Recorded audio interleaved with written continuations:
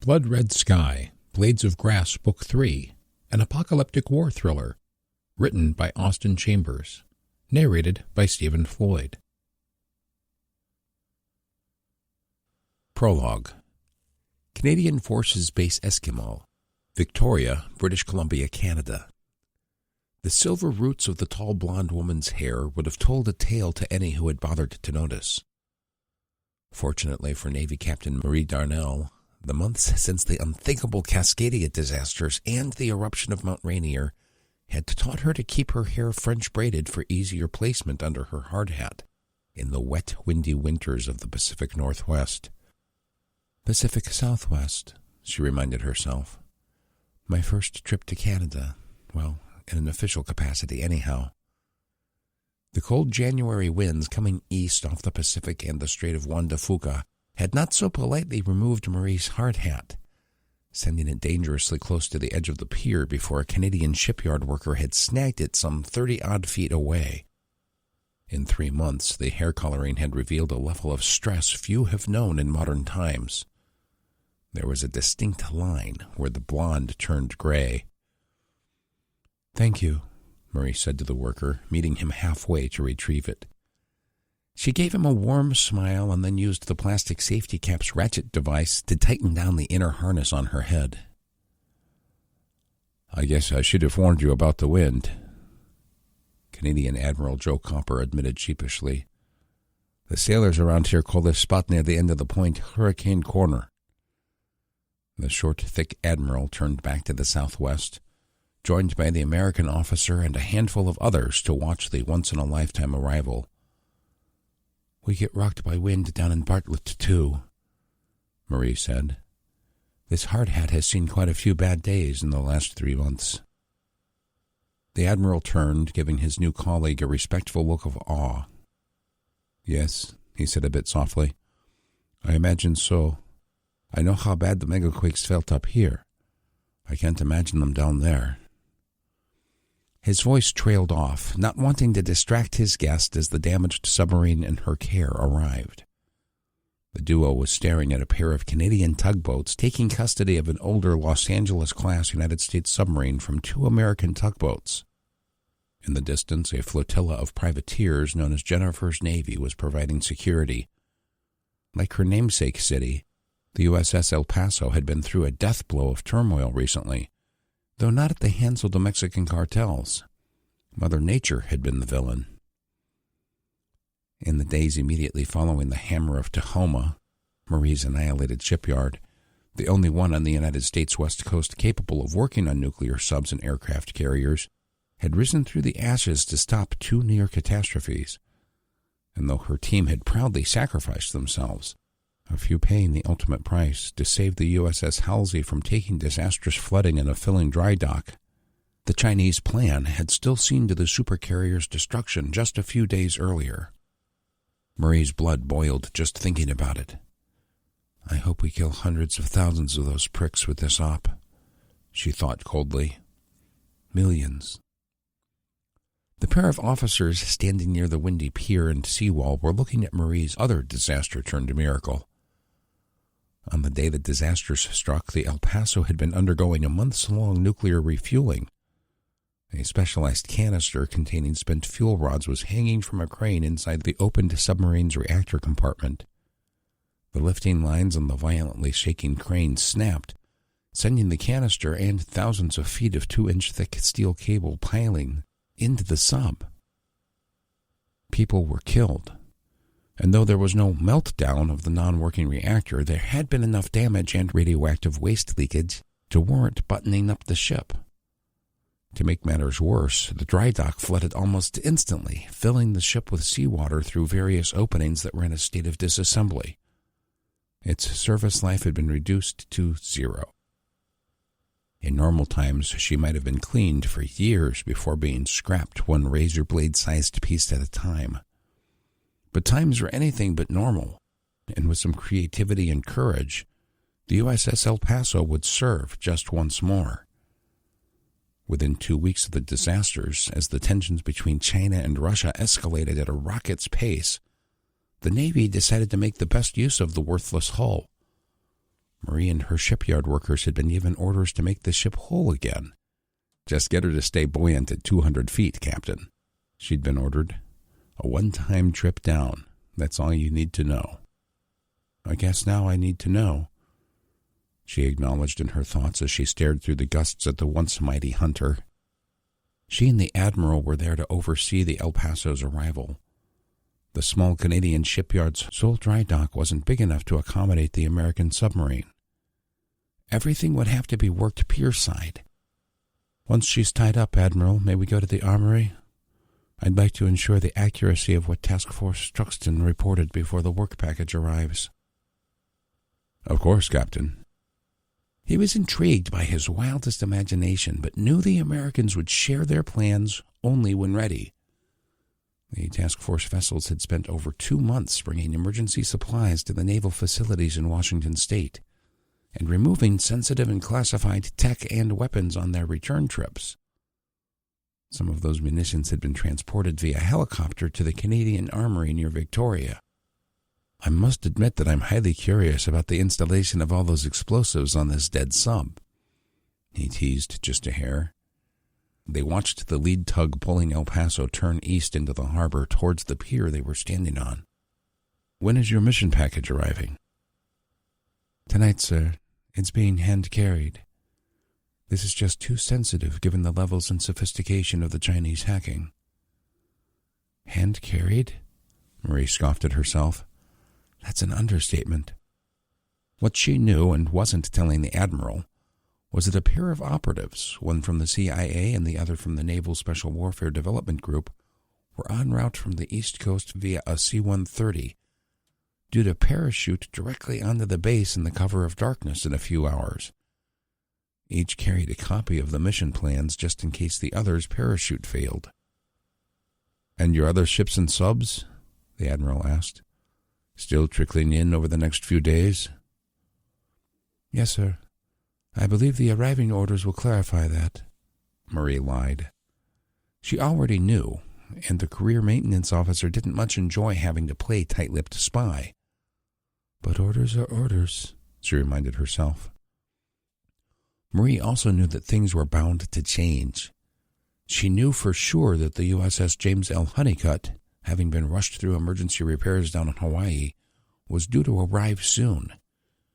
She'd been told to expect 2 surface ships and 3 additional submarines.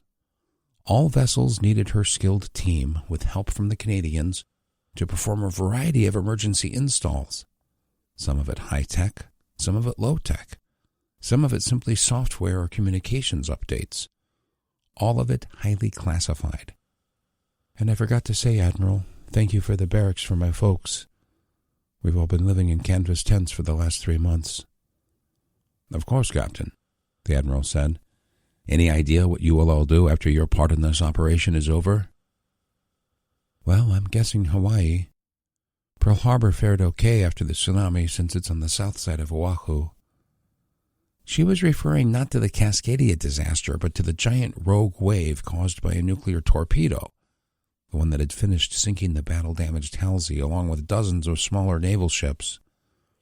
It had slammed the northern shores of several Pacific islands, causing hundreds of thousands of civilian deaths. "If," she said with emphasis, "China doesn't take control of it." Chapter 1. Acme Ranch, southeast of Tucson, Arizona.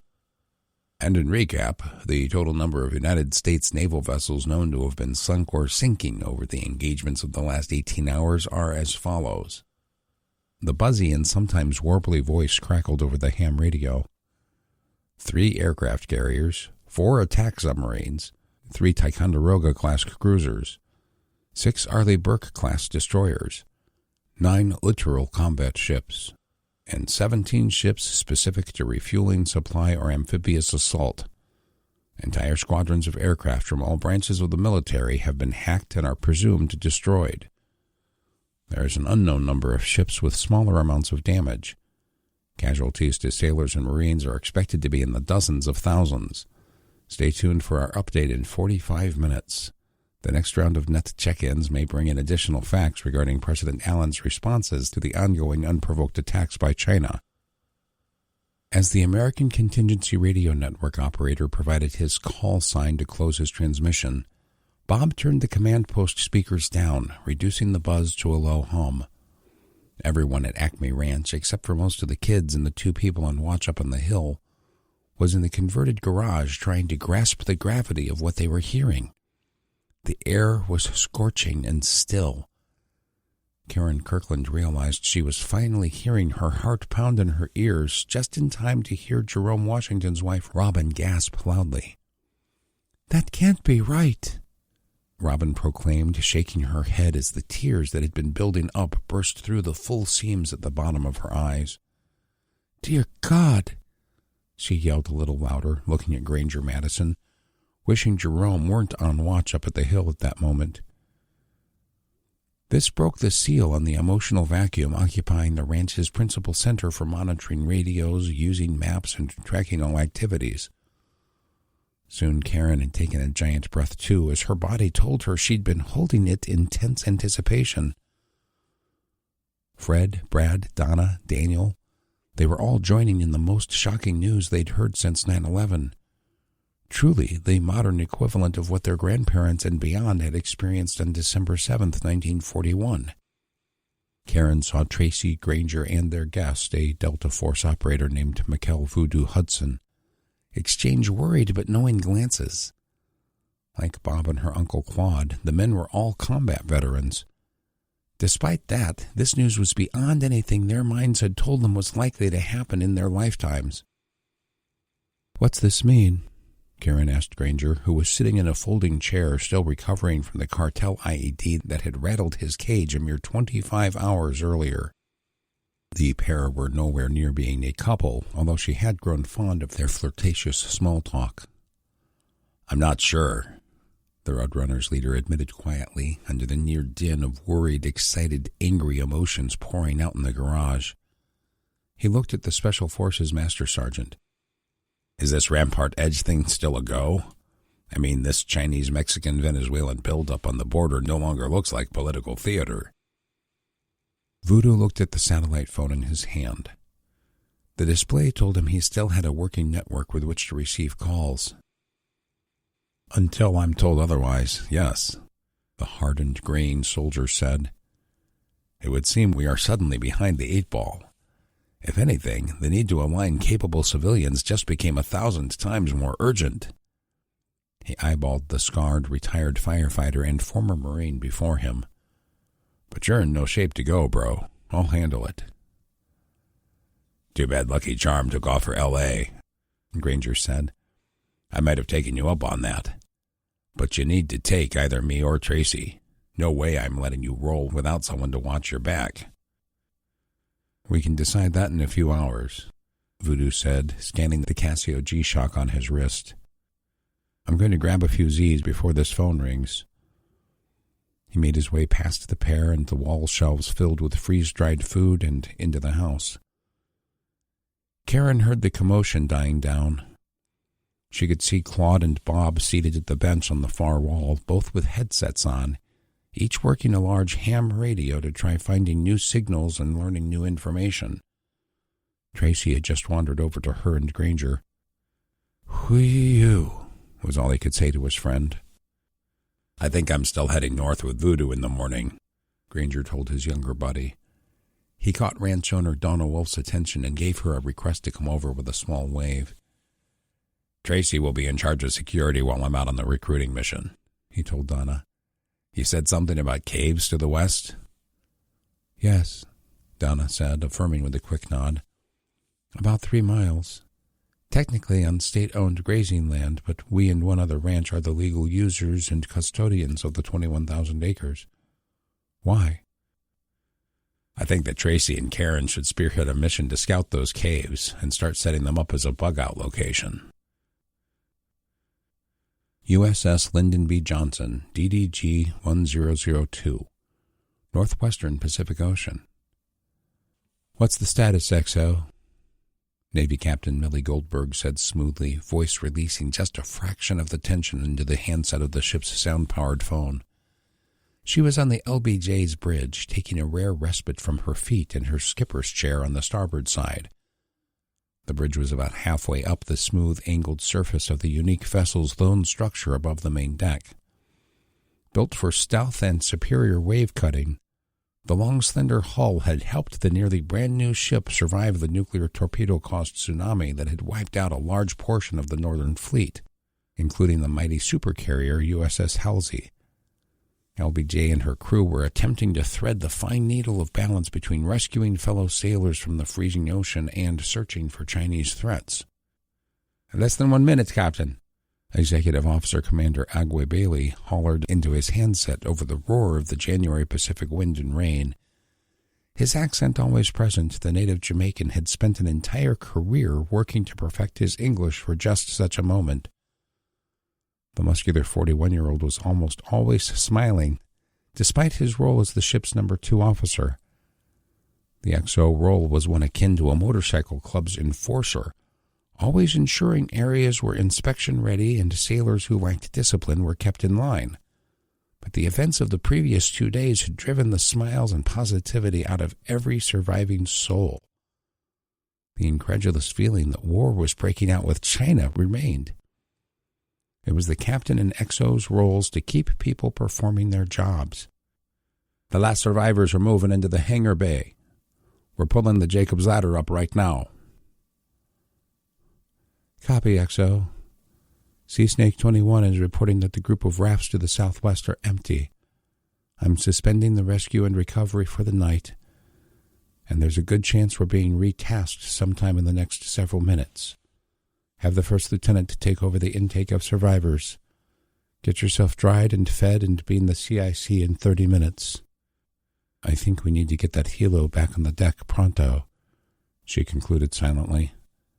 "Better get to the Combat Information Center." Millie didn't even wait for the acknowledgement. She cradled the black plastic phone and stepped back down off the swiveling stool, left knee creaking and frozen with arthritis and pain. "OOD," she said, calling the officer of the deck over, who had just finished taking a report from the ship's damage control central on a different handset. "I'm heading to CIC. The rescue detail will be reporting stowed for sea shortly. When they do, make your heading 115 at 20 knots.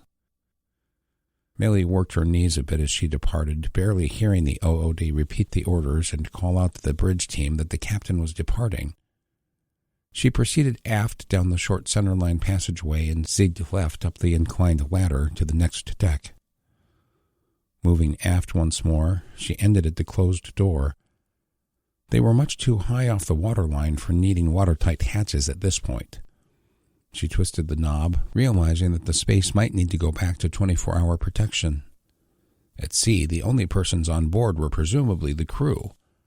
But ever since she'd heard about the Chinese special warfare assault on the Russian fleet, the possibility of such an event happening to them was not too far back on her thoughts. "Ops," she said as she walked into the dark space, shooting a quick left and then right past 2 blackened panels meant to keep hallway light out.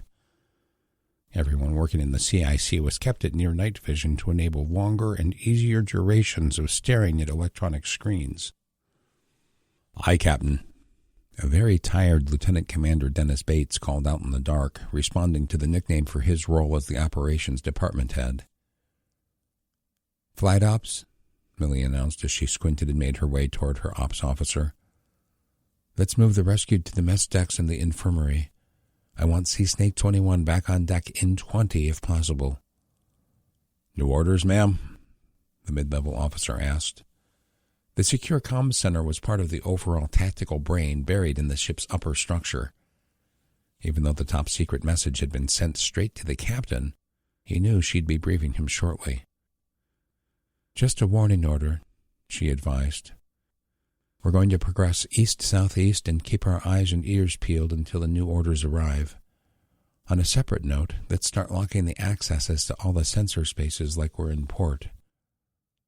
The bulb turned on over Op's head. "Good thought, Captain. he mumbled, not able to stifle a yawn as he spoke. "Sorry, ma'am." "Of course, Ops. We can't sustain this pace without risking a greater catastrophe. We undoubtedly will be engaged at some point. I'll be addressing the crew shortly. We'll be going to a port starboard rotation soon." The crew would remain in a modified battle-ready condition of general quarters, with half of them being allowed to go eat and take naps. Dennis Bates went to make Millie Goldberg's orders for the helicopter come to life. She took a fresh look at all the tactical data the ship was taking in, known or suspected contacts under, on, or over the ocean, radio and satellite transmissions, input from their drones and military satellites, not to mention the ship's own long-range cameras. The last known positions of the Chinese subs, combined with the amount of time that had passed, led her to be gravely concerned. The only recompense was that the artificial tsunami had been just as damaging to their own craft. Then there was the space threat. So far, China had shown no restraint at lobbing devastating tungsten slugs from space. Team LBJ literally had to scan continuously in all possible directions for the next attack. Millie cracked her own yawn and headed toward the exit. "I should go down and see how these Halsey survivors are doing," she thought.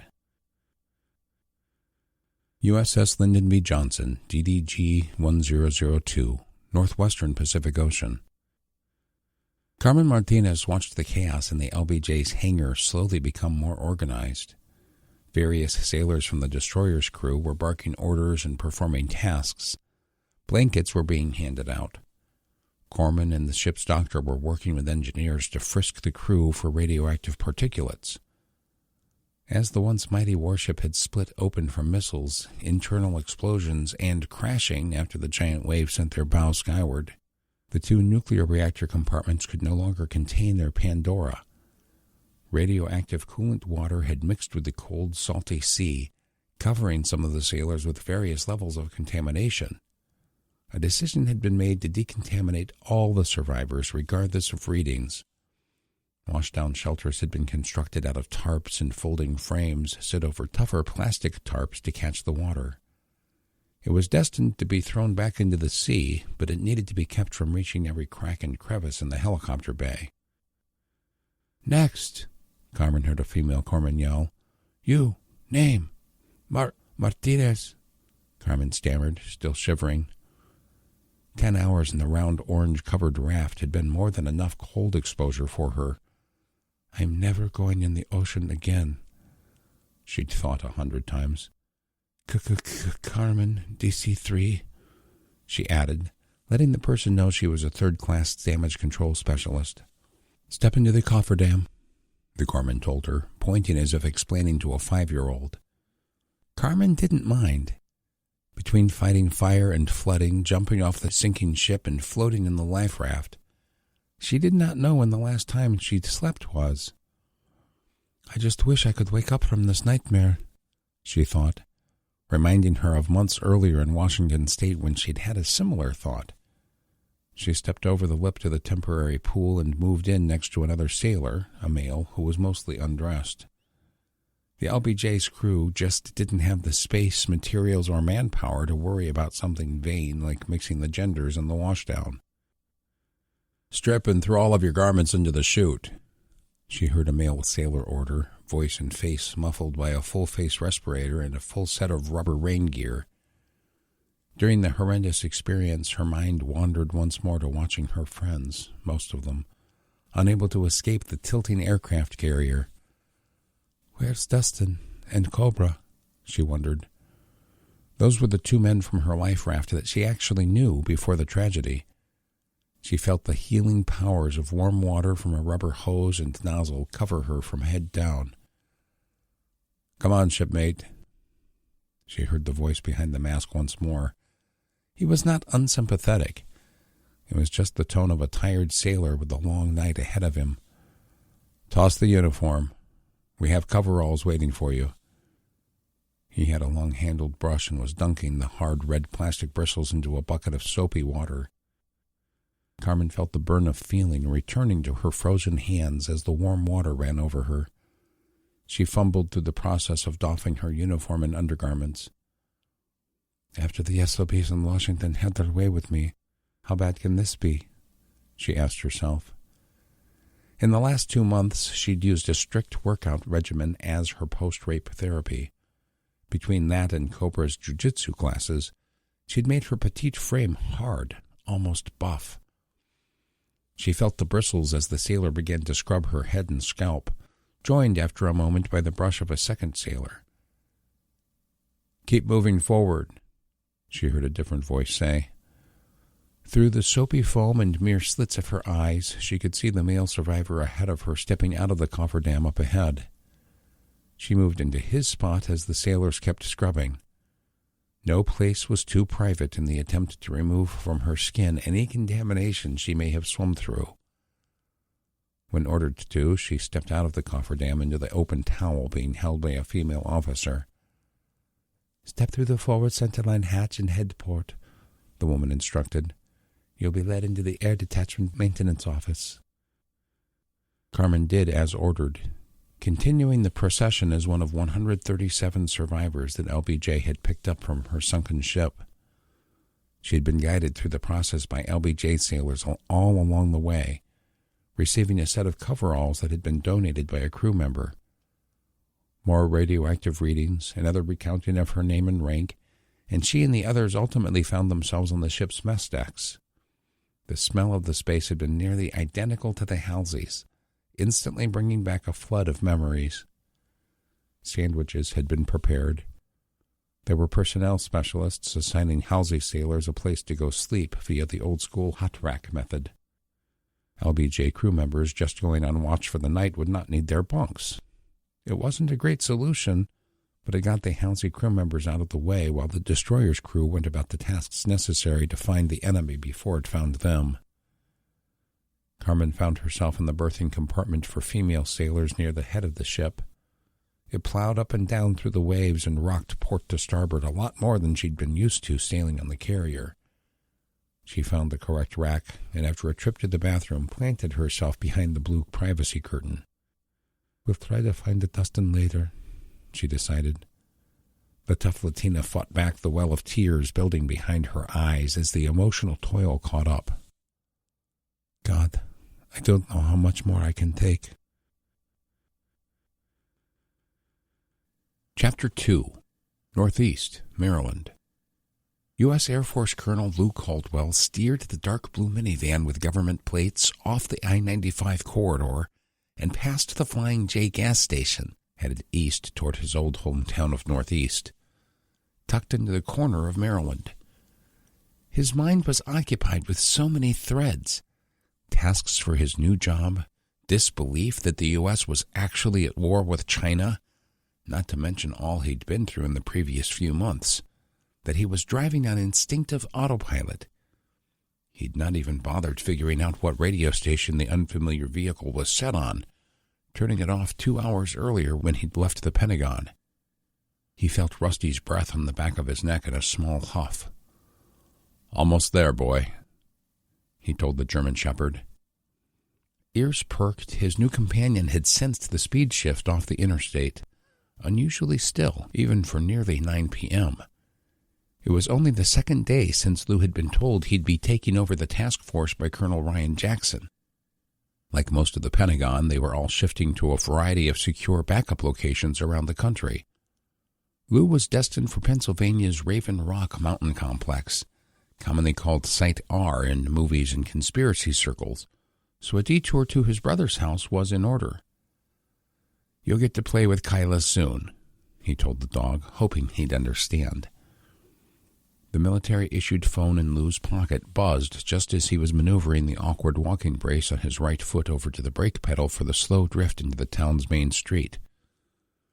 "Better check this before I get there," he thought tiredly, his eyes dry from staring too long in the winter night drive. The small summer boating town nestled on the north end of the rivers that formed Chesapeake Bay was mostly darkened, the few restaurants and taverns still open in January closing for the evening. Lou braked to a stop on the small main drag's right side, pulling the phone out of his right bomber coat pocket. Emergency alert. All hands seek shelter in a secure facility. NAD. Lou stared for a second at the last acronym. Not a drill, he reminded himself. Something caught his attention out on the dark wintry lane. Employees and closing patrons of the local crab house were just past the building, gawking and pointing toward the south. Lou opened the van door and was blasted by the near-freezing air. Zipping the lined collar up around his neck, he told Rusty, "Come on, boy."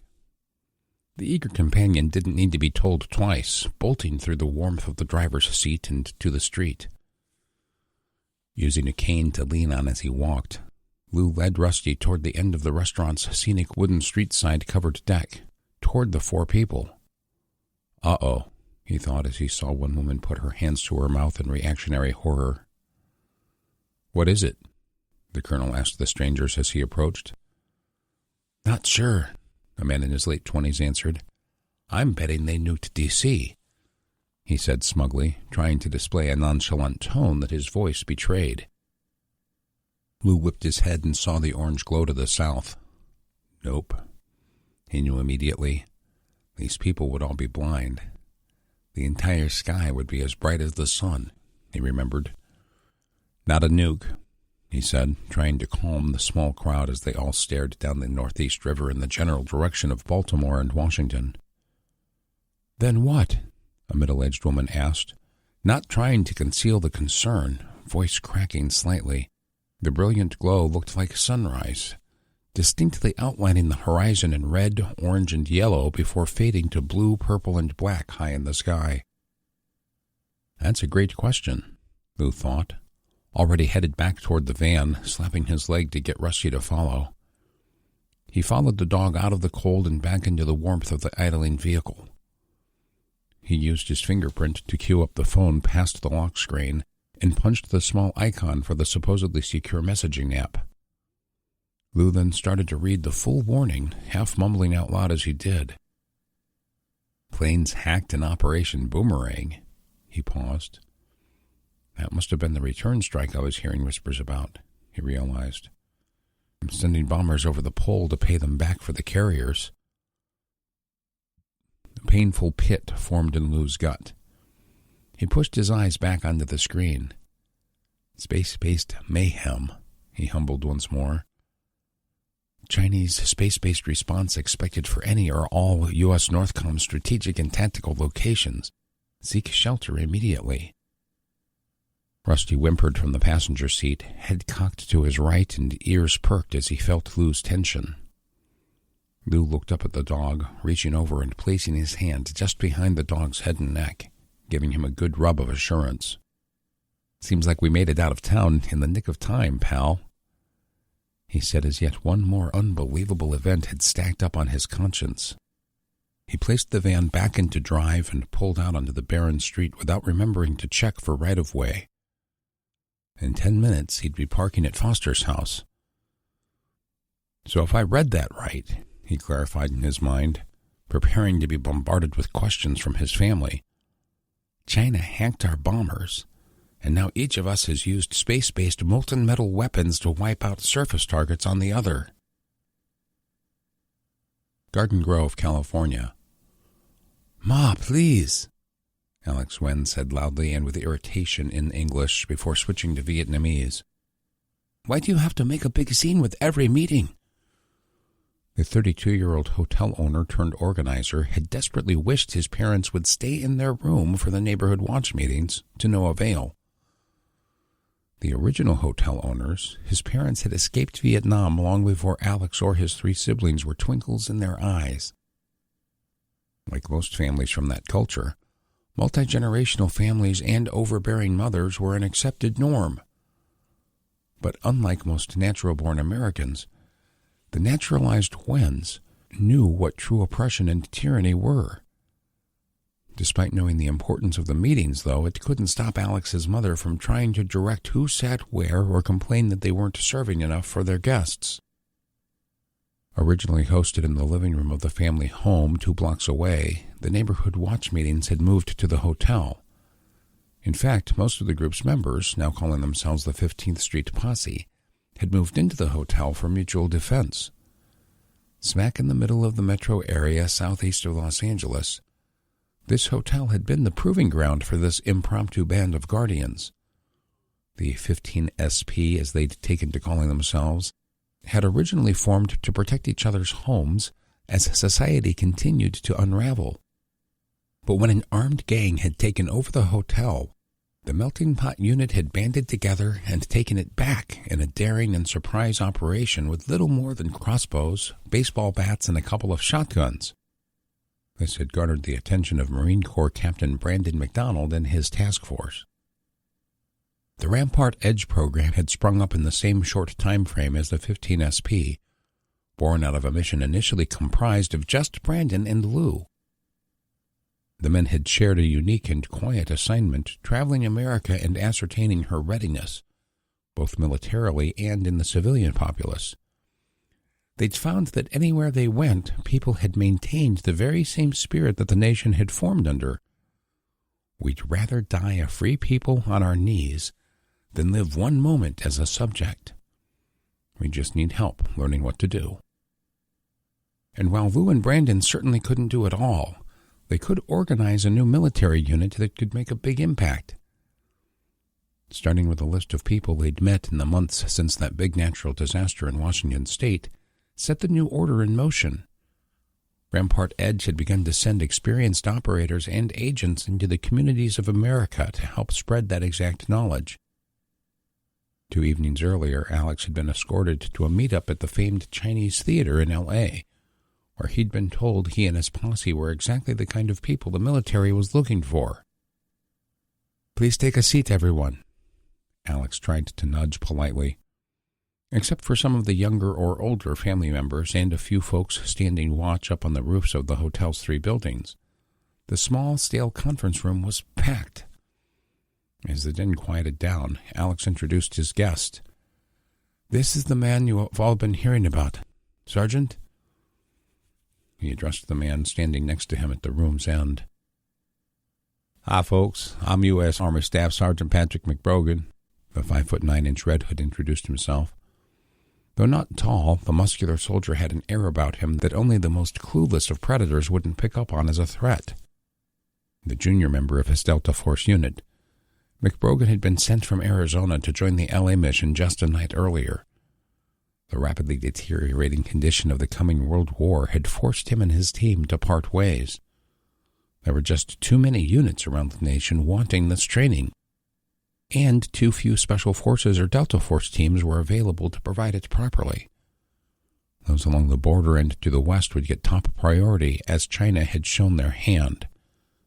Their own amphibious ships, along with those they'd captured from Russia, would have to land somewhere, and most of the American West Coast was far too rocky and mountainous or isolated. They would need to land troops somewhere near a populace to reduce the chance of WMDs be deployed against them. Hence, southern to central California was getting top priority in defense measures. "But if it is easier, y'all just call me Lucky Charm," the Louisiana native said with southern grace. "Lucky Charm?" Lauren Duarte asked with a small smirk that concealed a slightly defensive posture. "As in magically delicious?" Had those in the room not known Lauren, or the fact that she was sitting right next to her wife, Jessie, they might have mistaken it as flirtatious. The former correctional guard had been the largest distributor of knowledge to the Shaky Watch group when they stood themselves up several weeks earlier. Though she shirked the leadership tag onto Alex, she felt a sense of ownership for the accomplishment thus far. "We go by radio handles for security reasons in my line of work," Lucky explained with a smile. "I'm just glad I'm not any shorter." He scanned the small, dated conference room in the 1970s-era hotel. "Let me get down to the brass tacks, everyone. From what I understand, y'all did a bang-up job retaking your property from a vicious and violent gang. Alex just spent the last hour walking me through your operation and showing me what y'all did. I don't want to piss in your Wheaties, but the reality is that some of y'all should have been killed." "Yo," Roman Lopez said, somewhat annoyed, as he pointed to his arm wrapped in a makeshift cast and slung to his body. This bullet graze ain't exactly a paper cut, Mr. Serial Man. I get that, Lucky said without offense. That's the perfect example. A simple 3 inches over, and that bullet would have hit you in the chest at the angle Alex said you got hit. Look, y'all, he said, scanning the room once more. I'm not downplaying your courage or tenacity. You all are a lot smarter than the average gangbangers, and you leveraged that. That's perfect. I can work with that. But I also won't sugarcoat it. Some of us are going to die in the coming weeks. The murmur arrived on cue as Lucky Charm took a breath and started reading faces. He was already getting a feel for who had come to terms with the coming reality. Just what exactly are you doing here?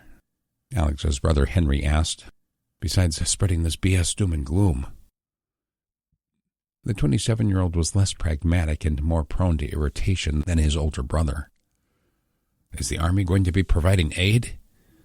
The power outages were bad enough when they were rolling. Society is unraveling right in front of us. What do you expect from us? Lucky Charm weighed his words as he deciphered just how much the group was still in the dark. I get that the local government and FEMA have been withholding some of the shocking truth from you all. I don't mean to scare you, but we're at war with China. It is a matter of time before Chinese military vehicles will roll right down Westminster Avenue, he said, pointing toward the door to the room. As the remaining stale air sucked out of the musty space, he looked Henry right in the eyes. I expect you to fight. Acme Ranch, southeast of Tucson, Arizona. I think that's got it, Uncle Claude, Karen yelled toward the partially submerged greenhouse's door. The roughly 20-foot wide, 40-foot long custom house had been dug into the hard Arizona dirt many years earlier by the original ranchers. It had gone to pot with non-use as time had allotted sun and wind a chance to take over. About 4 feet below the grade of the ground, it had been dug out to have several tiers on each long side. At the top, ground level, a row of cinder blocks had been installed and formed the base for a conversion to lumber that carried a basic pitched roof. The roof itself was made of clear polymer corrugated panels, attached with gasketed sheet metal bolts. Earthen steps, capped with flat stones, led in and out of one end. Karen and Claude had taken on ownership of the project to fix the structure back to a usable asset. At that moment, they were trying to see if the several photovoltaic panels near one corner of the roof would put out any electricity by plugging a small heating pad into one of the 2 outlets attached to the old battery and inverter system. Claude clumsily squeezed his large frame back down the narrow opening steps and into the unique greenhouse. Ugh, this is almost as bad as the tunnels in Nam, the old wobbly veteran declared. Not that I was small enough to fit, he sheepishly laughed, walking up to the first of a few load-bearing legs that ran down the middle of the space's dirt floor and giving it a confirmation shake. I need to go through the whole solar array and clean it up. I think we have some dielectric grease and shrink wrap with the radio gear. That'll help me protect the connections, he explained. What are we starting again? He asked his niece. It's only January. Let's see, Karen said, looking up instinctively as she searched her thoughts. Broccoli, cabbage, greens, onions, I think. There are several cool season veggies we can get started now here in Arizona. She moved farther down the area to the blue barrel under the vent in the gable. Small metal troughs along the roof collected the tiny amount of precious Arizona rain and sent it through PVC pipes to the barrel. Bone dry, she told Claude as she pried the lid up a bit. The filthy greenhouse roof, covered in the reddish-brown dirt of the ranch, made it hard to inspect in the barrel. I'm sure the pipe is in need of replacing, Claude advised. If, he said, emphasizing that word, we can safely get to a hardware store, there are some much better UV-resistant options we could replace it with. But for now, we'll probably be able to patch the leaks. I'll get some pond water and run some tests. Karen led her uncle up and out of the sunken greenhouse and started back up the quad trail through the Arizona sage toward the nearby fenced garden area and back of the main home beyond that. She could see one of the quads to the west, coming back down the trail that led up the hill toward the property's main OP, or observation post. It rounded a switchback curve and disappeared from view. Must be noon, she thought, knowing that someone had just relieved someone else on watch. That would be Tracy coming back, Claude confirmed. He and Bob Salvage, the other original Roadrunner old-timer, were the primary organizers for the ranch's command post, so he was familiar with the watch bill. Keeping an eye on the property had become even more imperative after the shootout with the cartel near Sierra Vista a few nights earlier, not to mention the building Chinese and Mexican coalition along the border. And now Granger had taken off with a Delta operator, looking for more capable groups to train. Though the group possessed several experienced competition shooters, Tracy was the last truly battle-tested fighter other than the elder Radio Shack vets. Claude's grizzled face suddenly softened as he looked at his pretty niece. Your mama sure would have been proud of the woman you've become, he admitted of his sister, especially after dumping that dog turd you married. Oh, come on, Uncle. David wasn't that bad at the beginning. We just... CP, this is Popeye. The radio on Claude's waist crackled, cutting Karen off. I've... Help. Tracy's voice was clearly distressed and in pain, the radio signal crackling. The pair craned their heads, looking for any signs of dust the 200 or so meters away where he should have exited the trail. He should have been back in sight by now, Karen exclaimed, moving down her own trail toward the house rapidly. Claude hobbled along as quickly as he could, pulling the radio off his belt. He could hear Bob take over for one of the teenage CP trainees, trying to respond to Tracy. Go on, Karen, Claude called ahead. Don't wait on me.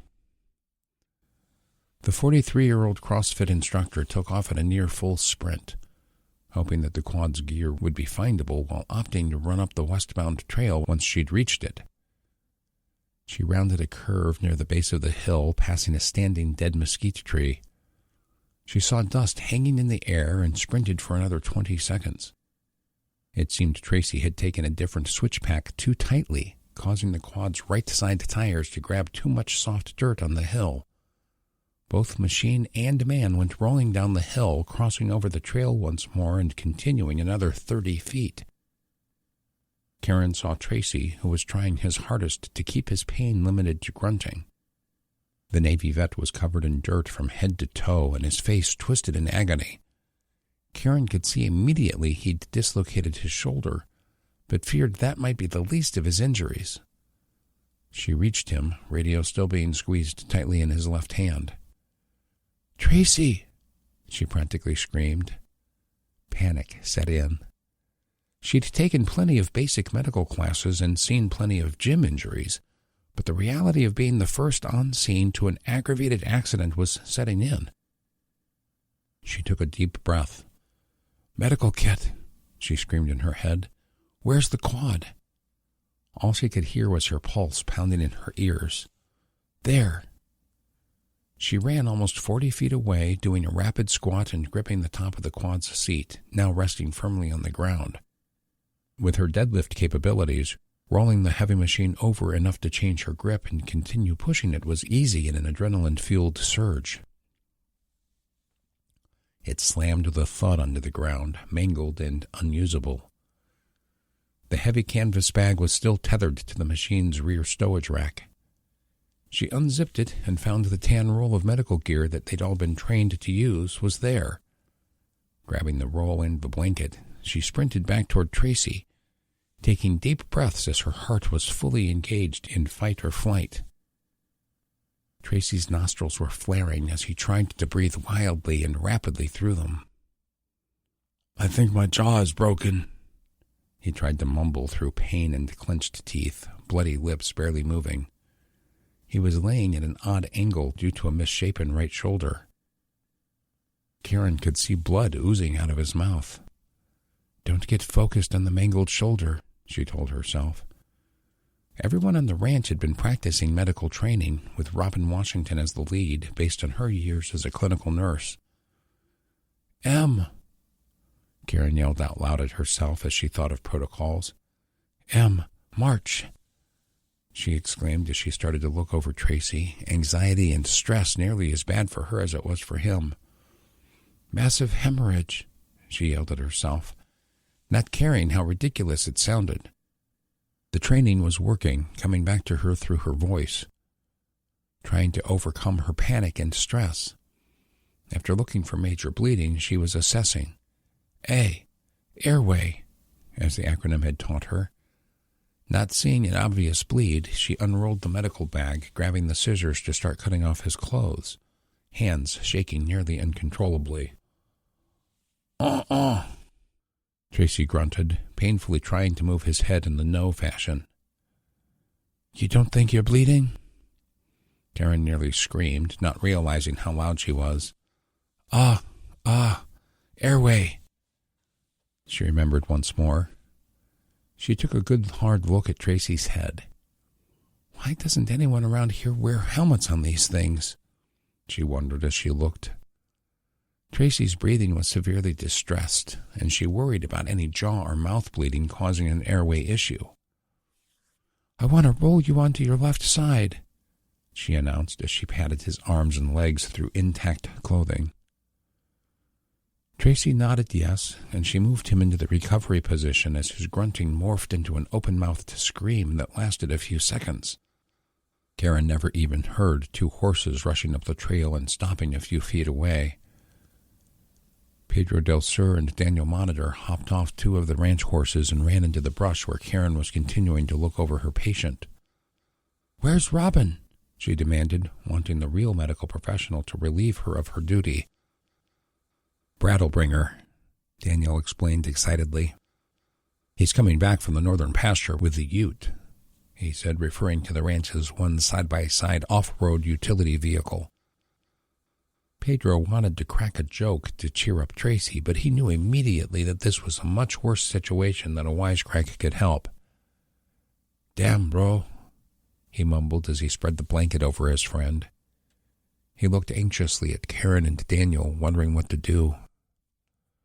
"Grab the shamog and the med bag," Karen ordered. "We can try to stabilize the shoulder and be ready when they get here." Pedro snapped out of it, digging through the bag to find the large, heavy square cloth. What do I do?" he asked in confusion. "Make a triangle, idiot," Daniel snapped a bit testily. "Right," Karen agreed before shooting Daniel an agitated look. "You need to calm the hell down," she growled at Daniel, who exchanged angry glances with her. "Carefully sling his arm, then we'll tether it to his body somehow." She looked at Tracy, whose eyes were clamped shut like his mouth as he continued to breathe heavily through his nose. "Hang in there, Tracy. It's going to hurt, but we're going to get you taken care of." Chapter 3. USS James L. Honeycutt, SSGN 93, 400 miles west of Oregon. "Oh, snap! It's Cobb!" Master Chief Darren Jorgensen heard as he sped into the high-tech submarine's mess deck to investigate the commotion. It was but one of a few whispered murmurs which signaled the impending doom of his arrival to the scene of the fistfight. He discovered a few petty officers trying to hold two sailors apart, one of the senior first-class POs already scolding the culprits. "Turner, you guys break it up," he was trying to enforce without an actual yell. All seasoned submariners, particularly this crew, were fully aware of the dangers of transient noise.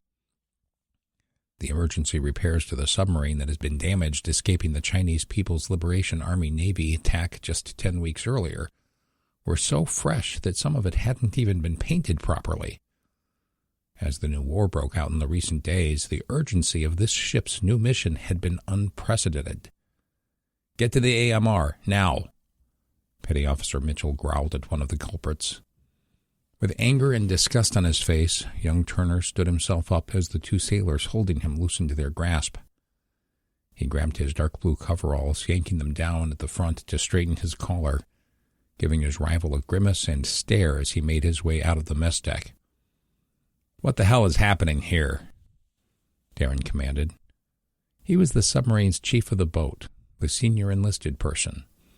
He worked directly with the ship's executive officer to keep a tight rein of discipline for the one-of-a-kind U-boat's crew. Though technically outranked by any officer, he answered only to the boat's commanding officer. He turned his gaze to the other junior sailor involved in the scuffle. He was a new shipmate to the crew, not one of the seasoned veterans who had barely escaped the East China Sea with their lives. Darren had just welcomed a handful of replacement crew aboard in the last few days before they left Hawaii. "Atlas, is it?" He recalled the young man's last name. Torpedo Man's mate, he remembered. The young sailor was a new member of the recently revived rate, the specialized job brought back from the responsibility of the machinist mates as a naval morale-boosting decision. "Follow me," he said calmly and with complete command authority, giving the "come here" with one finger. "Let Chief Bianco know about Turner," he ordered Petty Officer Mitchell, though he knew he didn't have to. By 1 minute after a fight, 80% of the crew on a submarine knew. In another minute, it would be 100%. Darren turned and plowed through the tight passageway, taking a tight zigzag left and right, heading down a very steep set of stairs called an inclined ladder, and continued to drag the junior sailor forward by an invisible leash.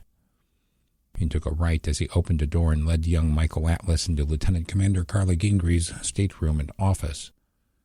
He and the executive officer had an arrangement for Darren to use her space for counseling when it was needed. On a surface ship, the Master Chief would have his own small office. Submarines offered no such luxury. "Close the door," he calmly instructed as he took a seat on the bolted, swiveling desk chair. I'm sorry, Cobb," the slight young man stammered as he turned after closing the narrow metal door. One of the XO's coats was hanging on a hook on the interior side. It caught the young man's shoulder as the door closed, falling to the floor. "Oh, jeez," he exclaimed, trying to squat to pick it up. Sorry." This kid is about to burst into tears, Darren realized. There were times in his life when he would light up a grown man for being a baby. He was far removed from being that impatient farm boy from Iowa. Leadership over the course of his career had taught him to be patient when trying to learn why a kid acted the way he did. The Navy's newest sailors were even younger than his own adult children. This kid is barely growing peach fuzz. "Calm down, Atlas," he said. "Michael, is it?" The majority of folks in submarines went by last names most of the time. A first name would help bridge the emotional gap between him and the skinny, short youngster standing in front of him. Yes, Cobb. I'm the new TM," he said. Darren chuckled at the kid trying to explain who he was by explaining his job designator. "I know, and you guys are without a chief right now, and your LPO will probably knock on that door any minute. But she can wait. What was the fight about?" "That's just it, Cobb. I have no idea." "None?"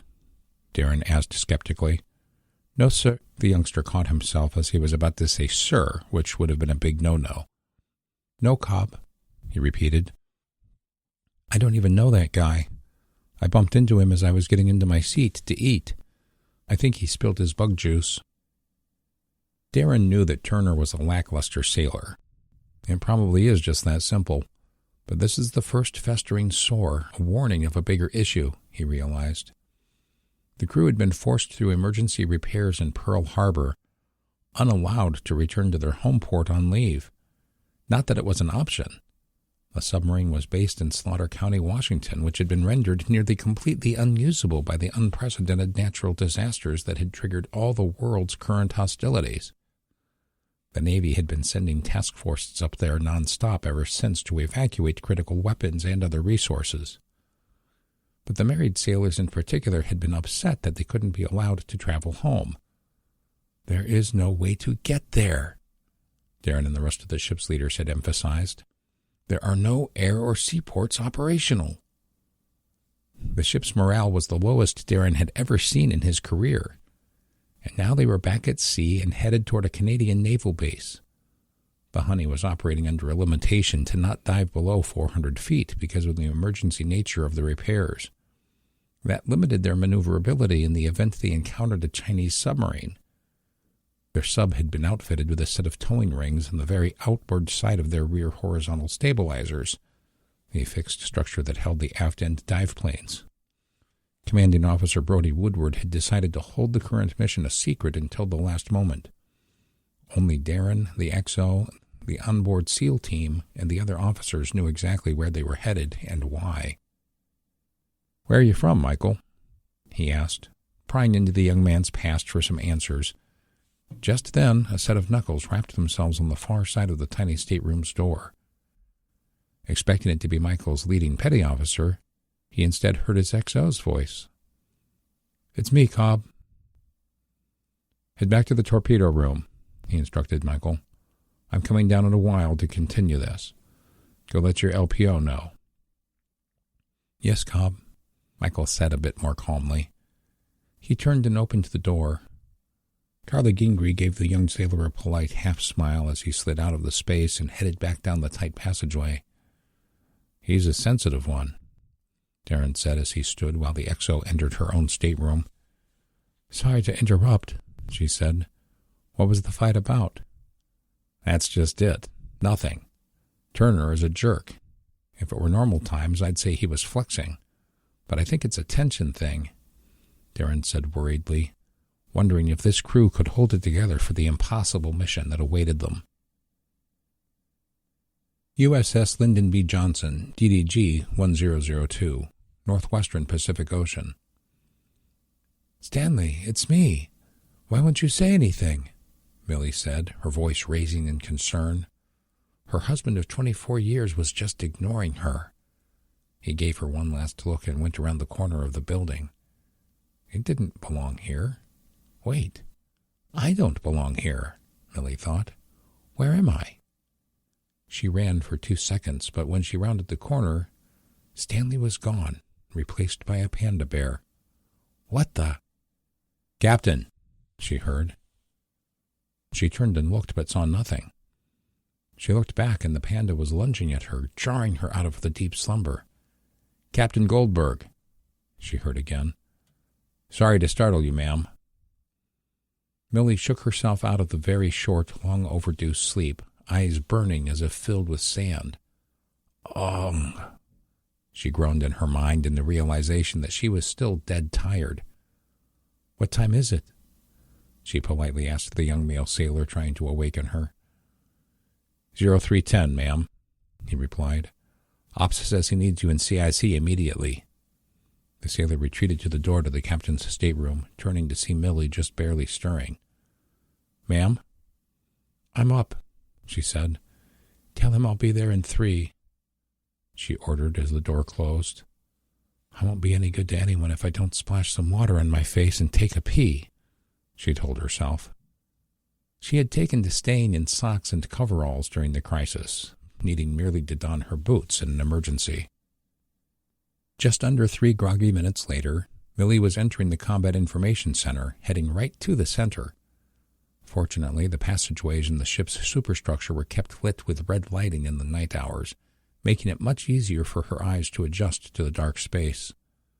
The blue hue of electronic screens bounced around the room, reflecting off the faces of the various women and men staffing the sensors. She weaved her way around a bench of consoles with sailors sitting at screens, and made her way to her operations officer. "What do you got, Dennis?" "Sorry, Skipper. I really wanted to let you sleep until 0400. Towed array is picking up a submerged contact. Definitely not one of ours." The ANSQ-R20 passive sonar array was trailing on a mile-long cable that played off the ship, enabling it to hear through much quieter water than the mid- and high-frequency sonars built into the ship's hull. "We're getting plant and screw noises. The computer says it's probably a Chinese AIP." He was referring to the subs that operated on air-independent propulsion. Not as noisy as nuclear-powered submarines, they could easily sneak into attack range. "Range and bearing?" Millie asked, eyes glossing over the screen in front of the sonar technician. 43,000 meters, ma'am, the young lady replied. 175 relative. When was our last course change? She asked her ops officer. He scanned his G-Shock watch. About 22 minutes ago, Dennis told her. So they're almost directly behind us, Millie realized. She took the nearby sound-powered phone handset off its cradle and dialed the bridge, desiring to speak directly to the officer of the deck. Lieutenant, we're going to force this sub to play his hand. Increase speed to 25 knots and make your bearing 110. In 10 minutes, make it 010. Copy? After waiting for the officer to confirm her orders, she hung up the phone and scanned all the status boards, intaking all known contacts on the surface and in the air. She analyzed the ocean condition reports, contemplating the option of sending the helicopter up. I want to... Captain, to the radio room, blared over the speakers in the Combat Information Center, interrupting Millie. It had come over the ship-wide 1MC system, meaning it had just woken the one-third of the crew out of their precious little sleep.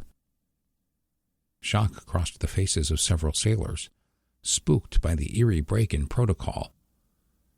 Millie's face wrinkled in tired worry as she made her way to the nearby space, crammed with all the gear for old-school radio and new-school satellite communications.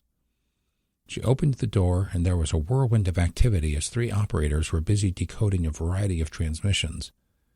Each had a headset on, one of them with one ear peeled off to hear a second communication coming over a desktop speaker. Dennis Bates had been a step off her heels the entire way. "Senior?" he barked at the senior chief electronic technician on behalf of the captain, clearly displeased at the outburst. "Sorry, ma'am."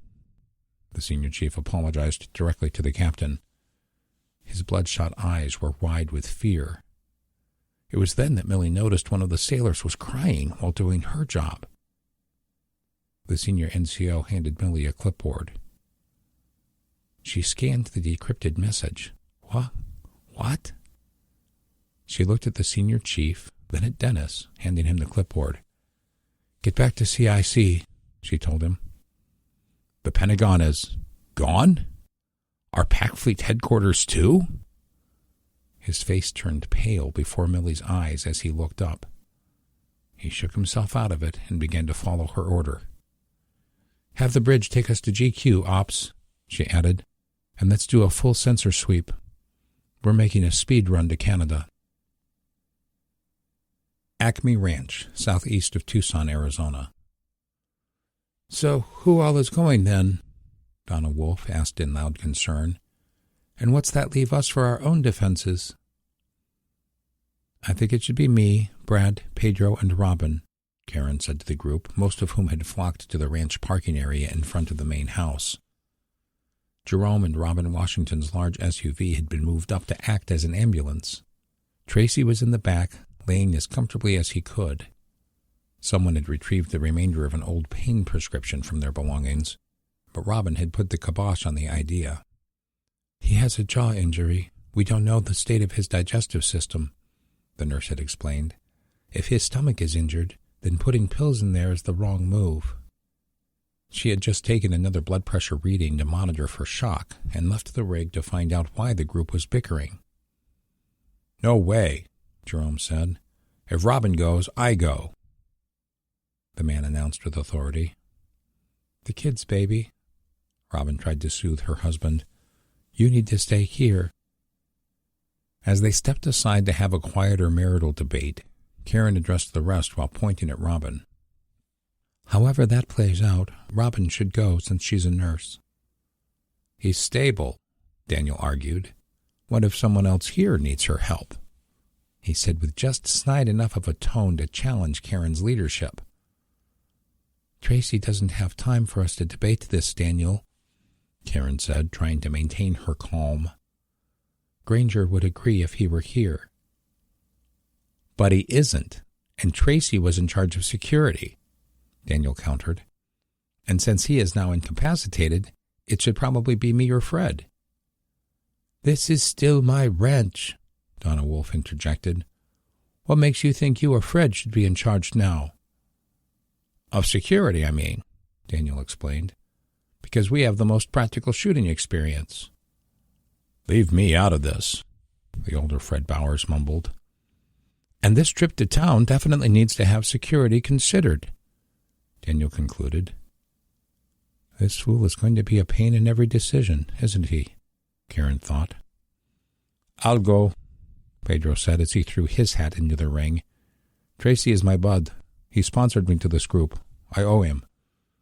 He looked at Jerome as he and Robin were still debating off to the side of the group. I got her, bro, with my life. The look of a husband who was losing an argument crossed Jerome's face as the realization that their kids would be at the ranch all alone finally plowed itself into his reasoning. Thanks, brother, he acknowledged Pedro. So that's me, Robin, and Pedro, Daniel announced. He looked at Donna's brother, Brad. And you? Brad stays here, Donna interrupted. I've already lost my husband to this cartel. I'm not losing my brother, too. Sis, it's okay, Brad said softly. I'm going, Karen said matter-of-factly, and I don't owe you an explanation why. Her stern glare told Daniel quietly but clearly. And Uncle Claude is in charge of security, she announced as she looked at Donna Wolfe. He is a Vietnam combat vet, after all, she explained, as well as being an original roadrunner. Chapter 4. Northeast, Maryland.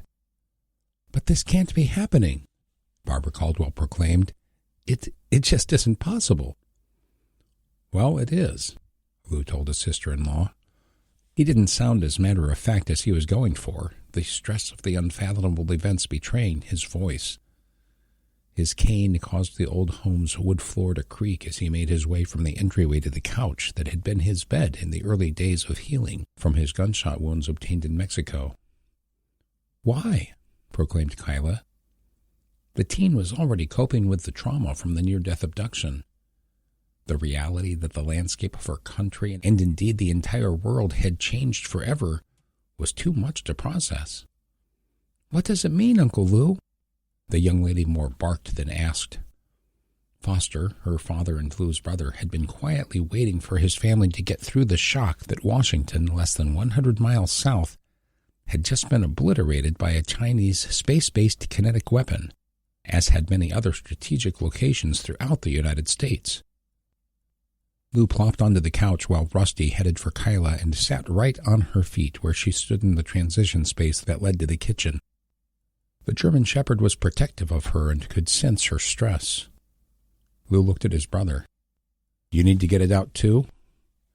He asked in a flippant tone that resembled the angry drunk Lou from the time after his son's suicide. Foster moved to his easy chair and fell into it. He looked for a beer that wasn't there. He hadn't had beer for 2 weeks, as the supply chain and high fuel prices had made the small selection left on the shelves ridiculously expensive. I'm beyond words. This thing with China has been brewing for years, if not decades, the older Caldwell declared, glancing at his wife's worried face. Barbara was too tense to sit. Shouldn't we be doing something? She asked. What do we do? The question oozed the strain it was loaded with. It's not like we have a bomb shelter. Lou could see the tears starting to overflow from the corner of her eyes. He scanned the rest.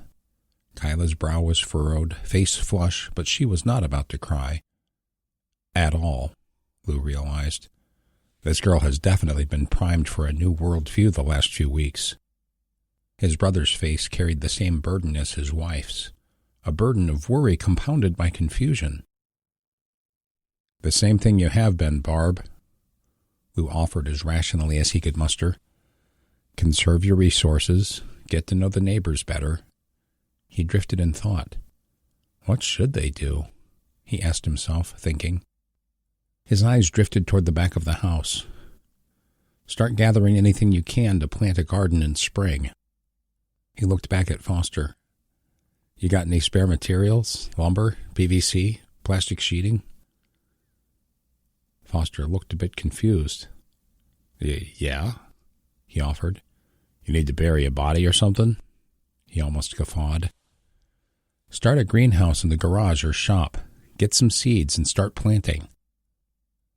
Barbara's eyes shifted. The small idea was a simple nugget of hope.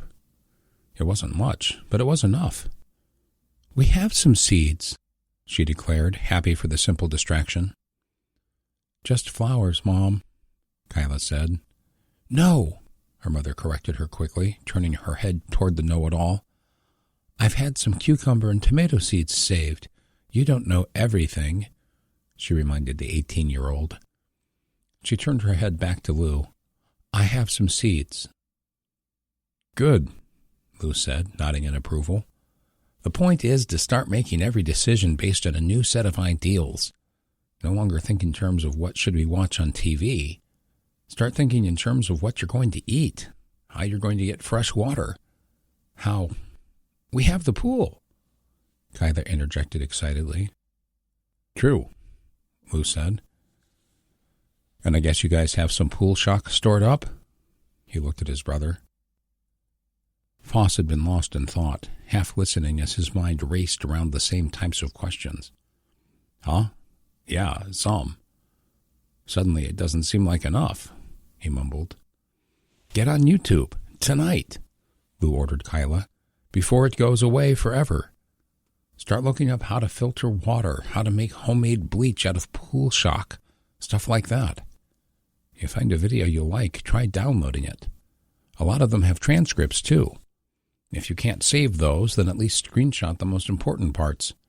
Then print them before the power goes away.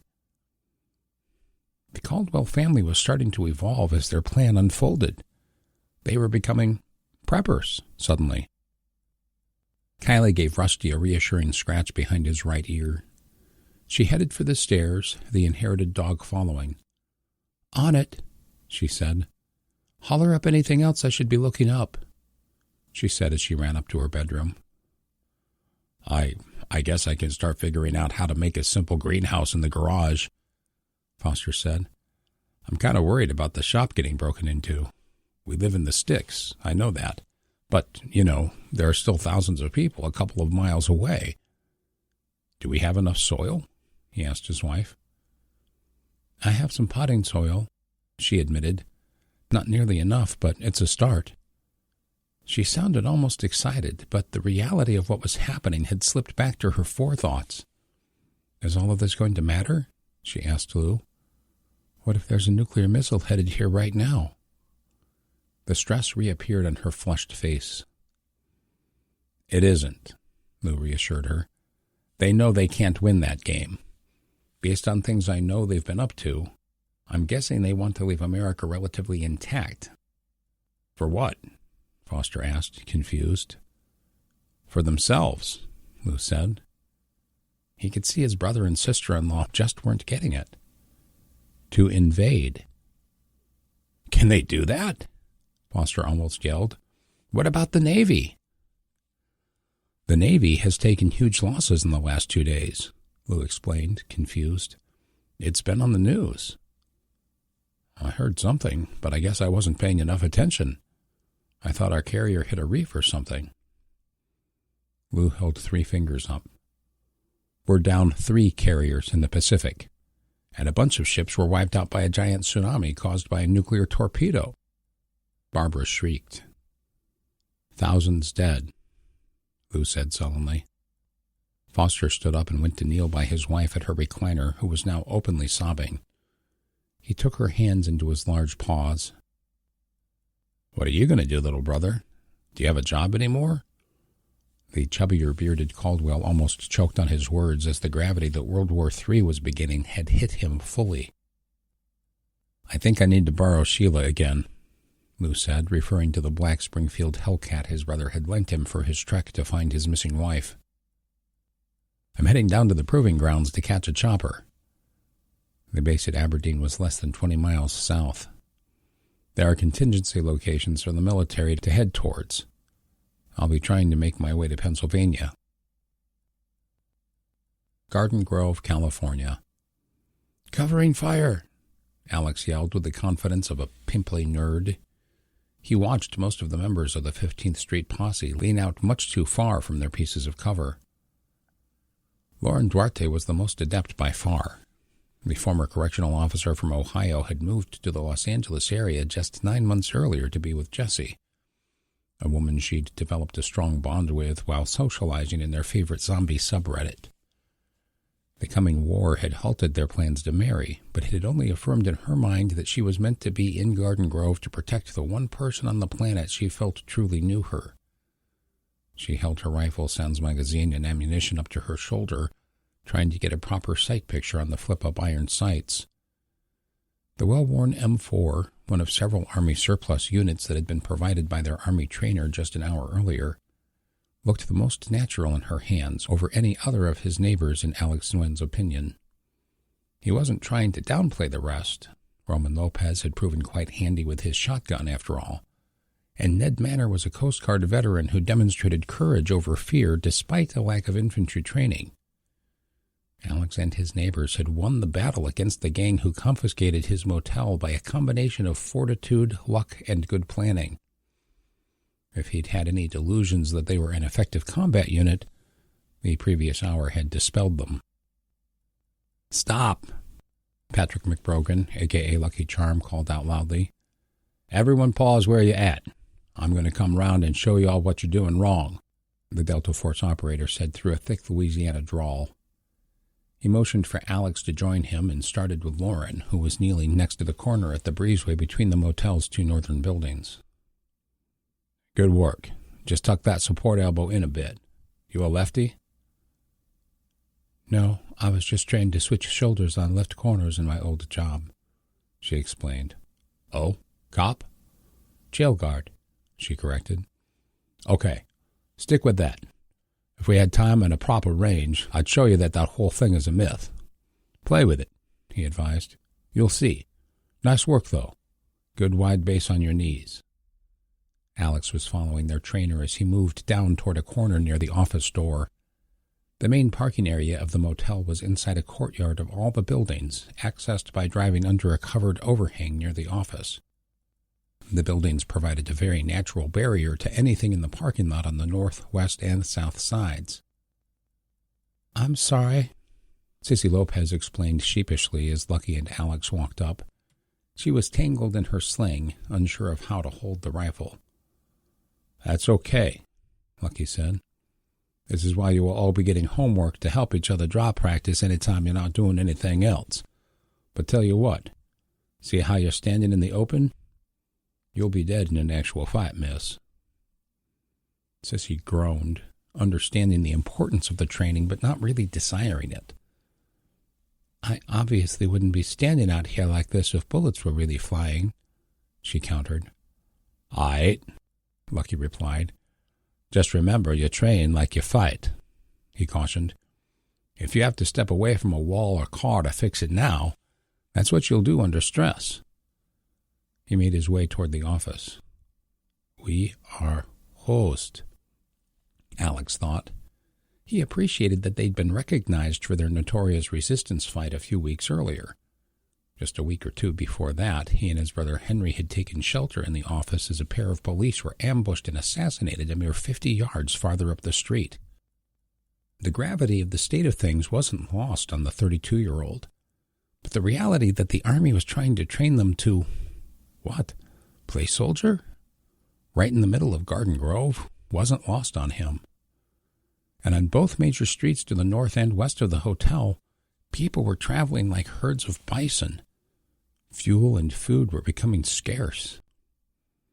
The only thing keeping them from taking the hotel like the gang did is our armed barricade at the front, Alex thought. He and Lucky made it to Micah Benson, a notorious story in and of himself. The 17-year-old homeless youth had a rough life and the street smarts of someone twice his age. Unlike most Americans his age, he was not trained in tactics by video games, but he'd seen enough people get hurt, maimed, or killed in his actual life to know that the state of things was no joke.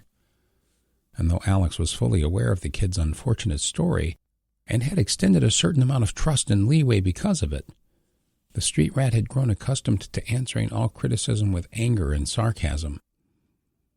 "You think this is a joke?"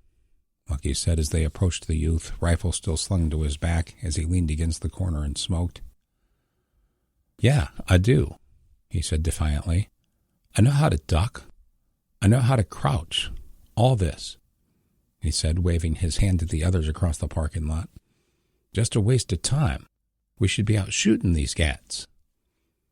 The hardened Delta operator just stared at the youth, unimpressed.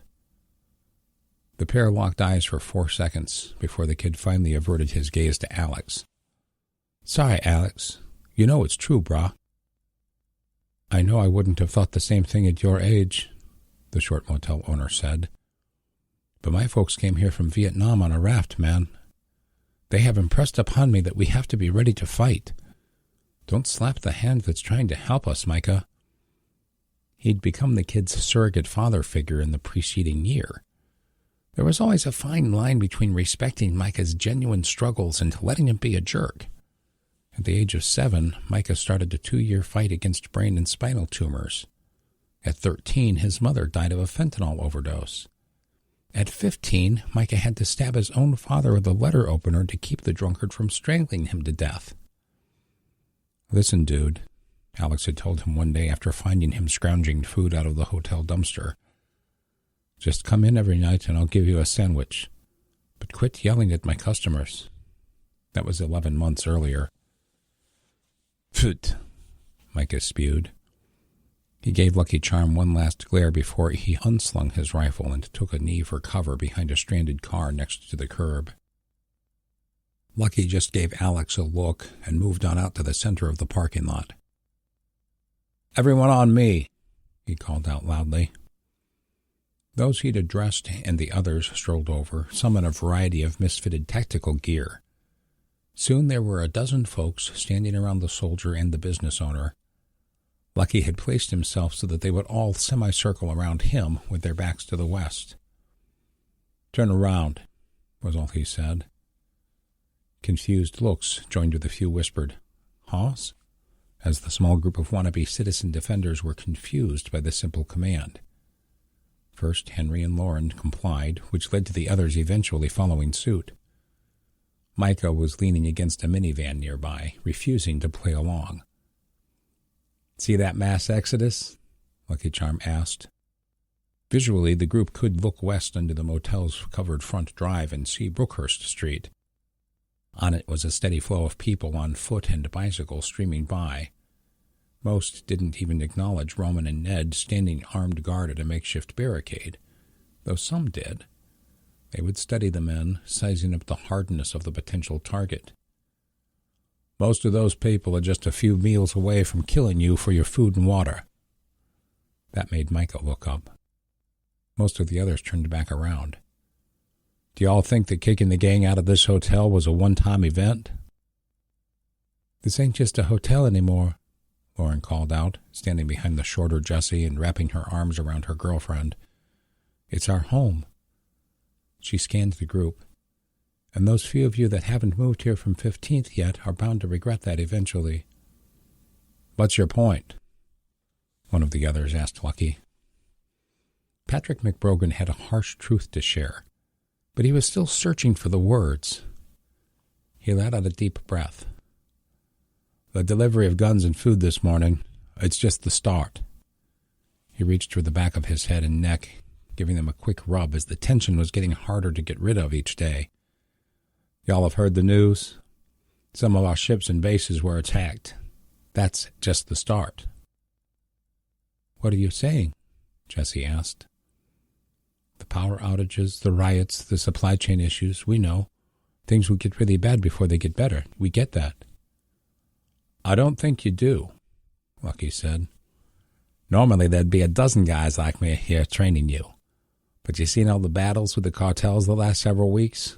We're kind of busy lately. I'm not training you to be a military unit. There's a massive invasion coming. We'll be hundreds of miles behind enemy lines. I'm training y'all to be guerrillas." Tucson, Arizona. "I think we're being followed," Karen said as she steered the big green SUV. The Acme Ranch group had been forced to take Tracy to one of the two Banner University medical facilities.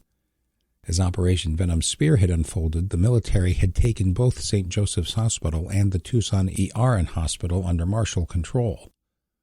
The former had become nearly overrun with refugees from throughout the city, displaced by the growing intensity of the fights between the combined military and police forces and the cartel gangs. Many folks weren't even injured, they just had nowhere else to go. The latter had become the primary location for trauma from those same battles. The evening before had been entirely consumed by making their way through a variety of checkpoints. Most were by the government forces, though a detour through one neighborhood had forced them to pay a toll to a local gang. Money was no good. They had brought some of the more obscure hunting cartridge ammunition to trade off in just such an occurrence. It was near midnight before the university facility would finally take Tracy into their custody. The hospital security made it perfectly clear that they were not allowed to wait. After yet another tense debate between Karen and Daniel, the foursome had found a consensus to park at a nearby Catholic school and try to sleep in shifts. Karen's idea of waiting for daylight had resonated with Pedro and Robin. "That truck back there pulled off the curb a block behind us when we left the school," she said as the rig plowed south through littered streets in the rising dawn. "And they're catching up slowly." She pulled her eyes off the big side mirrors just in time to catch a gray SUV come sliding from the left into the intersection ahead. Her mind raced as she recognized the shapes of rifle barrels pointing out. "Hey, hey!" was all Daniel, sitting to her right, could manage to yell. He felt his head slam into the closed window as Karen jerked the rig to the left. It took a hard bounce up the right slope into a boarded-up corner convenience store as she tried to steer and maintain speed, maneuvering around the defunct fuel island. They slammed their heads again as she bounced the rig out the other street's entrance. "Sorry," Karen yelled. The older vehicle had a loose suspension and tossed its occupants around inside as she veered, trying to regain control.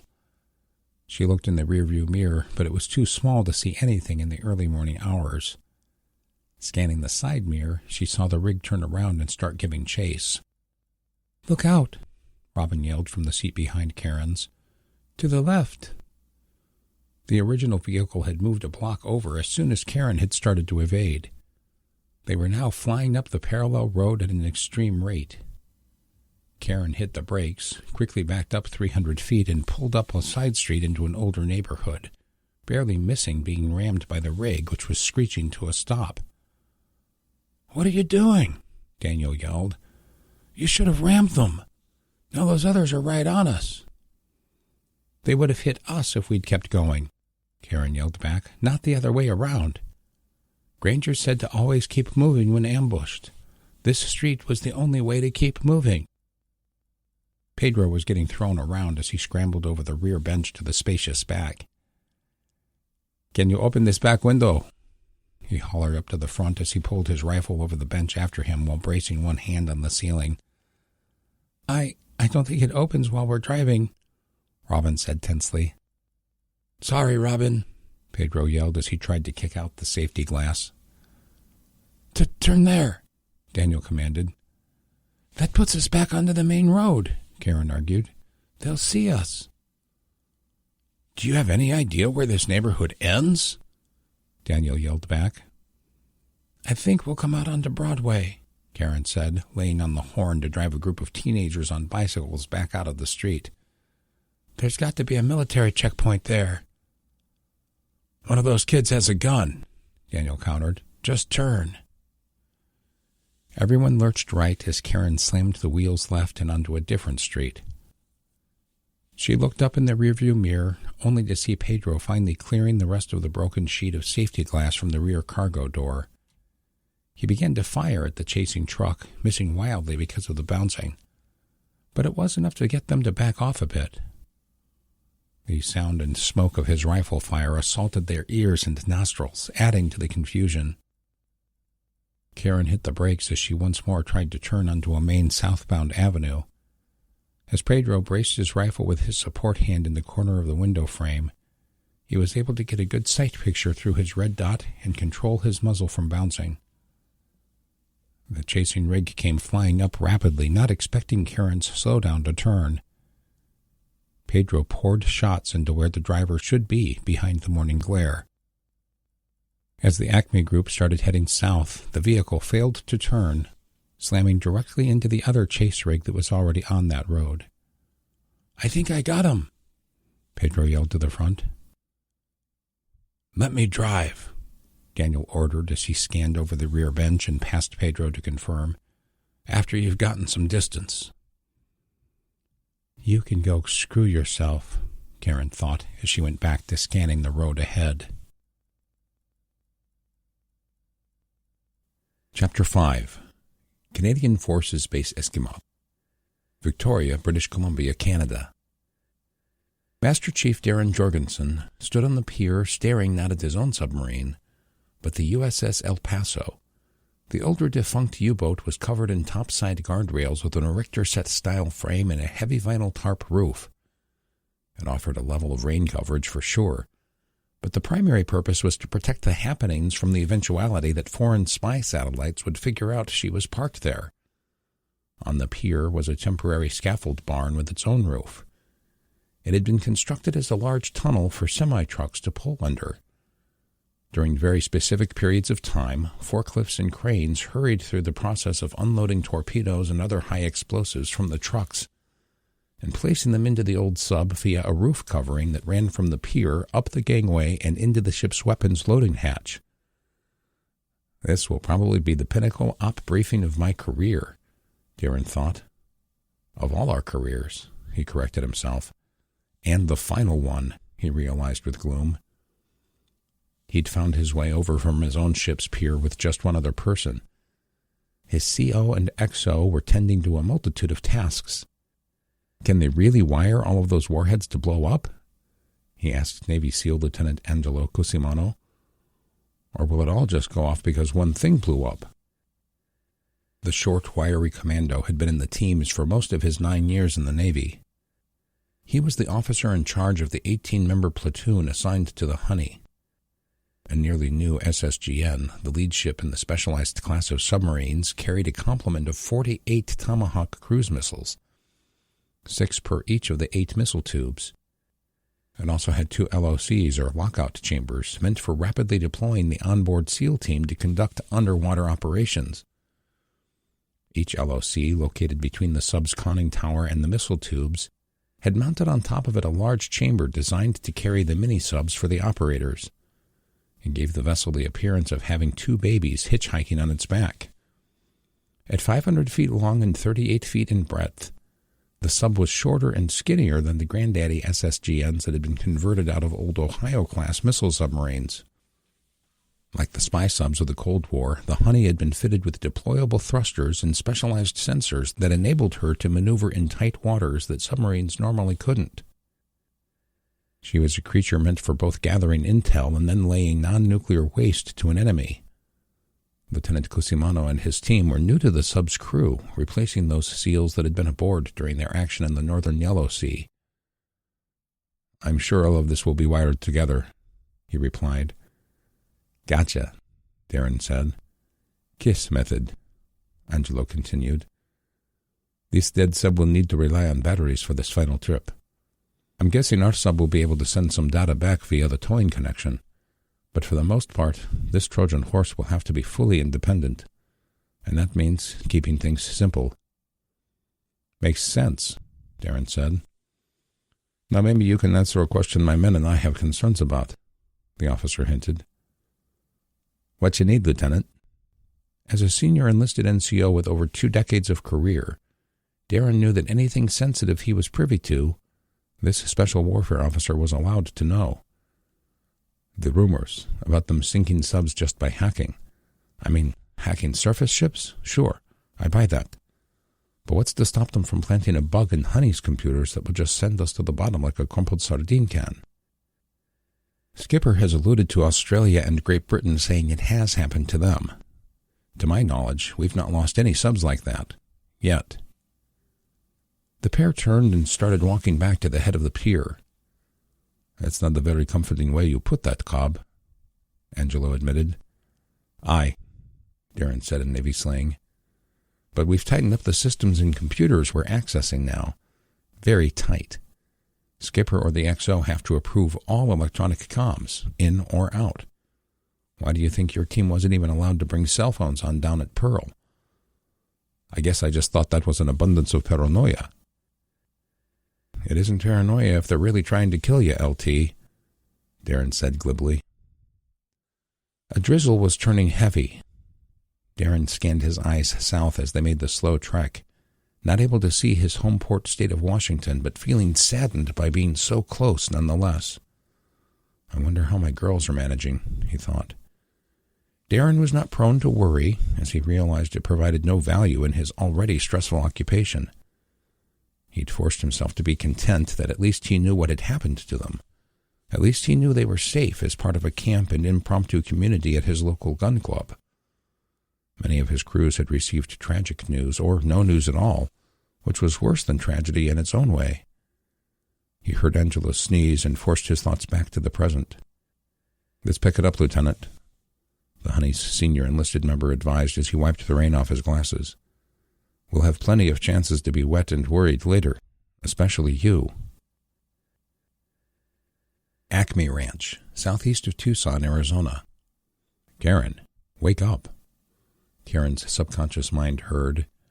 It pulled her out of REM with a start, her eyes stinging when she opened them. The deep slumber hung heavy over her as the daylight filtered from the bunkhouse window through dust into her waking face. What time is it? Karen grunted at her Uncle Claude, still exhausted but feeling like she'd had enough sleep to be ready for whatever. A little after 5 in the evening, he answered, handing her a steaming black coffee after she'd swung herself up and planted her socked feet on the wood floor. Want to tell me about the ambush? What? She asked, confused. We already did, I thought, she countered. Now tell me the rest, niece, while it's just you and me. Karen reached out and took the life-giving nectar, gazing at her sole remaining family member in Arizona. What do you mean? What's he getting at? She wondered. We pushed through it. They wrecked into each other. We got lucky and escaped. She scanned the old veteran's face. Oh, and Pedro shot one of them, probably. What about Daniel? Claude asked. Karen's veins turned cold as she realized where Claude was going with this. But why? What's that arrogant twit saying? She asked, voice instantly going defensive. I'm trying not to read too much into it, Claude admitted. But the more I listen to that guy talk, the more I think he's a snake. He's trying to make it sound like you almost killed them with your driving, that you were frozen with panic, that it was lucky he was along to tell you where to turn. Karen's anger lit up. Coffee crossed the rim of the mug as she stood up to face level with her uncle. That son of a... Now calm down, Care Bear, Claude said as he raised his hands. Karen handed him the mug as she brushed past him, trying to get to her boots at the foot of the bunk. Claude spun. Wait, if you go storming in there upset, all you did was prove him right. Right? I'm just fed up with men lying about me, Karen screeched at her uncle, the memory of a vile divorce welling up in her mind.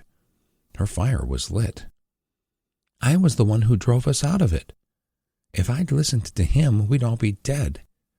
That conniving, condescending jerk couldn't plan his way out of a wet paper sack. She took the mug back from her uncle and headed toward the dining table in the middle of the ranch bunkhouse, plopping her head into her hands after she sat. Claude sat down across the dusty oak table from her. I figured it was something like that, he admitted. But you need to not fall for this guy's trap. I've seen guys like this my whole life, even in Nam. Play the slow, quiet game. Let him dig his own hole. Karen let that sit for most of a minute before speaking. I know I look tough and act tough, the CrossFit instructor told her uncle. But something happened in high school. Her eyes moistened just enough for Claude to see them get glassy. And I've been paying for it ever since by letting men say whatever they want about me." She sniffed as she wiped her eyes with the back of a hand. "I'm sorry to hear that, Care Bear," her loving uncle said. "I've always known that under your strength is something you fear." He paused and took a sip off his own coffee mug, looking around at bunks and empty coat and hat hooks to choose his words. "Not to downplay that, but we all have something that scares us buried inside, even that jerk in there." He motioned toward the main house. "But if he's going around and talking like that in front of me and the rest, we need to let it play out. Keep an eye on him. I'll bet my right nut that he's going to try to build an alliance." "You mean like that stupid game show out on the island?" Claude snorted a quick chuckle. "Something like that," he smiled. "If he's half the snake I think he is, he won't be able to help it." "But Granger and Tracy and the others," she asked aloud rhetorically. "A bunch of them know him from their gun club." "Doesn't mean they truly know him, honey. Some of the most notorious snakes in history were charismatic. The best thing you can do is let your actions speak for you, and let his speak for him. The truth will eventually surface." The sun's angle through the windows continued to decrease, its rays eventually completely disappearing as Claude continued to counsel his niece in the subtle art of not giving a crap what people think about her. The Proving Grounds, Aberdeen, Maryland. "Can you point me toward the fastest route to the airfield?" Lou inquired of the gate guards. Sandbag vehicle traps had been added to the arterial that led into the base on both the inbound and outbound sides of the thoroughfare from Maryland Boulevard. The water-filled, bright orange plastic barricades were still present as well. Lou had passed a large sign proclaiming that the security status was Alpha, an attempt to deter any unnecessary traffic. The R&D base was home to multiple tenant commands, employing several thousand civilians and active duty. The National State of Emergency declaration by FEMA to every phone and email that the NSA had ever collected had done a good job of keeping unnecessary folks off the bases. Nobody wanted to be on the next one attacked. The trip down started for Lou at 1 a.m., after a bite to eat, a nap, and a tearful goodbye to his family. There was already a traffic jam of people clogging I-95 and any westbound roads out of Cecil County.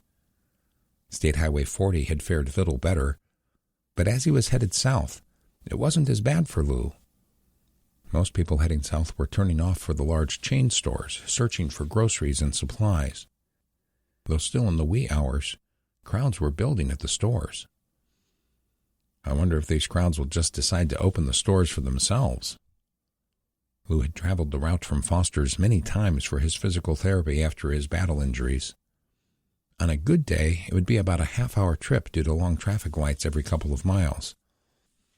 This trip had taken over 2 hours. The soldier, decked out in full battle gear, gave Lou's identification a very thorough physical examination before even bothering to insert the chip end of the card into her handheld scanner. Ignoring Lou, she watched her partners at work. One MP was walking a dog around the government-issued van. Rusty was on full alert, but was only chuffing, taking assurance from Lou's soothing hand on his nape. Another MP was walking along with a rod, the bottom of which was a mirror. He was checking the bottom of Lou's van. The wireless scanner's LED turned green. "Thank you, sir," she told Lou. "You'll turn right just past the golf course. Phillipsfield Road. Can't miss it." "Thank you, Sergeant." Lou knew the gates were probably stressed and decided not to pepper the guards with questions they couldn't answer. Once the hydraulic posts keeping him from driving retracted into the ground, he proceeded over them, feeling the slight bumps as he slowly sped up. In less than 2 minutes, he was making the turn. The orange hue from the southwest toward Washington, D.C. was still there, though several sets of large floodlights were dimming it somewhat. As he approached the normally quiet Army airfield, Lou could see some sort of impromptu command post set up near the one hangar and admin building on this side of the airfield. Just past that building was a sole control tower, much shorter than one might see at a major airport. Before the van could get to the small driveway from the road to the building, Lou was being directed by an orange flashlight. One small cone of light, a soldier barely visible behind it because of the airfield backlighting, was held still and horizontal, pointing at the other as the operator waved it in a repeating semicircle. "Guess I need to park in this field," Lou realized. "Makes no matter. I'll probably never see Maryland again." He realized with a deepening sadness he was trying to suppress. There was a growing collection of vehicles in the field, some government, some civilian. Though no helicopters or planes were in the air, Lou recognized the high-pitched whine of a small plane being warmed up somewhere out on the tarmac. He grabbed his stuffed duffel and placed his arms into the awkward bag's shoulder straps. It always amused him that despite every advance in military technology over the recent century and a half, the Army still relied on the world's most painful design for non-combat gear carrying. He decided to leash Rusty, so he had to keep a hand on the nervous dog with the cane hand and carry his handbag at the same time. "Come on, pal," he told his new buddy. They'd started bonding in the short time Lou had rescued him from the dog's post-kill quarantine. Rusty scanned nervously, looking and listening with perked ears in all directions. He stayed as close to Lou's right leg as possible as they made their way in the grass past the other vehicles. Lou slowly made a beeline for the building, seeing the occasional truck or Humvee speed by on the road proper. The official parking area was packed with mostly military vehicles. The closer he got to the hangar and admin building, the more he could see hurry up and wait on full military display. The one lobby area was packed with people, some in uniform, others not. It was obvious that a few of the higher ranking had brought wives and children with them, looking for... where? Lou thought in annoyance. Where do these people think they're taking their families? The slight colonel with the cane and the dog made his way into an organized chaos inside the building's primary space. Whereas the facility on the far side of the longest and last remaining operational runway was geared towards the movement of small loads of material and the conducting of tests, this one acted as a hangar and a support facility for visitors. There was no permanent staff for the airfield aside from a maintenance crew. The front lobby-type area was packed with people, most waiting and making small talk. It was near standing room only. Lou and Rusty politely moved through the mix of active duty and civilians and made their way to a counter. The building was being staffed by soldiers from SEACOM, one of the other commands that used space on the proving grounds. Their specialty was deploying to remote locations to set up mobile command posts. They'd basically deployed 2 miles to the airfield to facilitate the influx of emergency air traffic. "Colonel," a tired-looking first lieutenant said, recognizing the full bird insignia on Lou's dark blue piss-cutter cap. "What can I do for you?" "Looking for a local hop, Lieutenant," Lou stated. "Hopefully you can hook me up with a helo to south-central Pennsylvania." "Just might be able to find some MNG to help with that, sir," the young officer said, clacking at a computer keyboard below the counter both men were standing at. "Anything flying in and out of here is local anyhow. Runway is too short for the big planes." Lou used to be a pilot of such craft. The thought of anything but small craft here was silly to him, but he realized the communications officer across from him had been dealing with a lot of panicked people on a sleepless night. "You think the Maryland Guard will be coming in?" "Oh, yeah," the young man nodded. "We've had a few of theirs come in for various high rankers a couple of times tonight.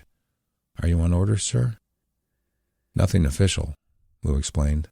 "I'm with the Pentagon." Just saying that made the young officer's face go pale. A few of the surrounding conversations suddenly went static. Lou could almost feel the stares on the back of his head. "I was already up here," he explained. "All right, sir. We'll get a message over to the local guard most Ricky Tick. Pennsylvania, huh? They're going to want to know where." "Near Blue Ridge Summit," Lou said. "A little complex called Raven Rock." Acme Ranch, southeast of Tucson, Arizona. "Care Bear," Karen heard Donna call out on the radio. She was enjoying the post-dawn morning, trying to make progress on the sunken greenhouse project, having been relieved from the night watch at the observation post on the hill just an hour earlier. The beautiful hues of blue, purple, and red had falsely predicted a glorious day arriving. "Come to the main house. It's Claude." Upon hearing the urgency combined with the name of the one man she truly trusted, Karen grabbed the radio and bolted up the trail. In less than a minute, the athletic woman was running into the house, discovering commotion noises coming from the enclosed garage. Some of the older kids were hovering in the entry and family area, staring at Karen with grave concern when she entered. She made a left at the wide-open kitchen and progressed up a hall that led to the door to the former garage. When she entered, she saw Claude laying on a blanket in the middle of the floor, pale and ashen. What happened?" Karen gasped as she watched Robin Washington and Pam Bowers tending to her uncle. They'd just rolled him up and gotten the blanket under him and were in the process of covering him with another. "It seems like his heart," Donna said, angst dripping off her words. "He's still conscious?" Karen asked, seeing Claude appear to be moving his head as she knelt down near him. "Uncle." "He is," Robin said as calmly as she could, looking around in time to see Caitlin, Donna's oldest daughter, running back into the ranch's command post with a large plastic box. The fancy tackle box had been converted into an advanced medical kit, similar to what an ambulance would carry. The teenager let it hit the floor next to Robin with a thud. "You still with us, Claude?" she asked as she began unlatching the split-apart lids. "Russia, that," Claude weakly mumbled through barely moving teeth and lips, cold sweat beading on his head.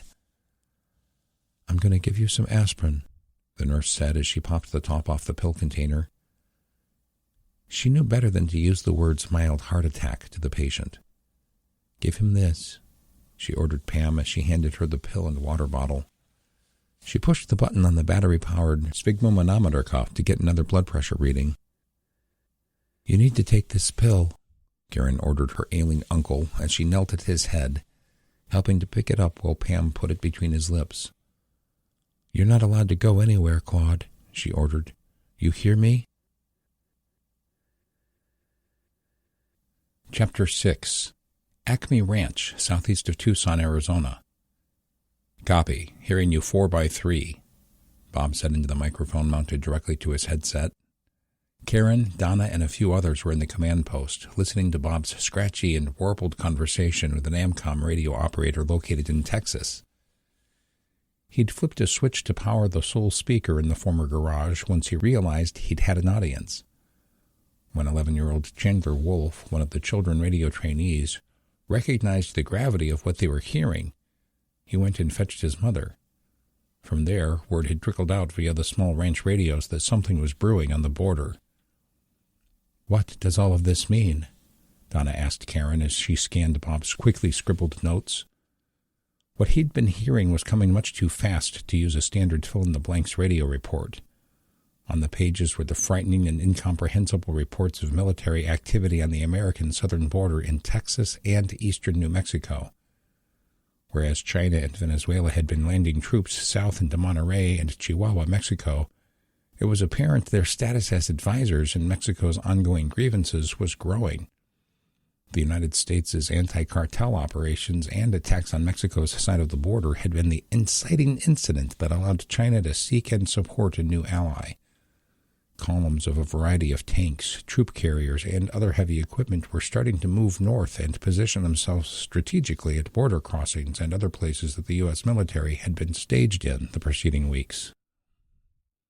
Coupled with the attacks on the U.S. Navy and Air Force and the Pentagon, the meaning was more than obvious to Karen. She scanned the room, seeing a few of the children. Daniel Monitor and both Fred and Pam Powers were trickling in. "I think we need to excuse the kids," Karen suggested to Donna. "What's up?" Daniel asked, his tone confident and friendly. Karen wasn't sure if she was overreading it, but she felt the air around Daniel was rife with assumption of his status as some sort of leader. "Chandler, get the little ones back into the playroom," Donna ordered her son. "Yes, you can come back." She cut him off before he protested. Bob held up a hand with a finger raised, causing Karen to shoosh the room.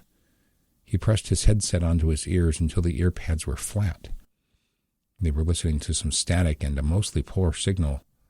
The numbers and unit designators being relayed by the civilian Patriot radio operators were actually coming from a variety of sources.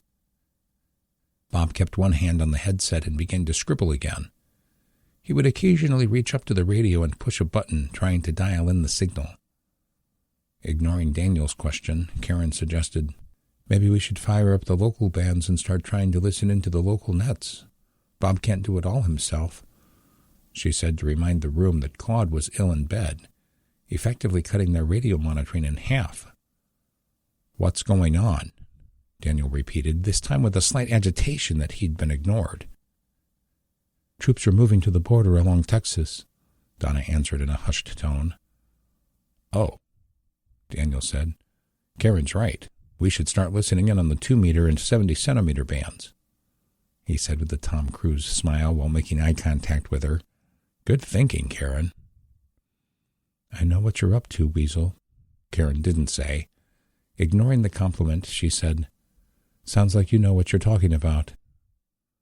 She was trying, and failing, to hide her true feelings for him from her face. "Is that something you can do?" Daniel guffawed. "What? Me? No, I was thinking more like the older kids, or Robin, or you." "Because we're women?" Karen fired, causing Donna to give her a surprised look. No, because you all have the least firearms training," Daniel explained with a laughing grin. He was calm, with an almost smug tone. "I mean, Pam's a woman, and I didn't mention her because she's a competitive shooter." "He's got a point," Donna suggested, trying to diffuse the tension. "You also didn't mention Brad," Karen countered, without reminding them that he wasn't a trained shooter either. "Would you all take this conversation elsewhere?" Bob suddenly burst as he turned and stood. He pulled the headset off. "I'm going to get on the other radio and start talking to locals. You all figure out how to get me more manpower. Somewhere else," he said bluntly as he shook the back of his hands to wave them out of the room. Both Daniel and Karen followed Donna's lead, not just out of the command post, but across the large ranch home's main living space and out the back sliding door to the pool area. Straight out from the door were 2 tables with chairs and umbrellas. To the left was a large plastic storage closet which contained a variety of pool implements such as toys, floats, masks, and snorkels. Rounding out the area was a large propane grill to the right. "Listen, you two, I don't know what the beef is, but this little game you're playing isn't a good way to make a lasting impression on me," Dave Wolf's widow said. "Yes, I agree wholeheartedly," Daniel said.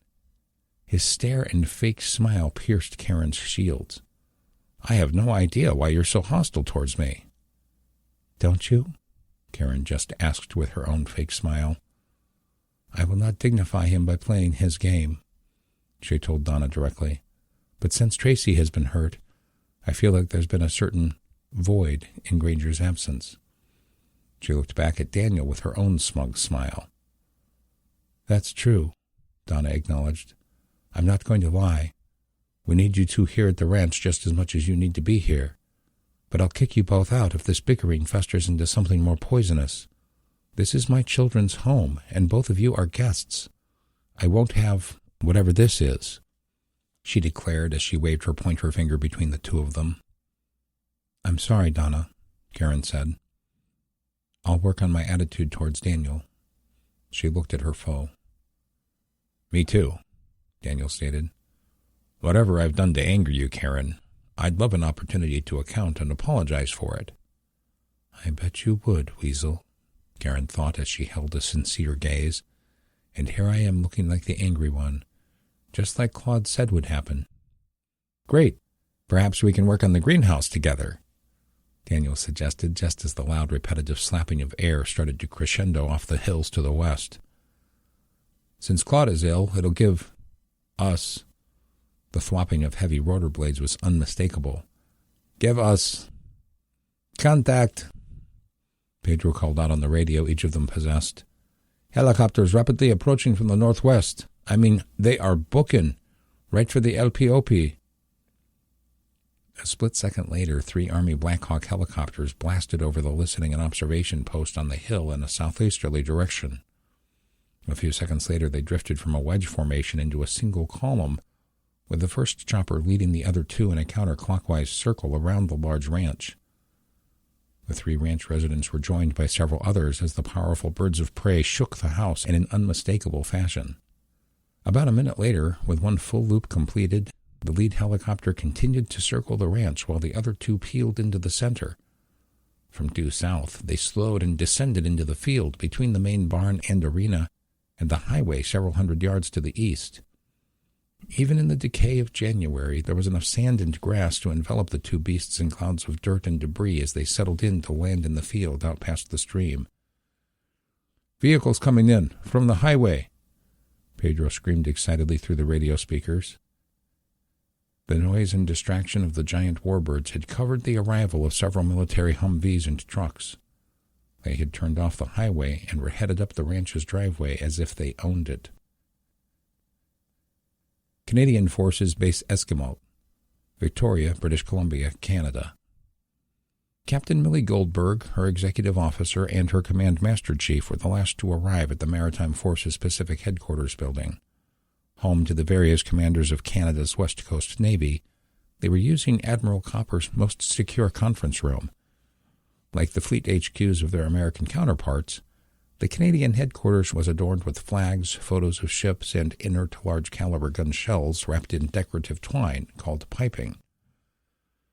Millie's team was greeted by a junior officer in the building's quarterdeck or lobby and taken via elevator to the third-floor meeting room. Most of the room stood from their seats as the trio arrived. "Welcome, Captain Goldberg and Team LBJ," Admiral Copper said with a subtle smile.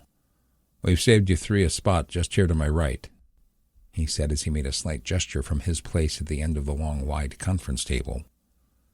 Millie made the typically mundane pleasantries by introducing her executive officer and command master chief.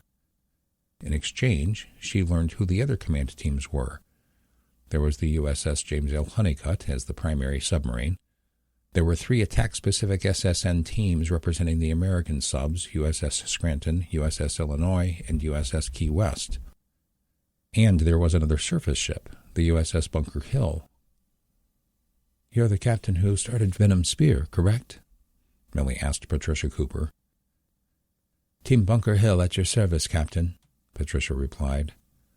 It wasn't lost on Millie that counting herself, Patricia Cooper, Carla Gingrey as XO of the submarine James L. Honeycutt, and Marie Darnell in charge of upgrades and repairs, that women had come a long way in a male-dominated naval environment in her career.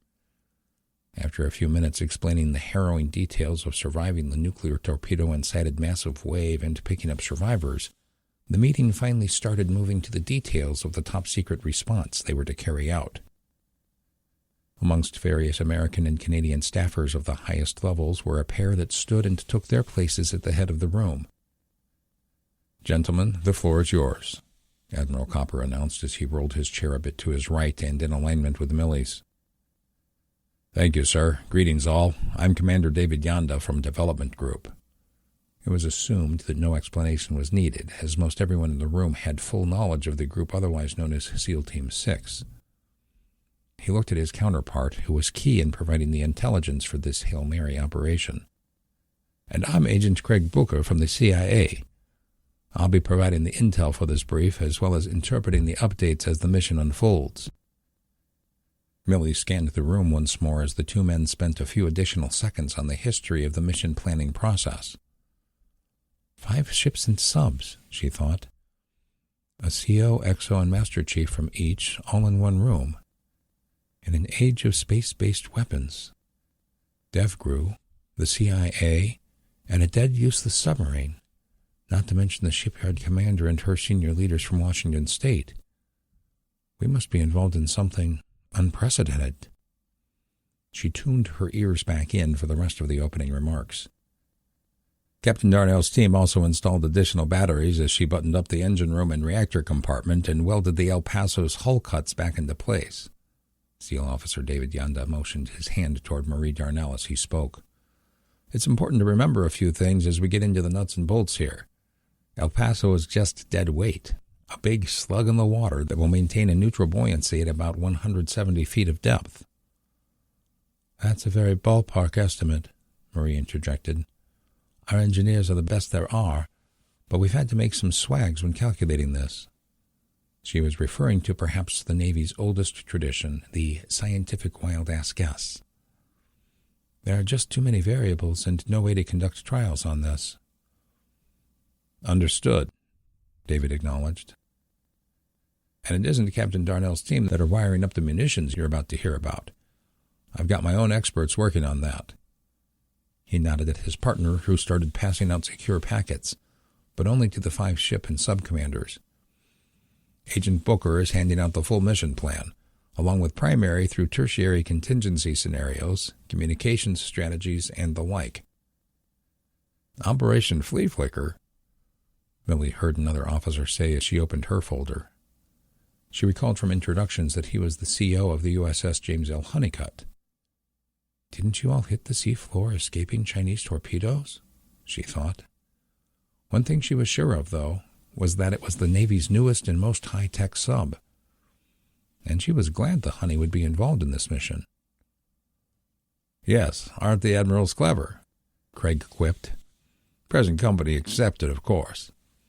He smiled as he glanced at their Canadian host. The op name will make sense as we pour through this. What I will preface this with is that once we deploy... We? Millie heard the skipper of the submarine USS Key West ask.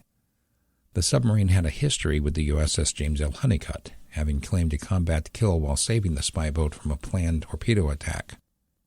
Ah, yes, Agent Booker and I will be along for this, in the Honeycutt, David explained. There's a lot of moving pieces, and we'll take monitoring all 5 vessels' progress off the list of stresses Commander Woodward will have to deal with. Before we get into the operation befitting a Hollywood blockbuster, I want to impress upon you just how dire things have become, Craig Booker said.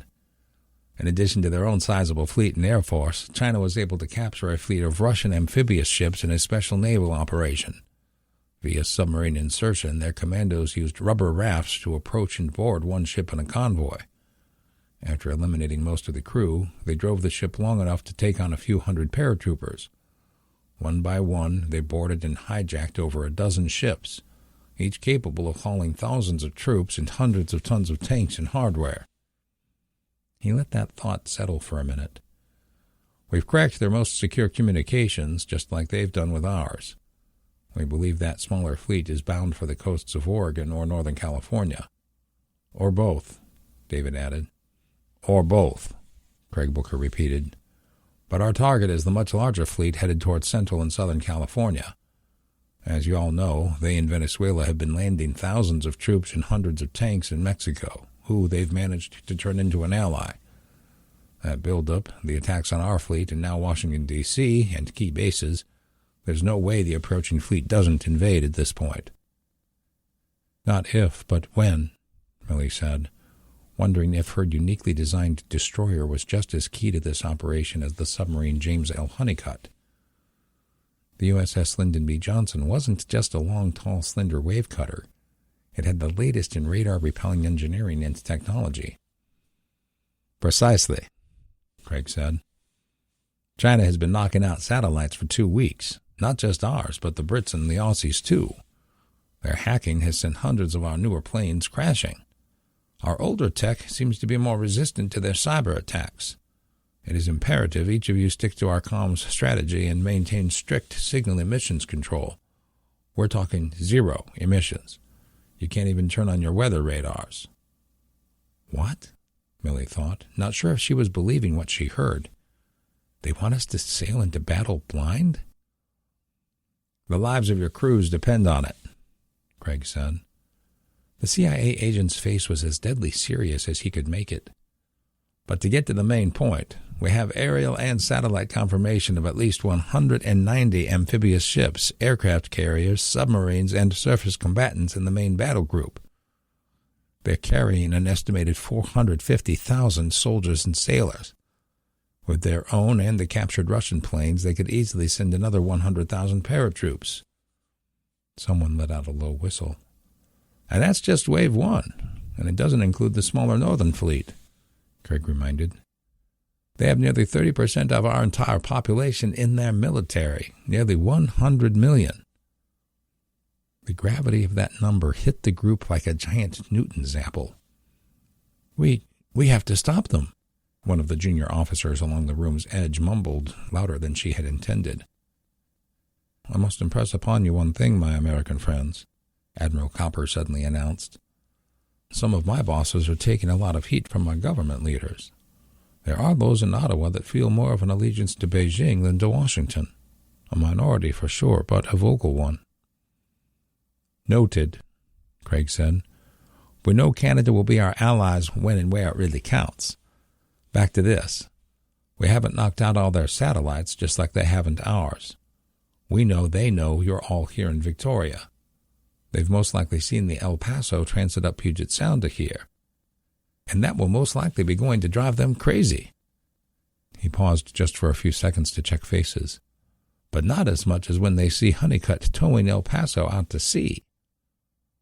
Finally, Brody Woodward said, albeit with a grin, they installed those tow rings at Pearl. Do the people behind this scheme realize that we have a depth limit of 400 feet? Yes, and we've leaked about your speed limit of 18 knots since your repairs, too, Craig said. We don't have one of... The sub's commanding officer started before he caught the sly grin on the CIA operative's face. Ah, misinformation, duh. Correct, Skipper, Craig said. We don't want them to know how truly fast you can still be. He looked at the other three subs' leadership teams who were quietly perusing the handouts in front of them. All is not as it seems in this operation. We're getting a retrofit too? The captain of the Virginia-class sub USS Illinois asked. It starts tonight, Marie Darnell said, just as soon as the cranes get some of our welders and their gear on board. Correct, Craig added. Like Honeycutt, you guys have superior speed because of your enclosed propulsor. That will be the key in the subterfuge we're selling them. What's this? Millie asked in concern. We're going to make ourselves targets for them to board us like they did the Russians? The petite redhead could turn into hot lava when she needed to. Keep reading, Seal David Yonda said as he stood back up. You're just the bait. We'll be there. They'll never expect what's coming. Millie took the suggestion and kept reading, falling quiet as she continued to learn more. Some of the East Coast fleet is trying to get over here as quickly as they can. Washington won't dare choke them up in the Panama Canal, which means you're waiting for a couple of more weeks before they get here to join the fight. As you all read and get to the point where we hit the invading fleet, just realize that the remaining subs from Hawaii, Guam, and San Diego will be attacking too. They're being told to hold off until the stated date and time we commence. Then, like hounds on a fox, they'll attack in such a way as to drive the carriers and largest amphibious ships directly where we want them. Flea flicker, huh? Millie asked as she made eye contact, first with her own team, and then with the command teams for the other ship and three subs. How exactly do we run this play? Right up the middle, David Yonda answered directly. Acme Ranch, southeast of Tucson, Arizona. You really have to leave again? Karen asked Granger Madison and Delta Force Master Sergeant Mikhail Voodoo Hudson. You guys made such a flashy entrance yesterday afternoon. Won't usually be like that, Voodoo promised with a very slight grin. Not anymore. The pair of men had linked up with the U.S. military commanders at Camp Navajo in the northern part of Arizona while on their scouting mission. Though still assigned to the Rampart Edge mission, Voodoo's leadership in arguably America's best Tier 1 Special Operations unit always gained him respect and privilege amongst any Allied troops. When the general in charge of all Arizona Army and National Guard forces learned how the operator and the former Marine came to be working together, he was intrigued by the former Joint Chief Chairman's nonlinear thinking. I always liked General Montgomery, he told the pair. What was supposed to be a 2-minute meet and greet turned into 60. At the culmination of it, he knew he had to see the ranch and Roadrunner concept with his own eyes. And I'm even headed to the border already, he had declared. Knowing an opportunity when he saw it, Granger made the spot decision to give the blessing for the visit. Not that a lack of permission would have stopped the flag officer. He and Voodoo flew down with Brigadier General Walter Forbes, who was visiting the 2 brigade combat teams that had established armor, artillery, mechanized infantry, and air cavalry from New Mexico to California over the preceding week. He felt the ranch on the small highway southeast of Tucson might be an excellent place for a potential base camp for some of the battalion commanders. From there, they could control operations at the border crossing at Nogales, but also be ready to evacuate Fort Huachuca if necessary. After thundering in impressively the evening before, Granger spent some time smoothing things over with Donna. He knew he needed to ensure she knew something. An invasion was imminent. "You want the Army here," he told his best friend's widow. "Without the air defenses they'll bring, this ranch wouldn't stand much of a chance." The next morning, he and Voodoo were trying to sneak out early. The National Guard would be arriving in large numbers by 0700, and they didn't want to get stuck in the commotion. There were still a couple of organized groups on Lou's list that they needed to check out and potentially get linked into the Patriot-Army marriage, but Karen was the earlier bird. "We've got a Humvee waiting for us down by the highway," Granger told her. "Look, I know we briefed you on Tracy last night, and Claude, and the fact that we've learned the hospital isn't taking any new patients. But I didn't get the chance to tell you about someone else." Granger stopped stuffing a couple of items back into his large gear bag and gave her his attention. "What is it?" he asked, concerned. "How well do you know your pal Daniel?" she asked. Granger turned to Voodoo. "I need to take 5. Let's go for a walk," he suggested to Karen. It took closer to 15 minutes as they paced off less than 100 feet. Granger listened and gave consideration to what her concerns were. Voodoo walked over about halfway and pointed at his watch face. The ANG and brigade commanders would be making a mess of the highway shortly. Granger slowly led his friend back toward the truck tailgate they'd been using in front of the main house. "I have something for you," he told her in one last attempt to bolster her self-confidence. He dug into a large parachute bag he used as a case for hauling tactical gear and found what he was looking for. "This was mine when I was in Force Recon," he said as he handed her a K-bar knife in a worn, light brown leather sheath. Karen wore a shocked look under her dark hair and ponytail. I can't take this," she whispered. "I want you to have it. Keep it on you at all times, and when you see it, remember that I believe in you." Karen was at a loss for words as she took the gift. Donna Wolf came out of the house and approached the two. "Bob says they're about 10 minutes out," she advised. "Listen, Donna, it's your place, but if I have any say whatsoever, it is my advice that Karen here be the deciding vote on any security-related decisions." "Well, I'm sorry, Dee," Granger told her. "It's not about tactical experience. It's about having a level head, and I think Karen does.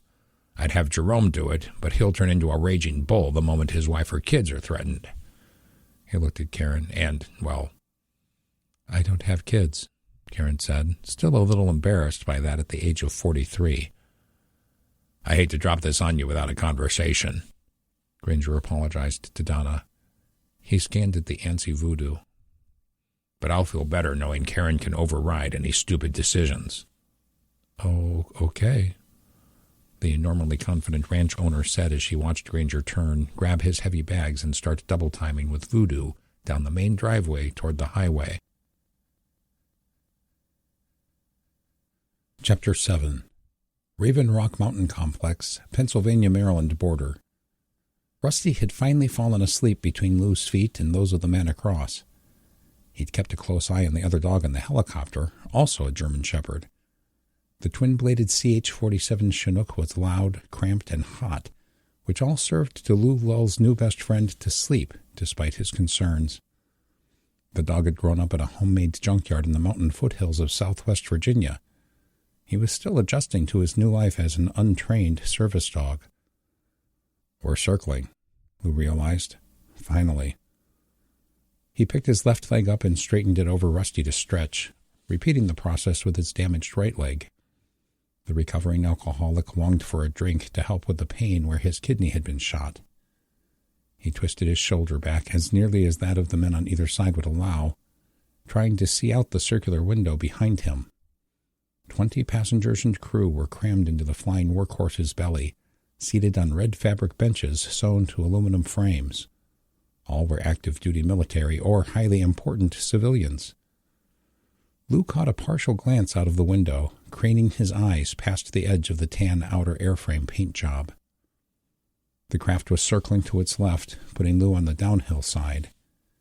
He recognized the 2 red and white radio towers on top of the mountain from photos. Raven Rock, he thought. Site R. This is the one everyone knows about, he remembered. I bet POTUS is somewhere else, though.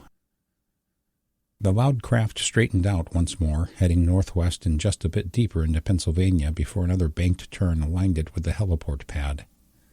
The turbine engines and heavy blades both picked up in volume as the pilots slowed the craft and carefully eased down on the collective. Rusty's head perked, brows wrinkled with worry. Lou reached down and pet the dog's nape twice before covering his ears with both of his hands. Moments later the craft settled, kicking up the top layer of January snow as it did. The pilots reduced the throttle, and the enormous engines and blades took almost 5 minutes to wind themselves down to a stop. This allowed the aircrew to exit and conduct a wheel chalking and a few other post-flight checks. Once completed, they allowed their passengers to disembark. Rusty stayed at Lou's left leg, a behavior he was forced to learn because of the cane Lou used. The heel was still recovering from the gunshot and surgery. They followed the crowd down the stern ramp and south toward the main road. A motor coach was waiting, as were those folks and their baggage who were taking the same helicopter back to Camp David. It was the final stage in a chaotic 2 days of travel to 4 different bases for the pair. On any given day, Lou could have made the drive from Elkton to the nearby town of Penmar, Maryland in less than 3 hours. But only the invited get to come here, he knew. Built in the early 1950s, the Cold War complex known as Site R, Raven Rock, was one of 3 military complexes for the emergency preservation of government publicly acknowledged by Washington. Along with NORAD at Cheyenne Mountain, Colorado, and the Mount Weather Emergency Operations Center in Virginia, Raven Rock had become a sort of yeti in movies, novels, and pop culture. While visions of vast underground cities danced in people's heads, the truth was less exciting, though still an impressive feat of engineering. Site R had 4 large tunnels or portals that full-sized trucks could drive into to reach the center of the underground complex.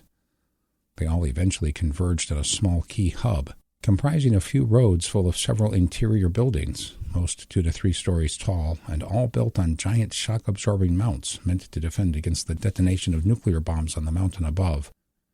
There were 2 power-generating stations and 2 water reservoirs, one for drinking, and a much larger one for industrial use. All of this centered exactly under the antennas on top of the mountain. "Good to see you, Colonel," Lou's former boss, Ryan Jackson, said. "I take it you were out of the Pentagon when they hit?" The Marine colonel had relinquished command of the recently stood-up Rampart Edge program to Lou and had just started to take some personal leave with his family. Jackson had been one of the dominoes to fall in the political aftermath of the Joint Chiefs sending planes and helicopters into Mexico prematurely as part of Operation Venom Spear. But despite that, General Judah Montgomery and his aides that took the metaphorical axe were still held in high regard by the Allen administration. "It was a fluke," Lou said. "I was taking him to see my niece," he added with a nod toward Rusty. Ryan Jackson took custody of Lou's 2 bags, leaving him to carry just his briefcase. The pair moved towards the crowds, passing each other at the bus's entrance. "Sometimes we just don't know why God works the way he does," he admitted. "Just look at you." He joked with just the slightest of smirks. Ryan had never hidden his contempt for Lou, failing to understand why General Montgomery had been sponsoring the alcoholic wreck. But Lou had proven his tenacity and commitment, and Ryan was slowly coming around to him. Lou took the slight jab off the chin, not with retort, but reflection. "I'm still not sure God exists, Colonel, but with all I've been through, you're right. It does make me think I've been helped along for a reason." He decided to change the subject. I'm dying for some information and some sleep. Any idea what's going on with these attacks? Colonel Jackson glanced at his G-Shock watch. We're headed straight for Monty's office, he said as he tossed Lou's bags into the undercoach storage and moved into the line behind those boarding. He's got plans for you two, he said as he looked down at Rusty. Just be patient. 0.6 of a mile down the road and several hundred yards into the mountain, Lou found himself staring at a set of stairs leading up to the outside of a 3-story dorm building. So frickin' weird, he thought, trying to look past the building's roof to see the man-made cavern. There were just too many lights causing a glare. It was an odd sensation of being in a perpetually dark and never-ending night. NCO Barracks, 2nd floor. Officers' Barracks, 3rd floor, he read. Are you kidding me? Sorry, sir. Your dog needs to report to the kennels, an MP walking down the stairs said as he stepped onto the main floor. He's not a working dog. He's a service animal, Lou explained. I don't think that matters, the Air Force sergeant said, unsure of himself. It's okay, Sergeant, Ryan explained. If your CO has a problem, just tell him to call Colonel Jackson. The sergeant knew he would not win against 2 full-bird colonels. Roger that, sir, he said as he started to leave. Sergeant, Ryan added, could you do us a solid and take the colonel's bags up to the barracks? We're on the way to a meeting. All three knew it wasn't a question. The look on his face says it all, Lou thought as he watched Ryan transfer custody of the bags. He's safe here, but will the price of admission to be the officer's errand boy all the time? Thanks, Lou told the enlisted man. 2 blocks over, the pair and the dog walked into a 1st-floor office. It gave the appearance of most standard American offices, minus the decorations. It had desks, computers, chairs, and fake paneling on the walls. Fake plant, Lou noted as he looked around. Pictures of helicopters and aircraft carriers on the walls. Pretty typical. Gone were the personal touches that one might decorate their permanent cubicle with. Family photos, Keurig machines, little rubber duck collections. The floor was 2-foot square panels, a false floor that covered miles of fiber optics and other services and fire extinguishing systems. The room had over 24 cubicles, the short kind that barely covered the height of the computer monitors. There was a slim aisle between the 2 rows.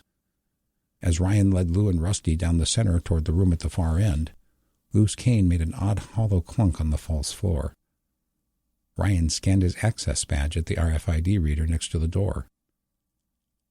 Lou, an exhausted-looking General Judah Montgomery said upon seeing the pair enter. Unlike his plush office in the now rubble Pentagon, the generals and admirals that had made it to Site R were sharing a space much like the one Lou had just walked through. The key difference was the giant screens on the far wall. Past the various desks, several chairs had been arranged in front of a bank of monitors. There was a tense hubbub of activity in every corner of both offices, but nothing queued up on the main giant screen at that moment. By the time Lou was done scanning the space, the general had made his way over. So glad to see you, son, he told Lou warmly. Likewise, sir.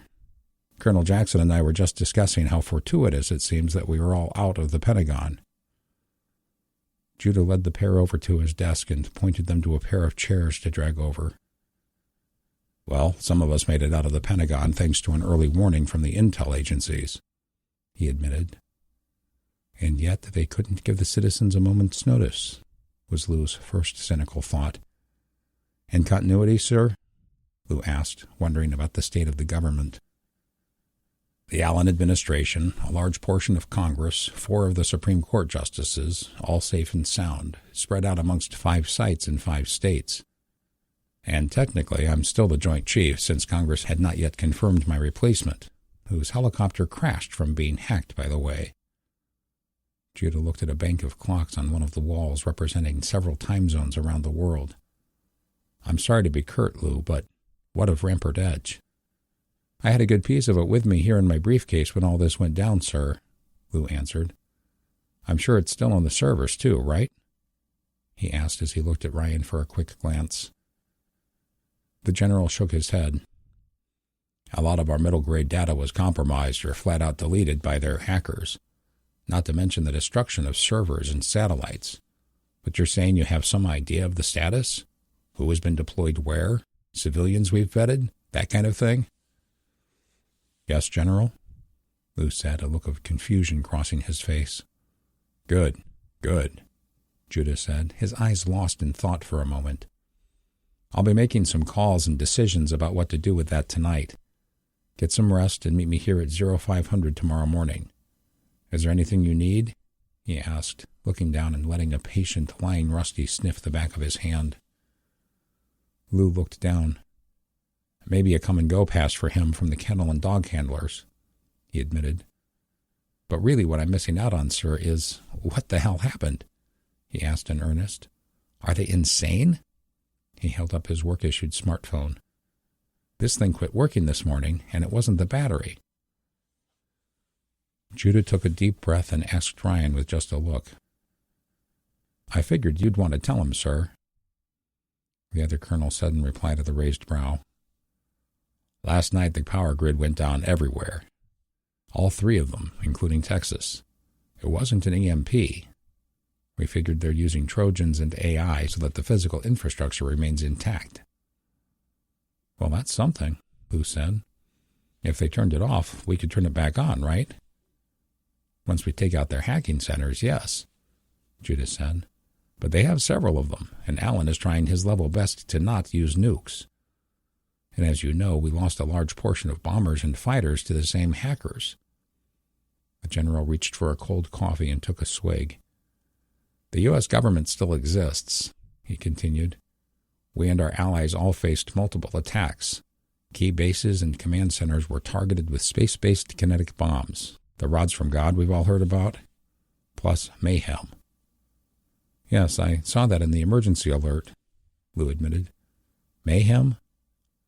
Magneto-hydrodynamic explosive munitions, Judah said. Hacking to take over and crash aircraft and ships. Satellite-based missiles that took out our missiles. And 2 very large invasion fleets headed our way, augmented by the ships and planes they took intact from Russia, whose economy has been crashed, by the way. Trillions of dollars in crypto have disappeared, and the United Nations did an overnight evacuation out of New York. They're headed to The Hague in the Netherlands. No big loss there, sir, Lou quipped. He stood up and gave Rusty a slight pull on the leash to get him to stand up. I'm sure you have plenty to do, and I'll hear plenty more in the barracks, and thank you for getting me approval to come out. It's like the Wild West out there. He turned to leave. How's the leg, Lou?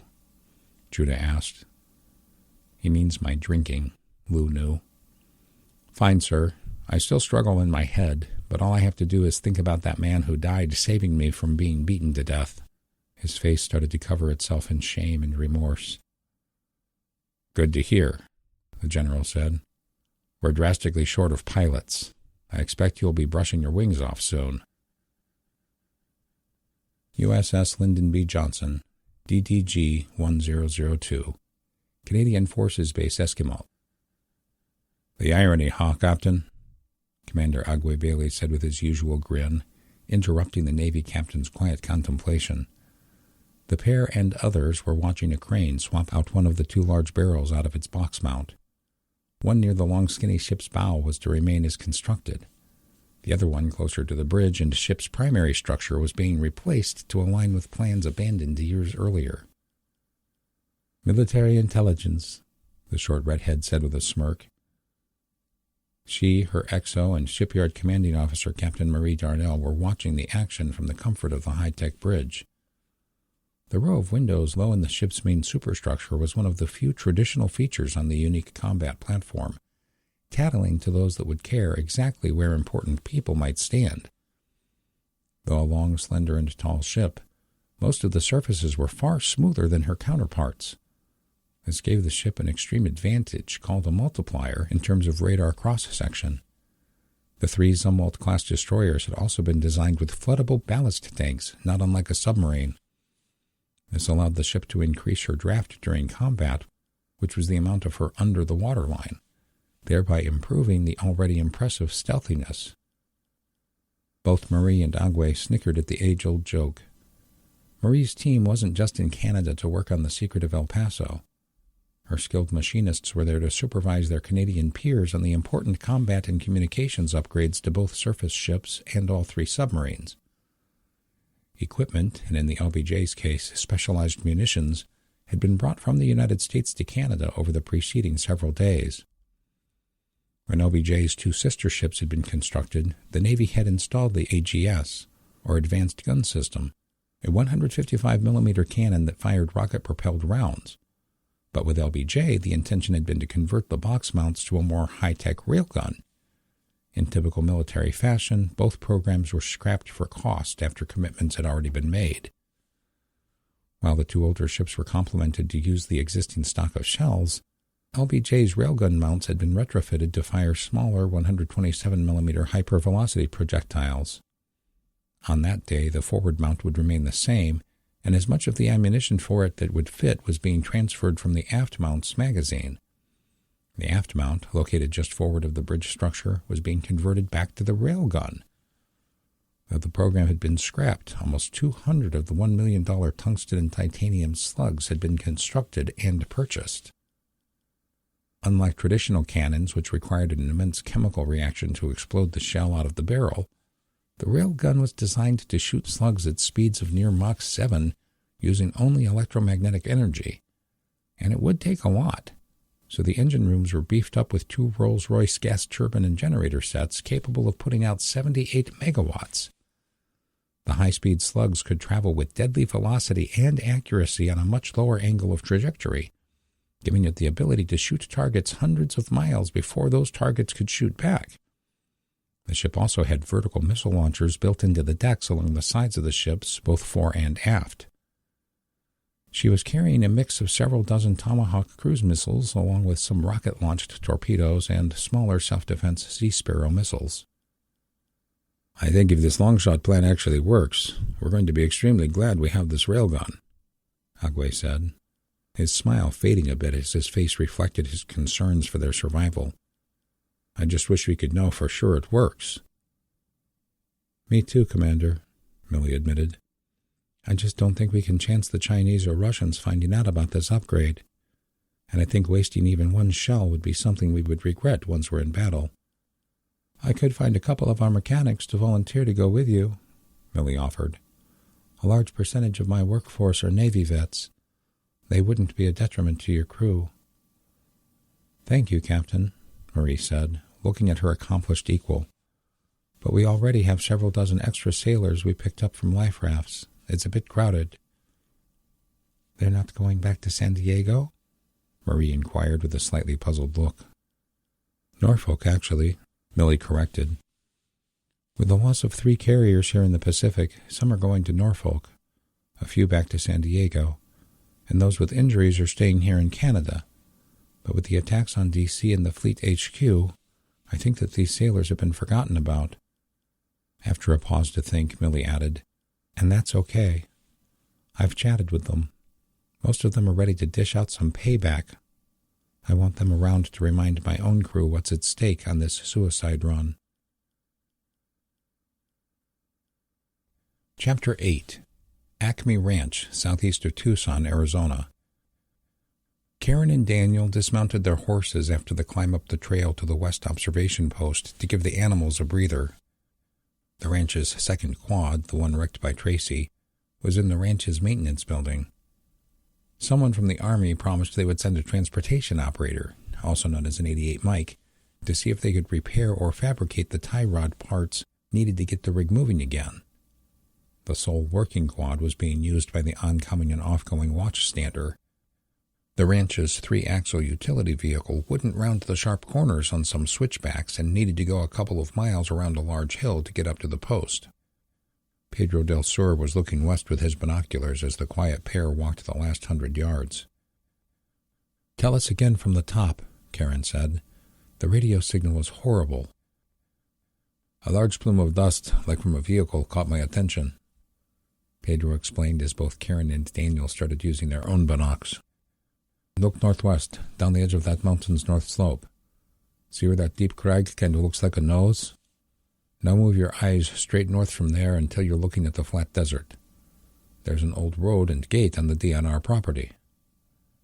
"I got it," Daniel announced. Karen was still not seeing it. "Not yet, but what did you see?" "A truck, not a semi, not a pickup, something in between, like a work truck, but it was hauling a trailer." All three of them lowered their spectacles and exchanged glances. "I suppose we should ride over and check it out," Karen said. "Without a doubt," Daniel said. "I wonder if he doesn't even realize he sounds arrogant," Karen thought. "Maybe it's just that simple." "Thanks, Pedro. Keep an eye on us. Not sure what's happening with these cheap radios, but I expect we won't be able to get the CP even with the repeater." "Maybe the MCV is sending jamming signals," Pedro suggested. That's what the chatter on the ham bands had taken to call the Mexico-China-Venezuela coalition amassing on the border.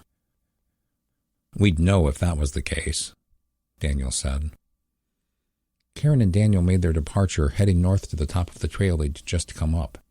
They passed it and found themselves on a continuation of the quad trail that made a slow descent to the northwest. 40 minutes of forced small talk later, they were both trying to get along, after all.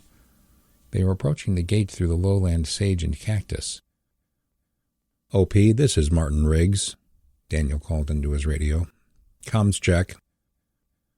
Like everyone else, Daniel had selected a handle for himself on the air. "I hear ya," came a relatively clear Pedro. "You guys are scratchy at the best." "Copy. We're approaching the objective. Cover us," Daniel replied. The pair slowed the horses and dismounted.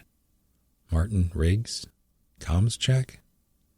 Karen mocked Daniel in her head. Objective? As much as she found Daniel detestable, in her mind she knew she was lagging in things like how to properly conduct a security check or use the radio. "Snap out of it, Kirkland," she scolded herself. "You're better than this, and him. Regain some control." Karen handed Daniel the reins to her horse. "Cover me while I check it out." "Yes, ma'am," came the overly polite reply and salesman grin. Daniel unslung the AR platform rifle that was on his back and moved it to his front. Karen's had been on the front the entire time, the adjustable sling cinched up as tightly to her bosom as it would go. She looked all around, including behind, where she saw Daniel scouting out the horizon with his binocs. "I should have thought of that," she admitted to herself. "He knows how to do this stuff. I'll give him that." She moved around to the gate and surrounding area, finding that the entire metal box cover for containing the heavy recessed padlock had been cut off with a torch. There were a variety of tire tracks and a few old crusty cow patties. She moved back to her partner. "I think someone has been out here trying to steal cattle, or at least scout that possibility. I'll cover you while you check it out," she said. "You're good at this stuff. You might see something I missed."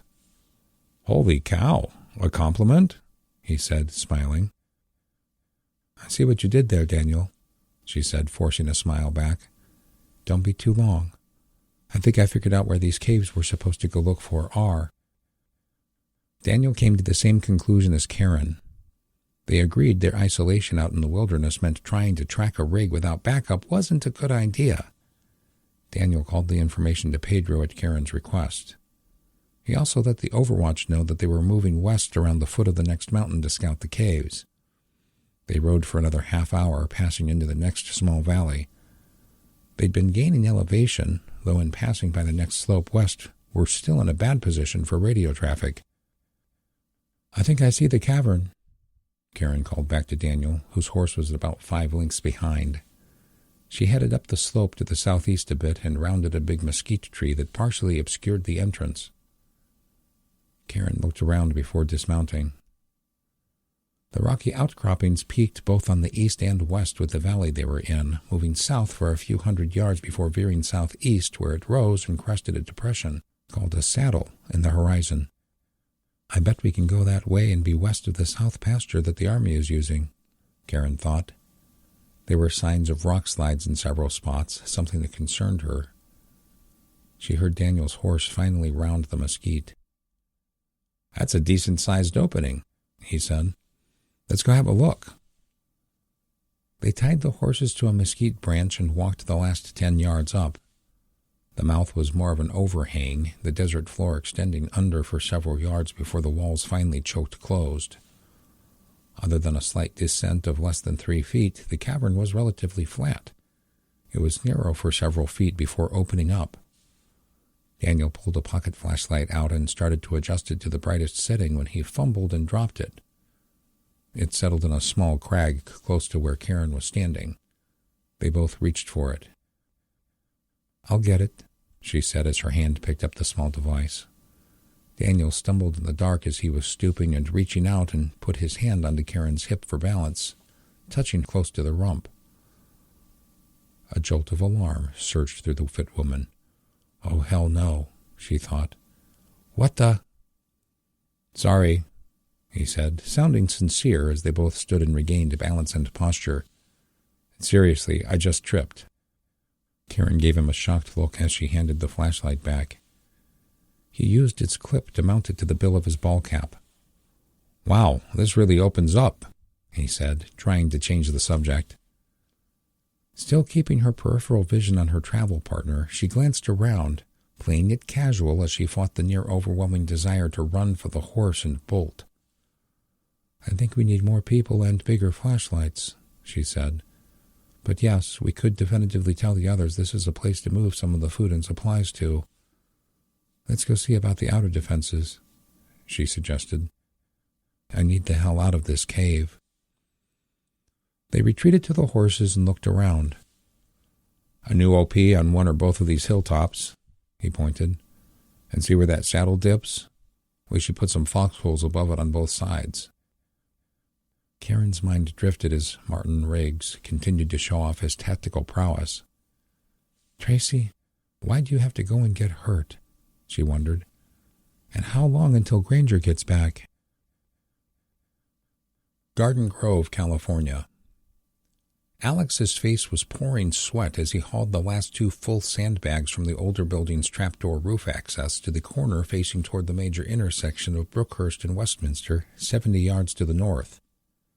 Several of the others were filling them from dirt along the edges of the parking area and moving them through the building to the access. Alex had opted to have Micah and the one other former street kid in the group help him. They were establishing low walls on the 2 perimeter corners of all 3 of the motel's buildings. As the task wore on through the warm but overcast day, he was starting to regret his choice of workmates.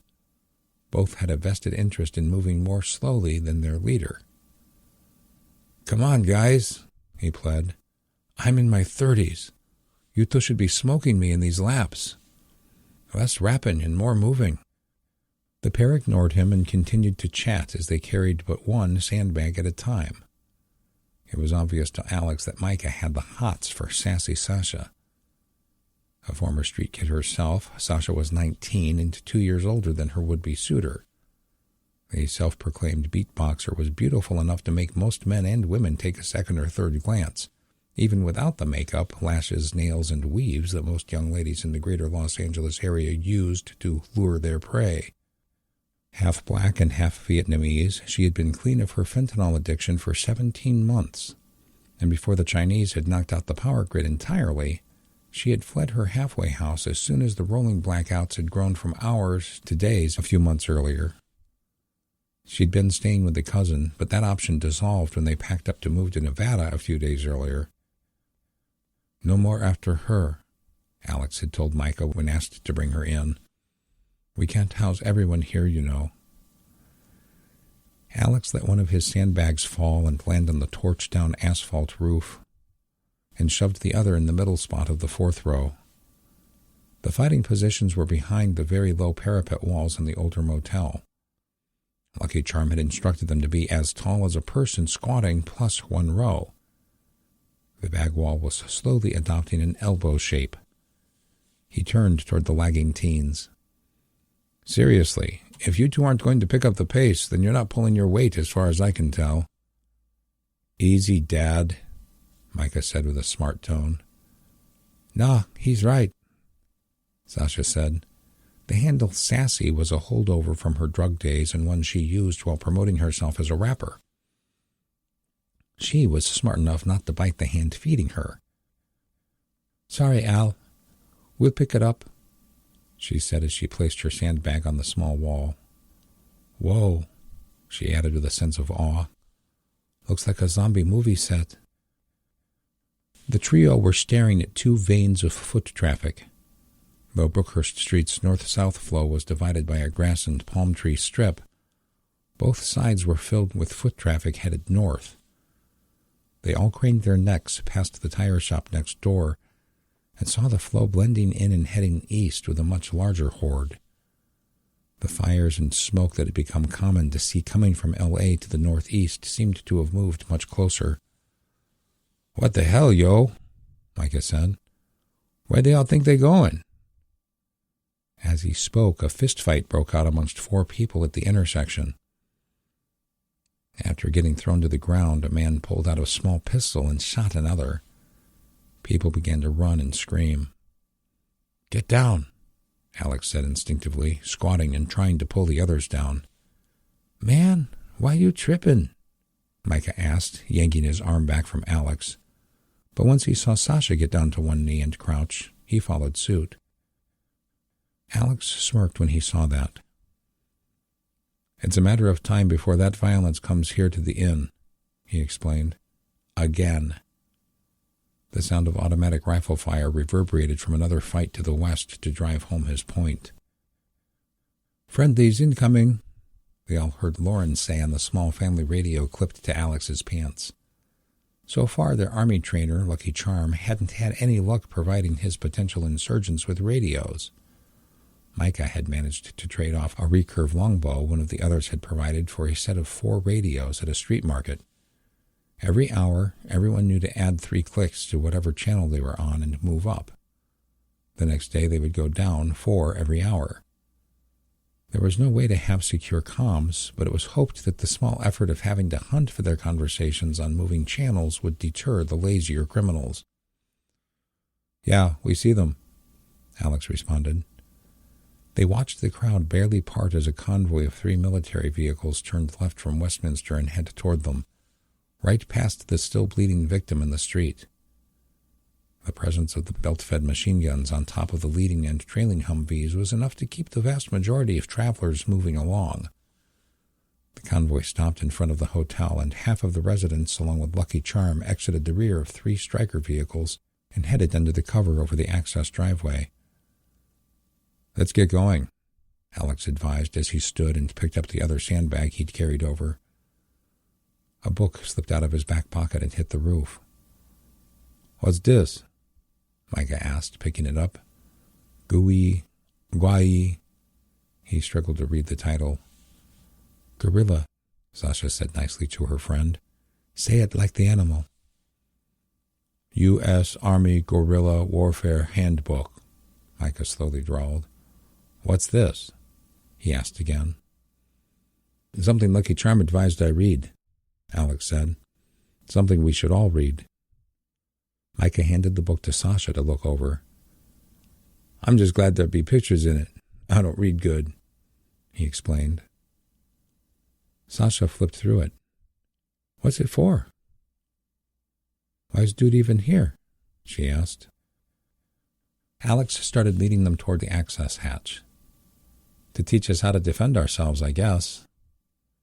"I don't really want to explain to these kids what an insurrection is," he decided, "or who we're supposed to insurge against." He moved along quickly, not caring if they kept up. "Coming down," he yelled into the hole. He descended the ladder into the janitorial closet on the 3rd floor and bypassed 2 people that had been roping up the sandbags from the parking lot. The small manager stepped out onto the covered exterior walkway and saw the group filtering into the parking area inside the perimeter formed by the buildings and fence. Alex made his way down the stairs and caught up to Lucky Charm as he was heading into the motel's meeting room turned command post. "How'd it go?" Patrick McBrogan asked. "Anything happen while I was gone?" "Another shooting out on the street," Alex said. "Nothing happened here directly. How'd your trip go?" The soldier had secured transport and took half of the 15th Street posse to go sight in the rifles he'd provided them. We got them dialed in, but I don't think we're going to be able to score another trip. It's getting too hairy out there. Alex felt like Lucky had stopped himself short of saying everything he wanted to, but he didn't press the matter. What about supplies? He asked earnestly. Well, just by us driving up, we've made this place somewhat of a target, Lucky said. We'd definitely be on everyone's radar if we started unloading boxes and boxes of food. I'm still working on the logistics, was all he said. What's he not telling me? Alex wondered. USS James L. Honeycutt, SSGN 93, Canadian Forces Base Eskimo. The conning tower of America's premier spy submarine had the usual crowding associated with leaving port and preparing for sea. Sailors in foul weather gear were poking out of the rectangular hole like misaligned toothpicks out of the top of their box. Some were in fall protection harnesses, sitting up on the sail structure itself, using binoculars to scan the distance. This wasn't for enemy threats per se, though that was certainly a possibility. Their task was to watch for navigational issues, whether a pleasure craft, a commercial fishing boat, or simply a giant log to be avoided. Several of the electronic radars and antennas were elevated, doing their jobs. At that moment, though, the sub was dead in the water. Executive Officer Carla Gingrey had control of the submarine's conning tower, keeping the sub as still as possible during the intricate evolution. On deck back aft, Chief of the boat Darren Jorgensen and Commanding Officer Brody Woodward were overseeing a slew of sailors doing the normal departure process, stowing the poles and fiberglass rope used for the topside lifeline, stowing the ship's mooring lines, and performing last-minute checks. A CO wouldn't normally be out there, but it was the tugboat activity behind the ship that had captivated everyone's attention. How do you think we're going to handle hauling the El Paso behind us? Darren asked his skipper. Like a wounded pig, Cobb, Brody admitted. What concerns me most is when we stop. What happens if the seals don't get it disconnected in time? Aye, sir. I've been pondering that question myself. The shipyard in Pearl Harbor had welded two very hefty towing rings to the stern, one each on the outboard side of the vertical stabilizers. Those were the structures that provided a stabilizing force on the outer edge of the ship's rear dive planes. Where the rudder steered the ship port or starboard, the fixed vertical stabilizers helped keep the ship from wanting to spin under the torque of the propulsor. The modern shrouded submarine propellers were more akin to a modern jet turbine. They didn't twist the ship along its center axis nearly as much as their predecessors, but the vertical stabilizers also provided the housing for the sub's towed sonar array and trailing antennas to clear the propulsor as far out from the ship as possible, greatly reducing the possibility of them entangling. The tugboats and divers were attaching the tow cables to the connection points on the Honey, while two other tugs held the El Paso in place. The EP, as the crew had taken to calling their wounded sister, was being held afloat by a series of buoys that would be remotely disconnected when it was time to dive, as were the heavy lines connecting the two vessels. What time is your briefing to the crew, sir? Darren asked. Within an hour of diving, Cobb. The crew has been tense enough as it is. I want them to understand why the timing of this monkey and football exercise is so critical. Darren took a glance south once more. I wonder if we would be able to see home if we were tall like a farrier carrier. It would have been nice to see her one last time. Chapter 9. Acme Ranch, southeast of Tucson, Arizona. Early the next morning, Karen let the quad drift up the trail toward the ranch house. She eased off the throttle and took in two contrasting scenes. The orange of the morning sun reminded her of calmer, more peaceful days when she and some of her CrossFit clients would drag the equipment to the park next to the shop and do group workout circuits in the growing dawn. I need to start running and working out, she told herself. I always feel more confident when I've killed a fitness challenge. The other sight was the up-before-dawn army, moving actively in the south and east fields. She saw a virtual city of tents, modular portable buildings, and shipping containers spring up. On the hill a mile or so south of their own LPOP was a mobile truck radar, part of the integrated air and missile defense system. The Army had been working for close to 20 years to replace the aging Patriot missiles, slowed by politics and lack of funding. And though most of the batteries located in the valley at the ranch's southern boundary were the aged but reliable Patriots, the National Guard had received a few active Army technicians and 2 box launchers full of the experimental replacement missiles. Also on that hill was a growing collection of radio antennas. "It's looking like we've already been invaded," Karen quipped to herself. Not that she'd ever wanted to live in a commune, but up until the Army had shown up it had been quite lovely and peaceful at the bug-out location. Aside from the jerk, she reminded herself. And though the rapidly decaying behavior of society at large, such as the trip to the hospital, reminded her of a number of zombie and post-apocalypse movies she'd watched on streaming services, the reality was far different. The presence of the Army and the space attacks on the American ships and bases were horrifying milestones. There really is an invasion getting ready to happen. At a few hundred yards away, she wasn't hearing most of the morning activity of the Army, but rather the ranch house's main generator. They were running it and shutting it down in cycles to save fuel, mainly for freezers, charging batteries, and attempting to use the internet.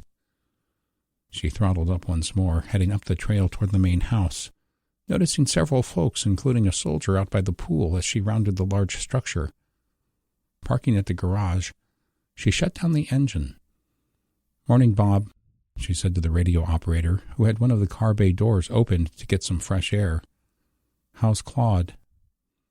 She'd needed time to think, unable to sleep after the weird event with Daniel in the cave. She'd just spent the entire night on watch at the OP as a way of avoiding the bunkhouse and dealing with her insecurity. "Same old gruffy mule," he quipped about his friend and fellow roadrunner. Bob was flipping through the manuals for some new digital handheld radios the Army had given their hosts. Though the roadrunners had been using Bluetooth antennas and apps such as ATAC to text each other in the field, they had not made the time to upgrade the ranch's communications, other than with the stuff they had brought with them. "I'll go see him in a bit," Karen said. "What's happening out at the pool?" she asked as she plugged her radio into one of the several docking ports. "Might as well get it charged while the generator is running." Bob stood and stared at her blankly, thinking.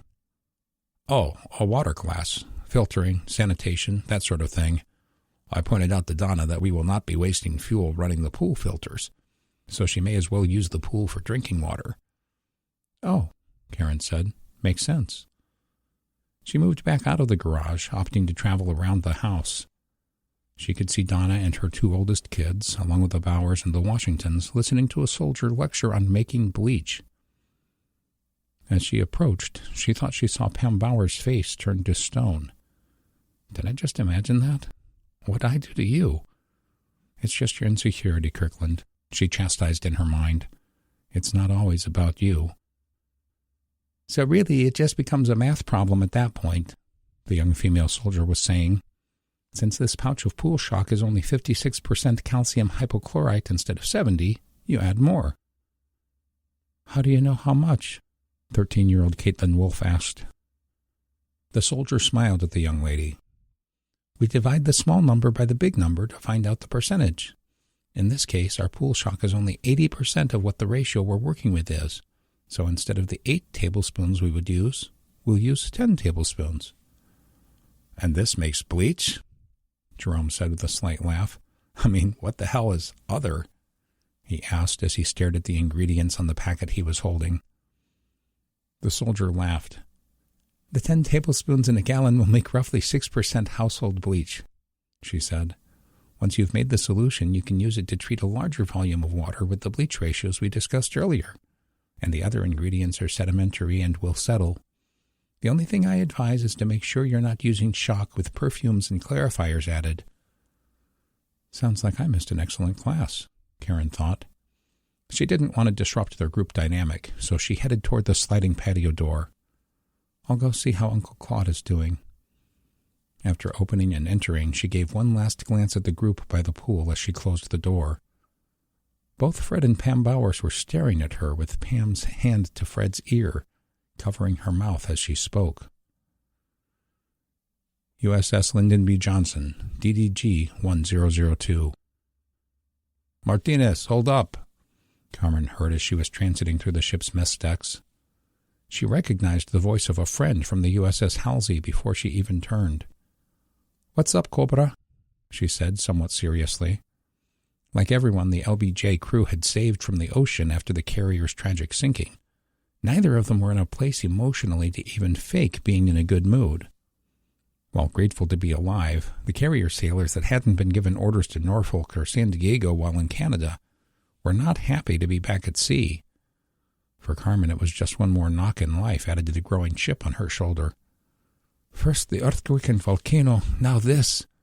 What's a girl got to do to get home? She thought every night as she tried to catch a few hours of sleep in a borrowed bunk. One of her more religious shipmates on her new crew had made the mistake of asking Carmen if they could pray together. God?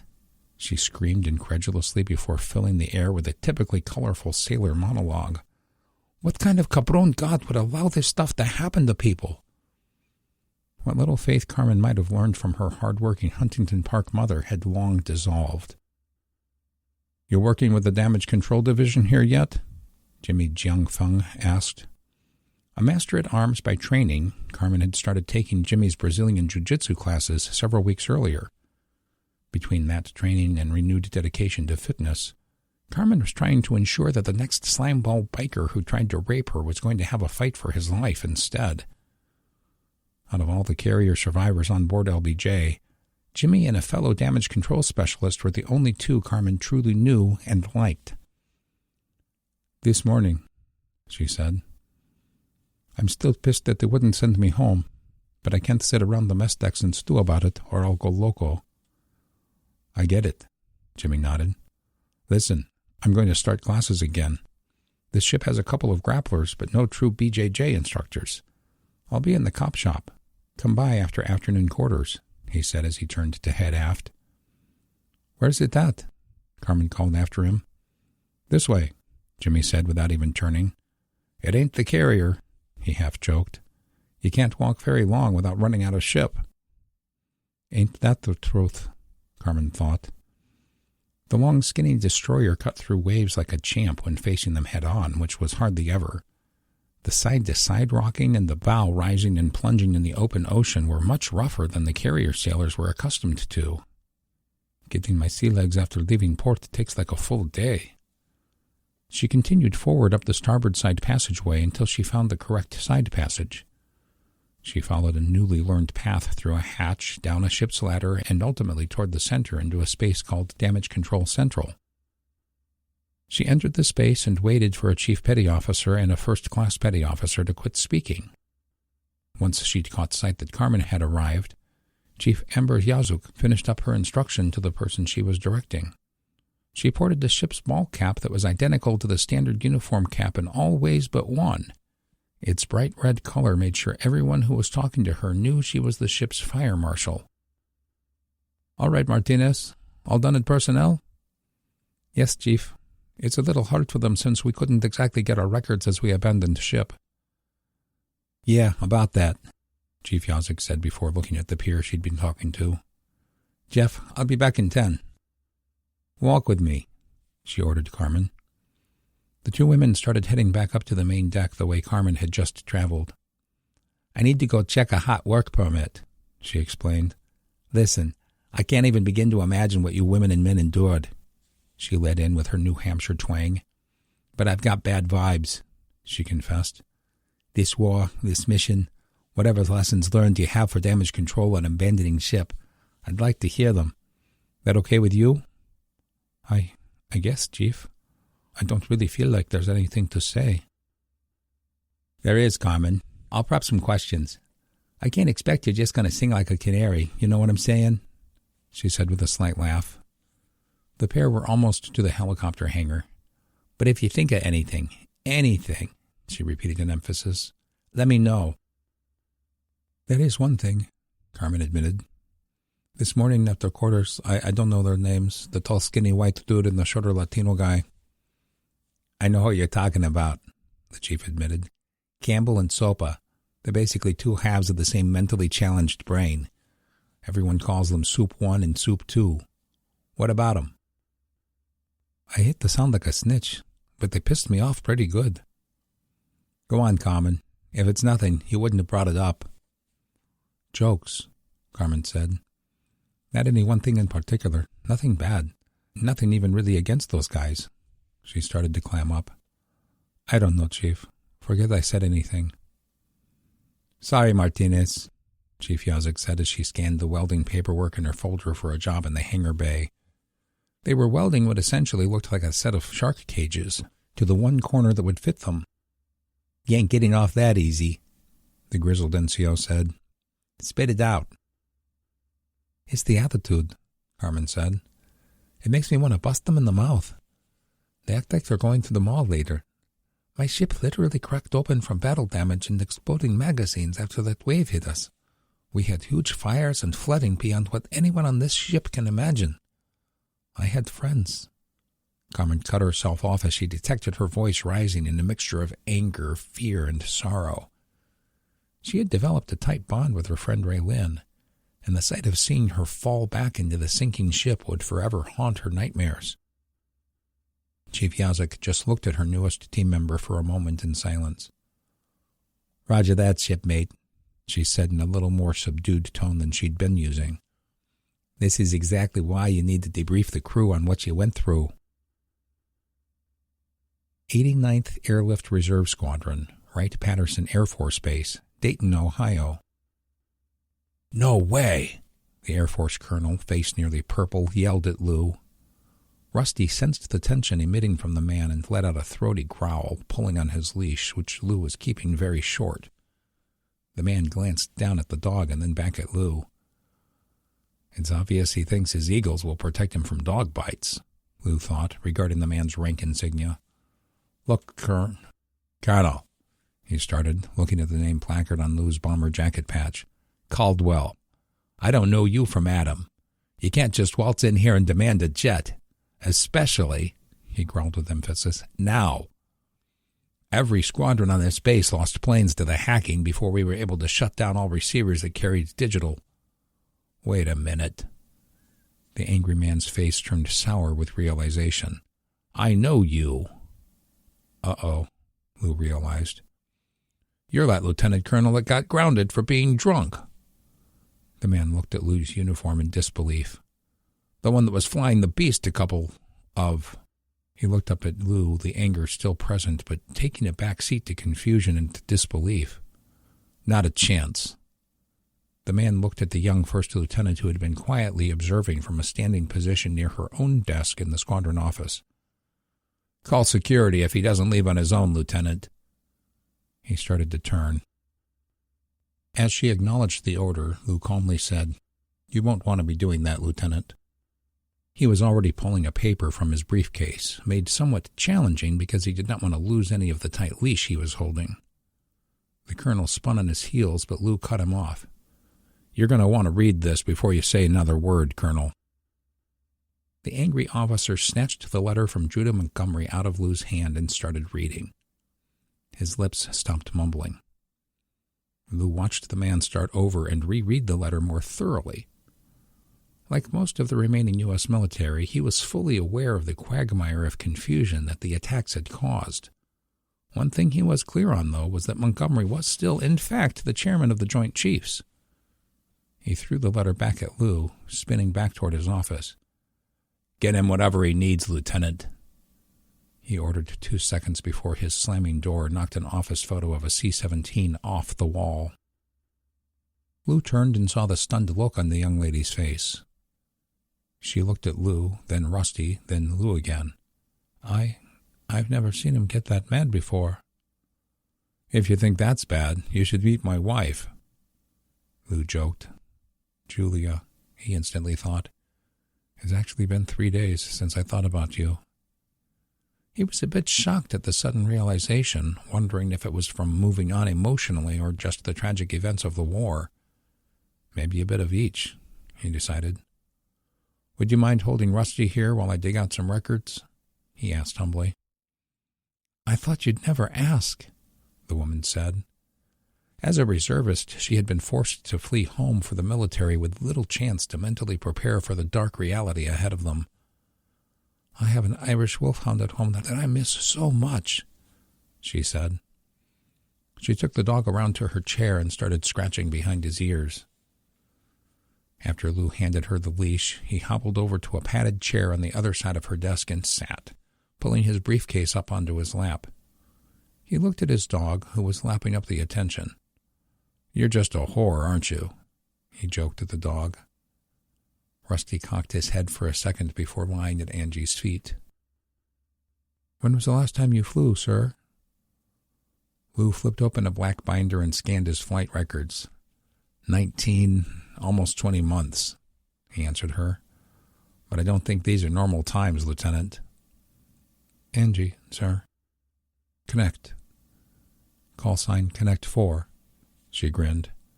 "And normally we'd made our reservists spend some time in the simulator, but the base is trying to conserve power, so those have been tagged out of service." "I have..." Lou looked up, trying to scan memory, then looked at his logbook. "Well, I guess I could go and do some math, but about 4,400 hours in the Globemaster. I think I'll be fine."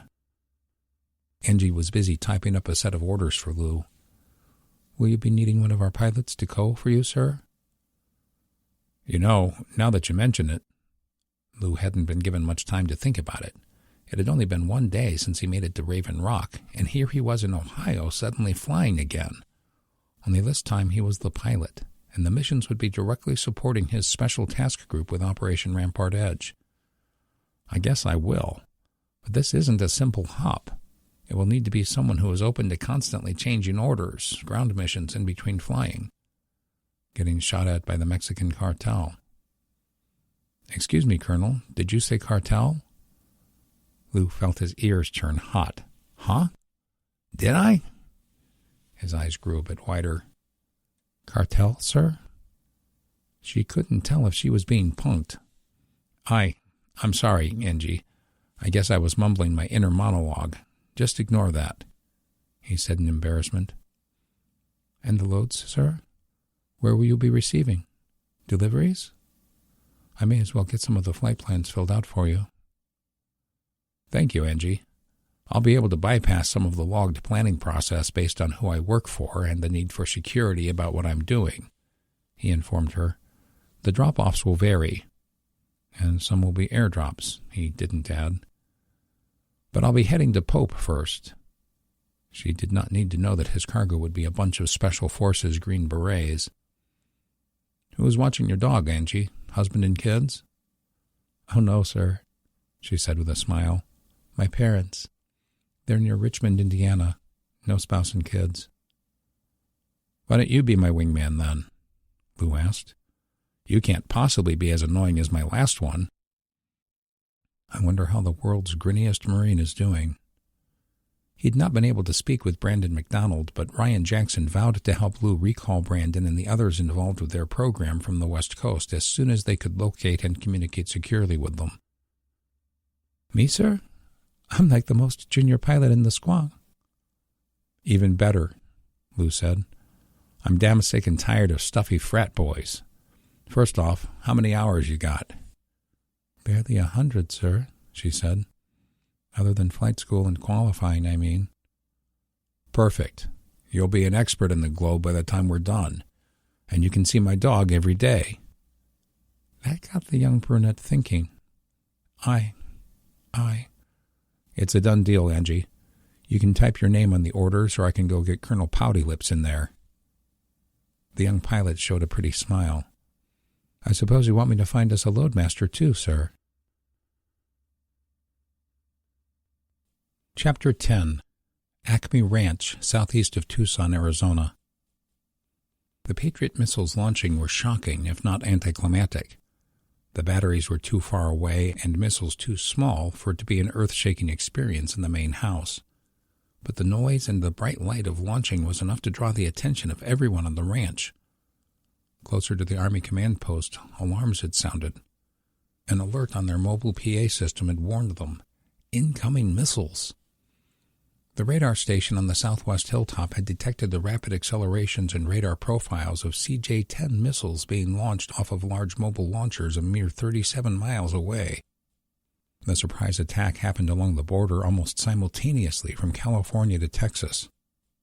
The targets were exclusively airfields and anything with a surface-to-air missile battery. Karen had been visiting Claude in one of the main house bedrooms when the noise and light from the launches caught her attention. What's happening? She exclaimed in shock at the bedroom window. Is it starting? She asked, face fraught with fear. Come here, niece, Claude said, voice weaker than she was used to hearing, scratchy from days of light use and illness. Karen moved back over, having a hard time keeping her eyes off the window. She saw her uncle's open hand drifting slightly off the edge of the mattress. She put her hand into his. Tears began to fill her eyes. They're still days away from invading, the old Vietnam veteran told her through rapid, shallow breaths. This is just testing the waters, so to speak, seeing if they can catch the army with their pants down. Getting in a few lucky hits is a bonus. What they're really doing is looking for holes in the radar coverage. What if one of theirs gets through here? She worried. How are we going to move you? Maybe we should start moving out to the cave we found.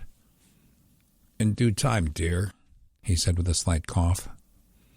The pale skin under his new gray beard, a byproduct of water rationing, stood out in the room. One candle danced in the corner, sending flickers of light and long shadows onto the walls. Tell me what is bothering you. It's written all over your face. It's not important, Uncle, she said with a forced smile, trying not to worry him with her inner fears. You just need to get stronger and quit fretting over me. Loud, distant booms like thunder reverberated through the walls and windows. Sounds like they got him, Claude said with mild jubilation. If you don't want to talk about it, then at least bring me up to speed on the cattle thing. Like I told you yesterday, Daniel and I found signs of possible cattle rustlers. Today, Brad and Donna were able to determine that at least 50 head are missing. Thing is, I think they think the cattle went missing last night while I was on watch. You said you pulled a double shift last night? Yeah.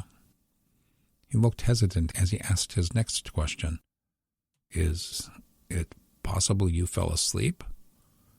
Karen let out an enormous sigh. The worried look on her face amplified. I don't think so, but I guess it could be possible. Plus, even with the NODs, it's nearly impossible to make out detail at that kind of distance at night. True, her uncle concurred. In the end, it just doesn't matter, Care Bear, he said with reassurance, squeezing her hand. It's just, I just wish Granger and Tracy were here to deal with all this, she admitted with another sigh. Nobody would be talking about them behind their backs. And that's happening to you? He asked, voice picking up in volume a bit. I don't know. Maybe. Karen, dear, I don't know most of these folks very well. They seem pretty solid on the outside, but none of us can see a man's heart. I trust the Roadrunners. I trust Donna. The rest? Time and their deeds will tell you more about their characters than their words ever will. The sound of more explosions off in the distance caught the attention of both mentor and disciple. Both of them let their heads drift toward the window. That'd be the debris impacting somewhere south of here, Claude said. That's the unforgotten rule in combat. For every action, there are both intended and unintended consequences. You have to be prepared for both. He reached up and pulled his niece's tear-streaked cheek and face, still aimed at the window, to look at him. That's true for most of life's problems. USS James L. Honeycutt, SSGN 93. The Honey held 2 knots of speed, the bare minimum that Commanding Officer Brody Woodward insisted on for the unprecedented evolution. The last thing that he or the SEALs outside the sub needed was for the dead El Paso to drift into them. Forward momentum was a must, and though 2 knots was slow, the intricate piece of this part of the operation was going to take at least a couple of hours. The divers would effectively need to swim 4 nautical miles in open ocean to keep up with the subs while performing the tasks. Chief of the boat, Darren Jorgensen, was in the Tactical Operations Center watching them work on the submarine's external cameras. The vast majority of submarines did not keep cameras on the outside. Their missions just didn't require it. But this submarine had been designed to deploy divers, not just special operations forces, but technicians along ocean floors for the installation and recovery of spy equipment. This occurred in foreign harbors, near enemy naval bases, and other strategic locations. The average American would never believe the risks taken, and where, by the crews of intelligence-gathering subs. And every president since the start of the Cold War prayed they weren't the politician on duty the day one of these subs was caught in the act. It's bad enough we're towing this wounded pig, Darren thought, but the proximity of the Illinois in all this ups the chance for Murphy to screw with us incredibly. The Virginia-class submarine was dangerously close to the Honey's starboard side, trying to maintain the same 2 knots. The 2 subs were far faster than their older Los Angeles-class cousins. They had places to be as quickly as possible in the coming raid on the ocean-bound horde en route from China, and like the Honey, the Illinois needed gear attached outside the sight of satellites. That left the SEALs, led by Lieutenant Cusimano and the visiting DevGru SEAL Commander Yanda, to perform the installs. They'd departed a full day ahead of the surface ships and the other 2 attack subs. Darren saw the divers deflating the airbags that had been installed on the various pieces of cable and equipment for neutral buoyancy.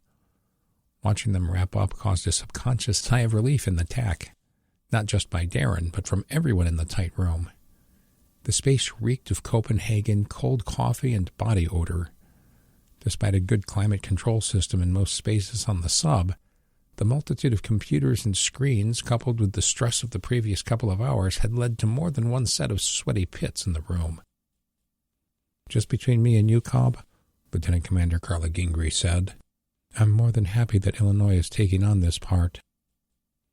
"Me too, ma'am," Darren agreed as he followed his XO back out of the space.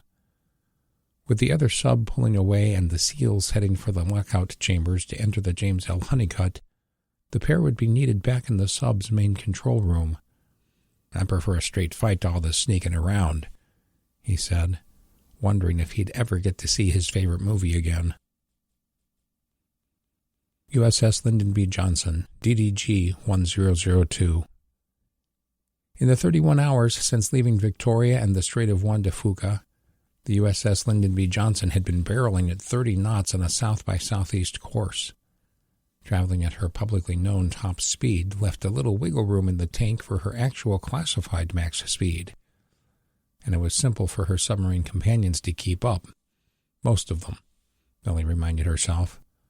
She'd even managed to catch 4 hours of sleep, once again having a foreboding dream of her disappearing husband. She chalked it up to the worry of the unknown. All but one of her children were adults and living their own lives in Virginia, where she'd spent the bulk of her career. Before she deployed in the Pacific several weeks earlier, her husband Don had taken the teenager back to his folks' place near Traverse City, Michigan. Knowing they were deep into the upper Midwest brought Millie a small amount of comfort. She sat in her captain's chair to the right of the state-of-the-art bridge, reading the mission package for an 8th time under the light of a dim red reading lamp attached to the bulkhead. She could see all of the 8 42-inch plasma screens that were displayed in a semicircular arch around the main bridge console. That console housed the chairs for 2 operators, surrounded by a bank of smaller displays, keyboards, and other controls. Unlike older Navy ships, this new design drove via joystick. Called fly-by-wire, it was rapidly responding digital technology. Millie stood and stretched a bit, switching off the red LED lamp and leaning toward a window. Cupping her eyes with her hands, she tried to look out at the ocean and night sky. Both were so black there was no way of telling where one ended with the other's beginning. "Dear Lord, please keep the moon at bay for us. Please." "Captain to CIC," she heard her operations officer's voice say over a speaker mounted in the bridge's overhead. Millie gave up her scan for the horizon and departed the bridge, heading to the ship's combat brain. Got any news, Dennis? She asked Lieutenant Commander Bates. 2 submarines have signaled the fleet that 2 Chinese submerged contacts fit the profile of those that hijacked the Russians, he said. Here. Dennis pointed at a horizontal touchscreen that was built into the top of a belly-high counter. The area was a mere 640 miles north-northwest of Southern California. They're sure? Millie asked. Yuan class? Yes, ma'am. Report says the sound signatures match the ships in the intel package. Every submarine had its own unique characteristics that made it identifiable to a computer and highly trained sonar operator. Reactor plant cooling machinery, propellers, and the sounds of taking in or expelling water from the ballast tanks all played tattletale on a sub's identity. One primary mission of attack submarines was to tail and record other submarines to capture such data. They could then program the fleet computers to positively identify other submarines. And a major goal of navies was to make their own submarines so quiet that there were little of their own noises to be recorded in return. Millie let out a sigh. Dang it, she thought. I must admit, Commander, I was really hoping we could skip this part. I'll have the bridge plot us a course to approach this grid from due north. Shouldn't we slow down some, ma'am? He asked, confused. Try to at least make them work to find us? That's the real humdinger, Dennis, Millie said. We want them to find us. Over southeast Kansas. How many night landings have you done?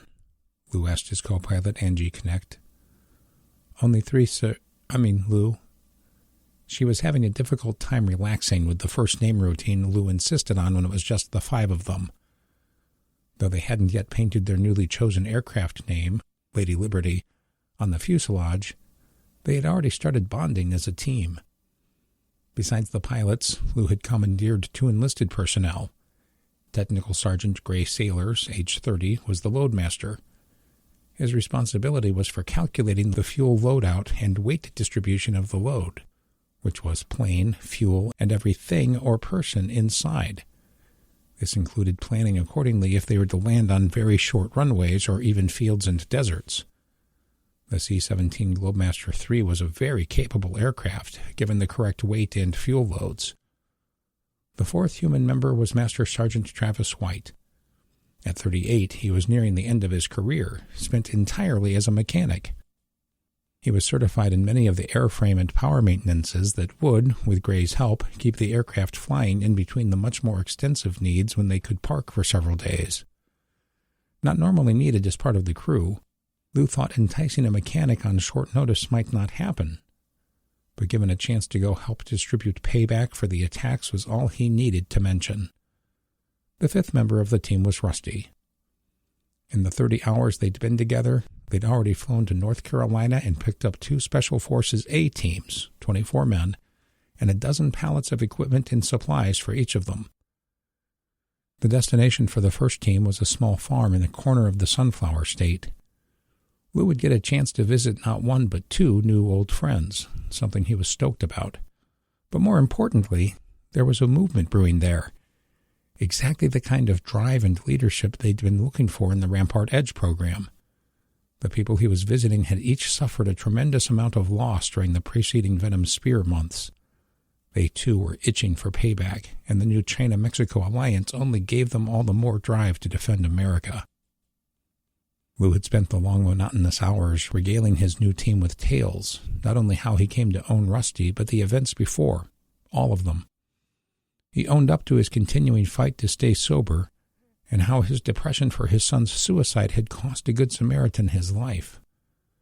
He told them he and Brandon were literally right there as the cartel carpet-bombed El Paso's City Hall and other buildings with drones.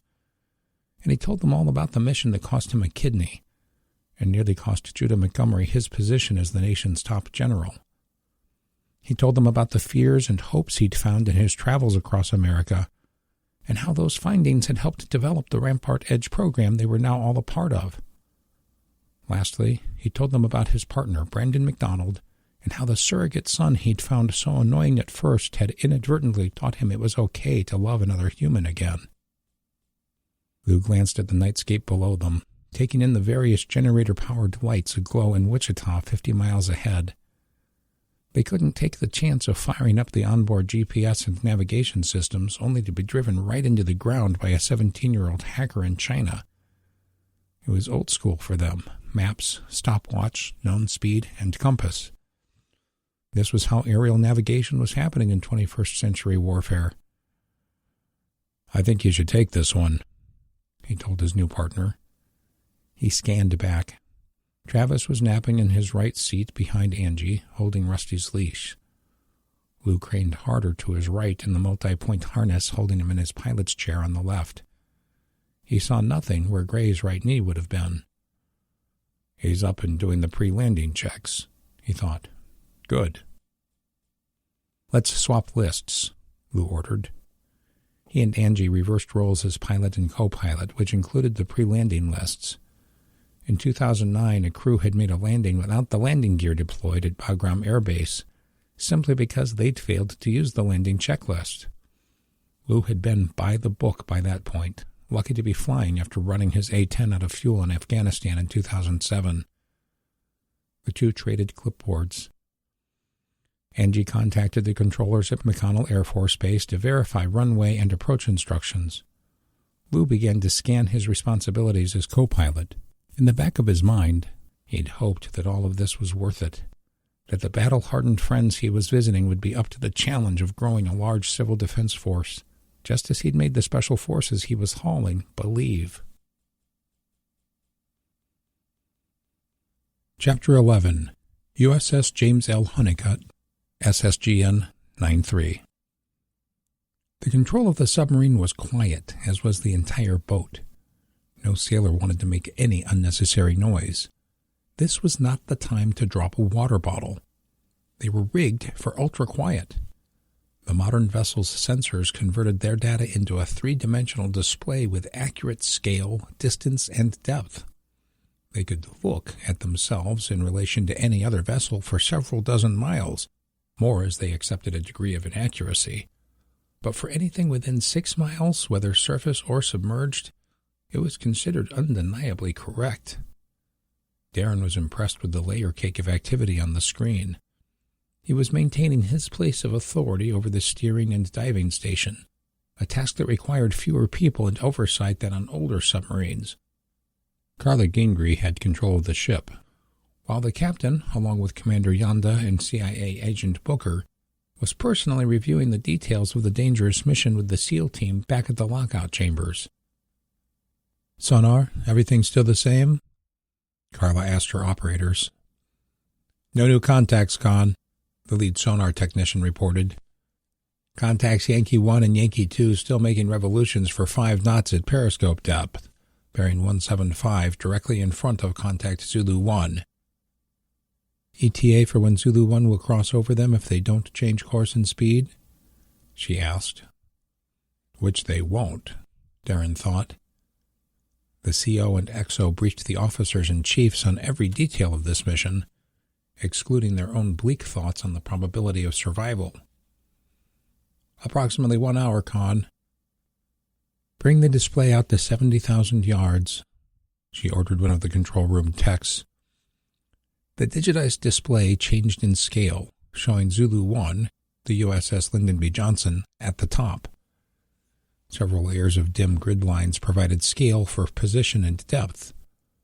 The 2 Chinese submarines were indeed directly ahead of LBJ's course. Just like the CIA said, Darren thought with a slight cough.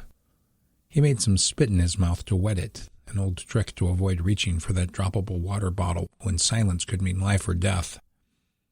These clowns are really going to try and take her down like they did the Russians. The other piece of intel the sensors were displaying, the part that the Chinese obviously didn't know based on their lack of panicked activity, was the Honey 1 kilometer behind and below them by an additional depth of 150 feet. They were traveling 7 knots and trying to time it so that they would slow down to match speed as they crossed under the Chinese when they began their diver operations. Subs that were hovering at slow speed, especially older subs like the adversaries above them, needed to constantly adjust the list and trim of the ship to keep the required depth and attitude, The sonar operators were growing sleepy, listening to the ships above them continuously filling and emptying smaller tanks located in the front, middle, and central areas of the vessels. The thing that worried the Americans the most was those ships not being on their game and drifting down in depth enough to hit their own conning tower. The SEALs were about to deploy themselves out of the ship, ready to plant explosives on the steering surfaces and seawater valves on the enemy U-boats. Torpedoes made noise, and that gave the Chinese an opportunity to radio details of the attacking Americans' location to their satellites. The planted explosives, on the other hand, would detonate on a timed delay. Even if the hulls weren't breached, the damage to the valves behind the screens would invariably mean uncontrolled flooding. The damage to the dive planes and rudders would mean they had no way to control their direction or even their descent. The subs would sink themselves slowly until reaching a depth in the cold black nothingness that was too much, imploding them like a beer can. It's kind of a cold-hearted SOB thing to do to other subsailors, Darren thought. But a split second later, he remembered how many Americans had died in recent days, and any empathy evaporated. Lastly, the SEALs were being tasked with following their Chinese counterparts up to the surface. The LBJ was briefed and supposedly ready for the intruders, but Commander Yanda wasn't going to take any chances. 32 highly trained Chinese special forces might just be too much for the regular sailors to handle. Over Darren's career, he'd heard rumors of some of the daring and unbelievable operations of submarines in the Cold War years. He knew that what they were doing would go down as legendary in the annals of the U.S. Subsailors' Close-Mouthed Club. If we survived to tell the tale, he remembered. Acme Ranch, southeast of Tucson, Arizona. The sound of the explosion caused everyone in the bunkhouse to fall or jump out of bed. It was pitch black except for the security lights of the Army base camp nearby slicing through the high windows. "What the hell was that?" Pedro was the first to yell. "Who's on watch?" an exhausted Karen wondered as she turned on the little portable radio. After it beeped to indicate it was powered up, she caught a report already in progress. Bob must have already hopped out of his rack, she realized. He'd taken to sleeping on a bunk in the CP until he was confident some of the teenagers and Donna could finally handle all the radio, mapping, logbook, and relay responsibilities. Really bright flares slowly drifting down. Fred Bowers, Karen realized, not Bob. She looked down into the dark of the bunkhouse and could see Pam just starting to rouse herself from her slumber. Fred's next words were interrupted by the staccato sound of automatic machine gun fire, both on the radio and drifting in through the walls. "Hold on," he yelled into the radio. "I don't know what they're shooting at, but they're really lighting something up about a mile to the southwest." Bob took advantage of Fred's slight break in transmission to start peppering him with questions. "Everyone, get your packs and rifles and get to your positions," Karen called out as someone finally brought an LED lantern up to a usable level of lighting. Bodies were starting to scurry. Karen was still in her one set of tan cargo pants. She slipped into her boots and grabbed her rifle, coat, and pack. She arrived at the bunkhouse door just behind Pedro. The others were still scrambling. The two prospective roadrunners both ran down the southerly trail toward the main barn. Pedro kept going as Karen peeled off on the arterial trail to the below-grade greenhouse project. She passed it and hopped into a 2-foot-deep foxhole, reinforced with a 2-foot-high berm that faced south and east. She unslung the rifle and propped it up on the berm. Doffing the pack, she reached into the top pocket and pulled out a small pair of cheap binoculars. She started scanning for the bright glow to the southwest. "Must be some kind of parachute flare," she thought as she watched a pair of mortar-launched white phosphorus flares slowly drift back to Earth under small parachutes. They finally passed behind the crest of the hilltop, which was muffling the gunfire from the Army's perimeter security farthest to the south. She turned her attention to their small city, barely able to see past the lights that pointed out in all directions, including back at the main ranch. The long shadows and bright lights made for an eerie and stressful sight, even as the sounds of gunfire slowly dissipated to nothing. About 20 minutes later, her radio earpiece crackled to life. Care Bear, CP, you copy? I hear you, She caught herself before fully saying Bob's name. Sorry. He ignored it. I've been given a sit rep from our guests. Things are stable. Damn, she thought as Bob went silent. Deep inside, she wished he'd have advised her about what to do next. But they expect me to make a decision, she fretted. Okay, everyone but the OP fall back to the command post, she announced. Karen put her pack on and grabbed her rifle. She walked back at a normal pace, scanning in all directions. When she'd finally made it to the garage entry near the main house's front, she saw a small group collecting.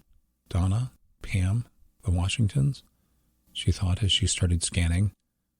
Pedro was just behind her, and she saw Daniel Monitor coming off the trail next to the backyard pool from the direction of the west trail to the OP. Looks like about everyone? She asked Bob as she walked up.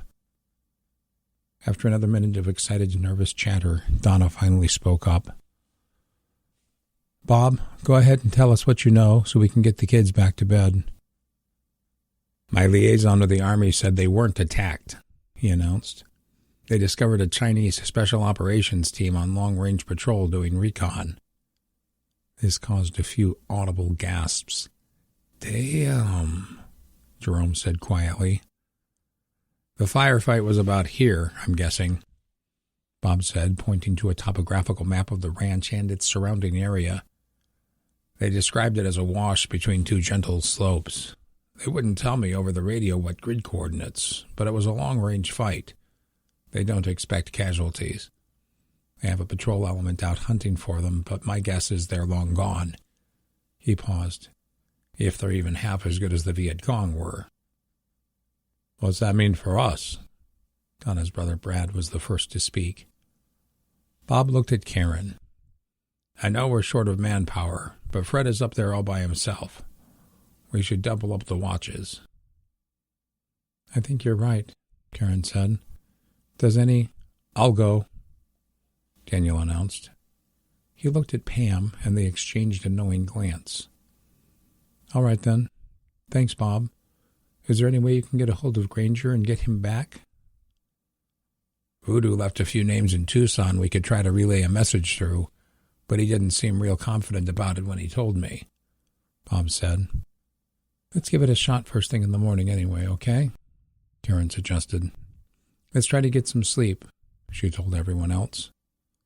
Over the next 2 minutes, the group broke apart and drifted back into the house or toward the bunkhouse. Brad gave Daniel a ride up the hill on the quad for him to finish the night watch with Fred Bowers. Karen passed the large trees opposite the driveway parking area and headed for the cowboy bunkhouse, seeing Pedro waiting for her by the corner of a horse fence. Did you see what I saw when we were all getting up and getting boots on? He asked as he started walking next to her. Shadows, Karen thought. A lantern. I guess not, she admitted. I thought we did okay.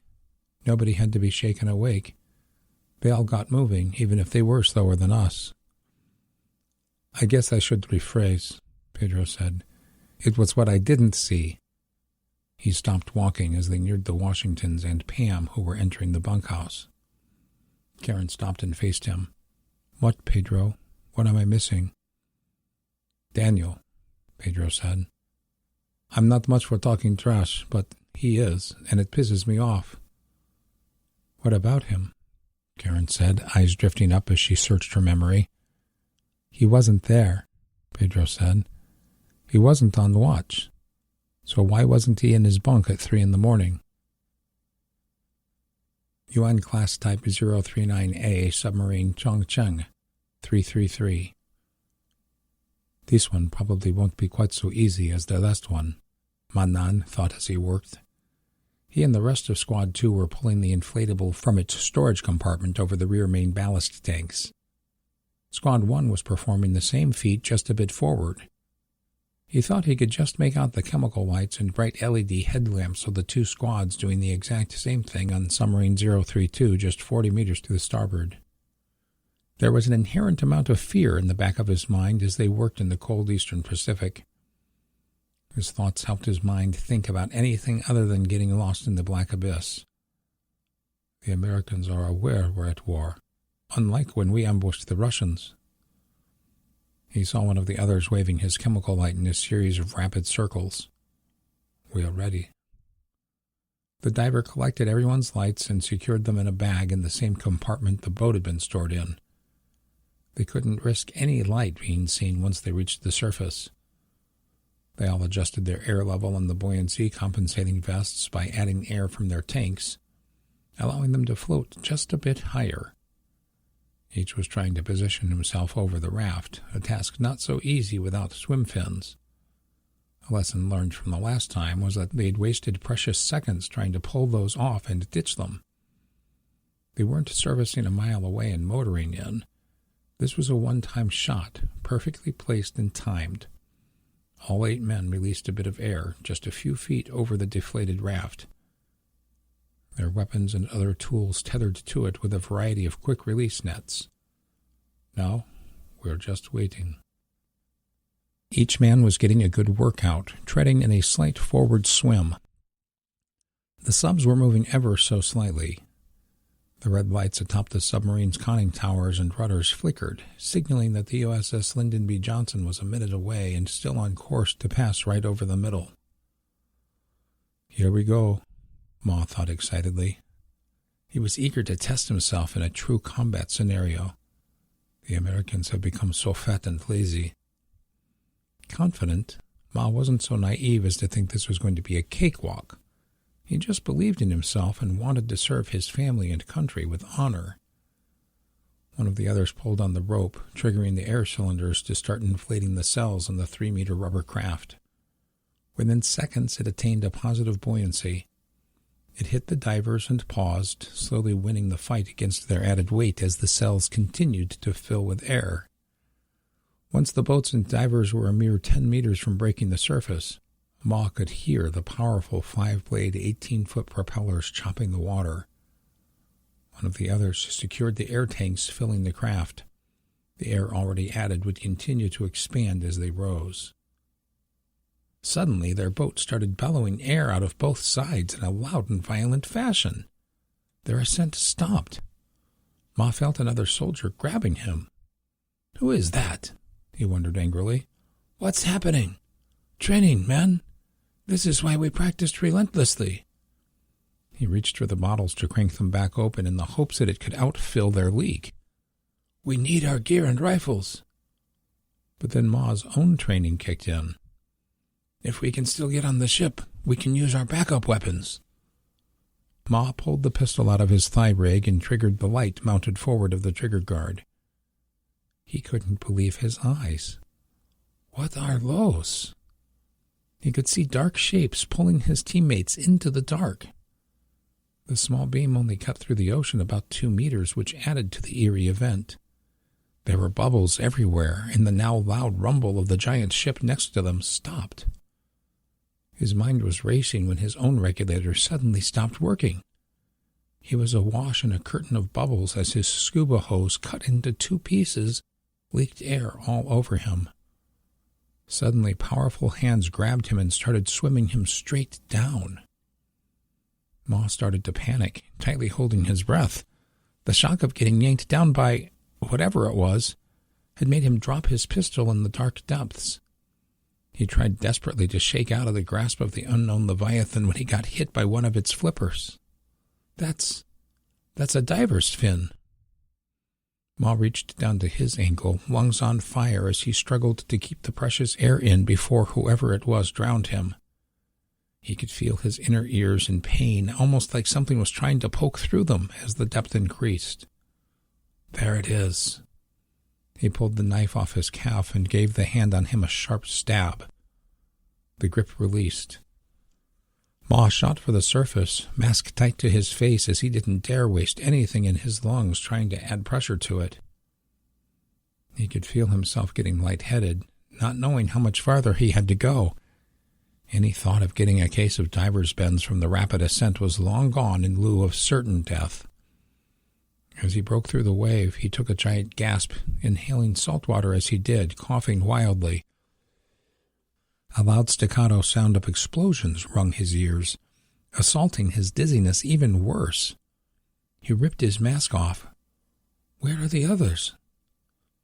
Expecting a firefight, he saw only a one-sided slaughter as the 50 caliber machine guns sticking through the open access covers on the very slick side hull of the USS Lyndon B. Johnson were filling the area of Squad 1's raft with hundreds of rounds of 619 grain bullets. Every fifth round was a tracer, giving off a burning red metal and oxidizer that gave the scene an even more ominous gloom. Still gasping, Ma couldn't even scream in horror. The machine gun fire covered the sound of the small boat, a larger rigid-hull inflatable that had deployed straight out of the back of the American warship. "Halt!" he suddenly heard behind him. Spinning around in the water, a spotlight came on and blinded him. Ma took a few deep breaths. "Never, you capitalist whore," he thought with a scowl. "A couple of good deep breaths and I'll try to get down to." Ma never heard the butt stroke from the American SEAL treading water behind him. And had he realized he would become the first prisoner of war in World War III, he might have thought twice about shooting for the surface. Chapter 12. Chanute, Kansas. The old gray Huey helicopter passed over the small prairie town with the same loud thwopping noise Americans had come to associate with it when watching Vietnam movies. The single-rotor two-blade UH-1N utility chopper was still proving a workhorse while the men and women who first flew it were now moving behind walkers and sharing war stories in veteran retirement homes. Unlike in the Vietnam movies, the preferred mode of travel in the unair-conditioned beasts was with the sliding doors closed, especially in winter. Those didn't prevent Lou from glancing below as they began a loop around the town. He looked forward, able to see the small map clipped to a flat board strapped on top of the right seat pilot's thigh. The man was scanning it, looking back and forth at the map and down at the ground through the Helos plexiglass windows by his feet. Almost there, Lou silently mouthed to Angie, immediately to his right. They were in the center of a four-person bench that faced forward. Outside of them were the officer and senior NCO from the first A-team they were deploying. The craft's crew chief and assistant airman occupied the sideways-oriented seats on the sides behind their center bay bench. Though they were all wearing bulky headsets for communication, the loud rumble of the twin engines reverberated through the body, including the tiny bones of the inner ear, making listening to speech a chore at best. Angie nodded in understanding, leaning into Lou unintentionally as they banked and descended south of the main town. They paralleled South Santa Fe Avenue for just a few moments before banking once more and settling in a field between a pond and Toto's Revenge, a local nursery.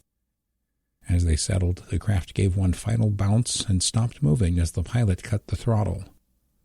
The engines powered down slowly, and the pair of crew members pulled levers and slid the two side doors to the rear. Lou, Angie, and the two Special Forces soldiers all got out of the craft, subconsciously crouching their necks just a bit as they walked away. Lou was the last to catch up, his cane getting stuck in the cold Kansas mud. Glad Rusty stayed back with the guys, he thought, not relishing the thought of trying to keep his pal clean during the coming days. "Want to try the house first?" Captain Junyong Don Ho asked Lou. The crew made their way the 400 feet through the winter-dead grass toward a well-maintained home that was between them and the nursery. "Looks like we've got company already," his Army comrade said. Sergeant Major Rowan Byrnes was the senior sergeant in their ODA, or Operational Detachment Alpha Special Forces team. He used his eyes and a slight nod to point toward a young man and woman approaching the group from the field farther south to their left, behind a fertilizer business. They wore a mix of hunting clothing and had small packs with rifles slung across their chests. Lou looked south and a smile turned itself up slightly at the corners of his mouth. As he turned his head back toward his Army comrades, he noticed a few adults coming around the house to their west, obviously curious about the helicopter that landed in their field. He thought he recognized a figure in that group as well. I think we've found the right place," he said as they continued to move toward the house at Lou's pace. As they approached the group standing on the back patio, Lou heard a woman's voice cry out in pleased surprise. "Lou?" Rosie Ortiz questioned as she started moving toward her forever buddy. "Lou!" she screamed, her walk turning into a sprint. "Hi, Rosie." Lou smiled as he braced himself for impact. Rosie moved right into his open arms and embraced him around his neck, feeling her savior's embrace around her low back. The former undercover cop kissed him on his right cheek twice and began squeezing him again. The pair in the field to the south started jogging over as the rest of the patio group moved out into the grass with puzzled smiles. There were 4 adults, including one that made Lou do a double take as Rosie finally released her grasp. "Morris?" he asked, knowing his eyes were deceiving him. "Marvin," the young man said casually. "The bum you're looking for is right there," he joked as he pointed. Lou turned a bit and finally recognized the man he'd befriended on a bus ride many weeks earlier. "I'm his brother." Lou looked back at Marvin. "In the Army, right?" he asked as he recalled the lengthy conversation. A perplexed look crossed Marvin's face. I was. My end-of-service date passed, but when I made it back from Korea, they told me to take some leave and report back. Then the attacks started, the power went out. I'm still figuring out what to do next." Morris Dugan and Jordan Croft, his college friend, finally made it to the group, with the accelerated breathing of someone who just jogged for a minute. His smile, a rare commodity in recent weeks, spoke volumes. "Good to see you, Lou." The young, good-looking man gave the colonel a quick bro hug. He shook his head in mild confusion. What brings you all out here?" Here was a small piece of land in the southeast corner of Kansas, just south of the area's Walmart and on the edge of a small town of 8,000 people. That was over half the entire county population. To say they were in the sticks was not an understatement. Morris's parents had come from their Roland Park neighborhood to his aunt's house to escape the rapidly deteriorating condition in the Kansas City metroplex. "We'll get to that," Lou said. Rosie grabbed his head and gave him yet another kiss on the other cheek. Introductions started as Lou finally met Marvin's parents, LaTanya and John. "I see you and your sister are doing okay," Lou directed at Rosie. Weeks earlier, when she was done with a debriefing with the Texas Rangers and federal government about her cartel undercover work, she and Angel needed the place to set up a new life for their own safety. Rosie's developmentally challenged sister needed full-time care. Rather than an obvious facility that would make finding them much simpler for the cartel, Lou had suggested another idea. With one phone call, the Dugans and John's sister had lovingly opened their country home to a pair of strangers. "We're very blessed to be here," she replied. "Bea and I have been out here a while," Morris said. "We're cold. Let's move this inside," he suggested. The huddle loosened a bit as people started moving toward the house. "Might I suggest the greenhouse?" Janet Pearson asked. The widow was Morris's aunt and owned the property and business. "There's not much for customers in there and plenty of space." A few minutes later, they were all settling into a mixed match of folding and camping chairs under the fiberglass roof of the large nursery's rear area. A few more minutes of small talk finally gave way to Lou being put on the spot for what was at play. "I'll start with saying once more how sorry I am that you and your friends were affected by the unfolding of Operation Venom's Spear," Lou said. Morris looked down as his usual anger and depression, which had been on reprieve since the helicopter landed, returned. Lou could literally see Morris's stature deflate at the shoulders. Next to him, the younger Jordan's face turned to ice-cold stone. The violent deaths of their friends nicknamed That Nub and Goldie were still very raw to think about for the youths. The rest of their college paintball team had drifted back to their hometowns in the wake of the university finally shutting down indefinitely. "And in our couple of conversations since then," Lou stated, trying to be ginger with his wording, "you mentioned putting together a security team here in town?" Morris looked back up as his mother declared passionately, "Against my strongest objections, he sure did." "Ma," Morris's brother Marvin said, trying to calm her down by grabbing her hand. She continued her rant. "Don't you people know when to let these kids alone? Leave 'em be." "Mom," Morris said, "please." "I feel you, Mrs. Dugan," Lou said, thinking of his deceased son Terence. "But your son has a talent for organizing, and these men," Lou motioned toward the respectfully quiet soldiers sitting in the circle of chairs, "represent just two of an entire team here to help you all stand up an actual civil defense force." A team?" Morris asked, and a look of understanding crossed his brother's face. The soldier was a member of the Army's 46th Transportation Company and had already guessed that the camo-clad men in attendance were special forces. "An A-team, to be more specific," Lou said. "Captain Ho, why don't you tell these folks what all you do?" Lou motioned for Morris and Angie to follow him as he stood. He led them up the main aisle of the nursery. "Colonel?" Angie asked, slightly perplexed by the sidebar conversation. "You need to learn just what it is I do besides fly, Lieutenant," he said, "just in case." "I don't know what you expect, Lou," Morris admitted. "We're just a family trying to get by, led by a cop with PTSD and 2 college airsoft players." "What have you accomplished here in Chanute?" Lou asked. Jordan and I had joined a local gun club to keep up on skills. We kind of bring that average age of those members down to about 40. He joked with a slight grin. But once Marvin arrived and they found out he's active duty, it kind of opened them up to us a bit. They don't have too many folks that look like me and him around here. The half-black man smirked. But we've been meeting up with a bunch of them a couple of times per week. Even though he ain't infantry, Marvin knows enough Army stuff to teach these fuds a thing or two. "That's my point, Morris," Lou said. "Wherever you go, people flock to you. You have a certain charm with your mottled looks." Lou smiled as Morris squirmed uncomfortably.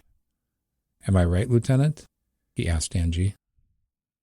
"I'm overwhelmed with passion, sir," she said with flat, monotonous humor, which made Morris laugh out loud as they strolled. All right, I feel you," Morris admitted. "But why the operators?" he asked in reference to Lou's companions. "Is what they do, son. There's 10 more of them on their way here right now." "What?" Morris asked, surprised and instantly worried about what his mother would say. "They're outfitted with a lot of gear, my friend," Lou said.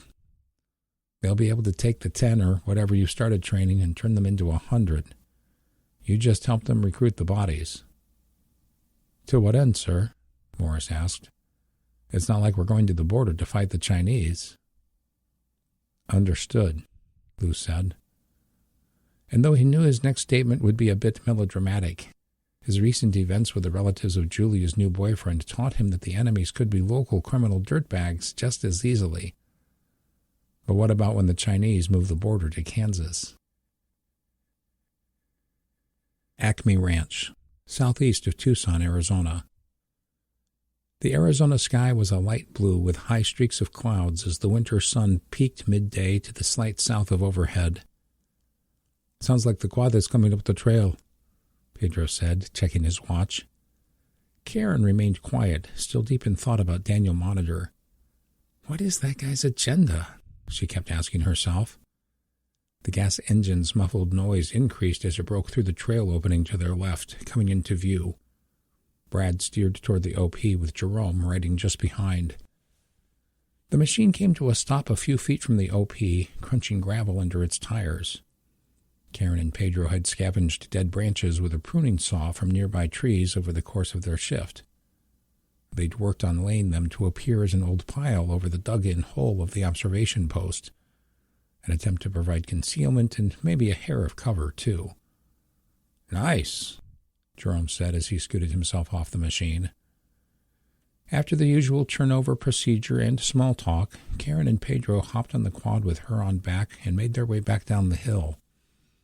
She felt a pit building in her stomach, as she was finally going to get a chance to talk to Daniel about his mysterious absence in the middle of the night prior.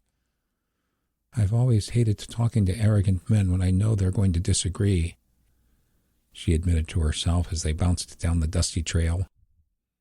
Upon arriving at the ranch proper, they made a detour toward the shop to top off the quad with fuel from the 1,000-gallon crank-operated gas tank.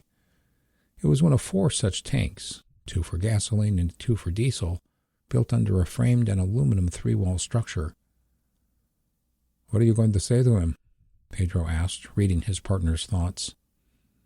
"Still thinking about that," she admitted. Over the preceding 6 hours, she'd let Pedro in on some of her history of abuse and how it had affected her esteem over the years, why it fueled her workouts and made her want to become a fitness coach. She held the nozzle in the machine's fuel tank as Pedro cranked. "Good," she said when the fuel was near the top. 4 minutes later, the pair were parking near the main garage. Karen walked off and, after greeting Bob and 2 of the teenagers, headed into the house. She found Robin Washington and Donna conducting reading lessons with some of the younger children in the living room. "Do either of you know where Daniel is?" she asked. "I think he said he was working on the sunken greenhouse," Donna said. She stood up to follow Karen to the front entry, following the security leader out of the house. "Listen, Karen," Donna said. Karen stopped and turned. "We need to talk sometime, too. I've been hearing some things." "Me too," Karen said with just an air of rudeness that she didn't intend. "In a bit. I need to find Daniel first." She spun back around and started across the ranch. "I need to rip this Band-Aid off," she thought. Leaving her host speechless, Karen marched at a determined pace past the main corral, down the southerly trail, and found herself at the greenhouse a pair of minutes later. "Daniel!" she called out as she approached, seeing his figure moving around inside the structure through the semi-transparent corrugated fiberglass roof panels. A moment later, he strolled up the few earthen and rock steps to ground level. "Hi, Karen," he said with a certain biting air in his tone. "Hey," she started. "I'm not sure how to approach this, but—" "Hold on," he said, coldly hijacking control of the conversation. "I've tried being nice to you." Karen found herself on the defensive, which made her angry. "You damn smug prick," she thought. "What makes you—" Even her thoughts were being cut off rudely as Daniel pushed his aggressive stance. "First, you totally freak out coming back from the hospital." "What?" Karen almost yelled. "And then you grabbed my crotch back at the cave." Karen was seeing red, at a loss for composing a complete thought. "You lying mother—" "And you let the cattle get stolen," Daniel continued, getting slightly louder each time he cut her off. "I'm sorry," he said as he de-escalated his voice and broke out his snakish grin. "I finally had to say something to Donna this morning." "You what?" Karen screamed. "And she told me things have been disappearing, too," he calmly continued. "It seems there's a thief skulking about." "Yeah, and it's you!" Karen yelled. "This morning when the missiles shot off, you weren't even in the bunkhouse." "I was dropping a deuce at the outhouse," he countered. "Pam will confirm I'd just left my bunk a bit before that. I dropped my flashlight and it woke her up," he said with a self-satisfied air. "The real question is, why did the cattle get stolen on your watch?" Karen let out an enraged screech and spun around. She stormed further south down the trail toward the ranch's hay barn and beyond. "I need to go cool off," she thought angrily. "What a lying sack of manure."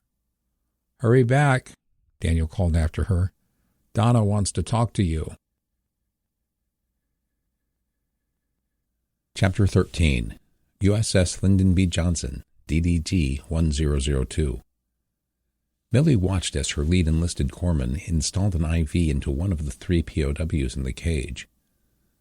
She'd just returned to the hangar from watching a sailor wash blood off the deck with a fire hose. There were 2 prisoners in the other cage that had been welded to the deck and bulkhead, one in each forward corner of the ship's helicopter hangar. "How are they, Senior Chief?" she asked, watching the shivering men deny the offered blankets with the one hand not cuffed to a cage bar. "Core temps are in the low 90s, ma'am," he answered. They're all young and fit. They'll bounce back after these warm fluids. Defiant looks, Millie thought, on most of them. But you would kill me right now if you had the chance, wouldn't you? Let them know that they won't be mistreated, she instructed Master-at-Arms James Jiang Cobra Feng, one of the rescued carrier sailors. Born in Austin to immigrants from Taiwan, Jimmy was an avid rock climber and jiu-jitsu instructor. His father, a professor at the University of Texas, foresaw the need for his children to have at least a working knowledge of Mandarin as they aged. Jimmy spoke it well enough to be an adequate translator and relayed Millie's words. I wonder how this would have played out if the SEALs hadn't sabotaged these guys from below, she wondered. The American Naval Special Warfare operators helped round up the survivors and count bodies. They estimated that there were 7 to 8 men per squad. 8 had been drugged down until they drowned. There were 19 bodies floating, all ripped apart violently by the machine gun fire. The SEALs had found no identifying tags of any kind. The LBJ crew rounded them up and photographed them, both individually and as a group, on the helotech. After, she had the chaplain provide a small prayer.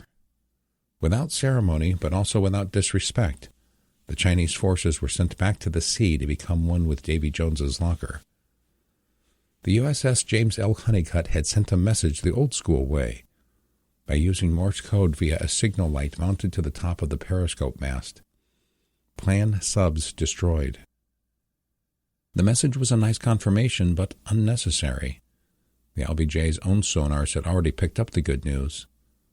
About the same time the ship's boat was helping the American operators scoop up dead bodies, a series of explosions occurred all over both of the enemy U-boats. American sonar operators listened in fascinated horror as the sounds of the enemy subs flooding reached their ears. It had taken a mere 48 minutes for the first one to fill and sink to its crush depth. The other hung on and fought for survival for nearly 91 minutes. After yet more dead silence, Millie quipped, "What'd he say?" triggering a small smirk from the Navy cop. In addition to Jimmy, Millie, and the 3 corpsmen, there were 2 armed guards in the hangar bay. I'll reduce that to 1 after this is settled, Millie decided. The roving security patrol can back up the guard. We need everyone at their stations where we're headed. Acme Ranch, southeast of Tucson, Arizona. Nearly 3 hours after storming down the trail and into a grove of trees near the stream, Karen found herself walking into the bunkhouse. There you are, a concerned Pedro said. He moved toward his watch partner from the table where he was quietly reading an ARRL book on amateur radio principles. He nodded his head toward the door. Karen scanned the room and saw Daniel, Fred, and Pam all in their bunks, trying to get naps taken before their watch started at 1800 hours. She'd set up teams of 2 or 3 people to provide round-the-clock overwatch at the observation post in 6-hour shifts. Her theory was that people would have an easier time on a 6-hour shift versus an 8-hour one. Additionally, she knew nobody wanted to be the person stuck out there all night, every night. She made eye contact with Pedro as he closed the distance toward her. Turning, she let him out of the bunkhouse and started to head toward the main house. Not yet, Pedro said as softly as he could. Follow me. Not fully sure if he was an ally or not, Karen turned and followed Pedro down the main driveway for a slow trek toward the highway. Why all the secrecy? She finally asked. I know Donna wants to talk to me, and I know Daniel has been spreading lies. Then why'd you disappear? Pedro asked. I know the dude is a weasel, but you didn't do yourself any favors. He plucked a piece of tall grass from the pasture and began to chew on it. Donna is starting to buy into his BS. That's a tad disconcerting, Karen said. And you? I've always been a good judge of character, I think, the short Latino man said. My feeling is that he's jealous that he's not in charge, and you're the person in his way. And he's a manipulator, too. He gets off on getting people to do what he tricks them to. He paused for a quick moment, searching for a smooth way to say the rest. But I also think you're being sensitive about him for some reason. You need to defend yourself. Calmly. But still, you have to say something. Before I can back you fully, just tell me, why'd you disappear? Where were you?" Karen studied her acquaintance. Having spent time on watch with him and knowing that Tracy had sponsored him into the ranch group, she knew she was at a point to either trust him or completely lose her mind. "I went to sit in the thicket down south. I was so livid that I got a migraine. I closed my eyes for a few and woke up 90 minutes later." She studied Pedro's face. "I know. Donna's not going to believe that." Pedro saw her tearing up a bit. "Look, we all got things we're dealing with, and now that you've shared some of the abuse you suffered in the past, I can see plain as day that they've undermined your self-confidence. Granger trusts you. So do I. But you need to trust yourself." Karen stopped and turned. She stooped a couple of inches and gave her friend a hug when he faced her, stunning him. "You're right," she agreed. They turned and moved at a slow pace down the long driveway, stopping at the main gate and turning back. She continued to expand on some of her past traumas, which she'd already shared. By the time they'd made it back to the main house, nearly an hour had passed on the slow stroll. Donna stepped off the covered front porch with a serious expression plastered on her face. "You finally ready to talk?" she asked, though Karen doubted there was but one answer. "Yes." She looked at Pedro, who nodded reassurance as he headed back toward the bunkhouse. "I know there's some stuff I need to clear up," she said, preparing to follow the ranch owner back into the house. "I'm sorry I ran off earlier. I'm starting to learn that—" "Donna!" They both heard a familiar voice call out. The two women spun and saw Daniel Monitor passing a very confused Pedro at a quick jog. Walking behind as rapidly as they could keep up were Fred and Pam Bowers. "We found something you should come see," he proclaimed with all the faux confusion of a professional grifter. "We found the stolen goods." Hollywood Bowl, Los Angeles, California. The Stryker vehicles plowed through the trash-strewn street as it turned left up Patmore Way, parting the angry crowd that had been amassing as more military vehicles continued to arrive at the outdoor amphitheater thrice graced by the Beatles. The crowd was being held in place by a combination of Army reservists and California National Guard. A series of trucks and Humvees were forming a mobile gate and fence across the primary drive up the hill. One of them moved as the mine-resistant vehicles approached, allowing them to pass through. A voice on a loudspeaker was barking instructions to the crowd. "Not distributing food at this location." Dozens, if not hundreds, of angry voices could be heard yelling back. "That doesn't sound fun," Lauren Duarte leaned over and said to Alex Swen. They, their Delta Force guide Patrick Lucky Charm McBrogan, and two other similar soldier-civilian teams were crammed into the hot, loud rig, bouncing the final few hundred yards in what had been a slow trek to the Hollywood Hills. Anything less than a convoy of military vehicles carrying belt-fed machine guns on top was quickly becoming a suicide run to make. Though the gangs and cartels had largely gone back to hiding in light of the Venom Spear roundups, they were far from gone, and rapidly being outnumbered by a larger, fearsome group. "Hungry, thirsty people are by far the thing that makes me lose the most sleep," Alex agreed. "There are just too many people here in SoCal." The lines of worry had grown immensely on the young motel owner's face as he worried about how to protect his parents and sister. My lazy brother, he thought. He'd better step up or face the consequence. The loud diesel engine's whine started to decrease in volume as they made another left while slowing, moving at a parking lot speed. After another minute, they stopped. "Thank you," Alex internalized as he dabbed his head with a sweat rag. He'd been fighting the need to puke for most of the trip. They joined the sea of strangers and soldiers moving toward the amphitheater, a ragtag-looking group to say the least. Most civilians were in a combination of dirty jeans and hoodies or outdoor coats. But there was a large variety of other players, too. Characters, Alex thought. They all looked like they're cosplayers. The most common group he saw were those tactical ball ninjas in a variety of camo-patterned trousers and tops. Some sporting their tactical harnesses and gear. Others wore football or hockey gear. Like friggin' Mad Max, Alex almost laughed to himself. Almost. He secretly coveted some form of padded protection for his own shoulders and appendages, jealous that he could not shed the social norms in his mind to not care what others thought. Is that an Indian headdress?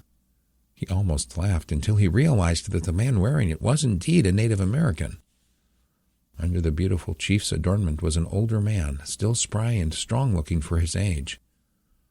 Other than the ceremonial feather crown, which was trailing hawk and eagle feathers down to his lower back, he was wearing a normal coat and faded jungle fatigue pants. Like almost everyone, he was armed with a rifle. As Alex continued to look around, he started to lose his cynicism for those around him. Then one uniquely attired fellow drifted into his line of sight. "Dragon!" he called out, not recalling Daxo Sarkani's actual name. The man in tan pants tucked into combat boots, black turtleneck, and flowing tan trench coat slid through the crowd, his custom AK slung to his back. "Good to see you again," he drawled through his thick Hungarian accent, offering a closed fist to bump. "You too."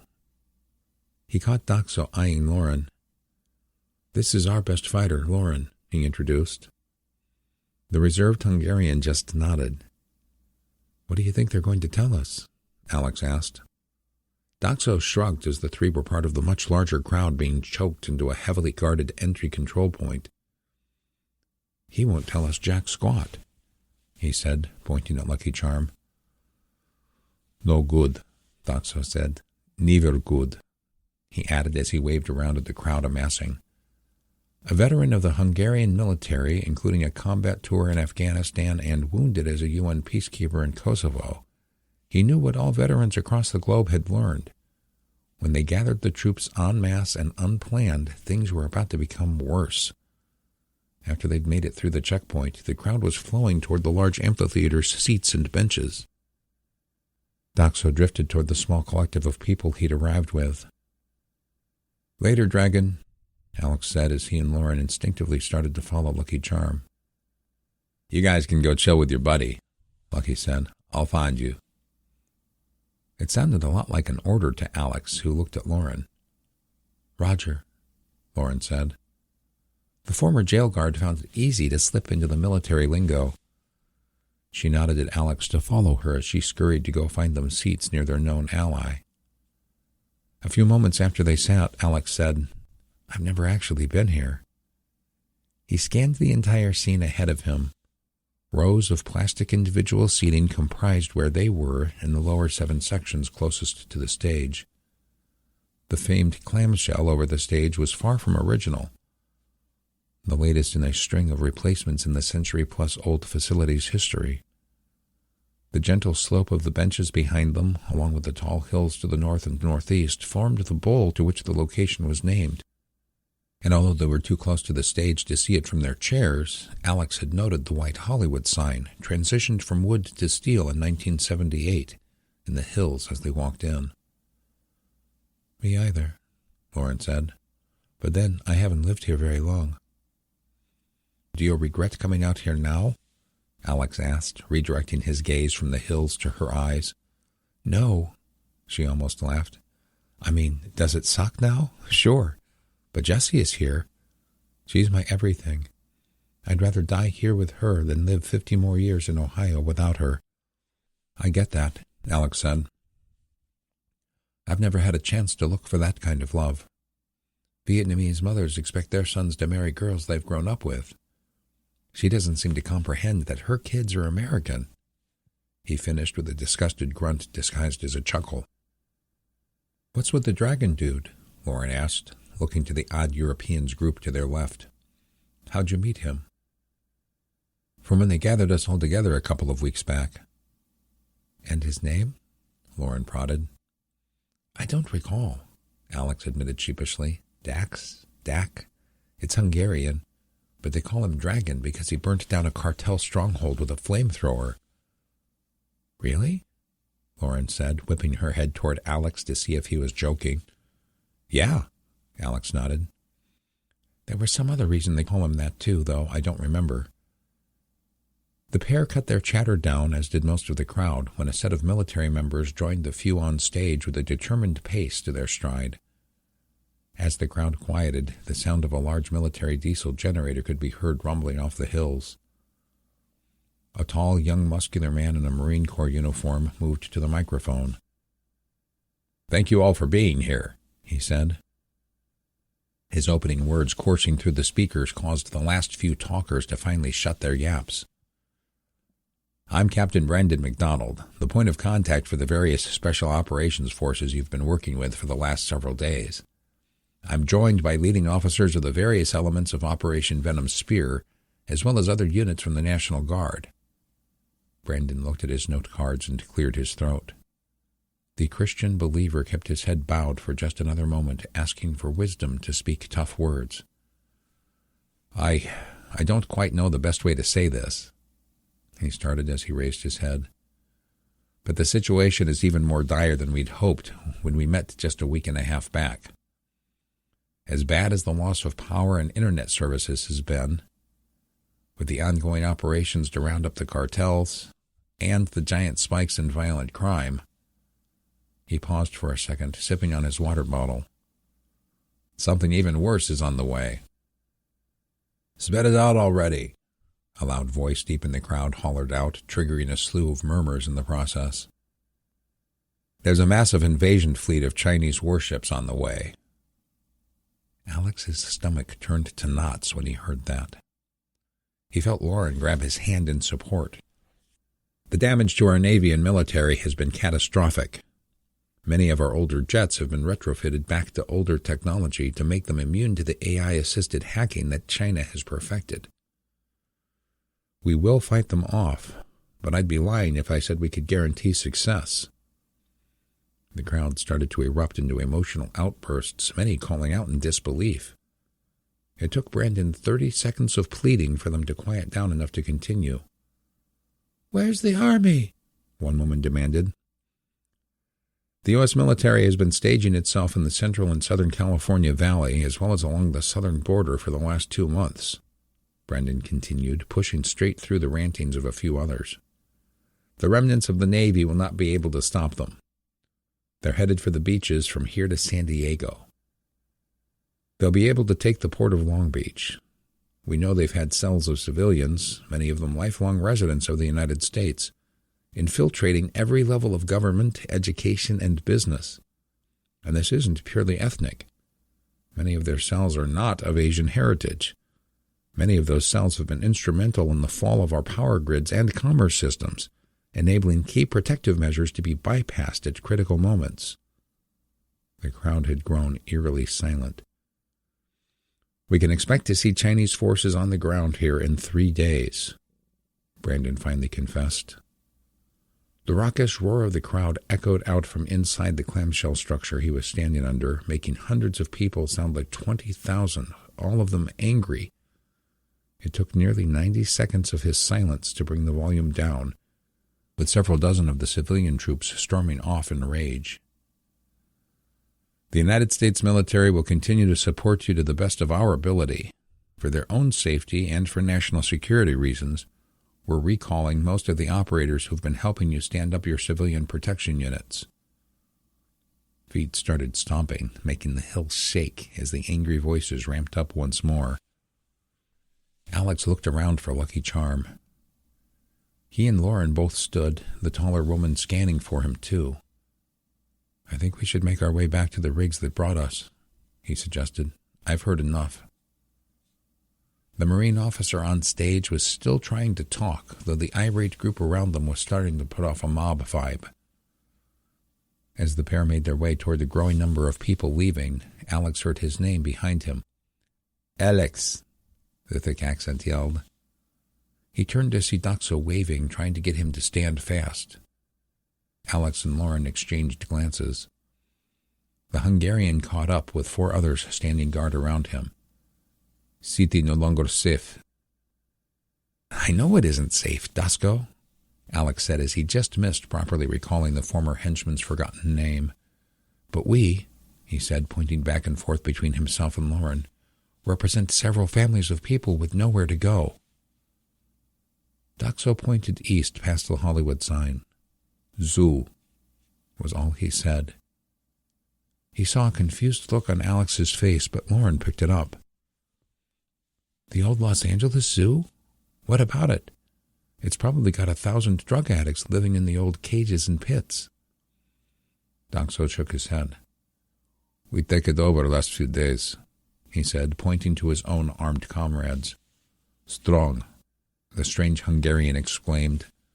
Supplies, he added as he pointed around at the various army members. He moved his hand to his mouth to imply food. Alex looked at Lauren. What do you think? Round up the 15th Street posse and head for the zoo? As Doxo began nodding in affirmation, Lauren said, The old cages and animal traps up there would make great bunkers. Yeah, yes, Doxo said as he leveled his right hand and sliced the air in a cut-off motion, ending the conversation. It is well. Chapter 14. Acme Ranch, southeast of Tucson, Arizona. As the evening sun moved beyond the crest of the nearby hilltop, the growing dusk hid the transitions Karen's facial skin tone was going through. In a matter of seconds, she'd gone from her normal tone to ghost white, finally landing on an angry red, almost resembling the same rosy cheeks and nose of a lifelong drunk. In front of her was the spot she'd woken up just 2 hours earlier, a random tree she'd never been to before. Next to it was a fresh mound of dirt and a large pelican case that was just dragged out of a hole by none other than Daniel Monitor. I was concerned when Karen hadn't come back from storming off very angrily in this direction earlier, Daniel explained. What with the Chinese commandos out here sneaking around and whatnot, I came down here to see if she was safe and found a freshly dug spot. He popped open the waterproof case's hinged lid. Inside were 2 radios, 2 bottles of alcohol, several boxes of ammunition, a pistol, 3 knives, and an assortment of food and cash. Is this where you came from, Karen? He asked in mock shock. Not cool, bro, Pedro defended his partner. Easy, Peter, Daniel said. Sorry, Pedro, he corrected himself. The misnomer had the desired effect of putting Karen's ally in the emotional defensive. We all know you two have a thing. Pedro's jaw nearly hit the dirt. Which really makes me wonder why she came on to me in that cave. He faked a new revelation coming to mind. Oh, yeah, Granger isn't here. You're the one who tried to touch me, Karen screamed at nearly full volume. Donna, you're not... Quiet, Donna called out with authority, like a mom voice on steroids. She rubbed her temples with both hands as a headache started to form. Everyone back to the garage, now, she yelled as she stormed up the trail. The ranch owner fumed over what she knew for sure and what she suspected on the angry march north. When they made it to the converted command post, her tone had calmed little. Bob, Caitlin, go see if Claude can make it down the stairs. What's going on? Bob started, not wanting to move his ailing friend without a significant cause. Just do it, Donna ordered. Please. She looked at Karen. I want the truth. Who did you let come steal our cattle? She barked. USS James L. Honeycutt, SSGN 93. Chief of the boat, Darren Jorgensen, slipped into the tight space where he bunked with 5 other chiefs and senior chiefs. 2 of the other 5 were in the space, and though it was about time for breakfast, he'd been up the previous 40 hours and needed a nap. In recent years, U.S. submarines had returned to operating on true 24-hour days, a shift in the 18-hour doctrine that had dominated the silent service for most of the previous 100 years. As such, the tip tended to run the lights, so they assisted with traditional sleep patterns. Anyone seen my sleep mask? Darren asked, eyes encircled by dark bags, as he scanned all around his feet and in between the tight corners between bunks and the lockers. His 2 peers were also preparing to skip a meal in favor of some rest. Sorry, no, Senior Chief Carlos Alford replied as he was propping up the bunk top. The hard metal lid to the coffin locker, along with the thin mattress on top, swung up on hinges. A simple prop arm could be raised to hold it up at an angle, allowing the user to access the 8-inch deep storage under their sleeping quarters. 3 of these bunks, jokingly called racks by the sailors in ironic reference to medieval stretching devices, were stacked on each side of the small room, tucked between the outward side of 2 missile tubes. Between the 2 racks on the far wall was a stand-up locker unit divided into 6 high school-style lockers for hanging garments. Carlos reached into a specific spot in his coffin locker to find his shower gear. "Any confirmation of the scuttlebutt about Pearl?" he asked. "I think the skipper will address the crew at 0800, Darren said. He opened his standing locker and started moving around items stacked in the bottom below his hanging khaki uniform shirts, still on the hunt for his missing blackout mask. "But yeah," he added with saddened disbelief. There was a well-known culture amongst Navy chiefs that anything said in confidence always stayed between each other. Hawaii is under invasion. The Air Force and Marine fighter squadrons have been putting up a fight, but the military is taking a beating there. "What?" Chief Dean Clark exclaimed in disbelief. "Seriously," Darren warned without raising his voice. "It stays here in the goat locker until the old man speaks." The irony was that Darren was 5 years older than his skipper. The planned destroyers are taking losses, but there's so many of them that sub-squadrons 1 and 7 are taking a beating. Not just at sea, either. The North Carolina was destroyed in dry dock at the shipyard. "And here we are, sneaking around at 18 knots 100 miles off the continent," Carlos practically yelled. The normally subdued nuclear power plant operator was just as tired as Darren. "Not forever," Darren promised. "Get some food, take a shower, and a nap." He scanned the stunned faces of both chiefs. "There are almost 200 ships headed for L.A., and it's up to us and just a few others to stop them." Acme Ranch, southeast of Tucson, Arizona. "What is all this nonsense?" Claude asked through wheezy breaths as he stepped into the garage radio shack from the house. Donna's daughter Caitlin was supporting him from the front, arm poised under his arm and around his back. Behind him, Bob had a hand on both of Claude's hips, trying to feel for any unstable steps with as much notice as possible. Karen wore a wrinkled brow on top of her anger. "If Claude's health tanks because of this, I don't know how I'll react," she thought with buried worry.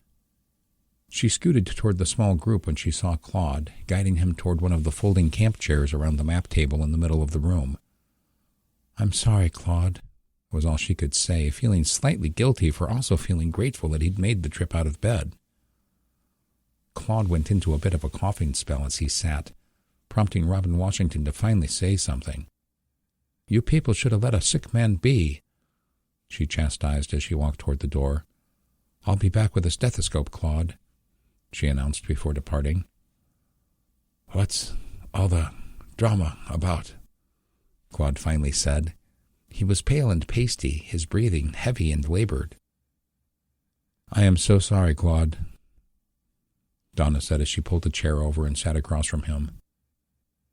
"You were one of my Dave's inner circle," she said.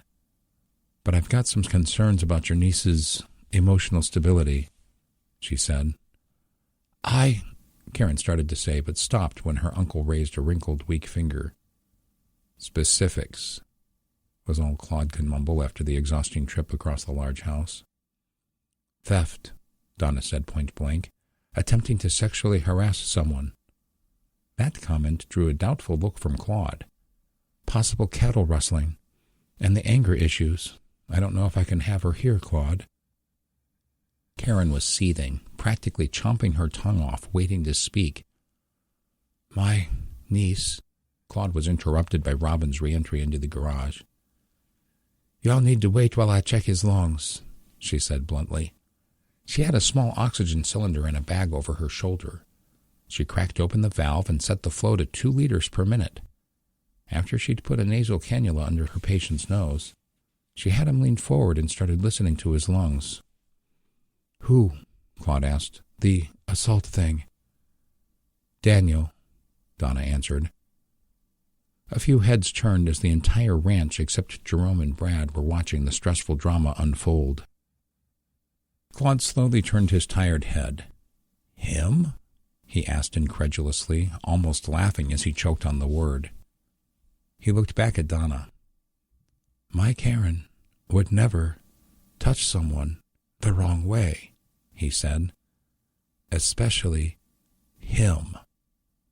The sound of detestation practically dripped off the final word as Claude glared at Daniel, causing the younger man's feet to shift in uncomfortable silence. "Cattle were stolen," Donna explained, "on her watch. The night after, she was the one who supposedly discovered it was happening. I know this is painful to hear, Claude. It's due to my respect for you and your years working with Dave that I brought you down here to hear it all firsthand. And a cache of missing items was just recovered from a spot she was at an hour earlier." Karen couldn't help it. "That's total BS, and you know it, Daniel," she bellowed. "You planted that stuff when we went for a walk," Pedro added. "No, he didn't," Pam Bauer said as she shot Karen a condescending look. "We found it with him." Fred sat silently, mulling over what his wife had said. Claude leaned forward, coughing wildly, which triggered a reaction from Robin. "I think you have pneumonia, honey," she said to Claude. "We need to get you back to bed." An uncomfortable silence started when Claude was done coughing. I can't wait until Granger gets back to help with this," Dinah sighed with exasperation. She looked directly at Karen. "You need to get whatever you brought with you and leave at first light." Chapter 15. Acme Ranch, southeast of Tucson, Arizona. "Claude!" Donna Wolf called at the feeble man as he headed across the house with Karen's assistance, leaning with one arm draped across his niece's shoulders. It was the crack of dawn, and Karen wasn't going to spend another second where the group trusted the wrong person. They were almost at the front door. The original Roadrunner ignored her, under enough duress as it was with his weak and ailing heart. Karen opened the door. "Karen," Donna finally said, "don't be ridiculous." Donna was right on their heels as they traversed across the terracotta tile-covered porch and out into the main parking area where Karen's charcoal-gray Elantra was warming at idle in the chilly dawn air. "Claude, you're not well," Donna voiced once more. The Vietnam vet stood. Using his niece as a support column, he turned to face his buddy's widow. "How far back do we go, Donna?" he asked under fast and shallow breathing, his face ashen. "Blood's thicker." He turned back toward the car and began his descent under Karen's help. Robin Washington came out with a small medical bag, concerned for the man's health. "This ain't right, Claude," she scolded. "You need to get your butt back to bed. And you," she pointed a mom finger at Karen and Donna, "you two should go sit down and talk this fool stuff out before some real damage happens." With that, she pushed her way past the two women and knelt down between the open car door and her patient to check his blood pressure. "Don't worry, Donna," Karen said. "I'll respect your decision. And I tried to get him to stay, but I will not beg him to. We're family." She headed back toward the house to grab Claude's bags of clothing and gear, but stopped short when she heard Donna call out to someone else. "Not you too," she said to Bob, who was hauling his own radio gear and bags from the garage and heading toward the car's trunk. Karen turned from the front door and followed Donna down to the rear of the car. "Bob, what are you doing?" "Claude's my brother, Karen. Not a real one. It's a veteran thing." He looked at Donna with a disappointed but resolute face. "If they go, I go." He set his boxes on the ground since the trunk hadn't been opened yet and headed back toward the garage, Donna in tow. "Wait, Bob. You don't have to go. Who's going to run the command post?" Bob spun around. "Open your eyes, Donna. You've known Claude and me for years, and he's known Karen her whole life. There's no way she's pulling the shenanigans you accused her of. Somebody's done hoodwinked you in a bad way." He headed for the garage once more. Pam Bowers had found her way from taking some of the kids to feed the chickens and fetch eggs just in time to catch the scene. Her husband Fred and Daniel Monitor were up at the observation post. 2 horses could be heard coming up the main trail from the larger barn as Jerome and Brad had been tacking up for an all-day patrol to look for more signs of intrusion.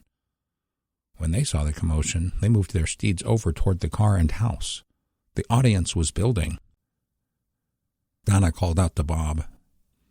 "Have you been able to get hold of Granger yet?"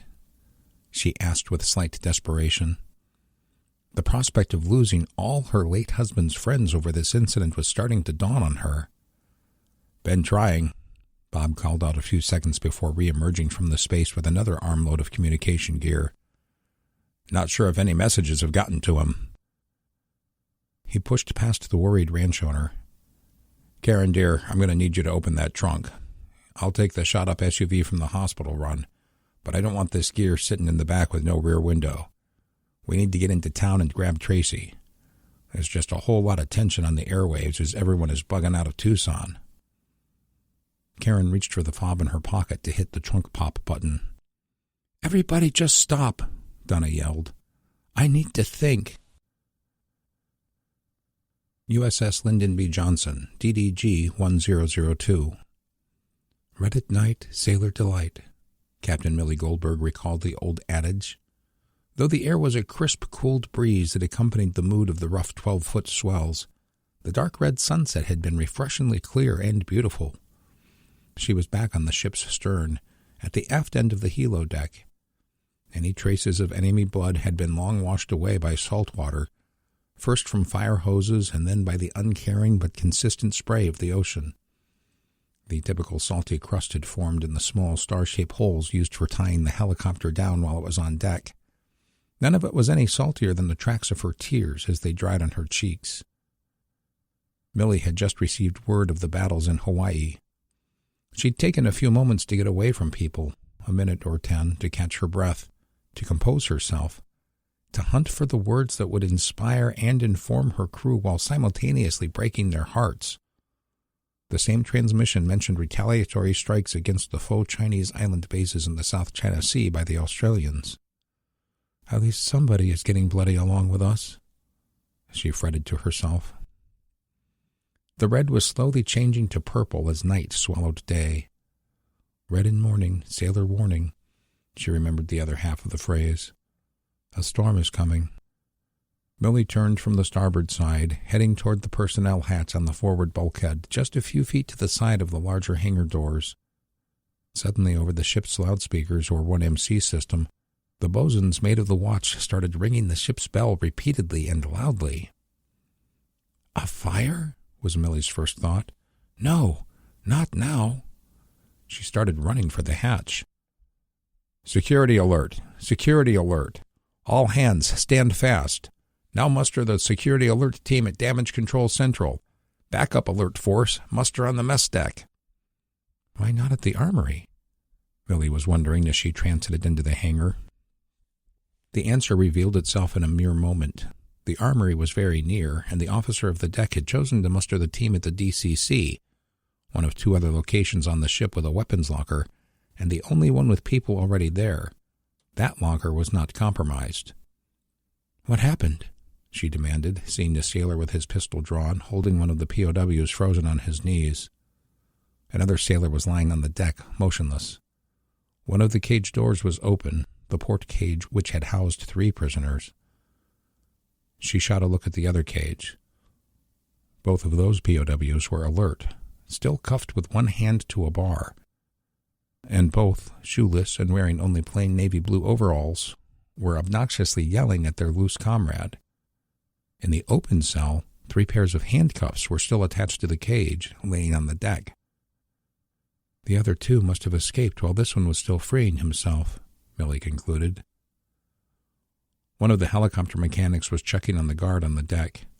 I think his neck is broken," she said in shock.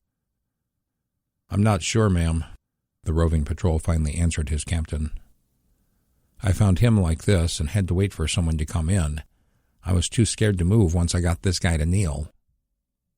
He is dead," the other sailor repeated, her fear getting the best of her.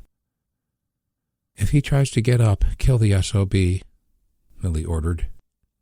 She headed toward the hatch on the forward bulkhead. At that moment, the only sailors that would be moving in the entire ship were those assigned to respond to the threat and their backups heading to muster at the mess deck. The security team would be issued weapons, and the officer in charge would assign teams to investigate the ship in sectors.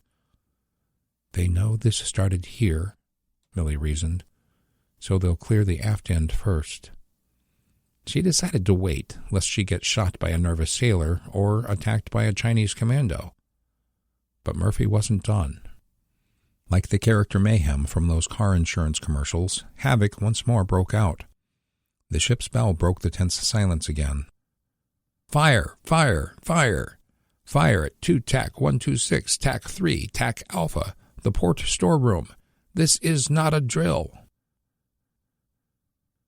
Acme Ranch, southeast of Tucson, Arizona. The quad came skidding to a stop near the west observation post.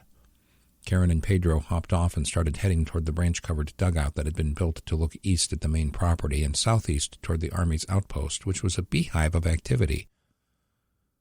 Daniel came out of the hole, while Fred approached from the direction of a slit trench that had been dug a bit to the south to use for relieving the bowels and bladder. "What are you still doing here?" Daniel asked in genuine surprise.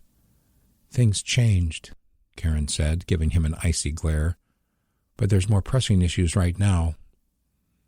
She picked up the binoculars hanging around her neck and started scanning toward the border. "I think we're too far away to see," she told Pedro. "There's been a ton of thunder coming from that direction," Fred said, "but it must still be a ways off. I can't seem to see a dark system moving in." "What are you looking for?" Daniel demanded. "This is why nobody likes you, Karen." Pedro shot a pissed-off look, but had learned to let Karen fight her own fights in the lengthy conversations while they were on watch together. "Artillery," she answered. As if on cue, several jets flew from the northwest, from the direction of Tucson, headed toward the border. "Bob says that the Army has started spreading out to cover the entire border, and the Chinese have started lobbing shells at them." "Let's get going," Daniel said to Fred. As the pair were moving toward the quad to take it back down the dusty trail, the sounds of gunfire could be heard erupting to the southwest. All of them started scanning that direction. Karen ran further west to get a better view into the next valley. "Aren't Jerome and Brad still out there?" she yelled back. "Yeah," Daniel said. "Their radios haven't been able to reach the CP. They've been relaying to us." He scanned his wristwatch. "Their last check-in was almost an hour ago." The sounds of gunfire were picking up in intensity. A small unit firefight was fully involved. "That could be the Army's perimeter security," Pedro suggested. Suddenly, all 4 of their radios crackled to life. "OP, this is Rover 1. We're under attack. Is there anyone who can back us up?" Jerome's voice was panicked. "Rover, this is the OP," Karen said as calmly as she could as she eyed Daniel and Fred already gunning up the quad. "A backup team is en route. Which canyon are you guys in?" "We're a good 1.5 miles down the second canyon, way past the cave." Jerome screamed into his mic. "Brad's been hit, and so have the horses." Karen could feel the blood pounding in her ears as the adrenaline was in full swing. "Is it an armed gang? Cartel?" "No, OP. These cats are in uniform.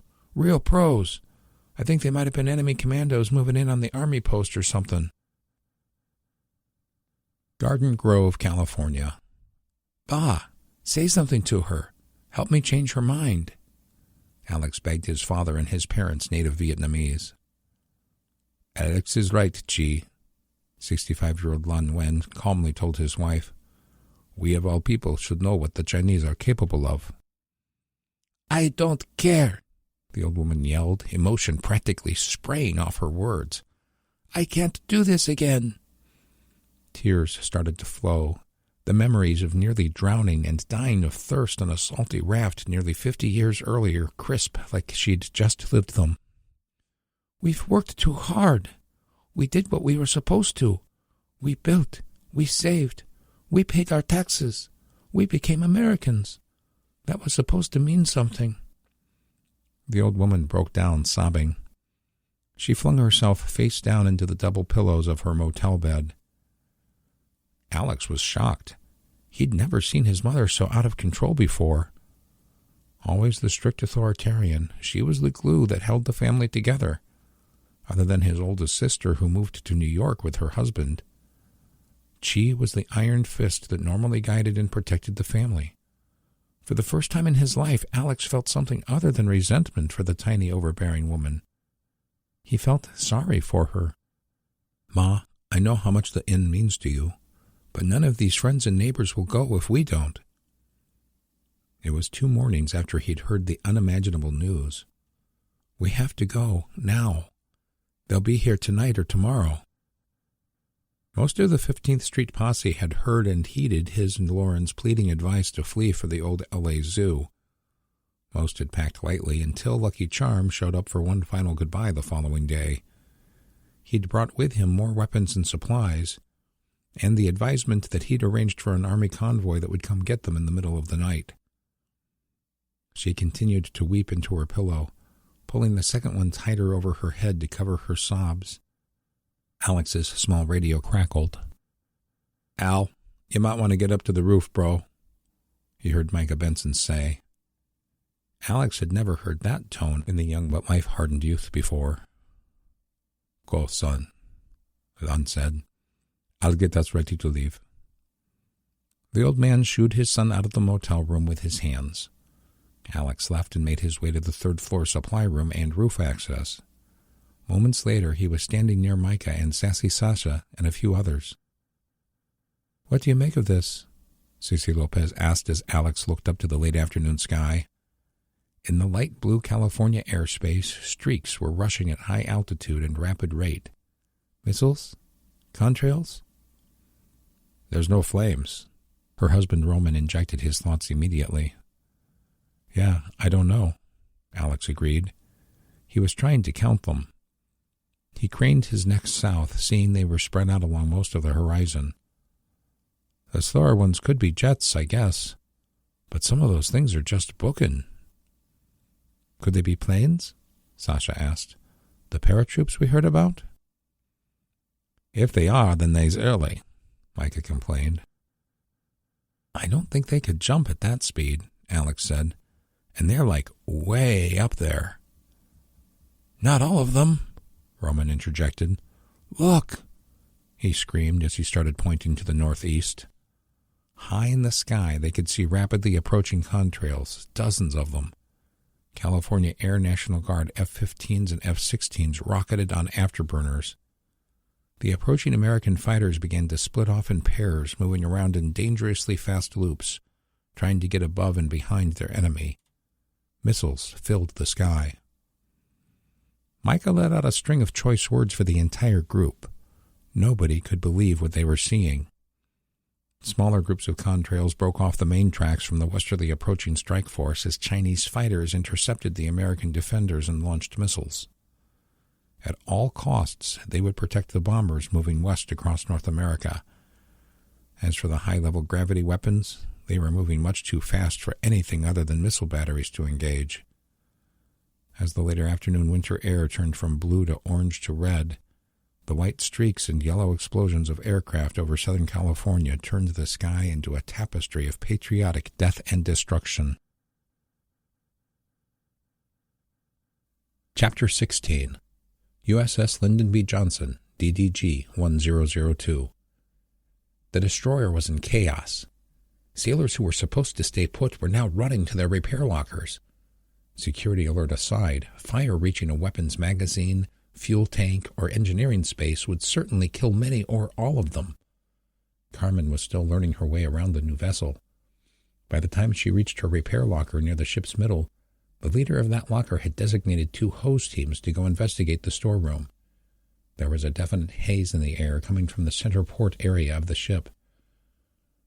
"Fredericks, take Martinez here and—" "All repair parties, damage control central," Fire Marshal Amber Yazuk said directly on the 1MC system. We're getting reports of a second fire in the R Division berthing compartment.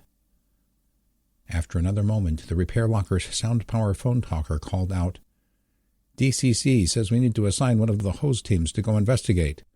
They're sending a 2-man security team to escort us. Damn it, the petty officer in charge said. I've already got 2 teams on the other fire. As if on cue, 2 sailors in black ballistic plate carriers and battle helmets armed with M4s arrived to escort someone to the starboard side fire. Hold up, the leader said. Martinez, man the plug for teams 1 and 2. Fredericks, you're with me. The 2 firefighters and 2 security members made their way through the hazy cross passageway that traveled athwart or across the ship and disappeared in the light smoke. Carmen grabbed a spare set of sound-powered phones and made her way aft to the plug in the port passageway near the personnel office. She could see fire hoses from both fixtures at the hose station flaked out in the hallway, both leading through the same hatch. Dark gray smoke was billowing out of the hatch.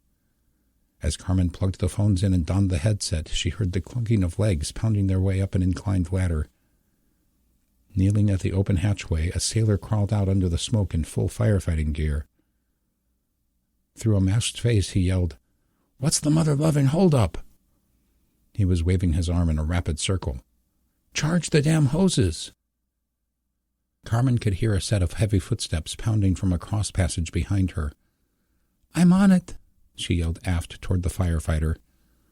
The firefighter pulled the lever on the large ball gate valve in a slow, controlled fashion, trying to fill the hose slowly so as not to hammer the nozzle man on the other side. She then unpinched some of the hose where he was standing, and then followed the water back down the flight of stairs, disappearing from view. "Hey," Carmen said, turning and getting ready to report that the hose team was attacking the fire through the headset. As she turned, she looked down just in time to see a bare foot above a blue coverall leg coming straight for her chest. "What the—" The foot connected, sending her into the valve she'd just turned on. Her back screamed with pain from hitting the heavy metal flange and large operation lever. She fell to the mess of hose on the floor, and the closer of 2 Chinese POWs came moving in with a look of rage in his eyes. He raised the same right foot that had sent her flying over her face and went to stomp. Weeks of Coper's BJJ classes suddenly kicked in. Carmen rolled in at the man's other leg and reached up to grab the one that was stomping, catching him by surprise. The man was lightning fast, and though small and lean by comparison to her American rolling partners, extremely powerful. He squatted down on Carmen, sitting on her with all his weight, straddling her like a bully, pinning her to the ground. "Not again!" the rape survivor screamed in her head. He tried to pummel her with blows, but most of them were only hitting her arms, which she held as tightly as she could to her body, forearms covering her face. She heard the other one yelling at her assailant in their own tongue. The distraction was all she needed. The man took his eyes off her for just a split second. She used her planted feet to make a quick hip-thrusting motion which sent him off weight just enough that his hands hit the deck on either side of her head. She reached over his right arm with her right. Grabbing her left hand, she was able to trap his arm. When he struggled for control, the white belt student grabbed his right arm above the wrist and pulled it toward her center while slamming the man's right elbow, which was bent with her left hand. Simultaneously, she trapped the man's right foot against the back of her own thigh by bending her left knee and hooking her heel outside of his. The ultimate move was to use her bent knees and strength to make a bridge with her body. She threw the man off to her left as she did so, rolling over on top of him. The pair were up against the bulkhead opposite the one with the hose station, still struggling for control and the complexity of loose fire hose. Carmen reared her right arm back and with an open palm crashed it down on the man's nose. Almost instantly she went woozy as something crashed into her head, sending her falling off her opponent. "There's 2 of them," she remembered, "just like back then." The thought of those horrible days after the Washington earthquakes, when evil men started doing anything they wanted to young women, was almost too much to bear. Carmen's head throbbed as she saw the second one grab the first's hand and help him up. Blood was shooting out of his nose. "Where do you think you're going?" she yelled as she stood. The second commando was urging the bloody one to follow him back into another hiding spot, but the wounded one wasn't through. He yelled something back at Carmen as he took a step, getting ready to square off. Carmen could see a third one approaching through the smoke past the second. Why? She pled in her mind with the gods she no longer believed in. The space behind her assailants turned a bright yellowish white twice in less than a second, as the farthest Chinese soldier exploded the second one's head with 2 well-aimed shots. The small, tight passage filled with the thunder of gunshots. The one closest to Carmen stopped his wind-up for his next attack, spinning, blood flinging off his face as he did. "Halt!" Jimmy Cobra Feng yelled in Mandarin, his rifle up at eye level and still oozing smoke. "Live or die, I don't really care." And though Carmen didn't understand them, they were the sweetest words the woman warrior had ever heard. Acme Ranch, southeast of Tucson, Arizona. "No, we can't risk it in the dark," Karen argued with Daniel in the ranch house's main living room. "You guys barely made it back. Jerome's wounded, Brad's dead. The war is starting.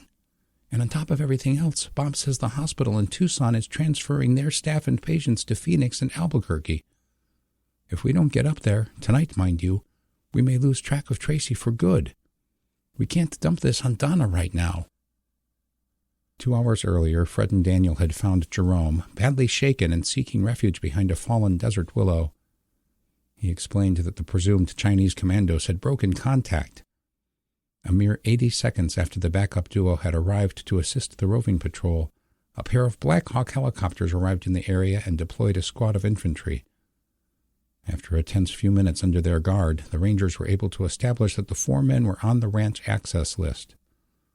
One of the helicopters had been shot down by a shoulder-mounted missile after it had picked up the enemy retreating a kilometer away. While the other had been engaging their foes, the soldiers helped the 3 recover Brad's body and escorted them back to the ranch's house. Dusk had turned to dark by the time all of that had transpired. Karen had shut down the observation post for an emergency meeting. "You know as well as I do, we need to start bugging out our food and people to the cave we found," Daniel countered. "At some point, the army compound down there is going to come under attack, and we're all going to die when it does." Donna and her children had taken to her bedroom for some time to grieve the loss of her brother. Claude was convalescing in the recovery bedroom. All the remaining dysfunctional Acme Ranch group and roadrunners were deliberating the sudden tragedy and inevitable reality that war would break out in the 35-mile span to the south once the MCV coalition came across the border. "Brother, please," the dirty and exhausted Jerome exclaimed. "Some of us got kids in there." Daniel stood and moved into the center of the sunken living room from the steps to the dining area, taking the stage. "I'm sorry, y'all. I don't mean to frighten. But a harsh dose of reality is what is needed right now. And leadership," he added, as a jab while he looked in Karen's general direction. "Cool heads are what we need in this dialogue," Bob corrected in a flat but annoyed tone. "Not wordplay and grandstanding." Ignoring the jibe, Daniel continued as he moved slowly in a circle around the room, trying to make eye contact with each adult. "You all know I'm right. The cave will be much safer because we won't be in the line of fire from stray bombs that overshoot the army units. It'll offer overhead cover and concealment, and that valley leads straight out to the west gate past the northwest pasture." "That may all be logically debatable," Karen said as she stood from the sofa seat next to Robin Washington. "But tonight we need to make a run to Tucson to get Tracy, and moving to the cave would be treacherous at best in the dark, especially with 2 of the horses shot dead." "Tracy shouldn't have gotten himself hurt," Pam Bowers chimed in with a sneer. Daniel pointed at her as if to agree with her as he continued to slowly circle the crowd like a hawk on the hunt. "That's right," he said coolly. "If he hadn't been hot-dogging, he'd—" "Now hold on just a mother-lovin' minute," Bob said. "That man has been a roadrunner and dedicated member of this team a lot longer than all of you, and he's solid. Not for a second do I believe he got himself hurt hot-dogging it as you claim. He's always acted responsibly, whatever he's doing." "Look," Daniel said, "I didn't mean to accuse." "Yes, you did," Karen said point blank, piercing Daniel with her stare. "It's what you do. And the two of you," she added as she pointed at the Bowers. "Your entire game is about sowing discontent. You're a snake." Robin made a slight gasp behind Karen as the tension began to ratchet. "Maybe not everyone sees it yet, but some of us do. Let's take a vote." Karen scanned the room as she began her own circle. "Who thinks we should send a team to go get Tracy?" She held up her hand and saw the same yay votes from Pedro, Jerome, and Bob. "And opposed?" She saw hands from both Bowers, Robin, and Daniel. "So, a tie," Daniel said. "But based on my conversations with Donna, she'd vote for everyone staying put so we can all safely move to the cave at dawn." He saw the look of disbelief cross Karen's face, rivaled only by the look of anger mounting on Bob's. "We can get her down here to vote if you all don't believe me." "The same could be said for Claude," Bob countered before Karen could. "A tie, then," Daniel said. "This is ridiculous. We'll never get anything done by committee. This is why we need a decisive leader." "We have one," Karen said. "I get a tie-breaking vote as per Granger's instructions. We're going to get Tracy tonight." "What?" Daniel almost yelled. "You don't get to rule that way." His face turned red. "Actually, I do, and Donna can verify it. But we can get her down here if you don't believe me. But don't worry, you won't be going on the run. Decisive enough for you?" USS James L. Honeycutt, SSGN 93. "Highlight the Illinois," Commander Brody Woodward, captain of the Honey, ordered. "Panoramic view." On the semicircle of 8 displays spread around the control room, the view switched from the main 72-inch display showing all contacts in all directions to displaying only the view in the frontal half of the submarine. The contacts popped up on the correct display left to right in relation to the bearing angle from the sub. Depth was still displayed through the stack of 9 grids on the screens, with the middle one representing the Honey's depth, currently 250 feet. When the CO wanted a more three-dimensional feel for which direction vessels were in relation to themselves, it was the future of submerged tactical display. The bulk of the figures on the forward and starboard screens cluttered the uppermost grid, the one representing the surface. At up to 200 miles out, the scale showed every vessel as nearly a tiny dot. If the skipper ordered, the technician could highlight any one vessel or square of several and be provided with a list of the type of ship and its capabilities they were looking at. The dots colored red were known to be merchant ships, whether American or foreign. When the computer confirmed contacts were enemy, the icons were green. White were unconfirmed, and blue were American or Allied warships. "Way over there," Master Chief Darren Jorgensen thought as he looked to the 2 most port screens. There were 3 contacts on the displays, 1 blue and 2 green. The green were both moving toward the coast of America, and the blue one, the USS Illinois, was cruising ahead of Honey, parallel to the continent in a southeasterly direction, only 19 miles offshore. "They undoubtedly know about their approaching enemy," the captain said. He was watching the same displays. "The Virginias are quiet, sir," Executive Officer Carla Gingrey advised. "But we are more so. Are you thinking of providing a Phantom for them to chase? Give Illinois some breathing room?" "I am," he told his XO. "There's a reason we have all this fancy high-tech crap, right, Carla?" The XO smiled. "Aye, Skipper." The CO reached for a phone set and dialed the growler crank on the side of its box. "TAC, Con. I want you to program a fish for, let's say the USS Wyoming. Send it toward bearing 300 at 50 knots. Give it a half-hour delay before it slows down." "Aye, Con. Any particular noise you want?" "I think if you just amplify the screw and reactor plant coolant pumps, that'll do. Give it a dropping tool, too, just in case they can't pick it up. And have it disappear once it detects they're onto it. Remember, it needs to sink, not swim. Con out." Brody placed the handset back on its cradle. "The Wyoming, sir?" Darren asked. "That's an East Coast boomer." Brody smiled. "Yes, it is, Cobb. And it'll drive the bastards crazy wondering why it's over here." Darren gave a tired grin. Very clever, Skipper. In the Tactical Action Center, orders were being input into a special computer, which in turn was relaying them to a UUV, or unmanned underwater vehicle. While also performing the duties that civilians knew of, like mapping the ocean, they had a set of martial capabilities that most weren't aware of. There were versions that were meant for simply mining a harbor, and then there were decoys capable of transmitting sounds. Once the devices were done with their programmed duties, they would normally float themselves for salvage and reuse. But with wartime programming, the sailors wouldn't risk letting the enemy find it. The small torpedo-looking robot would sink to the bottom of the ocean and turn itself off.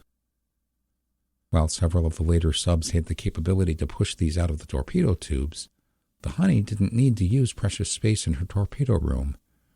As a spy submarine meant for diver operations deploying and retrieving equipment, there was a floodable tank at the bottom of the sub.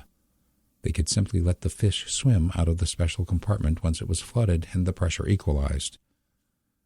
Darren looked at the other displays and could see the blue icon representing USS Scranton due west to starboard about 21 miles away. And the Key West? He wondered. Oh, of course. She wouldn't show up here on the frontal view given her assignment, would she? Chapter 17. Springer, New Mexico.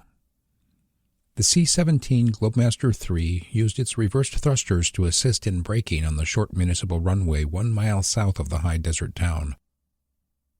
Lou had handled the landing, despite enjoying teaching his young apprentice pilot and watching her become more confident. Since he had been grounded with the understanding that he'd never fly for the Air Force again, the chance to make a short runway landing and takeoff was too good to pass. The large workhorse of a plane could vent thrust in the forward direction, reverse of normal.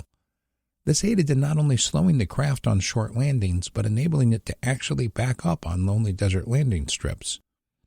We came to a smooth, slow taxi speed several hundred feet shy of the 5,003-foot runway's north end, and continued to taxi to the paved turnaround ahead of them. Lou turned the craft into the open area on the off chance that some smaller local plane would be using the maintained and paved landing surface. Nicely handled, Colonel, Angie said as she began her half of the post-taxi shutdown procedures. I must admit, Angie, it feels good to still have it, doesn't it, boy? He said to Rusty as he shook the dog's head.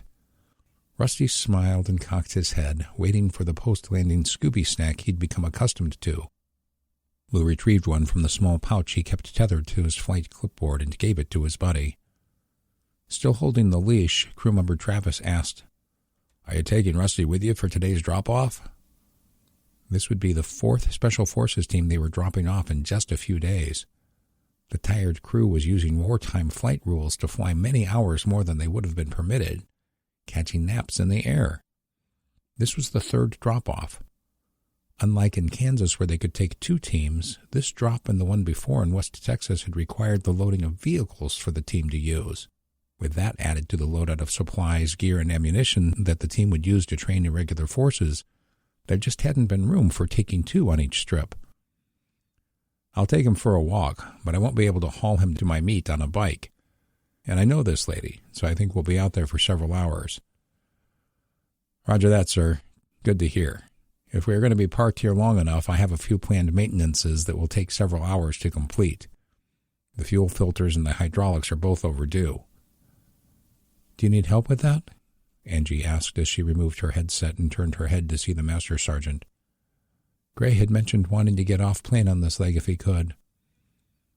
Sure thing, LT, Travis replied as he turned to depart the flight deck. Many hands make light work. The 2 pilots and one man's best friend stood and slipped out into the front end of the hold where they could all take a proper stretch. Lou looked at a soldier exiting the lavatory door. It's been a bit since we serviced that, he said, trying to recall what day it was and how many places they'd been in the short week. Things had been hectic at every base, preparing for the inevitable. He'd even started to wonder about the reality of flying so close to the border without a fighter escort. At 400 miles north, they were still in a position to be ambushed in just a matter of minutes. I'll find a bush. Gonna save room in the hold tank for fertilizer. Lou kept Rusty leashed while Gray and the soldiers began to unload the craft. He opened the port forward access hatch, sliding the door straight up toward the holds overhead and triggering the hydraulic folding stairs to unfold from the hull and stop just above the tarmac. They exited the craft and walked around its nose, looking at the airport access road and Highway I-25 just a few hundred yards to the east. Not much traffic, Lou thought as he saw one curious pickup pull to the shoulder. A driver got out and stared. But then again, fuel is a very precious commodity way out here in the desert. Never thought I'd be coming back here, he admitted to himself. Unlike the other drops, Lou had managed to make email contact with today's intended patriot. The Gold Star mother, whose son had been killed in action in 2009, and Lou had met when he stopped in the small town several weeks earlier. Together with others from the area, they'd dropped what they were doing and stared at a freight train of soldiers and equipment headed west. Small talk had led to a discussion in which Lou learned her son had died in Afghanistan in 2009. That had led to another hour of discussion as her 14-year-old son and 4-year-old granddaughter waited for Graham to get done talking to the traveling stranger. They'd swapped phone numbers and emails. Lou had reached out to the woman 12 days earlier as one of the first actions when he took over the Rampart Edge program. She had confirmed things from his recollection of their conversation, that she and many of her fellow farmers and ranchers had formed up a mutual support collective centered around American Legion Post 0092. 2 days earlier, he'd gotten another email from her out of the blue, wondering if he could provide any information to her on the power outage and border hostilities. "I'm starting to really have to stretch the generator fuel," Kimberly McKenzie had explained. "Lucky your email hit a satellite," Lou thought as he turned back to see a Humvee slowly driving down the ramp of the plane. "I bet you and your Legionnaires aren't going to believe your stroke of luck." In addition to 2 of the rigs and pallets of several supplies and gear, the team had brought a pair of enduro motorcycles. Though it had been several years, Lou had plenty of experience riding. He'd talked the team officer into allowing him and the senior NCO to take the bikes to go meet his contact while the rest of them offloaded and prepared for their friendly invasion of the small mesa town. Lou saw 2 of the soldiers rolling the bikes down the ramps. He looked at Rusty, who had finished peeing on a clump of rough bear grass. They're far enough away, Lou decided about the onlooker at the highway. He started to relieve himself on the same grass tuft. This plane and my little pecker will pale in comparison to the things they'll see in the coming months. Tucson, Arizona. "I'm starting to think you're a genius," Jerome said to Karen, who was riding shotgun in the beat-up SUV. It was nearly 4 a.m, and they were on the trip back from the hospital in Tucson. Based on lessons learned from their first trip, Karen had suggested a slew of upgrades, not just to that vehicle but to the shot-up ranch truck that they scooped up Granger with when the cartel IED had nearly taken him out. It had been staged at a key point between their planned primary and secondary routes once they'd started to approach the thickest vehicular traffic. The permanent power outage, near constant looting, and looming invasion had all but guaranteed non-stop crowds and gridlock traffic around the clock. First, they simply removed the dome lights. Other improvements included the taping over of all exterior lights and reflectors. Karen was kicking herself for not having thought days earlier just to remove them. They also used several cans of foam designed to spray into the tire's air nozzle. Not a guarantee of running while flat, but it could possibly slow some leaks. They also broke out the front windshield on the SUV and were riding dressed in a variety of winter clothing, face masks, goggles, and neck gaiters. With the rear window having been shot out by Pedro on the last trip, the night wind tore right through the rig and froze them out. They had loaded a large tough otter box with 6 whiskey bottles half full of gasoline, some rags, and a lighter. Another item that Karen had wished they made time for was to install phone books or scraps of lumber on the interior of the door panels for at least a marginal amount of ballistic protection. There just hadn't been time. As they'd checked Tracy out of the hospital and loaded him into the middle of the SUV, an angry mob of close to 400 people converged on the facility in search of whatever wasn't nailed down or guarded under gunpoint. They'd barely made it clear of that mob when a looser collective of people roaming the streets began to filter out through the stopped cars of folks leaving the city. Clad mostly in dark hoodies, they began pulling people out of cars and beating them with bats, pipes, and chains. Gunshots had already been echoing throughout the area. They'd suddenly become very loud and close to the ranch team. Jerome had decided to leave the 4-lane city street and cut through a nearby low-income neighborhood, only to see the road blocked by barrels on fire. Unsure of what he'd find on the other side, he stomped on the gas, sending a local gang scrambling for the sides of the road. "Watch out!" Karen yelled as a Toyota Land Cruiser with no lights on sped out of a house's driveway and stopped right in their path. Jerome veered right and banked into a front yard, driving across 2 lawns and plowing through a child's pool and playset before coming back out onto the road on the other side of the attackers. Karen used her headlamp to study the worn paper Tucson map intently in the swaying rig. "Get us over to Broadway," she yelled.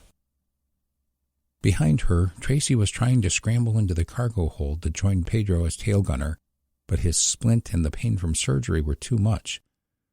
He let out a string of cussing and frustration. "Sorry. Best I can do is try to shoot out a side window." "Broadway's not close enough to the highway," Jerome countered. A former firefighter, he knew the Tucson streets quite well. "I have a plan," Karen said. Both of them instinctively ducked as rounds zipped past the rig. The sound of Pedro's return fire filled the space with mind-numbing noise and the smell of gunpowder and lead stiffnate.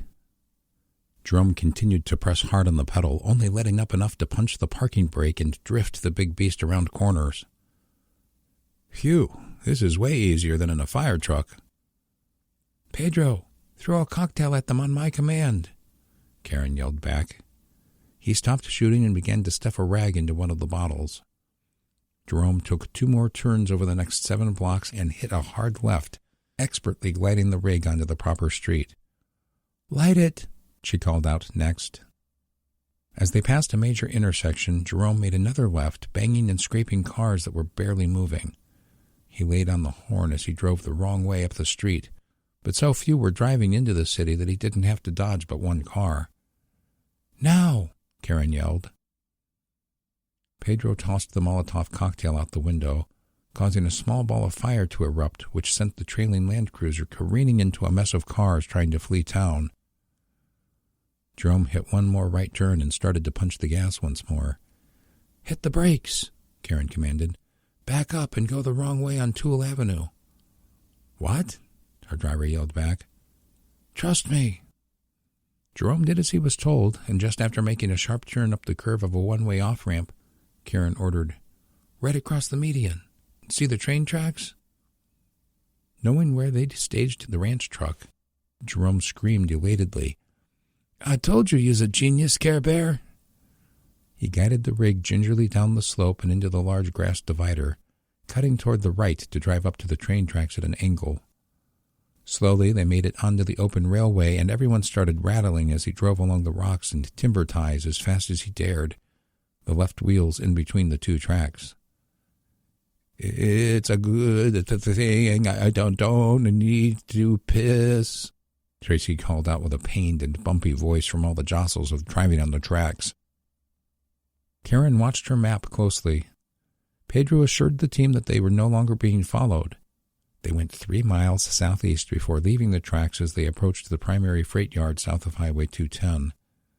The area was brightly lit as the U.S. Army continued to offload tanks, track-driven bridging equipment, and mobile artillery. "Whoa," was all Pedro said on behalf of all of them as he leaned out the open back window frame to see. Jerome drove the battered vehicle through a less active neighborhood south of Tucson until he reached their rally point and Granger's truck. Karen hopped out a block shy of the pickup. She took a few minutes to kneel next to the dark vehicle. Jerome slipped out and covered her while she slowly approached the truck, suppressed rifle at the low ready. After circling the vehicle and scouting in the bed and cab, she entered and fired it up. Less than 30 seconds later, the 2 rigs continued the pre-dawn journey back to the Acme Ranch. Chapter 18. USS Lyndon B. Johnson, DDG-1002. The dark only helped, the moon a low, slim sliver, almost non-existent. Tensions were high. With the sole living escaped POW back into custody and the fires extinguished, Millie had given her crew the most important speech of their lives 15 minutes earlier. Of her life. "The mission must go on," Millie told her crew over the 1MC system via the interior speakers. "The Bunker Hill will provide air cover with her surface-to-air missiles, but she has to keep her distance. We have submarines engaging the enemy subs all over the Pacific. Our port and the ships in San Diego have taken heavy damage from space-based kinetic weapons. Our port and ships in Pearl Harbor have been engaged in battle by sea, air, land." The entire ship was pin-drop quiet. "Bunker Hill and the subs in this operation need us. America needs us." Millie took a drink of water to moisten her mouth. "Nobody except our sister Zumwalt ships come close to our radar-defeating design and technology. It's up to us. Our 80 launch cells contain 60 Tomahawk cruise missiles, 4 ASROC torpedoes, and with 4 per cell, 64 Sea Sparrow self-defense missiles. We have over 200 kinetic rounds for each of the 2 sizes of railguns. Admittedly, we've never fired either, but we have to try, shipmates. We're only 85 miles off the coast. There are almost 200 surface ships bearing down on the central and southern California coast in a battle group almost 500 miles wide. There are another 46 ships headed toward northern California and southern Oregon. Overhead, fighters are protecting 200 bombers and cargo planes full of paratroopers. The airborne invasion has started, and the beach assault will be happening in less than 2 hours. And all the scuttlebutt to rest. We're almost to the middle of the surface group." Millie paused for a few seconds, sure that some of the sailors were hearing all of it for the first time and in shock. "This is why we were on you all so hard about maintaining light discipline at the hatches. We've been sailing at perfect zero emissions, based on passively receiving photographic input from our remaining satellites. We're turning east in a few moments, driving right up the middle of the pack. I'm ordering general quarters. All hands, man your battle stations. Now let's kick their asses." The ominous electronic GQ gong began bleating over the interior speakers, driving any sailors who were asleep or still in shock from the news into action. They'd already been at Condition 3, maintaining a minimum level of staffing in all spaces and keeping all watertight hatches shut except for passing through. Sailors began to fully staff repair lockers, engineering plants, and weapons and sensor panels. Hatches were verified shut. Ventilation systems that were critical were ensured to be on. Others, which connected with the outside of the ship, were shut down to be ready for a gas attack. The long, slender, radar-deflecting ship plowed through the seas, bow parting cold black waves at a speed of 30 knots. They were making headway in the battle group that was traveling at 20 knots to accommodate its slowest ships. Millie scanned south from the bridge windows with the night vision feature on her binoculars. 1, 2, 7, she counted. It was difficult to make out shapes of any ships too far away, something she was banking on would help LBJ if they were visually spotted themselves. At the low height of the bridge, she could see about 13 miles before the horizon dropped off due to the spherical shape of the Earth. "XO, you have the bridge, and you'll maintain it. I'll be back and forth to CIC, Millie announced. "Aye, Captain," Agwe Bailey concurred. "I have the bridge," he announced to the bridge crew for standard confirmation. Millie left the binoculars draped around her neck and proceeded aft to the Combat Information Center. She went right to the main center console where her operations officer was staring down at the horizontal screen. The screen was an electronic picture, the latest intel they'd received from the Sol-passing satellite 18 minutes earlier. A small electronic icon overlaid the image representing LBJ's approximate position. The icon was slowly creeping itself past center and would eventually move off the still photo. "Have the image moved west on the screen to account for the minutes at 20 knots for them since this photo was taken," Millie ordered. While a sailor complied, Dennis Bates said, "The railguns, Captain. They're so fast. Won't they miss most ships past the horizon by flying over them? I mean, the projectiles will have so little arc. They're going to be dozens of miles downrange when they hit the water at that speed. I've been thinking about that, Ops, Millie said. We all know these railguns were meant for land attack, and I realize we'll need to turn on all the radars and fire control systems for the best picture. But see how these ships are aligned? Millie used her arm as a straight edge. Brilliant, Captain, Dennis said. Put around through 2 ships, 3 if we get lucky. That's the idea, Ops, she agreed. Though at only 23 pounds, I'm not sure how well the projectiles will fly after passing through an entire ship. But Mach 7? And that much kinetic energy? I guess we'll find out, as will they. And we expect 10 rounds per minute rate of fire per mount? That's what the lab said, Dennis, Millie said with a smirk. So I expect 6, hopefully. In between shots, I want you to target ships at the outer perimeter of the southern side of this invasion force with our tomahawks. Fire off 3 to 4 per cycle. Millie made calls to the gun mounts and engine rooms. She wanted to ensure the gunners' mates were ready to hand-load the feed tubes down in the magazines. She didn't trust the untested system, and the ship would need to increase its electrical output to 25 megawatts per gun to ensure it had as much efficiency as possible.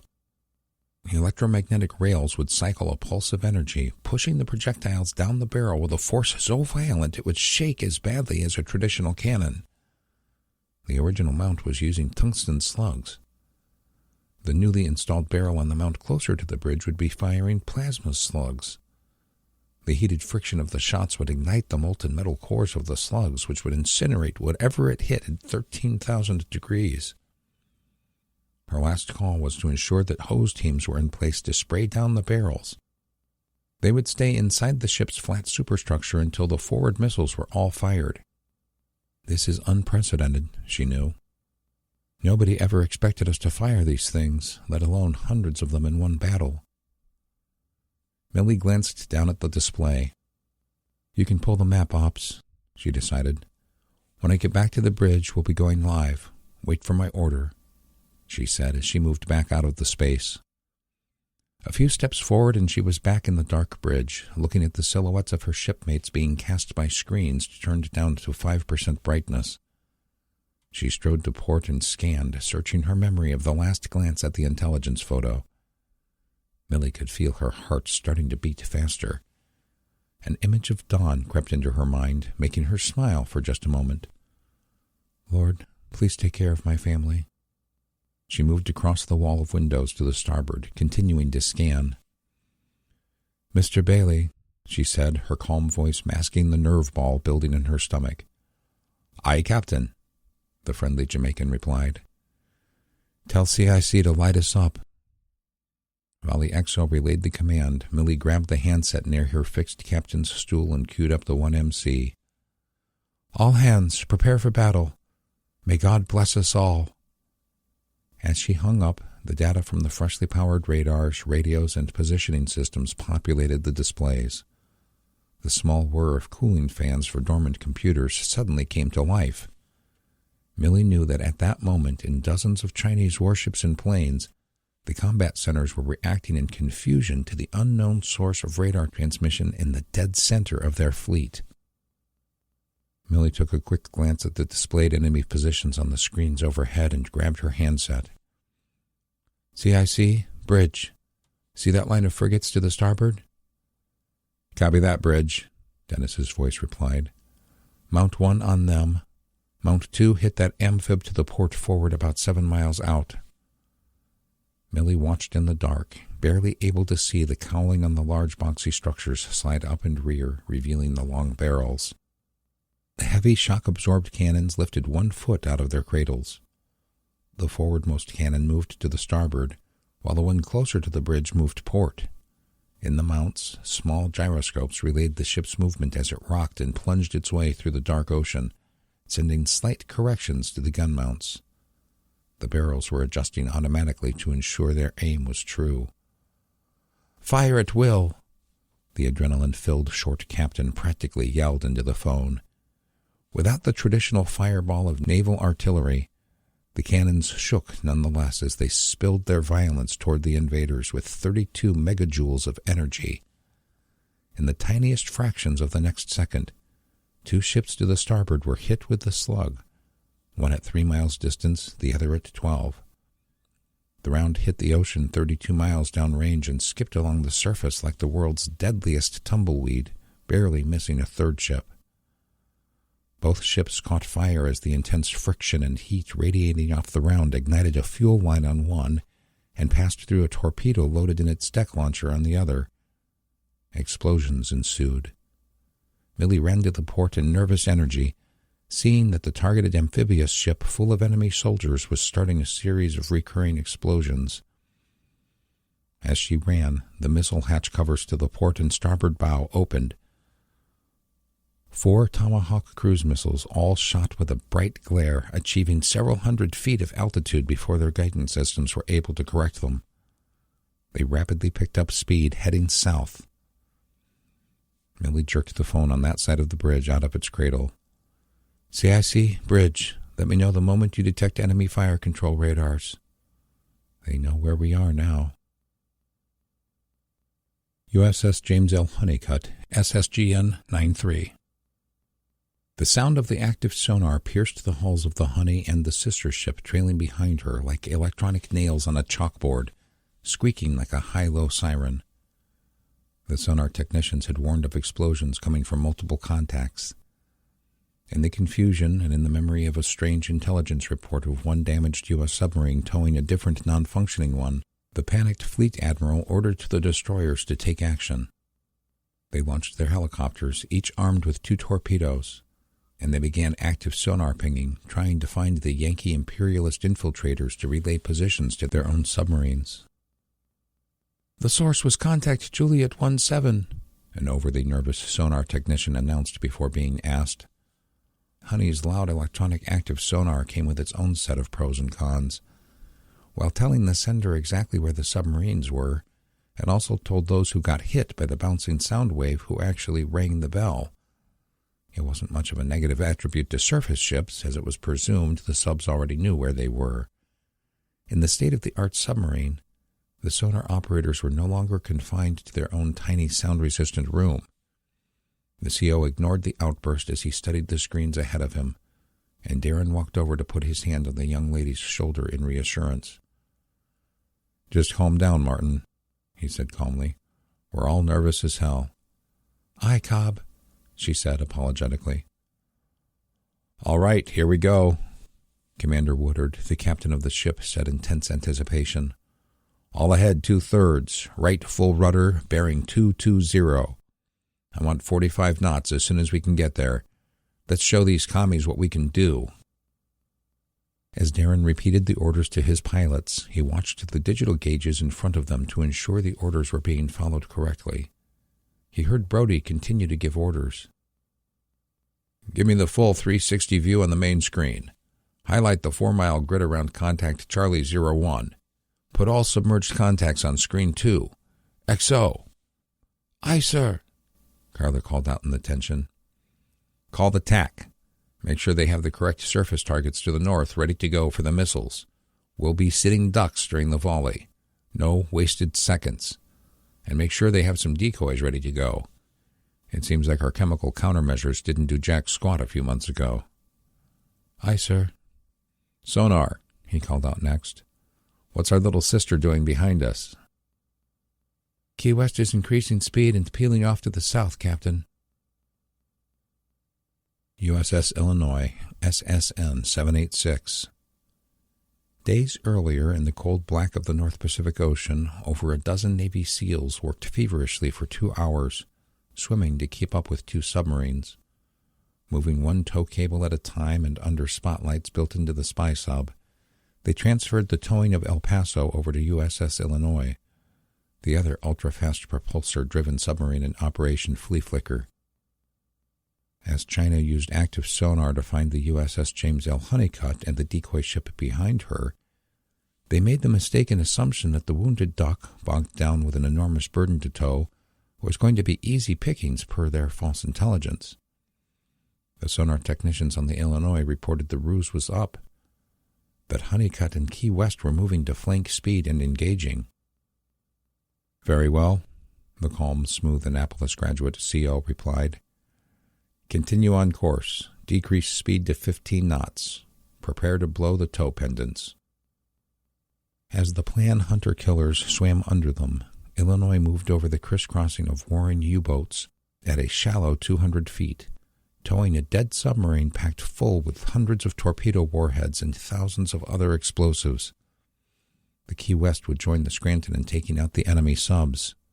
The Honeycutt would start attacking surface contacts with torpedoes and missiles in an attempt to force the invaders to take evasive action right over where Illinois would plant the largest non-nuclear bomb ever built.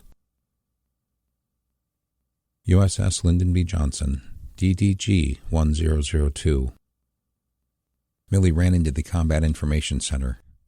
"What's the problem, Ops?" she called loudly.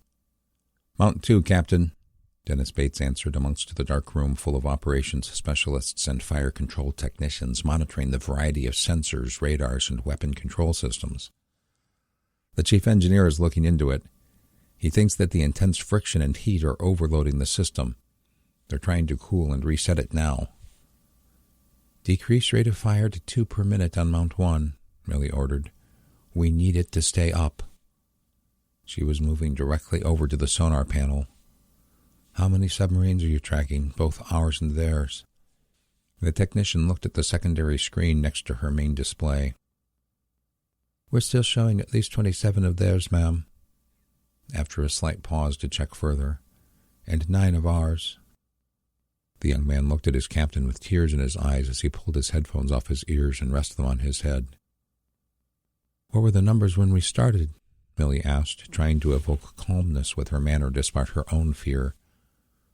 "They had 40 and we had 13, he said. "He reminds me so much of Peter," she thought, and the resemblance to her son-in-law made her think once more of the family she feared she would never see again. "Snap out of it," she scolded herself. "I don't want to lose track of the submerged threat," she reminded the first-class petty officer. "Their helicopters and destroyers will start taking even more of ours out. Speak out as soon as it looks like one is onto us." "Yes, ma'am," she heard as she moved toward the sailors monitoring the air. She silently scanned the screens over them, looking at 3 waves of airborne assault headed for California, along with fighter escorts. "Where's the counterattack?" she worried. "The mission package promised we'd get some land-based air cover." She headed back to the main table screen and looked down. "I've lost count, Ops. How many Tomahawks, too?" The impact of the 105mm round exploding just shy of hitting the ship's stern violently interrupted Millie. The ship shook, reminding them all that their high-tech destroyer wasn't completely invisible. Like a bolt of lightning, Millie ran out of CIC and back to the bridge, which was already a beehive. "It came from the south, ma'am," Agway Bailey said from the starboard side of the bridge, his own binoculars pressed hard into his face, phone to CIC already in his hand. Millie scanned the bridge's displays, information being sent to them from CIC. "Contact Echo 1-1, she guessed. The pair both saw the muzzle flash in the distance. "Right rudder," she yelled. "Flank speed. Make your bearing 190. As the mighty ship started turning toward the starboard and south, she lurched over to port. Another shell came crashing down immediately in front of the bow. The Chinese Type 053H frigate was adjusting fire. "As soon as they connect, they're going to give our coordinates to all the rest," Millie realized. "Flood the ballast tanks," she ordered. Yet another unique feature was that the ship had the ability to lower its own draft in the water, decreasing its profile in the sky by another 8 feet. It was a dicey decision. If they took damage and flooding, then they would be that much closer to sinking entirely.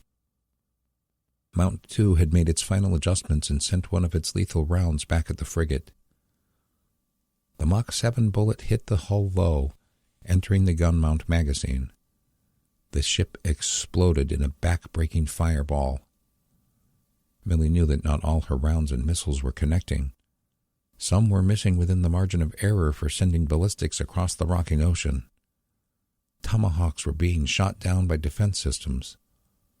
But she could no longer count the growing numbers of fires flickering to the east and south in the gray pre-dawn sky. Chapter 19. Anaheim, California. The large run-flat tires and diesel engine of the M1083 truck blocked out all the noises of the frightening caravan as it proceeded north on Brookhurst Drive, headed toward Highway I-5. The woodland camouflaged tarp had charred burn holes in it on its roof and left side, scars from heavy use ferrying National Guard soldiers in and out of various firefights with cartel strongholds in recent weeks. Alex, his brother and parents, and several of their neighbors were riding in the covered bed. The rest of his group were in a second truck. Each rig was towing most of their supplies and gear in a covered trailer. Lucky Charm had made good on his promise to transport the 15th Street posse north toward the building stronghold at the old L.A. Zoo. He never said it would be a comfortable ride, Alex admitted to himself. Escorted by a sole armored Humvee, the two vehicles were wasting no time on this mission. The lead rig had plowed through a variety of crude barricades and abandoned vehicles. So many Los Angelinos that had waited far too long in the crisis to flee had simply run out of fuel or been murdered for what they had. Trash and fire dotted every block along the way. Alex's thoughts were rudely interrupted by the sound of machine gun fire as it exploded from the top of their escort 100 feet north. "What is that?" Roman and Sissy Lopez's 12-year-old daughter Serena cried out. Ned Manor's dog began to whine. Alex scooted his butt off the left side bench just a bit so he could turn his head and look out of a baseball-sized hole. His eyes grew wide. He whipped around to his brother sitting to his right. "Help me cut a larger flap in this canvas," he ordered. "Dude, I was just falling asleep," Henry said in Vietnamese. "Go away." He refolded his coat into a pillow and leaned his head back. Alex made a fist and backhanded his younger brother in the gut. "Now, Henry, let me see your knife." With a ticked-off scowl, Henry made a fist, his middle finger's main knuckle protruding a bit. He hit Alex's forearm square between the muscles. The impact caught a nerve just right, sending lightning down the rest of his arm. "Don't hit me, jackass," he yelled before pulling his folding knife out of his pocket and handing it over. Alex rubbed his arm and then took the tool. He flipped the blade open and turned back toward the fabric wall behind him. Roman Lopez watched out of boredom and curiosity. "Cut it like a smile, not a frown," he advised. "Huh?" Alex said as he plunged the blade into the covering. "Cut it so the flap folds from the top, not the bottom. That way it'll not be a gaping hole from now on." "Oh," Alex said. He complied with the common-sense instruction and refolded the knife. Roman stooped and slid over behind his neighbor on his knees. He reached in behind Alex and helped him push the new 2-foot-wide opening up and out so they could see out. Looking left, west, they could see various hordes of people along the road. Some were fighting with a variety of clubbed weapons. One was openly raping someone else. There were 3 lying on the road, bleeding profusely out of freshly installed holes, courtesy of the escort vehicle machine gunner. The flames and smoke of various buildings burning were not enough to hide the most truly shocking event. Something so unbelievable that Alex almost thought it was part of Tinseltown's latest movie production. "Holy shiitake mushrooms," Roman mumbled as his face joined Alex's to take in the horror. They're everywhere," he cried in disbelief as the two of them started pushing their heads out as far as they could manage, scanning above, to the south, in all directions. The blood-red sky from the rising sun turned to pinks and purples as it crept west, revealing a sky full of Chinese and captured Russian planes. Though there were some American jet fighters attempting to knock them out of the sky, they were outnumbered and heavily engaged by China and Venezuela's defending fighters. Between them and the small, battered convoy, in every direction their eyes could see, paratroopers at various heights. Some were close to the ground, others were just dropping out of their planes, the static lines pulling the chutes out of their packs like unfolded bed sheets. All were under the control of gravity with but one mindset: invade America and perform their duty with honor, to the death if needed. USS James L. Honeycutt, SSGN 93. "Torpedo in the water," the chief sonar technician called out. "It went active the second it hit." The mild pinging of the device's active sonar was hitting their hull about every 8 seconds. Darren heard the captain let out an explosive metaphorical dictation about what the Chinese were supposed to do to each other's mothers. They were 40 missiles deep into a volley of sending all 4 dozen toward the enemy fleet. Out of nowhere. It must have been dropped by helicopter, he thought. "Range," the skipper demanded. 3,200 yards, speed 65 knots. The Honey was cruising at missile launch depth at 5 knots. Each of the 8 tubes contained 6 of the cruise missiles. As the flooded tubes emptied, the hatch was being reshut. They were strategically firing from all the tubes to try to keep the boat's list and trim as level as possible. Though most of the missiles had been fired, the remaining 8 still occupied 6 tubes. "TAC, Con," Brody Woodward screamed into his headset. "Suspend firing. Cobb, make sure we get the green," he ordered Darren. "Make your depth 400. All ahead full." Darren relayed the orders to the pilots while he was monitoring the missile tube hatch's position on a string of lights. Slowly they turned from red X's to green O's. "We're in the green, Captain," he relayed. He felt the ship start to respond to her new orders. Darren started counter-leaning in the rear direction to maintain an upright position. The ship's hull began to compress, but the depth change was so slight that they wouldn't make much popping noise for the torpedo to track. "Sir, we should stay shallow," Carly Gingrey said. "There's so much noise from the surface war, we might get lost in it." "Good thinking, XO. Cobb?" Darren was already relaying the instruction, and the submarine leveled out. "Depth 202 and holding, sir," he said calmly. The electronic pinging from the torpedo was getting louder, the signal occurring every 6 seconds.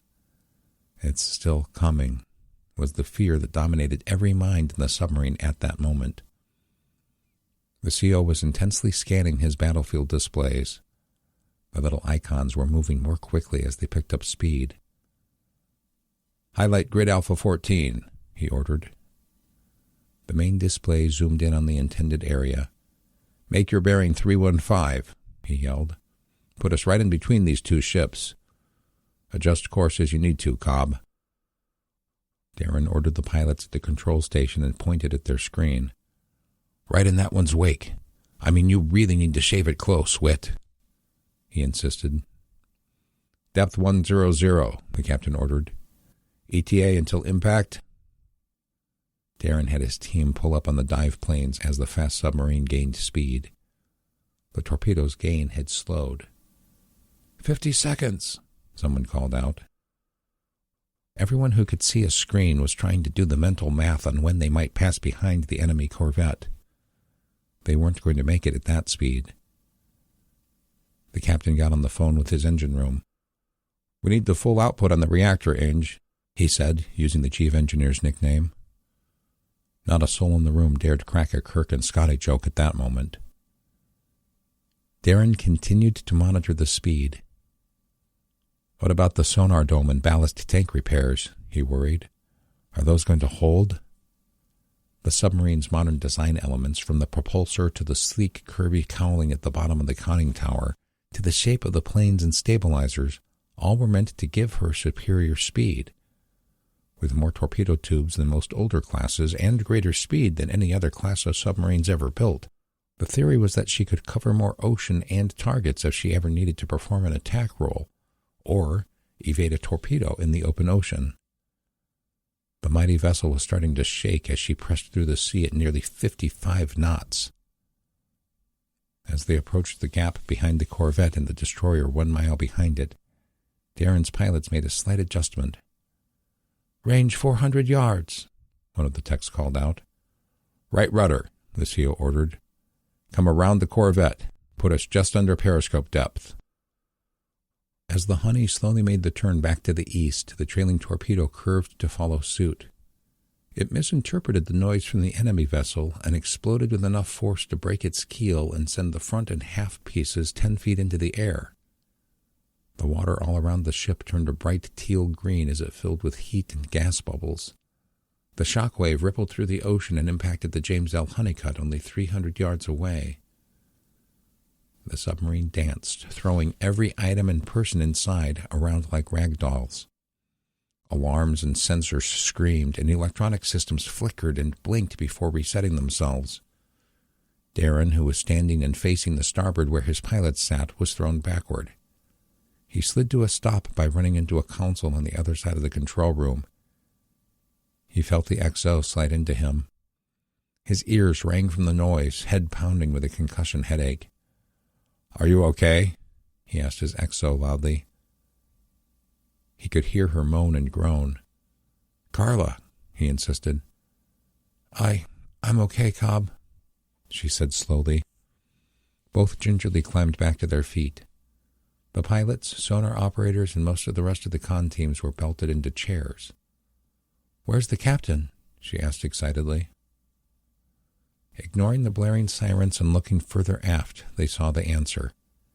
Near the inclined ladder at the aft port side of the space, they saw their commanding officer lying unconscious, a growing pool of blood around his head.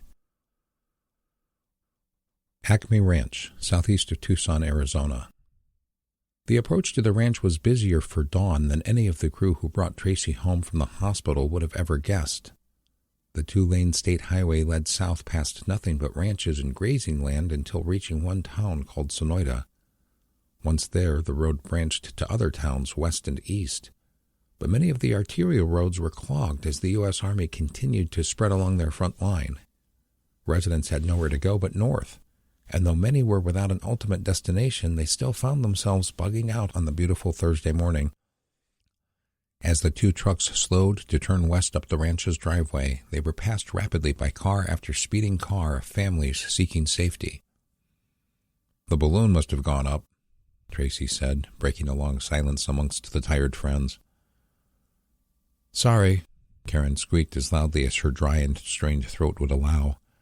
"I guess we could have tried the radio on the trip home. Didn't even think about it." Jerome turned up the access.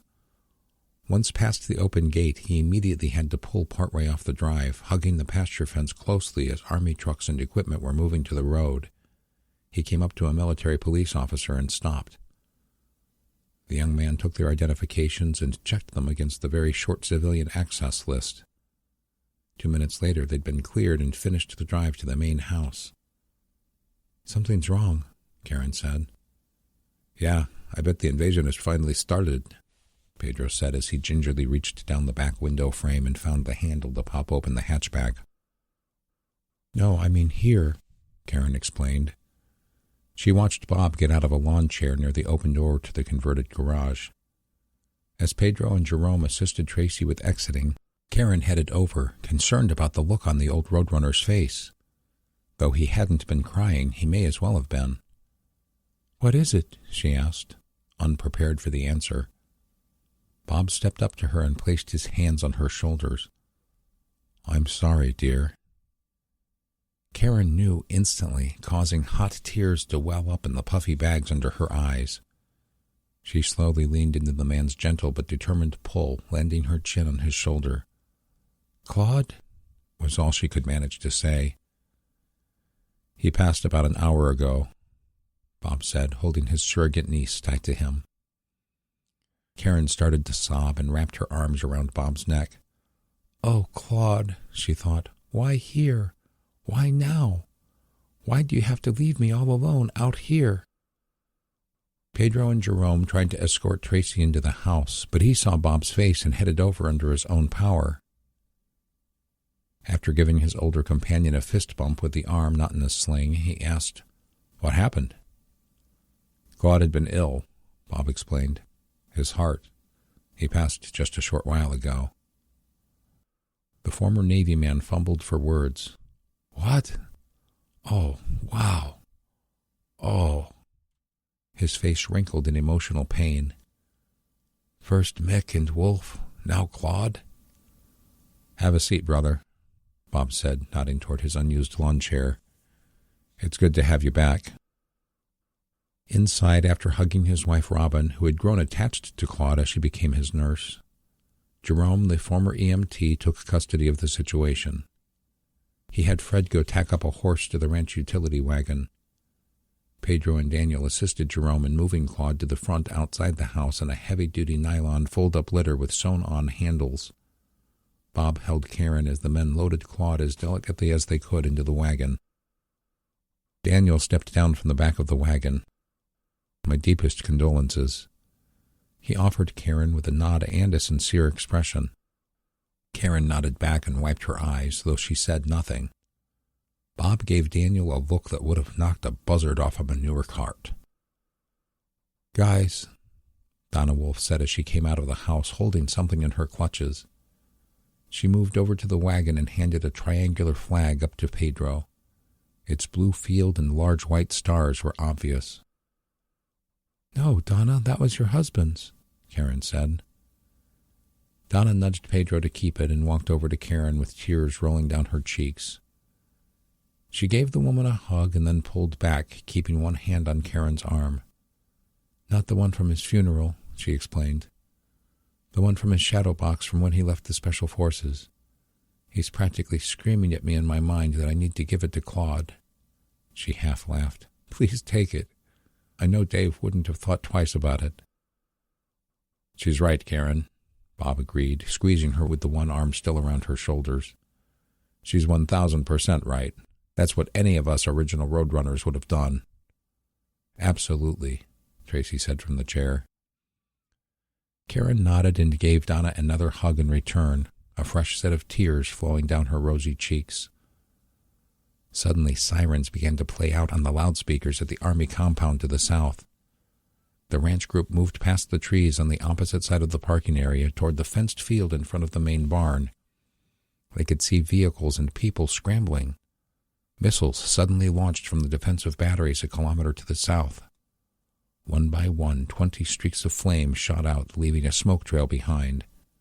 They went in different directions, though all were southerly in nature. A series of loud booms exploded overhead as several jets rocketed by faster than the sound barrier.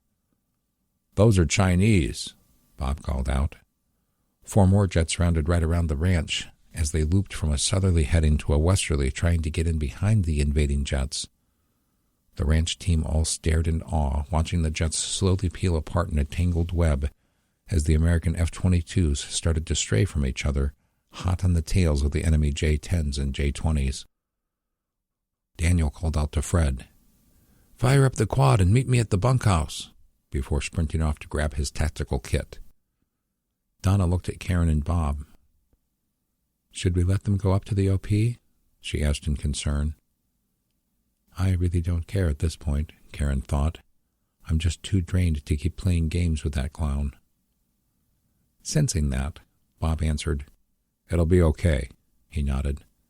"A couple of sets of eyes up there will probably be good." By then, the sounds of the defensive missiles exploding a few miles off had finally made their way back to the ranch, as did the loud distant rumbles of artillery and tank cannons. The noises added credibility to the building sense of doom and foreboding arising in the pits of everyone's stomachs as they watched a dogfight unfolding in front of the rising Arizona sun. Chapter 20. USS James L. Honeycutt, SSGN 93. The ship's doctor wasn't a doctor at all, but a highly trained corpsman certified for independent duty, like a paramedic. Trained mostly to deal with trauma and any minor medical issues that might befall younger and healthier people, she knew immediately there was a major problem. Though there were minor injuries throughout the USS James L. Honeycutt, the CO's head wound was by far the worst injury after taking the initial damage control reports. By the time she'd arrived with a couple of repair party firefighters in tow, the con team had grabbed the nearest first aid kit and applied a pressure bandage. "We need to get him to sick bay," she said after only a cursory look. "Grab a litter." she ordered one of the firefighters. She palpated the neck and exposed scalp, checking for signs of fractures. As much as the con team wanted to watch, Darren snapped them all back to their jobs. "Sonar, are there any other torpedoes?" he said with authority. "Not in the immediate vicinity, Cobb," the chief told him. "We've got filters applied, but between the exploding ships and torpedo shootouts in every direction for 100 miles, it sounds like an over-the-top video game out there." Carla took Darren's lead and snapped out of her own mental funk. "Highlight the Illinois," she ordered. Most of the systems had rebooted, and alarms were silenced by the equipment operators. At first glance, the Honey had not suffered any noticeable damage. The main screen zoomed in on the sector farthest to the east. "Sensors picked her up 2 minutes ago in this location, just for a quick second," the chief said. "She's got 2 attack boats between the fleet and her," Carla noted. "Where's Key West?" 10 miles southeast and engaging contact Sierra 4. "In Scranton?" The crew held bated breath while the sonar techs worked their keyboards. 39 miles northwest. She has 2 Song class and 1 Ming class on her. Torpedoes are tracking her. Looks like a range of 8,000 yards. "Left full rudder," Carla exclaimed. The ship, still moving at mind-blowing 55 knots, banked hard as the control surfaces fought their way to the proper positions under the command of the pilot's joysticks. "Decrease speed to 45 knots. Make our depth 350, Cobb." Darren continued to relay instructions to the pilots, including once again ensuring that the ballast tanks flooded with the proper volume of seawater to help gain negative buoyancy. The ship shook as she responded to the high-speed demands of combat. "Torpedo room," Carla called into her con handset. "Make sure the fish are set with the proper kill box on tubes 1 through 4. Set tubes 5 and 6 for snapshots." She hung up without even waiting for the concurrence reply. "Good call, XO," Darren agreed as he watched the screen adjust itself in relation to the ship's turn. "At the speed we're entering this shootout, we might find ourselves right up on one of those songs." "Con," the chief sonar tech called out. 2 small explosions from the Illinois. She's moving to flank speed." Darren gave a knowing glance at Carla. "They've just blown the tow pendants on El Paso. It won't be long now. At least we're already headed in the right direction." "But what about the Key West?" she countered, her voice racked with doubt. "They're probably too wrapped up in battle to notice. They'll get caught in the aftershock." "I get it, XO, but Scranton needs our help too, and so will the LBJ and the Bunker Hill. Northwest is the right call, ma'am." "But we owe them, Cobb," she practically yelled, causing the entire team to freeze for a quick moment. Nobody wanted to go back toward the giant bomb Illinois had just lit the fuse on. "They saved our bacon back in the China Sea." "I know, Carla," Darren said with as much fatherly mentoring as he could. As the XO's partner and the senior enlisted man, he knew he could break decorum with her and it would be okay. They're doing their duty, and we're doing ours. We can't save them, but we might save the others. The con remained quiet. Darren saw Carla's eyes turn red with emotion, and he let his follow suit. He wasn't ashamed to let the crew know it was okay to be scared in the face of death, as long as they did their jobs. "Continue course and speed," she finally agreed. Turn, damn it!" They both heard the chief sonar technician yelling at his counsel. "What is it, Chief?" Carla asked, eyeing the screen for the positions of the 3 Chinese subs in the waters ahead. "Scranton," he said. All 3 sonar operators suddenly ripped their headsets off. They'd had the dirty duty of listening in as the enemy's U-6 torpedoes zero in for the kill. It exploded along the starboard engine room, flooding the space and reactor compartment with seawater as the 2-inch thick steel hull peeled back. The submarine immediately began sinking, dropping tail end first, though still with its momentum from trying to escape. The sonar technicians put their headphones back on, now that the explosion a dozen miles ahead was over. "Contact Mike 05 is coming around," he yelled. "Right for us at depth 650. This damn dive limit, Darren thought. They've got us trapped on the ceiling. "Make your course 355, Cobb," Carla ordered, triggering him to direct the pilots. "We're going to swing wide and then come in under them when they try to keep up with the turn." She scanned the screen. "Sonar, do you concur on the range being 12,000 yards? "Range is good, Con." The Honey rolled as they turned right just a bit. After 15 tense seconds, Darren and Carla saw the enemy sub trying to turn to its port in an attempt to cut off their path. "Now, Cobb, left full rudder, bearing 240. Increase speed to 55. Make your depth 650. Darren spent 1 second giving her the "seriously" stare. He repeated her orders loudly and with no further delay. 650, Cobb?" the pilot asked in grave concern. "You heard the order, shipmate," Darren affirmed. The USS James L. Honeycutt protested. As she turned hard and dove, the hull began to make the standard popping noises. Roughly every 100 feet of depth added 43 pounds per square inch of pressure. As she strove to reach deeper water, the hull was being squeezed and compressed, causing the metal to groan. "What are you SOBs going to do now?" Carla yelled. The Honey shot back up to a speed that the planned Navy wasn't prepared for. "Range 8,000, sonar called out. "They're diving. They'll be passing on our left." Another short but lifelong pause. "Her tubes are flooding." "Snapshot tube 6, Carla called. The officer seated at the torpedo control station flipped the safety interlock up and over, revealing the flashing red launch button. He pressed it. The torpedo tubes were offset at an angle, shooting the torpedoes out to clear the ship. The outer door rolled open, turning the smooth fairing of the ship's skin into a muzzle. The inner door opened, the water in the tube having been matched pressure to the ocean. Pressurized water from a separate tank shot the torpedo out several dozen feet, its propeller pushing it farther. It screamed up to its maximum rate. A thin wire played out of the device, allowing the weapons operator in the con to steer the device. Had it not been for the sound of pushing it out, it was likely the Ming would have never heard it coming. If the guided wire were to break, the torpedo had both passive and active systems to guide its 647-pound warhead to its target. There were no safeties installed on this shot. The torpedo was a threat to anyone in the area, including the Honey. "Torpedo in the water." "Right rudder," Carla said. "Make your course 330, depth 400, port side countermeasures." "Contact Mike 02 is opening outer doors. Range 10,000, bearing 340. "Very well," Carla said. "Launch torpedoes 2 and 4.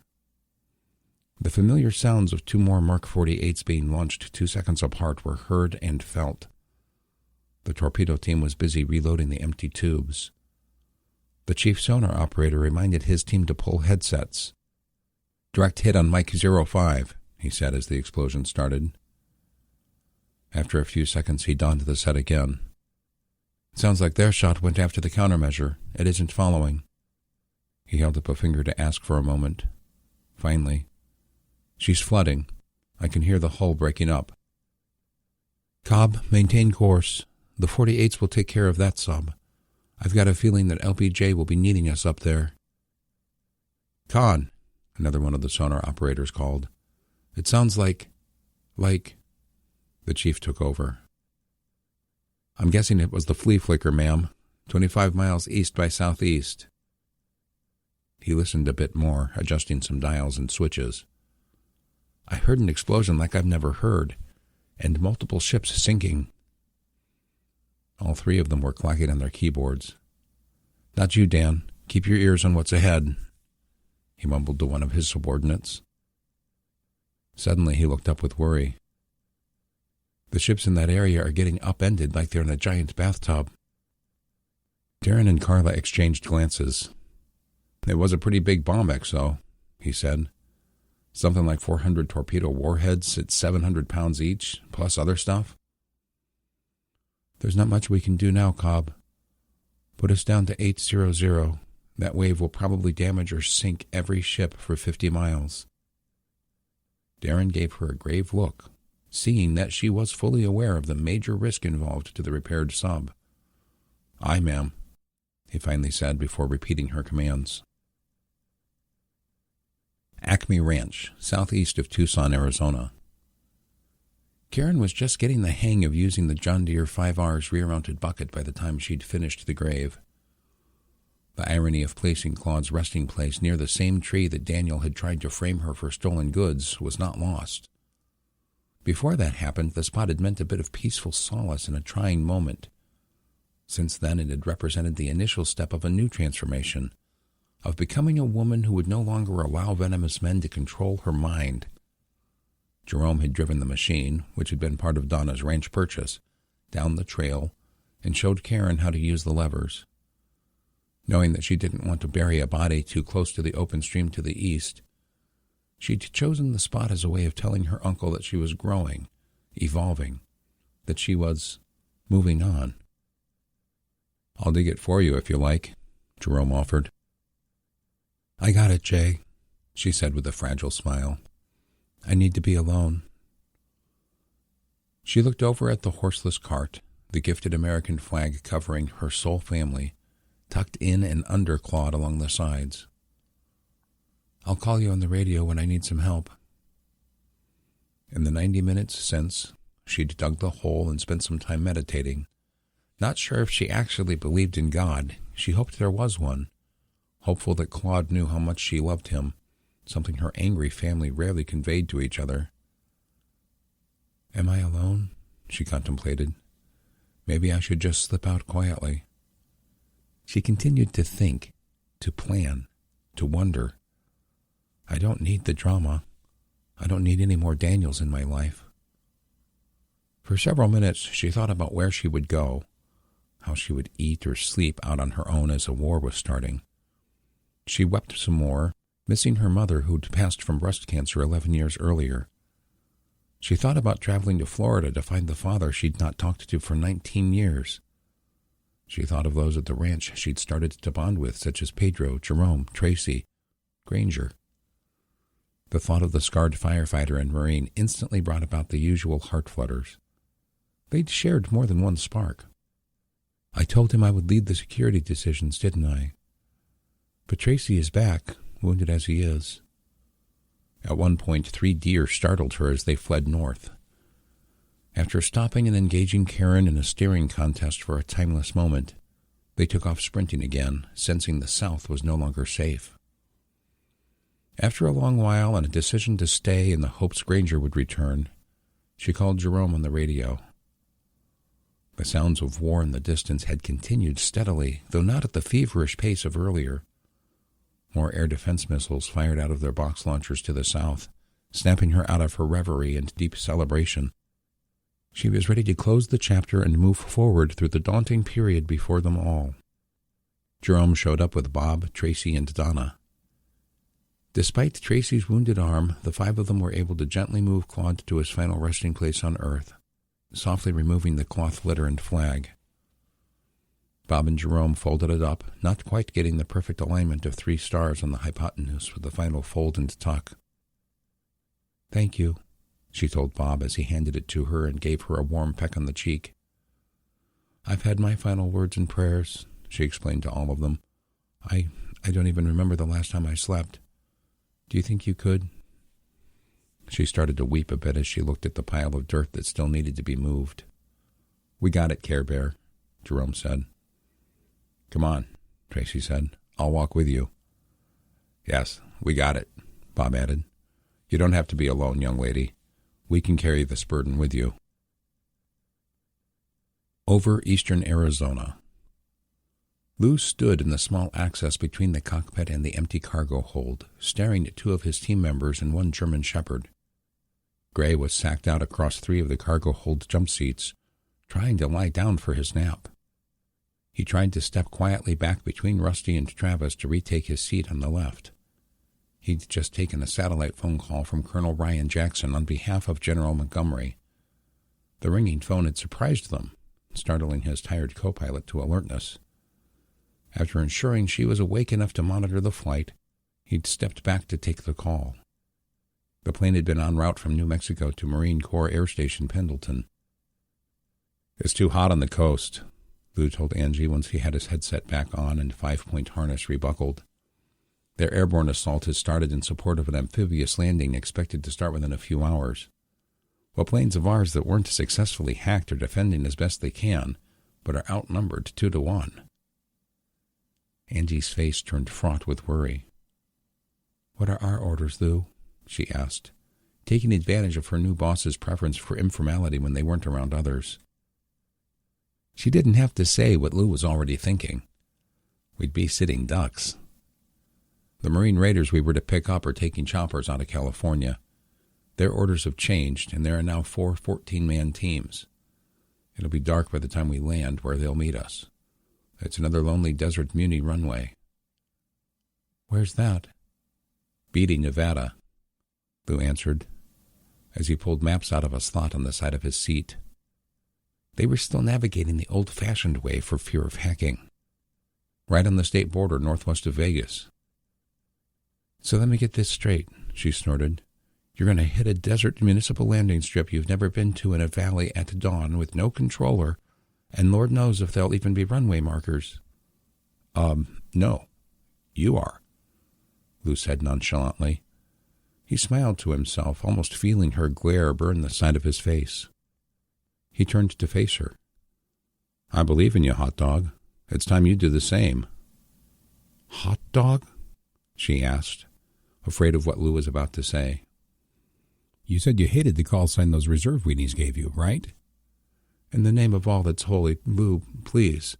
Anything other than—" "Oh, come on, hot dog," Lou interrupted. "It could be a lot worse." He started to fold down the parts of the map he'd finally settled on. "Please, sir." "Do me a favor, would you?" Lou said. "Go roust Gray and bring him up to speed. He needs to recalc the fuel to make sure we can land, take off with a bunch of jarheads, and land again." He continued to approximate his needed turn angle to bypass Las Vegas to the south as she slipped out of her seat and stepped past Rusty. "Hot dog," he laughed out loud to himself, wondering if they would live to tell anyone they knew about his little prank. Chapter 21. USS Lyndon B. Johnson, DDG 1002. "Bridge, CIC. We're getting flash traffic from the Fleet HQ. The El Paso has detonated. There's a rogue wave heading toward us." Millie let the binoculars fall to her chest as she grabbed the phone handset. "ETA?" 12 minutes, ma'am." "What's the status of those improved kilos, CIC? Have we reacquired their positions?" It wasn't as if the wave was the only threat. It was fully dawn, and the black-turned blue sky was glowing red on the horizon. Fires littered the ocean in every direction. Columns of smoke were noticeable wherever Millie looked, and the long, slender destroyer would be much more visible with each passing minute. Millie had been changing course, trying to remain as unpredictable as possible. The helicopter-launched torpedoes had been dreadful news for her American submarine protectors from Hawaii and Guam. And though the planned submarines needed to work as a pack to sink the American subs, a surface ship in the middle of battle would be easy pickings. "Not yet, Captain." Millie had turned her ship, moving westerly for several minutes, and then turning south. The news of the wave meant they needed to turn east to drive into it for survivability, like they had just a couple of weeks earlier. "I don't suppose we have time to verify with the UAV," she decided. "Very well, CIC. Is Mount 2 up yet?" "They're reporting it will be reset and recharged within the minute, Captain." "Very well, CIC. Be ready to line up a new series of targets. We're heading east again." She hung up the phone, not waiting for a reply. "Make your bearing 100XO. Maintain speed." She headed over to the bosun of the watch near the back bulkhead. "1MC, boats." "Aye, ma'am." The young sailor turned and flipped a switch and handed the 1MC microphone to the captain. Team LBJ, all hands brace yourselves and your spaces for another giant wave, like from before. ETA 10 minutes. We'll sound the collision alarm when it is a minute out. Keep up the fight. Bridge, CIC, incoming missiles, the bridge speaker blared. Bearing 145. Millie unkeyed the microphone and tossed it at the bosun, scrambling over to their radar display. 1, 2, 4 YJ-21s? The anti-ship missiles were extremely maneuverable and hypersonic for the entire trip. They would likely be on them in less than a minute. Increase to full speed, Mr. Bailey. She moved over to the starboard windows and scanned. Nothing. In the CIC, the team was rapidly providing the final permissions for the ship's automated combat computer to launch as many RM-7 Sea Sparrows as it thought it needed to. Millie looked down and saw sailors in firefighting gear scrambling off the bow. Once their bow tomahawks had been launched, they'd been cleared to go provide cooling water on the barrels. Oh no, she screamed at herself. She watched in horror as the heavy doors on 2 of the 4-missile Sea Sparrow canisters swung open. Hurry! Millie yelled at the glass. Over the course of the next few seconds, just as the sailors cleared the danger area, 4 of the short-range defenders rocketed out of each cell and headed up and east. Streaks of smoke arose from the bow of the ship in the breaking dawn. The sound of the chaff launchers could be heard. Angled tubes near the top of the ship sent charges filled with thousands of pieces of metal 300 feet into the sky in an attempt to make itself a better target than the ship's radar for the missile's radar tracking system. There's a second wave coming, Bridge, Dennis Bates' voice squawked over the speaker once more. Millie watched the Sea Sparrows detonate themselves less than a mile away. The warheads sent metal rods fashioned together like a large expanding accordion ring outward, growing in size and meant to rip through whatever was a threat. 3 of the YJ-21s detonated themselves in the ensuing explosions. The 4th moved for the chaff, exploding above and to the side of the ship. The warheads' shrapnel and fireball peppered the starboard side, leaving the hull pockmarked and blackened along the side. 4 more of the Sea Sparrow missile cells opened, launching 16 missiles at 12 that were inbound, this time from the northeast. As they left in a streak of flame and sound, naval artillery fire roared across the LBJ's stern from the south, exploding just over 100 yards past the ship. Another shot hit the water immediately aft, exploding and ripping steel fragments into the stern's small boat hatch. LBJ twerked violently in her aft end. Millie was scanning the flaming ships to the south and saw the stern of a ship passing westerly not 2 miles away. You sneaky sons of guns. The gun mounts wouldn't be able to swing that far aft. Mr. Bailey, right full rudder. Bailey repeated the order as the ship's helm team complied, sending them all lurching toward port at the high rate of speed. Past that burning corvette on its east side. She grabbed the phone and moved the few feet over to clearly see the contacts on the screens over the bridge windows. There's a destroyer masking in the smoke just past contact Bravo 1-3. Hit them with both barrels. The ship's turn had put the enemy on the port forward quarter. A fireball erupted from its gun once more. Mount 1 sent a slug toward them a second later. The trajectory was so flat that the projectile screamed over the enemy destroyer's bow when it dipped in a wave just a few feet.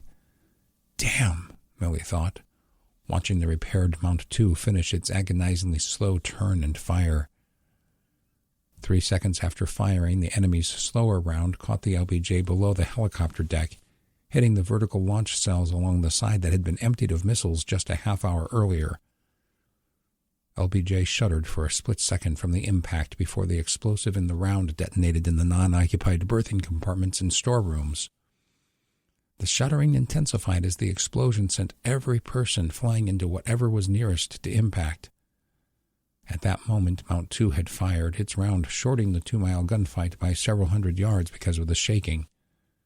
That meant little, as like a kid skipping stones in summer, the low and flat, high-speed shot may as well have been hitting concrete instead of water. The energy had been bled some, but not enough to stop the mass from slamming into the thin hull of the enemy ship. Even without a warhead, the hard-fast object ripped through frames and bulkheads right at water level and directly outboard of the gun mount. Millie got back to her feet, her battle helmet having taken the bulk of the blow when she hit the helm station. She heard the second volley of missiles explode the incoming battery, this time a little farther out. Millie switched her phone to the interior circuit being used by the repair parties and heard havoc. Let them have the time to do their jobs, she reminded herself. Damage Control Central had hopped onto the 1MC and given some instructions and information on the ship-wide circuit. The call, "Missiles inbound," on the bridge circuit broke her attention. 15 of them. Dear God, Millie prayed, help us out of this. The aft damage has sent the Sea Sparrows in the aft port cells into a reset mode. The ops officer continued to update the captain via the speakers. 2 minutes until they're ready to launch. Millie grabbed her phone and reset to the CIC circuit. We don't have 2 minutes. Wait, Dennis said. There are American SM-2s moving in from the west. Millie moved to her combat radar screen. Bunker Hill, she screamed. 20 American missiles from her sister ship screamed over the LBJ at 10,000 feet elevation, moving at Mach 5. They slammed into the surely fatal barrage 2 miles away, filling the sky with fire and shrapnel. They're only 3 miles out, Ops told his boss over the phone. Millie scanned to the right of the planned destroyer, which was leaning heavily to its starboard, rapidly filling with water in the bow and sending her propellers into the air at the other end. A fireball erupted from Bunker Hill's 5-inch cannon, exploding in the bridge of the sinking ship. The old-school cannon was firing rounds once every 2 seconds, moving to the other targets as she smoked the enemy. In the back of all this was the wave. Millie had completely forgotten about it. She had run to the port side to scan for threats when the sight of the bows of enemy ships shooting skyward caught her attention. South, she remembered. We need to turn, she yelled with all that her voice would give. Left full rudder. Sound the collision alarm. Huntington Park, California. The chaos was unbelievable. We're like salmon trying to swim up a river, Alex thought in a panic. He and Henry were both exhausted, having been carrying their feeble mother, weak from not eating her share for weeks. In the 35 minutes since a Chinese air-to-surface missile ripped their escort Humvee to shreds in a fiery explosion, the prospects of a violent and painful death had become a stark reality. They'd moved off the highway with nothing but their weapons and backpacks. The guard members who had been driving their trucks ordered their human cargo out in lieu of the ongoing invasion a mere 43 seconds before the attack helicopters had made another pass and destroyed both military trucks. The waves of paratroopers had been replaced with a fresh wave of tracked vehicles and giant loads of supplies hanging under triple chutes, mostly to the south in the Long Beach area. Counting elderly and children, there were 23 tired and scared people in the group, which was starting to spread itself into a single column, with the strong and determined up front and the weaker being prodded along by Lauren and Jesse Duarte at the back. The streets were filled with Angelinos of both the dead and live persuasion. Most of the live ones were running east on foot, though many were using bikes.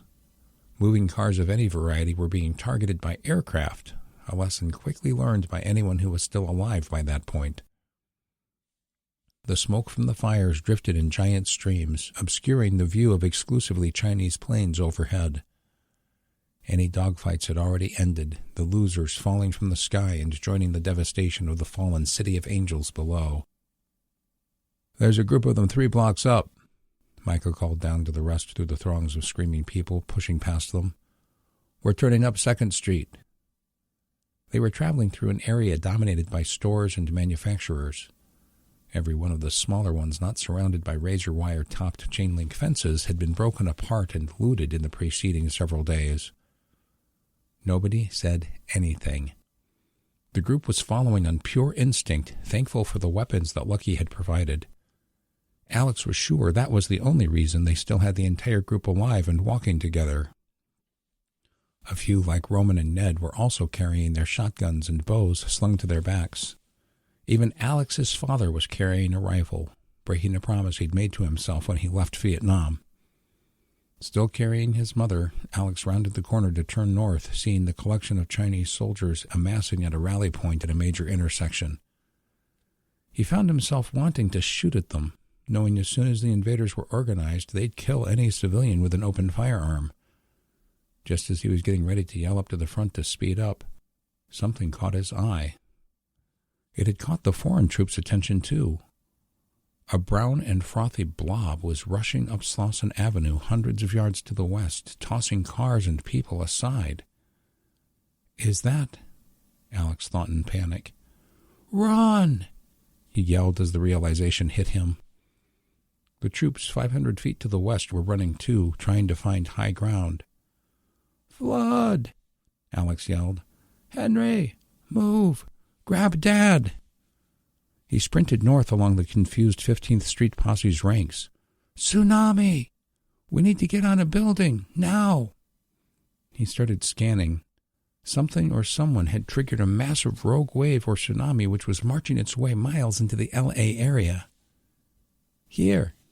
Sassy Sasha called out, spying a rolling chain-link gate that wasn't locked. It led to the employee entry and parking area for a 30-foot-tall aluminum plant. She ran to it, trailed by Micah. The two youths pushed the tall obstruction open enough for people to pass through. The group began to bottleneck at it. "Open it more," Henry called from the back of the pack, trying to drag his father faster. The two youths moved the heavy gate a couple of more feet and then ran toward the extensive building's corner. "Here," Micah called out. "There's a ladder." The tired, panting posse moved through the mostly empty parking area, finding a commercial roof access ladder and several semi-trucks on the loading dock side of the facility. At 10 feet off the ground, a circular fall protective cage surrounded it the rest of the way up. But the first 10 were an issue. A pair of locked, hinged flaps were covering the first 10 rungs, meaning to keep people off the ladder. A couple of the group spewed angry tirades at the obstacle. Lauren and Jesse ran over to a 6-foot-tall mobile dumpster near an employee entrance. "Help us," Jesse called out as the two women began to push it. Roman Lopez and Philip Hogarty ran over and threw their body weight into it, getting the wheels moving. Alex turned. "Anything?" He couldn't see anything due to the medical supply store across the street, but he could hear a noise unlike anything he'd ever imagined getting closer. "Hurry!" he called out, arms burning as he still carried his crying, frightened mother. As the group parked the dumpster into place, Philip slammed the plastic lids shut and jumped up to the small metal shelf at the top where they were hinged. "Give me your hand," he yelled at Jesse. Lauren had already followed suit on the other side of the 8-foot-wide dumpster. First Philip, then Lauren, pulled a group member up and shoved on their butt to help boost them to the point they could grab onto the inside of the cage and hoist their feet to the first accessible rung. Ango, Alex's mother's best friend, was the first to get up and start climbing. Next was Jessie Duarte. She prodded the elder neighborhood matron to hurry up the tall ladder. Ned Manners and Roman Lopez shoved Roman's kids up into waiting hands next as people were fumbling with backpacks and rifles. Sasha scanned a semi-truck and trailer about 50 feet away. "Alex," she called, "put your parents in there. And Ned's dog." She's right. They'll never make it up that ladder, he realized. "Henry," Alex called as he ran to the cab of the big truck. "The wave will move this thing like it's a toy," his brother argued. "I think it'll just push it up against the building," Alex countered. Though they were near a corner, the long building ran almost 600 feet away to the east. Alex relented his argument and climbed up the steps into the passenger side of the cab. As he was handing his mother up to his brother, Alex called back, "Everyone, throw your packs and rifles in here." Ned had already started running toward the truck with Cisco, his mostly Labrador mutt. Sasha caught on. "Yeah, they'll get stuck in that cage. Move it." Those still on the ground ran over and started tossing their gear into the truck on the driver's side. Brown, murky water filled with sediment, trash cars, broken phone poles, human bodies, and every other loose item in L.A. plowed its way east at the intersection they'd just left. Water took the path of least resistance and moved north along the road, filling all available spaces as the water behind it continued to push. Group members were running back to the dumpster in a panic. "Bah!" Henry called to his father to hurry into the truck cab as the wave entered the parking area. Over at the dumpster, people were screaming as they tried to get on. Lauren and Philip were pulling and shoving bodies up and into the ladder cage as quickly as they could. Alex climbed up onto the big rig's first step, shoving his slow-moving father into the cab and following him. All four of the Petit Wen family, along with several weapons and backpacks, were crammed uncomfortably into the truck. It shifted and wiggled as the water started to push on the tires and wheels. "Go!" Philip yelled at Lauren, who started pushing Roman Lopez's feet as she was trying to squeeze herself up to the first rung. She grabbed onto the cage as the dumpster moved away by the water's force. Philip fell off it toward the building and was slammed by the large metal box into the building's concrete and metal wall. A sickening crunch rose to Lauren's ears. "Philip!" she called out in horror, scanning but not seeing him in the quickly rising murky water. "Keep climbing," Roman called out to her from above. "He's on his own." Alex watched the group finish ascending. The large truck started to get pushed along, slamming slowly into the side of the large building. It came to rest at an odd up-angle a couple of 100 feet down from the ladder, part of a collection of trucks getting stuck at the loading dock. And though he wasn't aware of it at the moment, the wave had done better for their group than any of them could ever predict, as many enemies, foreign and domestic, failed to escape its unforgiving path. Chapter 22. Acme Ranch, southeast of Tucson, Arizona. "What are you guys doing?" Karen asked in disbelief. Daniel just ignored her, continuing to load food, gear, and other supplies from the bunkhouse to the pickup truck. "We're starting with this stuff," Fred Bowers explained. "We're taking it to the cave since you don't seem to have a shred of common sense," his wife Pam added, practically spitting disdain as she did it. "I'm sorry your uncle died, but now is no time to freeze and not make a decision." She went back to carrying plastic tubs of spare medical supplies. "Did you clear this with Donna?" Karen asked. "She'll come to reason," Fred said. "We could use a hand at the cave unloading all this stuff." He looked at Daniel. "Maybe we should have them start taking the stuff from the house to the parking area, speed things up a bit."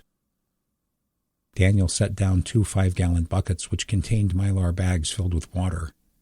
He dodged his crony's suggestion, seeing an argument with Karen was building. "What?" he asked curtly, as he stared in awe. "Donna and the others will be coming back up the trail shortly," she said as calmly as she could manage. Karen took a deep breath and then let it out slowly through her nostrils. The sounds of war mimicked thunder in the not-too-distant south. "We should pause, get our bearings, figure out if we should flee north instead of to a cave." "Unsatisfactory," Daniel retorted. He strode past her back into the bunkhouse.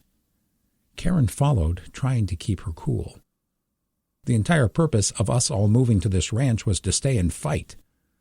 He sounded annoyed that he had to explain it. "We can be a thorn in the Chinks' side when they roll through here." "Chinks, huh?" Karen guffawed. "Real nice, Daniel."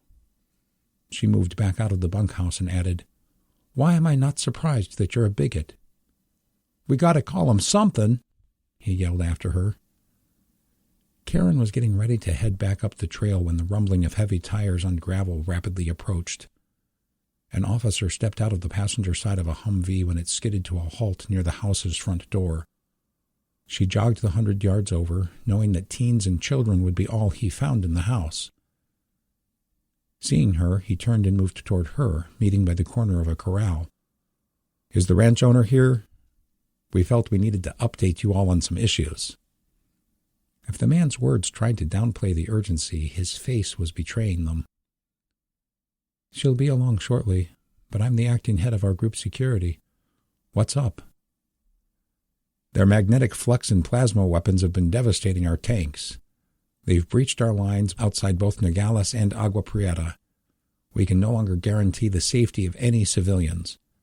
The general is ordering all remaining civilians to evacuate." "What are we talking here?" Karen asked. "How many days?" "Tomorrow," the man said bleakly. "Saturday if we're lucky. The mid-echelon units like our mobile artillery and combat engineers are retreating as we speak. The front may not hold through the night." Karen gasped, instinctively putting her hands up to her mouth. Those poor soldiers, she thought. Once more for the day, her tears started to build. She could hear the tractor moving up from the south and looked to see the rest of the group approaching the bunkhouse. She faced the young officer. "You can let them know that we've been told, and we'll be bugging out as soon as we can gather ourselves." Southwest of Beatty, Nevada. Lieutenant Colonel Freeman Lewis Superbert Caldwell and his co-pilot, First Lieutenant Angela Sky Hot Dog Connect, walked around the C-17 Globemaster III conducting a thorough check. First Mate Rusty pulled at them from the end of his leash, anxious because of the noise and level of activity going on around him. He relieved himself on one of the tall port side tires. Despite being dusty and in dire need of a good scrubbing, the giant gray plane was performing well. The Marines had somehow arranged for a fuel delivery from the city of Pahrump, 72 miles to the south. Travis had assumed responsibility for taking that on while Gray supervised the onboarding Marines. There were only 54 total seats on the sides of the hold's hull, and slightly more Marines than that. Gray had a few of them help him retrieve enough of the snap-in frames of fabric seats from the lower hold to provide for the rest in the center of the hold. There was still plenty of room for their gear, weapons, parachutes, and breathing apparatus. And though the Globemaster had internal equipment that could easily be prepped for a static line insertion of these Special Operations Marines, this mission would require a halo insertion, high altitude, low opening. The operators would be jumping as 4 different teams from a height of 35,000 feet. They were supposed to pick up 2 F-16s from the Utah National Guard as escorts on this impromptu operation to the northwest. It'll do, Lou thought, but I sure wish they could cough up a couple of F-18s or F-35s from Top Gun at Fallon. They must all be in the fight in Cali and Arizona already. "Let's go, hot dog," Lou said as they finished their pre-flight inspection. Not that any negative findings would have much mattered. America was under open foreign invasion for the first time since the end of the War of 1812. We will fly, Lou knew, no matter what. Lou gave an informal wave to a small team of volunteer firefighters from the nearby town. They and a local deputy had come out upon learning that a bunch of Marines had helicoptered to the airstrip outside of town. Once the jumbo cargo plane had finished landing and taxiing, they offered to assist. Lou had them chock the wheels of the plane with a pair of fire truck chocks. They also kept a small amount of desert automobile traffic on the state highway moving along. The goal was to get off the ground before any critical details leaked on the airwaves. He saw the firefighters head for the wheels. As he and Angie topped the ramp, they ran into Gray and Travis, who were discussing some details with 5 Marine officers. Lou had briefly met the major in charge of the op when they landed. "We'll be taxiing in 3 mics, Major. Wheels up in 6. "Roger that, Colonel," Major Gregory Robertson acknowledged. "With your permission, sir, I'd like to provide some last-minute details to the crew before we're airborne." Lou looked at his wristwatch. He handed Rusty's leash to Angie and said, "Lieutenant, go get us fired up and find out where our escorts are." "Yes, sir." "The floor is all yours, Major. Pardon us while we get the ramp up." As Gray proceeded with raising the loading ramp, Major Robertson moved to the head of the cargo bay and took the center with command authority. "Raiders, listen up." With those 3 words, every conversation and preparatory activity in progress came to an immediate halt. It was one of the most impressive displays of discipline Lou could recall seeing in many years. "We've gotten final confirmation of our orders and the last bit of intel I'll be able to provide. The northernmost units of the Army are still 400 miles away and won't make it to the port city of Eureka until at least tomorrow. The local police and guard units are engaging the advance elements of paratroopers, but they're in over their heads. They will not be able to handle what is about to hit their shores. As a shipping port, there are 7 docks and terminals capable of mooring and offloading thousands of troops and hundreds of tanks. Our job is to ensure they don't succeed. "Sir?" one Marine called out as he raised his hand. "Wasn't that port destroyed in the big tsunami in November, like everything in Oregon and Washington?"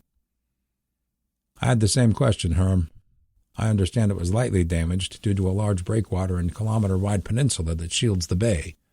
Any other questions?" The unit officers began handing out printed intelligence of the port and invading fleet for the Marines to study. The major continued. "One of the piers is a Chevron oil terminal, which means one less to worry about for the time being. Our 4 squads will try to disable the facilities at the primary 4 piers, followed by the other 2. The company's CO and XO will review the specifics with each of you when we're in the air." "Hoorah!" "Hoorah!" Nearly 60 hardened warriors wearing camouflage paint on their faces all yelled from their gut in unison, sending shivers down Lou's spine. He nodded to the major and turned toward the cockpit.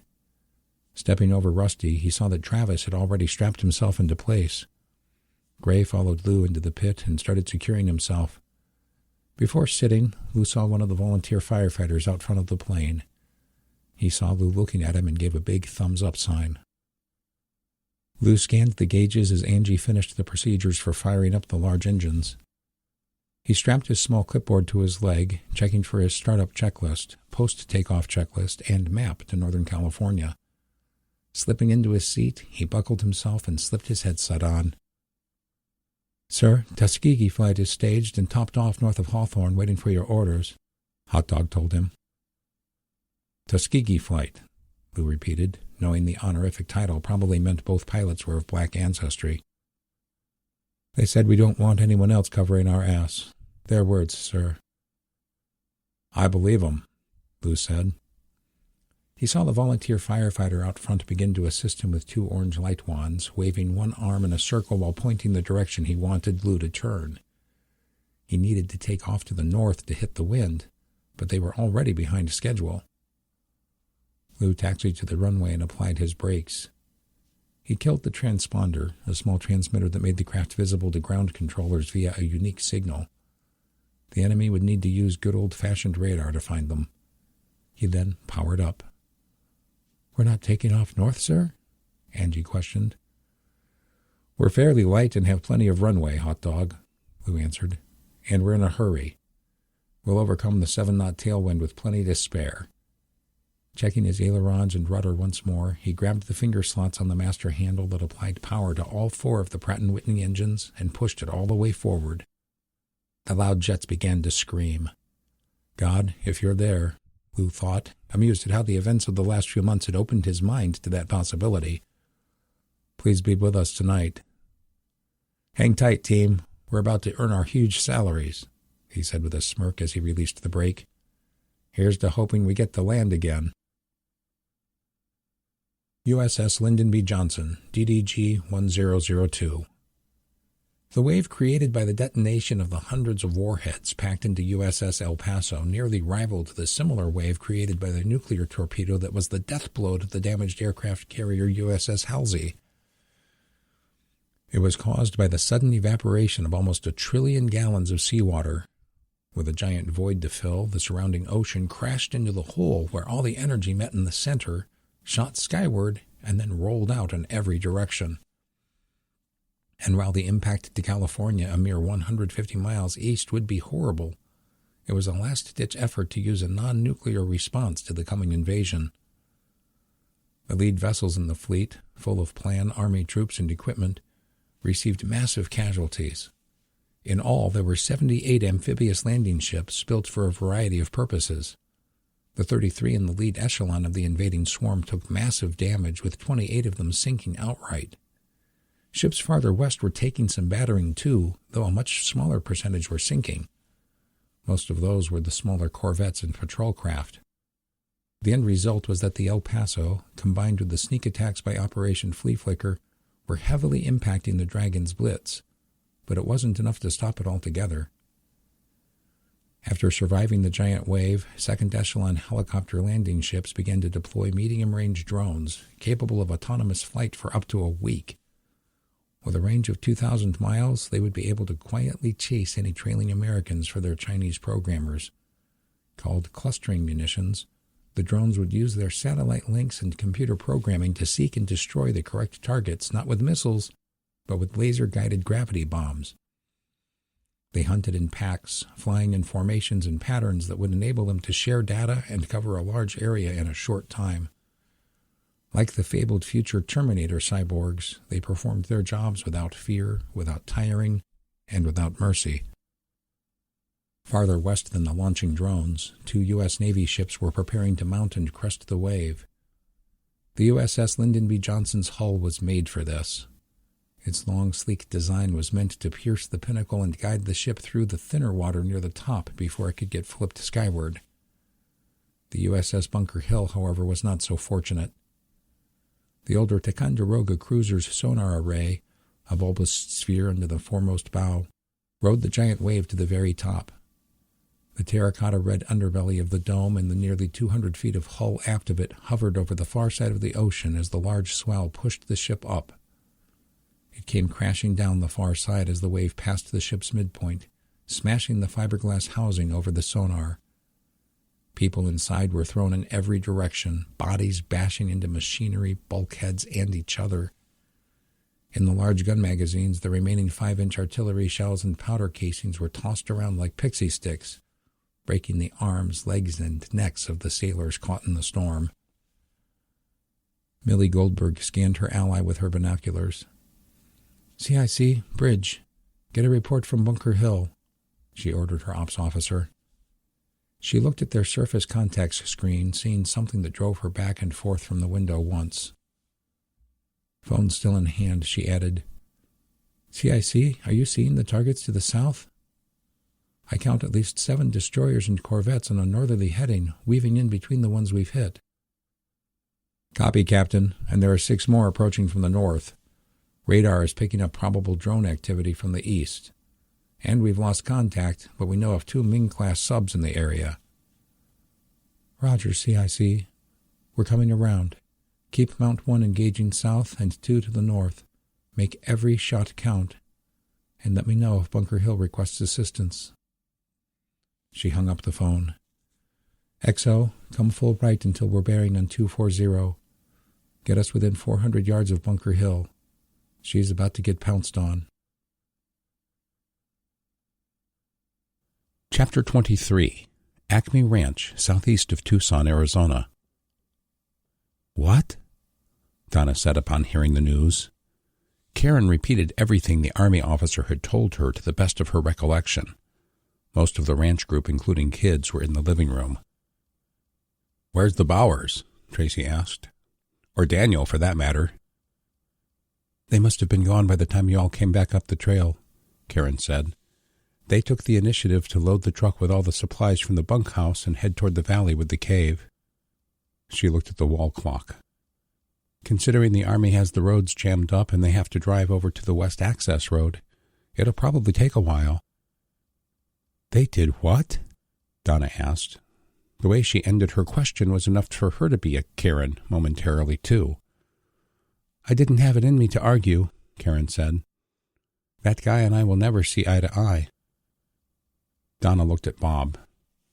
"Go see if you can get them back here on the radio," she ordered angrily.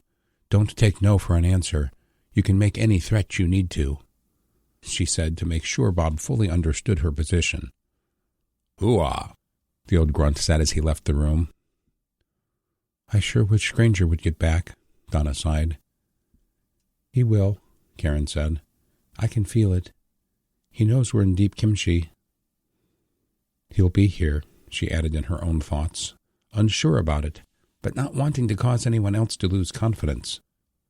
"In the meantime, we need to all start loading rigs. Jerome, you and I will lead in the battered ranch SUV with Robin as the rear gunner. Bob will take all the kids in his Suburban in the middle. We'll tow the cargo trailer with most of the supplies behind that. The older kids will have to be armed. Donna, can you take one of the all-wheel drive cars? And Tracy and Pedro will take the ranch truck as the rear guard. What about the three amigos? Jerome asked. I don't really care what they do, Karen added. With luck, they'll take their own truck and go another direction. That comment got a few snickers.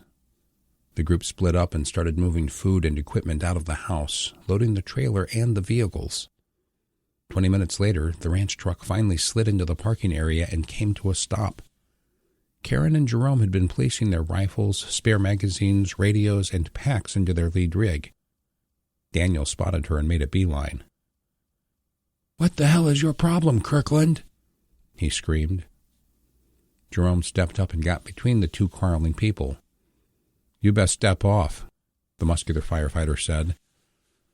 "This doesn't involve you, Jerome," Daniel said a bit more calmly. Yelling at Karen once more, he challenged her. "Tell me you didn't go spread a bunch of lies and BS to Donna to get us back here. Tell me you didn't just endanger the entire group with your stupid, arrogant decision." Donna and most of the rest had made their way to the SUV by then. "Daniel, come with me and cool off," she insisted. He ignored her the first time. "Daniel!" she screeched in her angriest mom voice. That made his head turn. There was a level of jealousy and rage in his eyes that was finally presenting his true self to her for the first time. "If you want to remain in this group, you'll take a walk with me. Now." Vernon, California. The current was moving north through the city streets, just like Alex's eclectic group. Within minutes of surviving the flood, the water had started to recede back toward the ocean or any other path of least resistance. There was little natural ground in the state's second tiniest city, an amazing 5 miles south of downtown Los Angeles, for the water to drain into. What the small municipality did have going for the unnatural disaster, though, was a clear access to the famed L.A. River. The concrete trough moved through the area like a giant snake. The normally dry bowl, made famous by movies like Grease and Terminator 2, was a swift-moving body of ocean water in retreat back to its home, though not quite a torrent. The other asset in the small city was manufacturing. Within the sight of a simple binocular survey on their haven rooftop, Micah had spotted a rubber goods factory. Lauren, Roman, Henry, and Ned had made hasty work of wading through the filth and returning 70 minutes later with pilfered recreational rubber rafts. It was approaching evening, and the former 15th Street posse had hoped to make it past the Highway 101 corridor between Los Angeles and East L.A. before full nightfall. With the elderly and small children riding in rafts alongside the packs of supplies, the armed crew set out, pulling their family north through the filthy slosh. "Ouch!" Henry proclaimed. "Something just got me." The water was 3 feet deep, and the current was enough to move objects as it headed for the river basin. He pulled his leg up to reveal a hole in his left pant leg. Blood slowly discolored the tan wet pants. "Into a raft," Sissy Lopez ordered. "You need to stay out of this garbage." "I'll be all right," Henry argued. "Just let me have a few minutes to get it to stop bleeding." "No, she's right," his father said. Lan Wen moved himself over his raft's edge. "Trade places with me." "Bah!" Henry started to protest. "Stop," Alex said as he waded over. "You can make sure Mom is sipping her water." Henry finally relented, allowing his father to take his place as a raft puller. "But we do need to get past the river as fast as we can," Roman said. "The sooner we get out of this current, the better." The children had finally stopped crying, dismayed at the sight of bodies amongst all the trash and other items floating by. Mostly it had been other citizens, but occasionally the body of an invading Chinese soldier was amongst the would-be jetsam. After the first time they'd seen this, Ned mentioned they'd lost an opportunity to find a potential piece of gear. They searched all the other enemy soldiers they came across. While they'd picked up 2 QBZ-95 battle rifles and a few hundred rounds of their unique 5.8mm ammunition, the real score had been 2 night vision devices and a CS LR2 sniper rifle. It was a knockoff of the common Remington 700 platform and fired easily attainable ammo. "I'll say this about World War III," Micah joked. "Video games always made it seem like it'd be louder." "It seems like most of their Day One efforts are about securing the beaches and the ported Long Beach," said Ned Manners. The Coast Guard vet and plumber had been the group's most active purveyor of monitoring all news sources. "And the news the last several weeks described our military staging well east of here, along the axis of the Central Valley and desert. They're not going to go through and kill every American," he pointed out. "They still need to cling to some form of moral high ground to justify this to the rest of the world." "Then how come we're hearing firefights to the southwest?" Sassy Sasha asked. "There's going to be some fighting," Ned theorized. "The Venom Spear soldiers and cops have been very active recently, right? There's still plenty of them in town." I was referring to the main army that moved by train across the country the last couple of months. "Damn it," Sissy Lopez called out. "Our raft just got a hole popped in it by something floating by."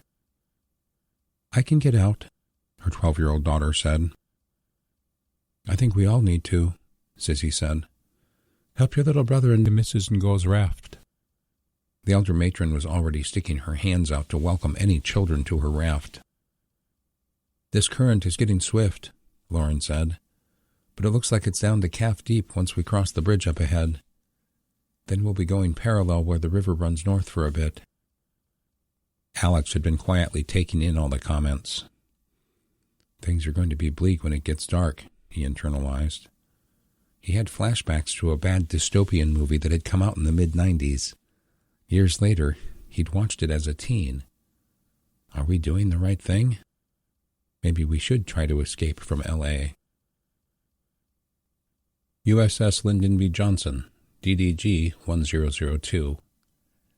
The two American ships were headed west, both damaged. Bunker Hill was limping along, her bow taking on water, slowly dragging the forecastle down. "I bet those sailors are fighting with everything they've got," Millie thought emotionally as she scanned her wounded battle buddy with her binoculars. The sister ship had taken a shot directly to her Aegis fire control radars. Any more engagement for Bunker Hill would be point shooting, something surface combatant ships had not been designed to do for a few decades. The pair of ships had engaged the southern attackers, destroying or slowing them. The six from the north had created a parallel course. Undamaged, they were advancing at a rate of over 30 knots. Millie had slowed LBJ to Bunker's speed, an agonizing 12 knots. They were slowly leaving behind all the carnage they'd caused the prior 70 minutes. It's a matter of time, Millie thought, before they attack. A very short time. "Bridge, CIC," Dennis Bates called on the speaker. "Radar is picking up odd signatures at 11,000 feet. The computer thinks it is a cluster." "Will it ever stop?" Millie wondered in exasperation. "Roger." An idea was born at that moment. "Be ready to link with their systems, Ops. We have eyes, but they still have claws. Bridge out." Millie relayed a message to the quartermaster of the watch, who contacted one of his peers. World War II technology saving the day, Millie thought, triggering a slight smirk on the awful day. Near the top of the ship, a quartermaster was using a signal light to send Morse code, speaking directly with a counterpart on the cruiser. Soon both ships knew the plan. The older Aegis combat system on the cruiser Bunker Hill was built exactly for this reason. It would link with the data being captured by LBJ as if it were its own. In a matter of moments, the two American vessels would absolutely need each other to survive. LBJ would see the drones, Bunker Hill would shoot them, and together they would both shoot the pending sea attack. Bunker would have the shooting speed to keep pounding the enemy, while LBJ would have the high-energy weapons to sink their foes with one shot. Millie closed her eyes just to get them moist again. She was startled by the warbling of her phone.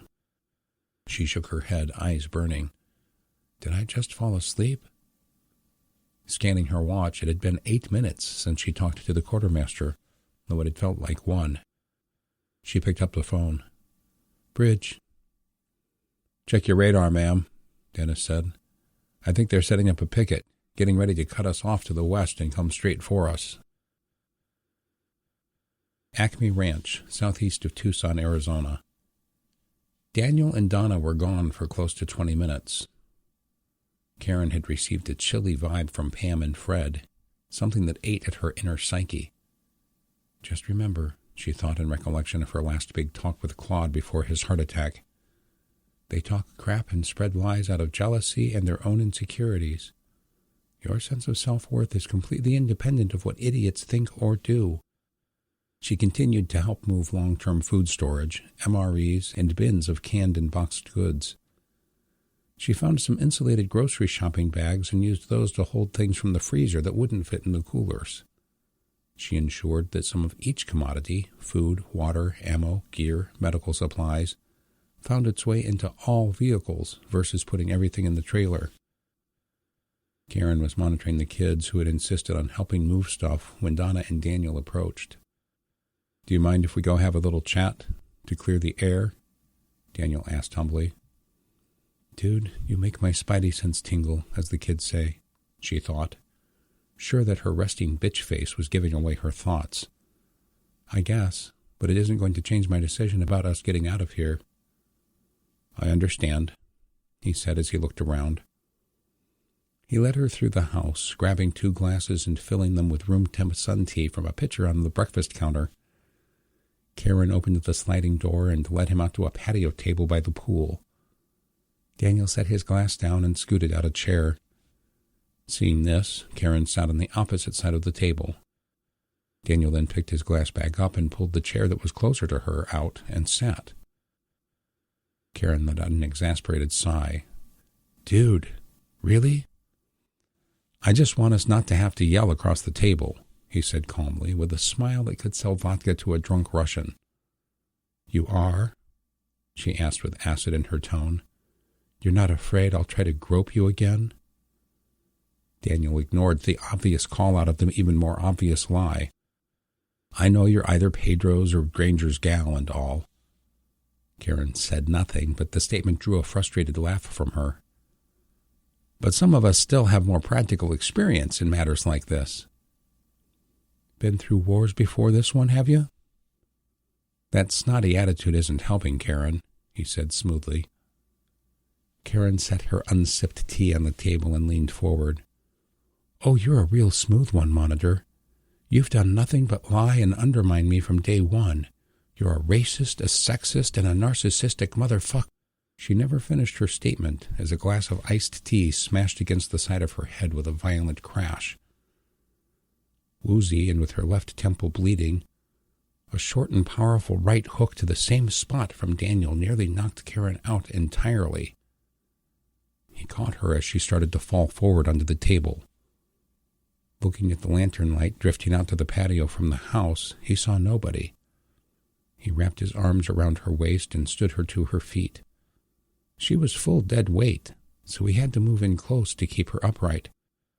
As he dragged her backwards toward the pool, he nuzzled his nose through her dark hair and gave her neck a long sniff. He then twisted with all his might, throwing her into the pool. Chapter 24, USS Lyndon B. Johnson, DDG 1002. "Fire at will, CIC!" Millie yelled into her phone. In the previous 3 minutes, not only had a drone swarm started dropping bomblets at the pair of ships, but the line of planned destroyers that had built itself ahead had turned and were coming at the battered destroyer and cruiser. LBJ and BH were spaced a half-mile apart, while a ship 6 ahead were in a wedge formation 3 miles wide, 4 ships in the front echelon, followed by 2. Bunker Hill had launched several missiles at the drone clusters to try to stop the attack. Mount 1 shuddered as it let loose its first round at the ship closest to directly in front. It was 8 miles ahead, and the round penetrated just to the port of Centerline, ripping through the entire destroyer and coming out the back. Millie stared through her binoculars in awe as nothing seemingly happened. The ship just kept coming.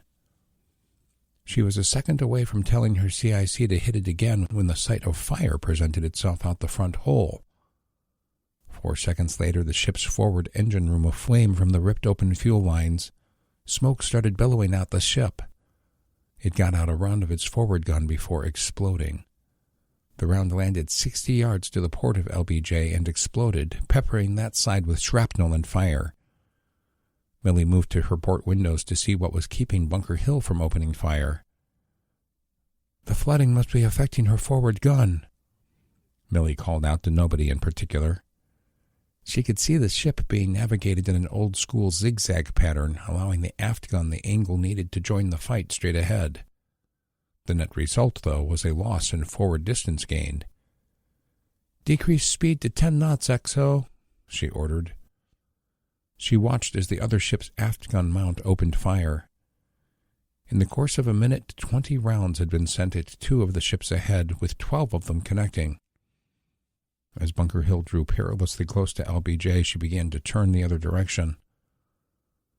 Millie moved to the radar screen, seeing that the approach speed of the enemy was 28 knots. They'd cut the distance to 4 miles. As Bunker started drifting south again, the aft gun mount was spinning around, preparing to fire off her starboard side. Several rounds came in from the 3 remaining ships. LBJ took a shot directly in the digits painted on her bow, but the fuse on the explosive projectile didn't operate. The ship shook from the impact and took structural damage to the anchor system, but no explosion occurred. "Thank you, Lord," Millie thought in relief. Bunker Hill, however, was not so lucky. The explosion of her ally, only 500 yards away, shook Millie back to reality. She looked out in horror as she saw Bunker's aft end engulfed in flames, ripped open down to the waterline. Now flooding at both ends, the ship would not be traveling much farther. "No!" Millie called out. LBJ's Mount 1 fired again, missing the closest ship. She yanked the phone out of its cradle. "CIC, why isn't Mount 2 firing?" "It's down again, ma'am. They're working on it." "Bunker Hill just got hit," Millie told him. "She's a sitting duck. Get both mounts firing on that one that is coming straight at her." Millie watched as her forward mount engaged the target to their north, hitting it. The barrel began the slow transition to port, trying to match the rapidly approaching planned destroyer. It was aimed to pass between the 2 Americans. The planned destroyer shot a salvo at Bunker Hill, hitting the bridge in a thunder of light and flame, killing Captain Cooper and her team and most of those in the CIC, too. The enemy gun trained toward LBJ. To her bridge team, she ordered, "Flood the ballast tanks on the forecastle side and start pumping them out on the fantail." She wanted to sink the front end and lighten the other. "All ahead flank speed." Mount 1 spat a round that passed through the enemy's aft end, ripping it open below the helicopter deck. The intense friction and energy started a combustible fire in the aft end spaces, but it didn't ignite anything precious. The warship kept coming, poised to pass only 300 yards away in just moments. Mount 1 was recharging, and the Chinese cannon was aiming directly at LBJ. It fired. From point blank, the thunder was deafening and the fireball quite impressive. The round shot directly over the bow by a margin just a little more than the extra draft they'd taken on in their ballast tanks. Millie grabbed her handset. "Fire!" she yelled. Mount 1 shook, sending the heavy slug directly into the destroyer's gun magazine. The explosion of the powder room caused a cascading effect of subsequent explosions that would stick in Millie's mind forever. The heat and pressure coming off the planned ship as it ripped itself apart was enough to be felt throughout the bridge's heavy bulletproof windows. Paint not already marred from nearly 2 hours of battle under the blood-red sky began to boil. As LBJ picked up speed, it was plowing the waves heavily. "Pump the ballast tanks back out to 30%, she said. She had one more ship to annihilate before she could go finding survivors of the sinking Bunker Hill. "Bridge, CIC!" She heard a panicked and tired Dennis Bates call out on the speakers. "Torpedoes in the water!" USS James L. Honeycutt, SSGN 93. "Range to the LBJ," Kylie Gingrey called out to her sonar team. "22,000 yards, Con," came the tense reply. Somewhere between them were two Ming submarines hunting their surface cousin. The starboard side-looking sonar had not reset properly after the concussion. As they moved northwest, the crew had figured out that the three-dimensional display was skewed. "Untrustworthy. Turn off the screens, ma'am," Darren had advised her almost 30 minutes earlier. "Old school." They weren't flying blind. They were now just as blind as their counterparts. Many of the younger sailors, including the junior officers, had not served on anything older than a Seawolf or Virginia-class sub. Old school scared the snot out of them. Darren, however, was able to easily drift back to a place in his head, a place where staring at black and green operational panels in the hot, cramped space was the norm. He was taking a small liberty with passively assisting the XO in her stress, asking the questions and finding the data that she was forgetting in her very first command of a sub. "Ma'am, the thermal is 370 in this area," he said. The ocean was warmer near the surface. The temperature and salinity differences were enough to mask quieter submarine noises from the microphones on an enemy on the other side of the barrier. "Let's get under it and pop up here," he advised as they looked at the quartermaster chart. "Another torpedo," one of the sonar operators called excitedly. "A Mark 46. This told them all it was from an American surface ship rocket-launched torpedo. LBJ was shooting back. "Very well, Cobb. Make your depth 650. As Darren relayed the instruction, she continued, "Verify that it is a total of 2 torpedoes," she said to her team. "2 aye," the chief started to say. "Correction, that's now 3. Acme Ranch, southeast of Tucson, Arizona. Tracy rounded the dark corner around the outside of the main house. His broken arm and shoulder were still quite useless, bound in a composite splint and slung tightly to his body to prevent movement. He had caught sight of a fleeting motion as Daniel's legs passed through the doorframe back into the house. He opened the wrought iron gate for the fence and passed through it, making haste to get back into the house himself. Something was off with Daniel, and he couldn't quite put his finger on it. Then he saw it. Blood. He scanned, seeing that it wasn't an isolated drop, but an elongated splatter, one of several in a row. "Help!" Tracy heard Daniel scream inside the house. The lantern wasn't that bright, but the blood trail went inside. "She attacked me." Tracy spun around, certain an illusion was afoot. He moved over to the poolside table with one glass of tea sitting on it. He saw a chair knocked over, then pieces of glass, and then... "Karen!" he yelled, ignoring the yelling and commotion going on inside the house. Without thought, Tracy jumped into the pool feet first. He kicked with his feet and tried to swim with one arm, the wounded one feeling like an anchor. "Help!" he yelled as he approached her. The Navy vet was from the service's other, lesser-known special forces. Like SEALs, the Swick boat operators went through an intense training, including a hell week and being drown-proofed in a deep pool. Tracy let himself sink the 3 feet down to the bottom and then kicked up, propelling himself to breach the surface. That gave him time to take a giant breath. He'd kicked, treading with just his legs, something that having his hands bound behind his back in the training pool had taught him. He reached under the face-up woman, trying to push her up under her back with his one good arm. "Help!" he screamed so loudly that it made his throat feel burnt. A giant splash sent waves ripping through the pool as Pedro dove in like a human torpedo.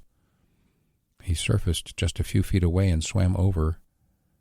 Maneuvering to her far side, Pedro helped prop Karen's bleeding head up. The pair of men worked to get her to the side of the pool.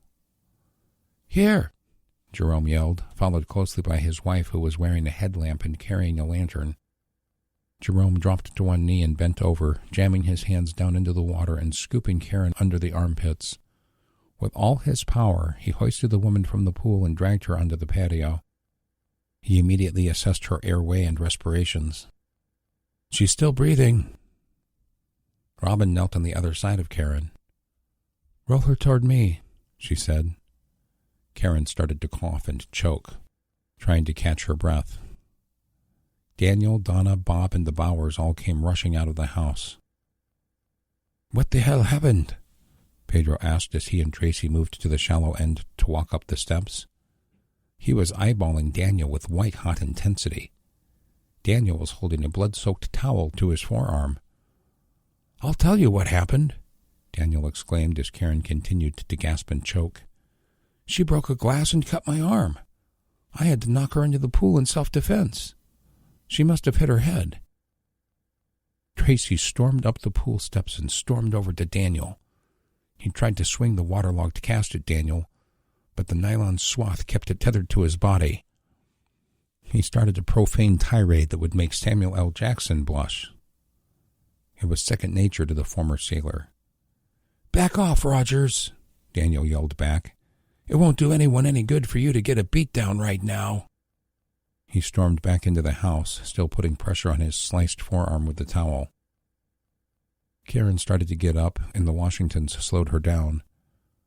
"Whoa, easy does it," Jerome said as he put a big paw on her shoulder to keep her upright but sitting.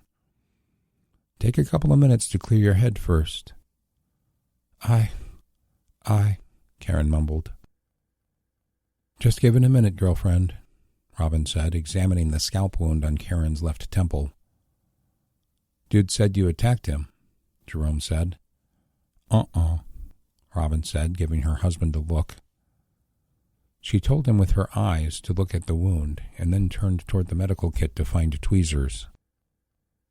Jerome saw the piece of glass stuck into the scalp about an inch beyond the hairline. His face shifted from concern to anger. "Donna!" he called the boss lady, who had been trying to pacify Tracy and Pedro from going to confront Daniel.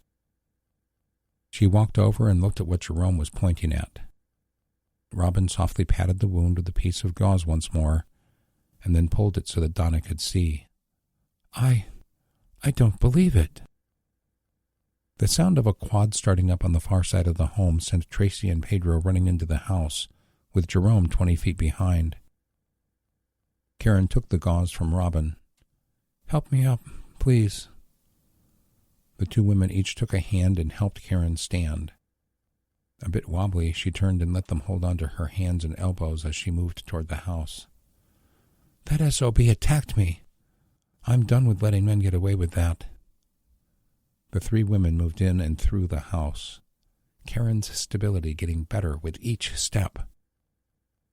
They went out the front door in time to hear yelling, followed by the quad engine revving up as it took off to the west. Upon entering the parking area, Karen saw a very pissed-off Tracy and Pedro being calmed by a slightly less ticked Jerome. The Bowers had followed along, observing everything as quietly as church mice. "Let him go," Donna advised. "We'll just take off and he'll be out there all alone, caught in a war." "What?" Pedro said, upset. "It's okay," Karen said. She walked up to Pedro and Tracy and grabbed each one of them around the neck and pulled them close to her. All three of them were still dripping and wet. "Thank you, my hermanos," she whispered. "What'd I miss?" An overdue but welcomed voice said from the dark of the driveway. They all spun to look, and Karen's heart skipped a beat. "Granger!" Chapter 25. USS James L. Honeycutt, SSGN 93. 27 degrees up angle, Darren said as he relayed the command to his pilots. He assisted them in watching the air gauges on the Honey's ballast tanks. As the high-pressure cylinders pumped air into the large spaces, the voluminous ballast tanks' water levels decreased in proportion to the drop in pressure in the air tanks. The positive buoyancy, the up angles on the dive planes, and the speed all shot the submarine toward the surface. 550, he called out their depth. A few seconds later, 450. The tension was palpable. As Darren called out 350, the chief sonar operator yelled, "Contacts! Designate uniform 01, range 600, bearing 205, depth 290. They'd popped up just ahead of and to the right of that enemy submarine. Without waiting to be told, Darren had the pilots level out their ascent. Carla interrupted the chief. "Get a solution and launch tube 2 on that contact," she yelled. As the sonar chief continued, they felt the ship shake. Another hunter had been added to the foray.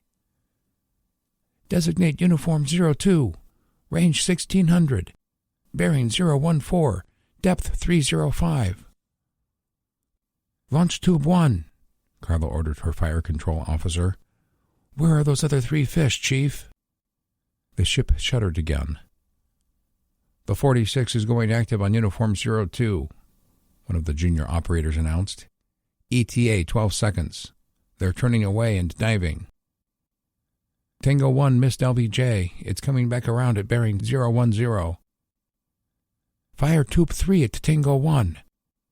Another swoosh as another armed killer entered the fray. "Tango 2 is going active at LBJ, the third operator called out with stressed tension. "Range to target 5200. ETA 2 minutes. "Impact on uniform 02 in 3 seconds, the chief announced as they pulled their headsets off for a moment. "On speaker, Chief," Carla said. They listened to the explosion of the destroyer's rocket-launched torpedo, followed closely by the sounds of flooding. The active sounds of the torpedo chasing the LBJ could also be heard. Only 200 yards from the sub to their rear port, the Honey's torpedo went active, sending pulsating sonar to verify target uniform 01. It exploded midship along the planned sub's starboard side. "Kill the speaker," Carla said. "Increase speed to flank. Weapons, redirect our shot at 02 toward the fish turning around on LBJ. Sonar, keep listening. Verify both subs are sinking. Cobb," she yelled at Darren, giving him a look of concern for the safety of the destroyer they were trying to protect. She was looking to her trusted mentor for guidance. "We're at 58 knots. We have the speed. You know what to do, XO," he said with the grave look that betrayed the calm in his voice. He thought of his wife and adult daughter back in Washington State. "I'm so proud of you, Carla." 120 miles southeast of Eureka, California. An E-2 Hawkeye from Naval Air Station Fallon, designated to Sword 1 on the radio, had been airborne and monitoring all the dogfights and other military air travel in central California. They were circling northern Nevada and southeastern Oregon. One of the several radar control technicians on the craft had been assigned the sole responsibility of overseeing the Marine Raider insertion mission. Her only job was to monitor 3 craft, Tusk 1, Tusk 2, and Terrier 1, Lou's plane. She'd be ready to direct the Tusk Flight F-16s toward any of the several Chinese carrier-launched fighters now patrolling Western California, should they detect and hone in on Terrier 1. She would be the person they'd be begging for help if they were discovered. Lou and Angie were holding course at 34,500 feet, due to hit south of Eureka and veer north just seconds before dropping the raiders in 4 distinct groups. The piers and docks they were going to infiltrate and disable were a few miles apart and on both sides of the bay. There would be slight gaps between each group jumping. Lou had Terrier 1 maxed in speed at just over 500 knots, well above their normal cruise speed of 450. They would have to slow to an agonizing 120 for the drops, and he wanted to be in the area as short a time as he possibly could. Their guardian angels were flying at 45,000 feet on a parallel course and speed 8 miles to the east, ready to pounce, and praying for the opportunity to issue some payback. 10 minutes from depressurization, he announced on the cargo hold speaker. He cut the switch back to cockpit communication.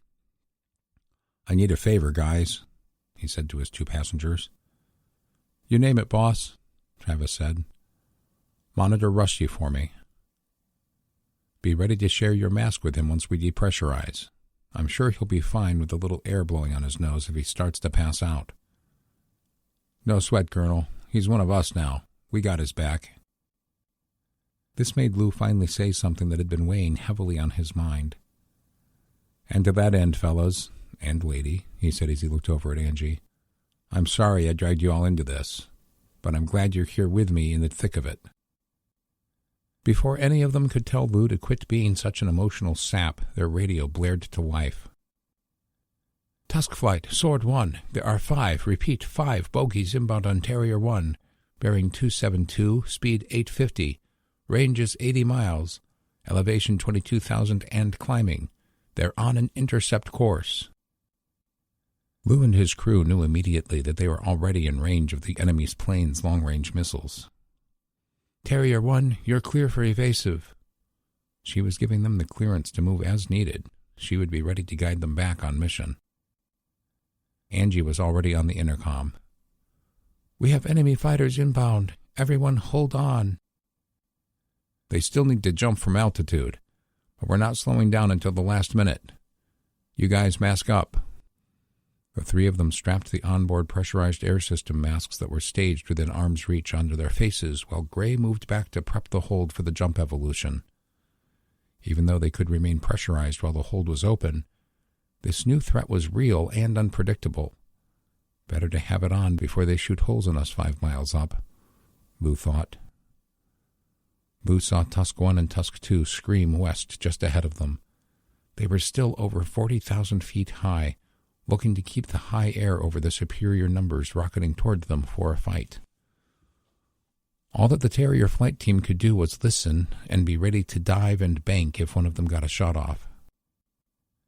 Tusk 2, the flight leader said. Hit them with the deltas. You target the 2 to the north. The AIM-120D was the latest variant of an advanced fire-and-forget medium-range missile. The launching plane could send data updates in flight, but the missile's ability to home in on jamming emissions had been proven to be deadly accurate in conflicts around the world. Each one of the Tusk flights carried 2. Roger, Tusk 2 replied.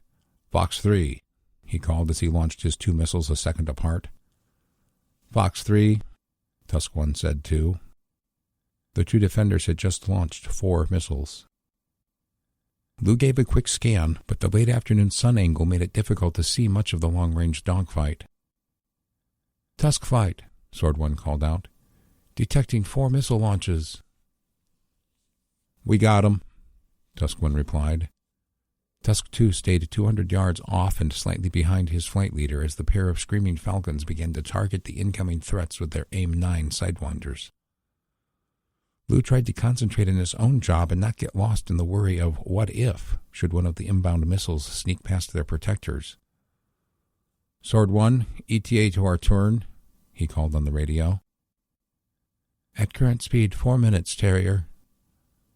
3 minutes to depressurization, he called out to the teams in the hold. The Terrier team were all sweating bullets and holding their breath as they listened to the F-16s acknowledge they'd knocked down all 4 missiles. 3 of the enemy had fallen victim to the F-16's initial shots, leaving 2 fighters to find and destroy. Tusk 1, they heard the other pilot call out. That one from the south is getting around behind us.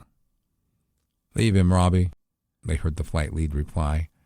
Let's stay on the J-31. We need to start slowing, Colonel, Angie called Lou back to their own world. You're right. He pulled back on the jet's throttles and adjusted his control surfaces to account for the decreased thrust without losing altitude. The responsive plane started decelerating. 1 tense minute later, they heard Tusk 1 get destroyed by the plane that had gotten past them. Tusk 2 had run himself down to 1 missile, taking out the J-31. He was trying to hold on to it, which meant using his gun.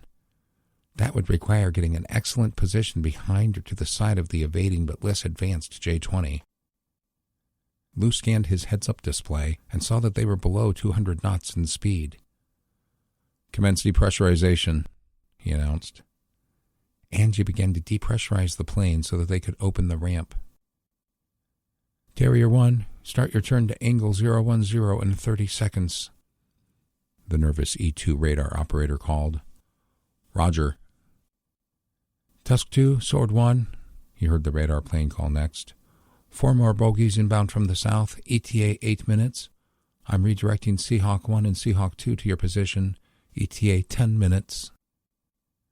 Roger, Sword, Tusk 2 screamed. Terrier, this guy is coming right at you. Give me 30 seconds and I'll be on him. Lou ignored his guardian.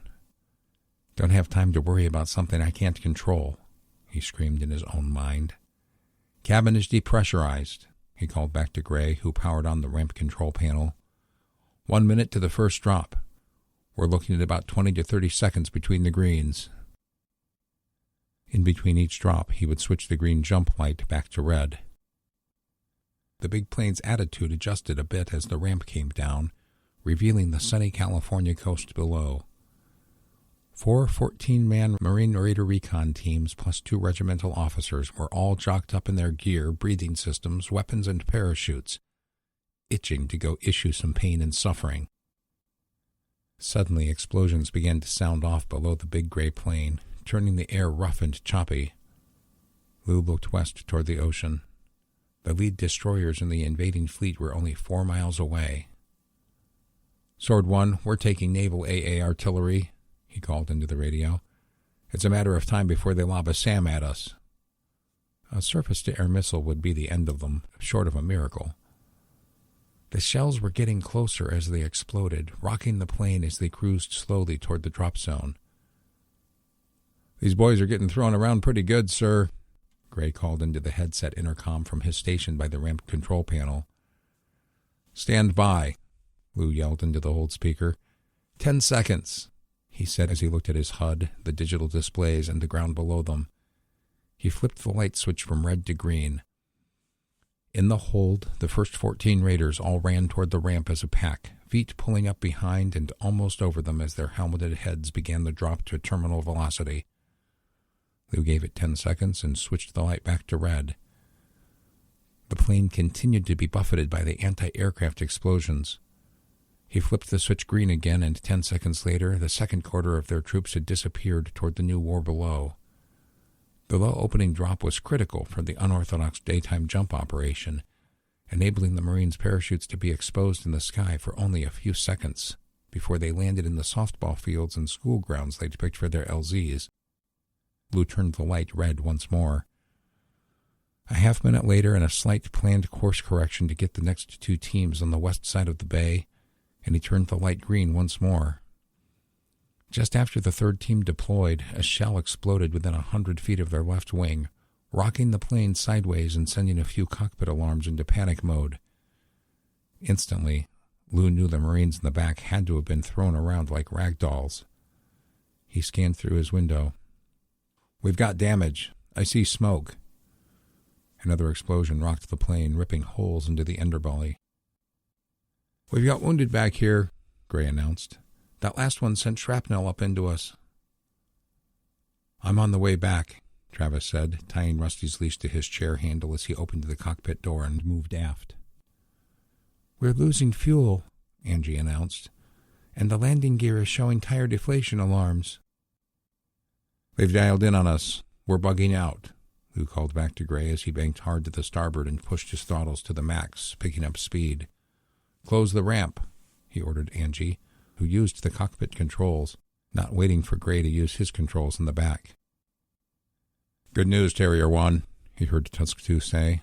"I splashed the last bogey from the first wave with guns. I'm moving in to assess your damage." The C-17 was slow to respond as Lou continued to bank east. "Something's off," he told Angie. A fire alarm for both port side engines blared. Lou looked back out and saw that they were trailing black smoke. "Hit the extinguishers," he ordered his co-pilot. As Angie turned on the onboard halon systems for both of those engines, Lou cut the throttle to them and started shutting down the fuel lines on that side. "Terrier 1, he heard Sword 1 yell. "I'm detecting a surface-launched SAM." Chapter 26, Los Angeles, California. "What neighborhood is that to the east?" Lauren asked Alex. As the sun settled in the west, the sounds of war on the beaches had been augmented with new sounds. Screams, gunfire, and the roaring of loud engines filled the air. The group was no longer carrying rifles slung on their backs. They were slung to their fronts, with a few people carrying them in a ready position. The water on the eastern side of the river was gone, and it was nearly gone on the western side too, as best as they could tell visually. The basin itself was still several feet deep. "I think it might be Boyle Heights," Alex said, "which means the Arts District is over there on that side of the river." "It is," Roman Lopez acknowledged from the left side of the group's front line. "It's largely Chicano. My cousin lives there." "Should we go get him?" Jessie asked from the middle. "No," Sissy Lopez said before her husband could answer. She was shaking her head emphatically. "He's not a good person." "She's right," Roman said as he continued to scan the river to their left. "He and his kind will be hurting good folks in that neighborhood tonight." "Maybe we should try to cross back over," Alex suggested as the sounds of several guns shooting at each other suddenly flared up in the neighborhood just across the nearby highway. "I don't think it will matter," Lauren said. "Evil will run in all areas from now on. But we do need to find a safe place to take a break. I'm sure the kids need to eat, and I need to go pee." People were growing beyond the social stigmas of announcing such things anymore. They were learning it is hard to fight or run for their lives with a full bladder, at least if the goal was to keep dry skivvies. "Agreed," Micah called out from the back. "Micah needs food," he announced in third person. "Let's get across the First Street Bridge," Ned suggested. "There's a fire station a couple of blocks over that I did a plumbing renovation in a couple of years ago. Might be a safe place to rest." Gunfire erupted to their right, causing everyone to freeze and stare. "Everyone down!" Lauren yelled in recollection of the recent training by Lucky Charm. As she hit the dirty pavement, she flipped her rifle off safe and loosed 2 rounds in a muzzle flash. Incoming bullets were missing people by inches, some of them overhead, others ricocheting low off the ground. Roman was struck in the side of his chest and dropped before he could lower himself. "Fire back!" Alex yelled as he picked one of the other 4 muzzle flashes and began to fire at it. "It's coming from those 2 buildings. Hurry, Henry, get them to the river." Henry, Micah, and Sasha had been herding the other folks and kids near the back of the pack. He picked up his mother and started sprinting west down the short block to the fence meant to keep people out of the river. Lauren picked herself up and ran toward a dumpster. She passed it and turned, kneeling, and continued firing. "Move!" she yelled. Alex's ears were ringing, but he thought he heard a familiar command in the background. He got up and crouched, running as fast as he could while bent over. He got to Roman and tried to drag the big man, but Roman's eyes were nearly lifeless, chest ripped open by a large caliber round. Sissy Lopez was screaming as Ned dragged her towards the cover of the last commercial building corner between them and the fence. He let go of Cisco's leash, and the dog was staying right on his legs out of intense fear and confusion. Alex grabbed the 2 shocked children, his rifle barrel warm against his leg as it dangled in its sling. At the fence, Henry was trying to remember who had packed the group's 1 pair of bolt cutters. "We need to make a hole," he yelled out as he ran back toward the action to scoop up the slow-moving Mrs. Ngo. He froze in horror as he saw the old lady's head open violently from a bullet going through it. "No!" he yelled. Alex planted himself next to Lauren and told the kids to run toward their mother at the fence. He and Lauren continued to fire at the muzzle flashes. Movement caught Alex's eyes. He shifted fire at the running human shapes who were trying to flank them. "We need to get into the river. Go see what's holding them up." Lauren performed a magazine change as she sprinted toward her wife, who had just pulled her backpack off and removed the bolt cutters tethered to the back of them with small bungee cords. "Over here," she called out 3 times as she spun and started firing again to cover them. "Go through," Jessie was yelling at the Lopez family, who were still wailing in disbelief that Roman had died right in front of them. Ned Manor pushed himself past them, guiding his lab mutt through the spread-open hole with him. Once more he released Cisco and turned back, pulling Serena Lopez and her little brother through. "Get through there," Jessie was yelling at Sissy. Henry had recovered himself and was now trying to rush his parents along the fence toward the opening Jessie had made. The small team slowly made it through the opening and down the gentle incline. There was close to 40 feet of distance down the concrete slope before they would find themselves in the murky, flowing water. Lauren and Alex had finally made it through. "What are the odds they'll follow us?" Alex hollered over his ringing ears. "They may be glad we broke contact," Lauren said. "There are much easier targets out there for them to attack." Sissy and her children continued to wail in total shock. Alex's mother was screaming too, having just witnessed the violent murder of her friend of over 40 years. "Listen," Micah said. He started to run along the slope to the south. "It's an engine of some kind." Just then, around the angled turn in the aqueduct, an odd sight sprang into view. A unique, square and boxy boat with a roof and open-air seating was moving toward them. It was about 40 feet long and painted in vibrant purple and yellow. "Ride the Ducks" was painted in orange artistic lettering on the side.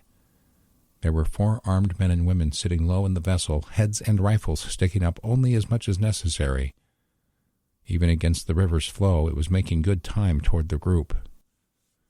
"Everyone, hold your fire," Lauren called when she saw Micah start to raise his rifle. He looked back, ready to argue, but relented and put his rifle back down to low ready. The duck boat steered itself toward the bank, coming right for the group. A man as unique as the craft moved through what one might call the windshield frame. The plexiglass screen itself was pushed down and flat onto the engine cover. He crawled, then stood on the flat bow of the boat and picked up a coiled mooring line. "You don't see this every day," Alex thought, still panting from escaping the near-death ambush. The man appeared to be in his late 40s or early 50s. Aside from a round potbelly, the rest of him looked so skinny that his pants were about to fall off his buttless frame. He was a skosh over 6 feet tall and had brownish hair on the sides that turned into a long ponytail. The top was clean of hair, as bald as an American eagle. He had a tie-dye shirt on under a brown leather vest that was adorned with pins representing various interests. Under his Fu Manchu mustache was no beard and a giant toothy smile. "Ahoy, mateys," the grinning man said, with the temperament that matched his golden hoop earrings. "You folks look like you could use a ride, considering the gunfight you were just in." "How do you know we're not the bad guys?" Micah asked sarcastically as the entire group and duckboat all converged on the same spot along the bank. The friendly man tossed the bowline to Ned, and the man operating the craft lowered the throttle to keep the props moving just enough to counter the current. "Most gangs aren't multiracial and have elderly," the man answered, losing none of his fervor. He looked back at the adults in the group. The curious event had even caught the attention of those grieving, enough to quiet them a bit. "Name's Hugh, but everyone calls me Starbird." Alex and Lauren had both approached the boat, scanning it in awe. "How far you headed?" Alex asked. "Till the water runs out?" Lauren asked. "We won't let that stop us," Starbird said, still smiling. "This here duckboat can drive on land." "That's right," Ned said. "I went on a tour on one of these in Pearl Harbor once." "You betcha," Starbird said. "I bought this from a tour group in San Diego that was shutting down. That's who owns and operates these things anymore. Tour businesses." He scanned the bank above them. "Seriously, you should all probably hop on board with me if you're continuing north. You just don't know what you'll find around the next bend, but you're darn near guaranteed to find nothing but pain up there on the streets." Acme Ranch, southeast of Tucson, Arizona.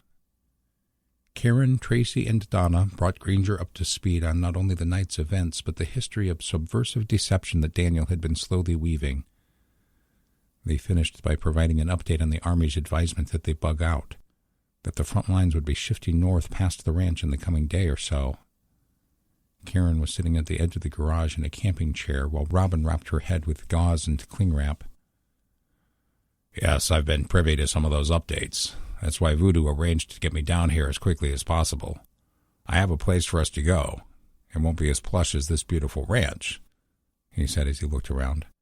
"But we'll be able to continue thriving and training to help repel Charlie. We're heading to a gun range about 20 miles east of Flagstaff. The I&I units are starting to gather there." Tracy gave a nod in understanding. "The who?" Donna asked. "And isn't Charlie a derogatory word from Vietnam?" Bob just snorted as he hobbled by with some radio equipment. Oh, oops. The insurgents and irregulars. Fancy words for militia. But politics and the media and flabby idiots made it so we can't use that word anymore, Granger explained. And Charlie is just the phonetic word for the letter C, right? C as in Kong or Viet Cong, C as in Chinese. It's just shorthand, not meant to be insulting. People just apply that stigma out of ignorance, just like the word militia, he added. Anyhow, the camp is where we've been sending everyone. Voodoo heard there are others too, Nevada, Texas, New Mexico, even Kansas and a few other places. At that moment they all felt the ground rumble, though there wasn't a corresponding explosion they could see or hear. Uh-oh, Granger said. Uh-oh what? Karen asked with a grave look. That can only mean Charlie has started a bombing campaign. Their hackers did a doozy on our own bombers and our more advanced fighters, I've heard. Dozens or more F-22s and F-35s driven into the ground through the hijacking of the plane's controls via malware. That's just so hard to fathom, Tracy said, trying to pat dry his wet splint with a towel. Granger scanned south, then walked to the western edge of the parking area. After taking a good hard look, he walked back over toward the gear he'd dropped on the ground when he arrived. He called Bob over. Can we use the ATAC software? I would need to fire up the generator to power the Wi-Fi, but sure. And I'll need to dig a tablet out of my gear. Why? For comms. Karen and I are heading up to the top of the hill to make sure Daniel doesn't do something stupid. He was strapping on his battle belt and leg reg for his pistol. He stood and put on his coat and patrol pack. Finally, he picked up his rifle case. It contained his short-barreled rifle and a sniper rifle, which was the one he removed. Me? Karen said, standing. I'm not sure I'm up to it. You are, Granger said. And you need to prove it to nobody but yourself. I have a special job for you. I'm counting on you, he said as he looked directly into her eyes. Go grab your gear. He then walked over to where Fred and Pam were loading one truck. You two, too. Grab your stuff. Where are we headed? Fred asked as he set a container in the back of the ranch pickup. Not we. You. You two grab your stuff and take off. You're not coming with us. Granger's voice was as flat as an out-of-tune piano. Where are we supposed to go? Pam stammered, fear crossing her face. Not my concern, Granger said as he turned to go meet Karen by the bunkhouse for their trip up the dark hill. But you need to be heading there before I get back. USS Lyndon B. Johnson, DDG 1002. Are you sure they're both destroyed? Millie Goldberg asked her operations officer on the phone. It's the Honeycutt, Skipper, he replied excitedly. Not only the subs, but they took out the torp that circled back around. There's only the one left. It was too much for the short redhead to bear. She ran back to CIC as fast as she could. Range? Millie asked with a strained yell. 500 yards, the sonar operator called back. Wait, he added. Time froze in the dark, tense space. The Honeycutt. She slid in behind us. What? Millie thought in pleased exasperation. Repeat that, she commanded. The display projected an icon showing the Ally U-boat pulling through the plane of the torpedo's path. All three vessels, destroyer, submarine, and enemy hunter, were cutting through the ocean at high rates of speed. LBJ, with her bow damage, was barely making 30 bone-rattling knots. Their submarine guardians were traveling nearly twice that, and the deadly torpedo was still 20 knots faster than that. Honeycutt has passed through our wake. The room was silent, save for the sound of computer fans and bleeps for 3 seconds that felt like an hour. The torpedo is following them! The operator screamed with relief. Put it on the speaker, Dennis Bates said to another sonar operator. The sound of the torpedo's active sonar could be heard screaming in fast cycle. They heard the fizz gurgling of chemical countermeasures start to erupt like a giant Alka-Seltzer. It went through the countermeasures, the sonar operator called. Range to Honeycutt is 100. The sonar technician's voice transitioned from relief to terror. 50! The room fell still as the explosion ripped through the speakers like a stake in their hearts. The explosion sent shockwaves that rippled through the hull, but their submerged saviors had pulled the torpedo off course and toward themselves a couple of 100 yards to their port quarter. Several of the sailors gasped. 2 cried out in horrified disbelief. The heroes had sacrificed themselves to save their surface sister crew, much like the USS Bunker Hill had done. All of them listened in horror, like being stuck in a terrible nightmare, as the sounds of flooding compartments filled their ears. The submarine began to sink and break apart, slinking away into the cold abyss of the eastern Pacific waters below them. "Dear Lord," Millie cried in her soul and mind. "Why?" Chapter 27. East of Eureka, California. "Tusk 2, the bogies will be on you in less than 1 minute," the E-2 radar operator codenamed Sword 1 called over the air. Ignoring her, the fighter pilot called out to Lou. "I've got 1 missile left, Terrier. Moving into position to take out your SAM." After a tense 10 seconds, "Fox 3, he said to announce he'd fired. The fighter's last sidewinder curved in ahead of the incoming ship-launched missile, which had quickly gained 50,000 feet of altitude to let gravity give it extended range. Tusk 2 continued to fly toward Lou's C-17, intent on protecting those he swore he would with his life if necessary. In the Globemaster, Gray, Travis, and the unwounded Marines were dealing with the continued loss of cabin pressure and shrapnel injuries. Lou was taking the craft down in altitude, not just for his crew and passengers, but to extend range from the rapidly approaching certain death. "Gonna need you to help me pull this out at 10,000, he called tensely to Angie. He'd also had to overcome with the loss of both port engines by holding rudder at an angle with his pedals, which is going to be uncomfortable if they lived long enough. "Where are we headed?" she asked relatively calmly, given their dire predicament. "Reno," Lou said. "Fallon if we can make it," he added. "They'll be better prepped for us," he noted of the Naval Air Station. "My sidewinder missed," Tusk 2 announced. "I got about 15 seconds to try something. Hold on tight." On full afterburner, the pilot eyeballed the incoming SAM, praying God was blessing the timing on his near-sacrificial flight.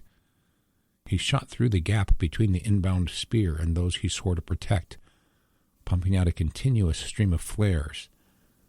The SAM took the bait and curved just 2 seconds out from the C-17. It exploded with deadly force as its heat-seeking nose found a decoy flame. More shrapnel peppered the tail of the battered Globemaster, tossing everyone around once more. "Woo-hoo!" Lou called over the air as they marched toward the east at a turtle-like pace of 300 knots. "Tusk 2, you just saved our bacon." He took a quick scan back at his pal and saw Rusty tucked in behind Angie's chair with a worried look. Before their guardian could reply, 4 J-15s buzzed by. Their controller had not informed them of the 2 American planes' lower altitude. They split into 2 pairs and began to curve and dive for the easy prey. "I'm going after the pair to the west," Tusk 2 screamed into the mic, trying to pick up altitude and speed. "Sword 1, I'm on guns only and low on fuel." "Copy, Tusk 2, the nervous controller said. "This is Seahawk lead," a new pilot called out. 2 F-18s that had already been in combat to the south were almost on scene. "We're targeting the eastern pair with long range. Still 2 minutes out. Fox 3. "Let's try to duck under those 2 looping ahead of us," Lou told Angie. The duo turned to a northeasterly heading in an attempt to evade those enemies. "It's getting hard to turn," she called out. "I think that missile gave us a hydraulic leak." "I'm holding the yoke," Lou said. "Switch over to the backup electrical motors." Angie flipped switches when one of the J-15s dove on them, guns blazing.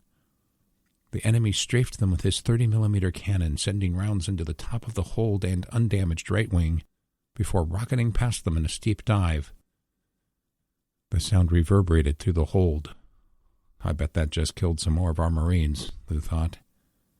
Guys, give me a report. That was bad, sir, Travis said. Gray's down. Most everyone back here is wounded. A couple just got ripped to pieces by that. The 2 missiles from the Navy F-18s screamed overhead as they approached and killed one of the eastern pair of attackers. The other missile missed its mark. Seahawk, this is Tusk 2. I can't shake these guys. Lou tuned out the ongoing dialogue of the fighter jets. Let's get headed east by southeast, he ordered. Another cockpit alarm sounded off. Fire in number 1, Angie said. Once more, she hit the extinguishers while Lou killed the throttle and fuel to that engine. Technically, they could fly on the one remaining engine, but it would be slow going in the best-case scenario. After a minute, Angie said, It feels like we're holding altitude. For now, Lou said. Look at that fuel. We'll be lucky to get to either airport. A desert crash might be survivable if we can clear the mountains, Angie said. Should I check the landing gear? Not yet, Lou warned. If they come down, they may not go up. We don't need the extra drag, and we may be better off landing in the belly if the ground is uneven. I think our rudder is stuck, Angie said. Not much, maybe a half degree, but it feels like we're drifting to the right. I think you're right, Lou agreed. He pulled a map out of his seat pocket and started opening it up, looking at the contour and terrain. We may not get much choice in where we land if we've lost steering. USS Lyndon B. Johnson, DDG 1002. Keep fighting, Carmen yelled at her new crew members as they worked to shore up damaged bulkheads and seal the flooding from battle damage at both ends of the ship. Dusty, Carmen's fellow damage control specialist and co-survivor from the sunken carrier, had moved to the stern. She was in the bow. The 2 aircraft carrier firefighters, not yet assigned their permanent damage control stations on their temporary home, were desperate to motivate the crew to save the ship. You do not want to let this ship sink. I can't live through that again, she knew. The ship's anchor windlass room had taken hull damage, but so had the space to the aft of it on the port side. That storage room's interior bulkhead was ripped open as well, spilling cold and unforgiving seawater into the ship's main passageway at an alarming rate. The slender craft continued to bob and ply through the battle on the outside as the fight for their lives raged on the inside. Carmen ran back down the passage with 2 others, grabbing more 4x4 lumber from its stowage hooks on the bulkhead. They carried it back up through the flooding space under the flickering of the backup battle lanterns. The flooding had reached critical electrical cabinets that had to be shut down.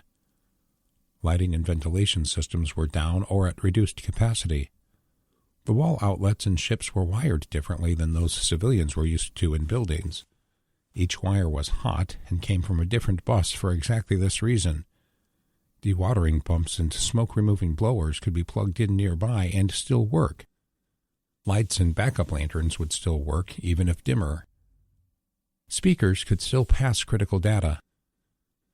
Captain's pumping out the ballast tanks, a voice on the 1MC called out.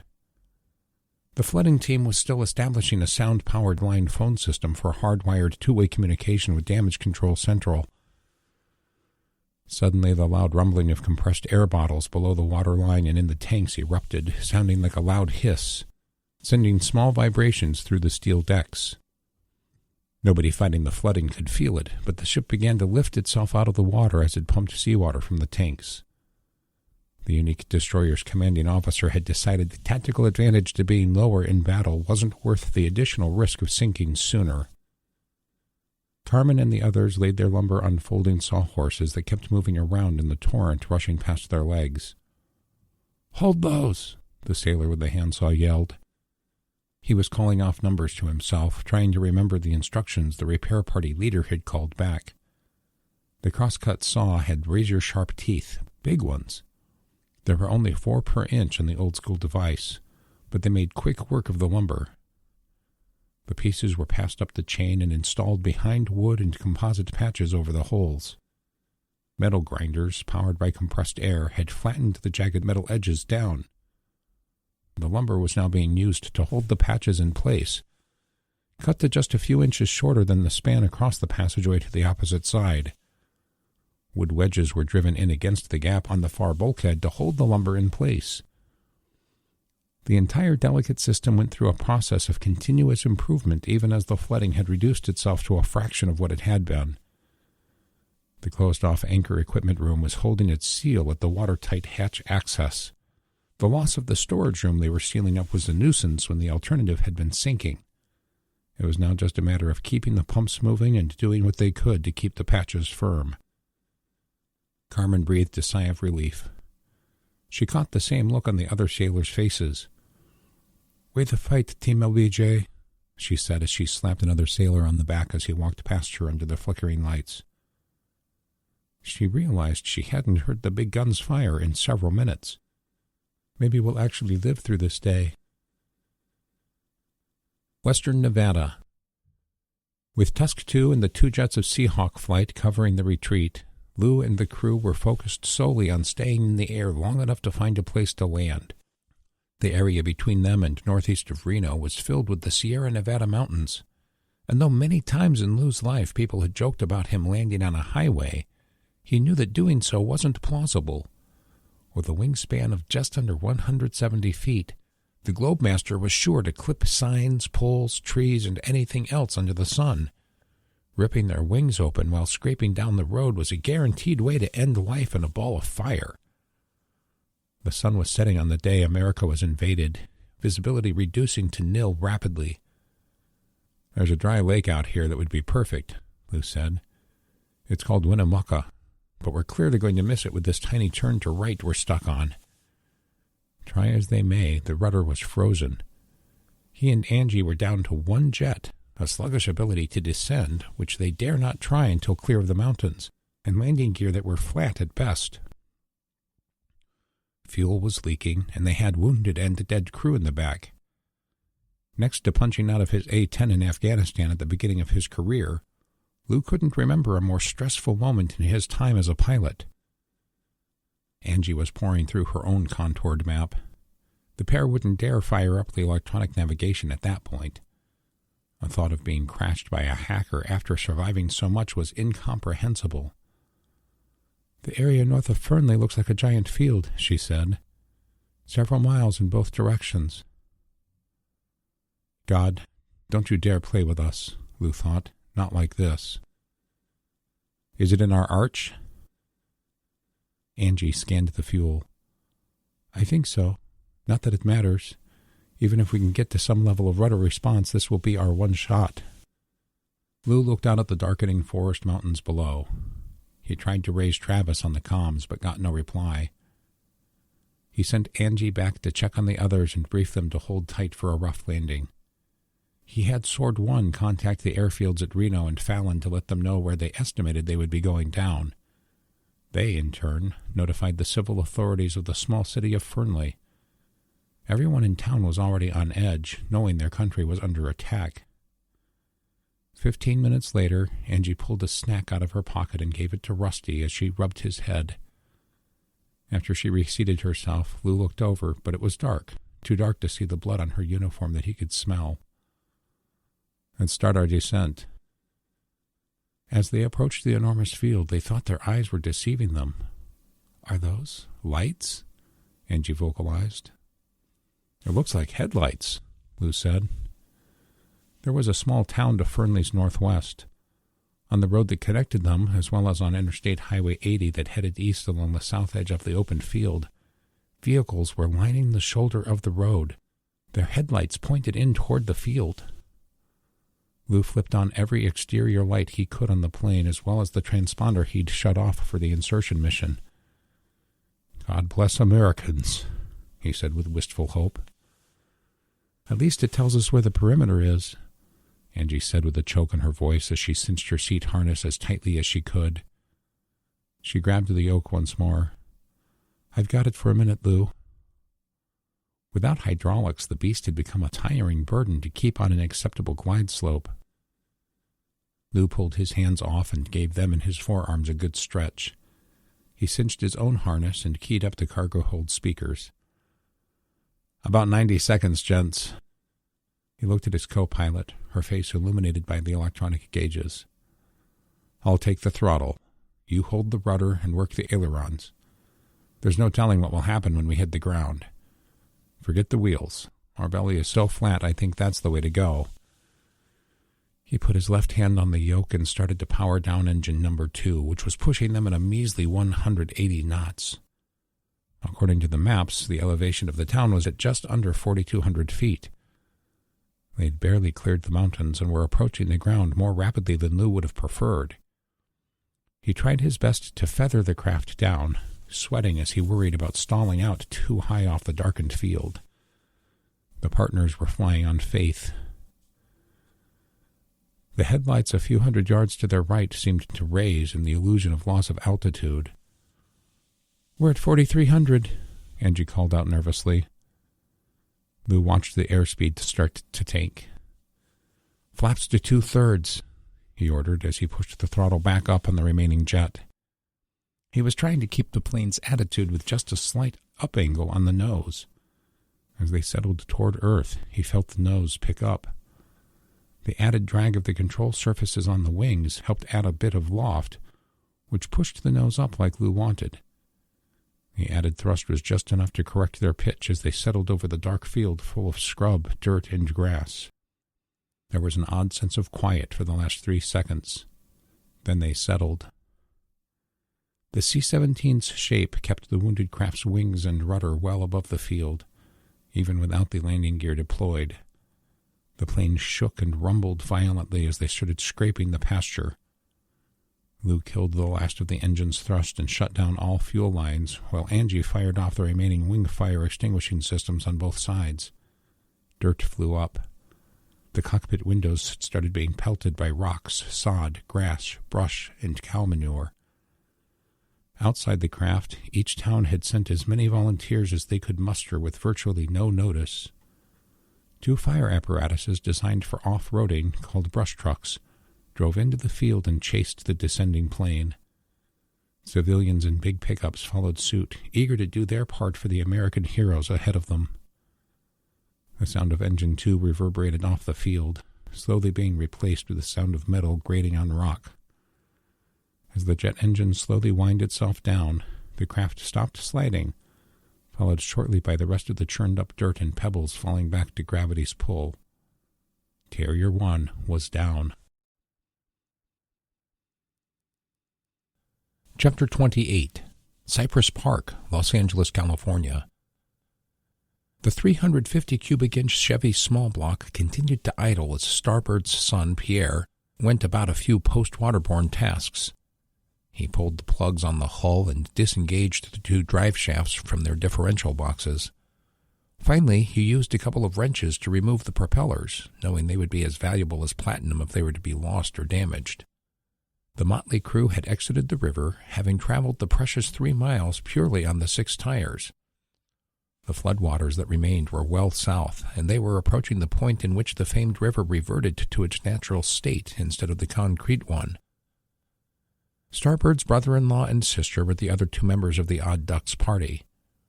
They had stepped out onto Riverside Drive to guard the rest once Starbird had parked the beast on the west side of the river. It was dark, and the Santa Monica Mountains not only glowed a dull orange reflecting the fires below, they also reverberated the sounds of a society lost. Los Angeles was at war, with gangs, with the Chinese army, with itself. "We need to get rolling," Starbird's sister Babs warned. "I got a case of the hinky-jinkies." Though not as extravagantly hippie as her older brother, Alex had gotten the feeling that she marched to her own drummer, too. Short and round, the gruff woman seemed to be graying prematurely and wasn't nearly as jovial as her brother. "All set," the skinny, extra-tall Pierre said as he moved out from under the duck-like craft's rear end. "We're going to need gas soon. We had to have burned through most of it already." "I think our allies can offer you some when we get there," Alex told Starbird. The hippie was watching his family reboard their craft so he could start driving again. When they were all seated, he stated, "I'd appreciate it if y'all can keep an eye out for gorillas, ghouls, and aliens." He winked at Alex as he nodded and moved back to the driver's seat. "Whatever you all can provide, we'd appreciate. But we were already headed this way, so it didn't cost us anything. In fact, you helped me erase some past bad karma, right?" "I guess," Alex said, not sure how he was prepared to deal with such a big personality. "I grew up in a crowded and uptight Asian home, mister," he thought. "My mom would have killed you if you were her kid." He scanned back at his mother, who was leaning against his brother and trying to sleep. There were several rows of benches in the large tour boat. On another, the two Lopez children were wrapped in each other's arms, trying to sleep after the nightmare that had claimed their father. On the floor at their feet was a cage with a pair of chinchillas. P.R. Stevens had let the kids hold them for a while to help them cope with their grief. "I don't know if we'd be alive if you hadn't come along," Alex told Starbird. "Like I said, brother, karma. We should be able to follow Riverside Drive all the way to Griffith Park." "Did you say you're headed to the old zoo?" he asked in confusion. "That might be just a bit dangerous at night."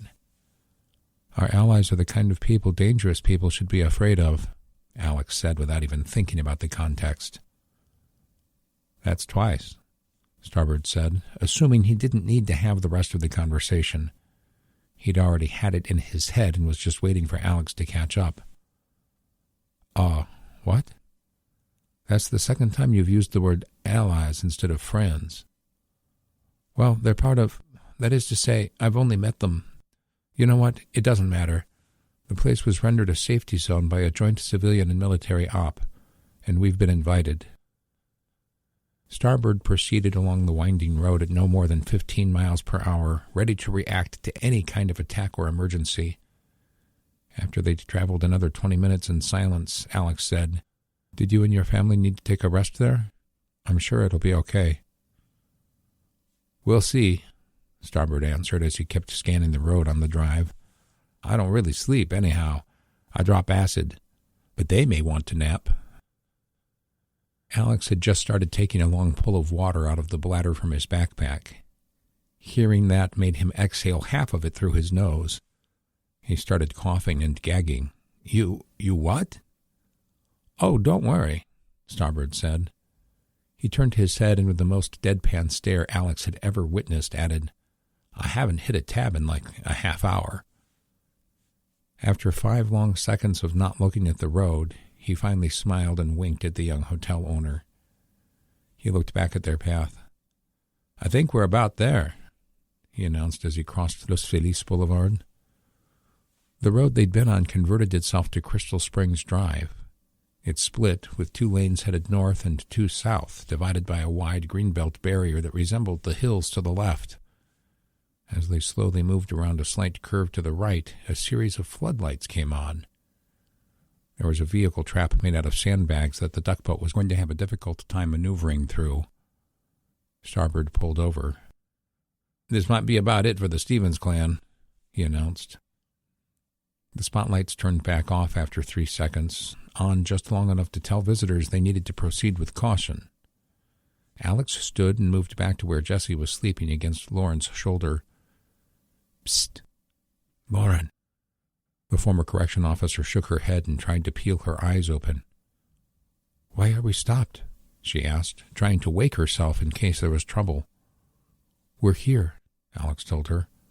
"Some kind of roadblock. I'm heading out. Catch up when you can." The tall blonde stretched and yawned, trying not to disturb her wife and best friend. "Be right there." Alex grabbed one of their procured night vision sets and exited the stairs attached to the rear of the duckboat, hitting the pavement on the right side when he was done. Leaving his rifle hanging low, he proceeded up to the people and vehicles 100 yards to his north. He had a sense that he was under the scrutiny of 1 or more snipers. He was a bit nervous about making sudden movements. There was a quarter moon out, and as he approached the location, the shapes of sandbags, trucks, and armed people started to present themselves. "Park's closed," a gruff man's voice announced calmly. "But I have to admit, the fact that you made it here alive in a duckboat has my curiosity piqued." "Name's Alex," he announced. Lauren stepped up next to her shorter battle buddy. We're part of Rampart Edge. Never heard of it, the voice in the dark said. What about Daxo, the Tan Dragon? Heard of him? Lauren asked. And your name? The voice asked. Lauren. There was a long pause. Wait here, and don't make unnecessary chit-chat. 3 other visible silhouettes continued to guard the entry point, while the one that had been talking moved farther into the dark. The sound of bike tires on gravel made its way back to their ears as an electric bike took off and up the hill. Makes sense, Alex thought. Using a radio is probably a bad idea now that the Chinese seem to own the air. Lauren took a seat right where she stood and yawned, finally settling on laying down right in the road. Alex sat next to her. It took a full 20 minutes to hear tires coming back down the hill. After the electric bike parked, footsteps approached the gate, causing Lauren and Alex to get back to their feet. Well? Lauren asked. What took you so long to get here? A welcome and familiar Hungarian accent asked in the dark. USS Lyndon B. Johnson, DTG 1002. The long, slender ship had moved west past the last of their enemy's raiding fleet. The explosion that sank the USS James L. Honeycutt had sent a concussion and air pocket hard enough to cause a bad shimmy in their port propeller. They were moving along at 15 knots, utilizing a zigzag steering tactic to slowly get west, much farther west than she'd thought possible. There were a pair of lost American non-combatant ships that needed aid, and an abandoned place off the ocean's beaten path to hide. She sat in her bridge chair, too pumped to sleep. She'd ordered the crew back to modified general quarters. They needed half to try to catch naps, but she was still worried a stray submarine would sneak up on them. Millie closed her eyes, and instantly her thoughts went to her family, hoping she wouldn't accidentally drift off to sleep and have a nightmare about them. Acme Ranch, southeast of Tucson, Arizona.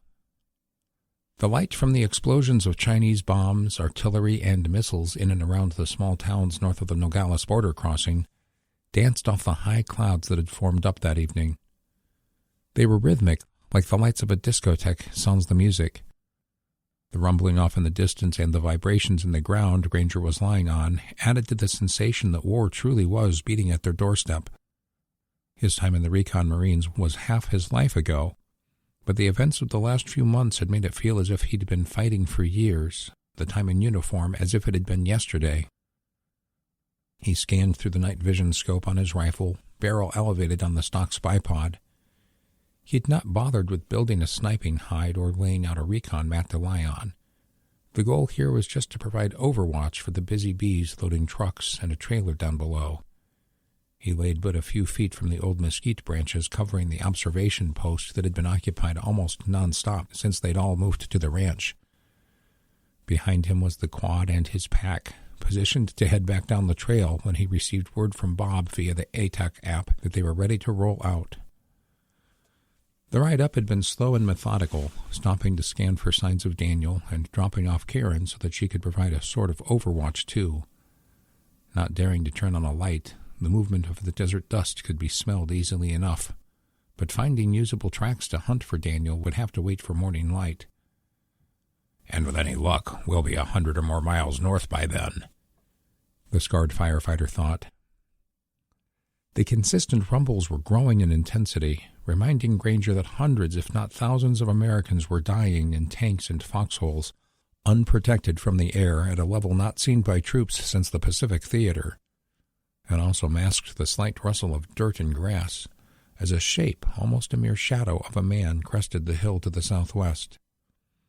He knelt, stopping to look and keep bearings.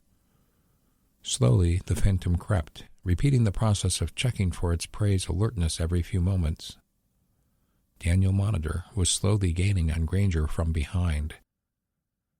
Daniel waited for a fresh rumbling, pausing into the eerie glow off the clouds at the quad. He slowly slid a 6-inch fixed-blade knife out of a Kydex sheath and waited. While tempted to poke the sidewall of the quad's left rear tire with the knife during the next big sounds from the war, he instead reached with a hand. He unscrewed the valve stem cover and patiently let the air out, taking the full 2 minutes for the tire to be effectively flat. The entire time he scanned all around, surprised that the supposed supermarine ahead of him had not done the same. Daniel got onto his belly and began to crawl, keeping the knife in his dominant hand. He froze about 30 feet away from Granger when the scout did a quick check of a comms app on a dimly lit screen. Giving it a few seconds, his slow hunt in the loose dirt began once more. As he moved through the sandy terrain, his knees, toes, and elbows continued to push down to gain traction. The dark was perpetually flashing from the strobe of war, and the vile man failed to notice the lump of sand next to the small path he was on. After he'd passed it, a creature not unlike one of the scorpions that constantly invaded the ranch's overwatch hole only feet away started to unburrow itself. Sand and dirt slid off silently as a second predator began her stalk. Karen rolled over off her back and pulled the child's pool snorkel out of her mouth, sand and dirt sticking to her sweaty face. She got up to one knee. She waited for another bright flash off the clouds. Then it came. Karen ran for 8 feet and jumped with a sprawl shape through the air. As she came down on Daniel, she let loose the war cry of a wounded banshee. The soft dirt cushioned her knees as they landed on each side of Daniel's thighs at the moment the startled man was trying to decipher what that horrible screech was. Both hands on the K-bar's hilt, she plunged the 7-inch blade down between the predator's shoulder blades. "Yag!" she screamed. Granger rolled over, pulling the pistol that had been laying under his propped-up chest with him. There was no need. Karen pulled the dagger out of the screaming man and plunged it again, and again. Years of torment, buried into the psyche of abuse, both in adolescence and at the hands of her ex-husband, flooded to the surface. She began to cry, her body's way of dealing with the intense anger and raw emotion. Granger had gotten to his knees, then to just one as he scooted another step to the side. Daniel had made it to within one body length away from the willing bait. He made a sickening gasp and gurgle. The final plunge had all but guaranteed success as it severed his spinal cord. The rest had only served oddly merciful to him. The pain a trade-off for a quicker death by hypovolemic shock. "Karen," Granger said calmly. He repeated the passive command 3 more times as he walked over slowly and knelt. He held his hand out.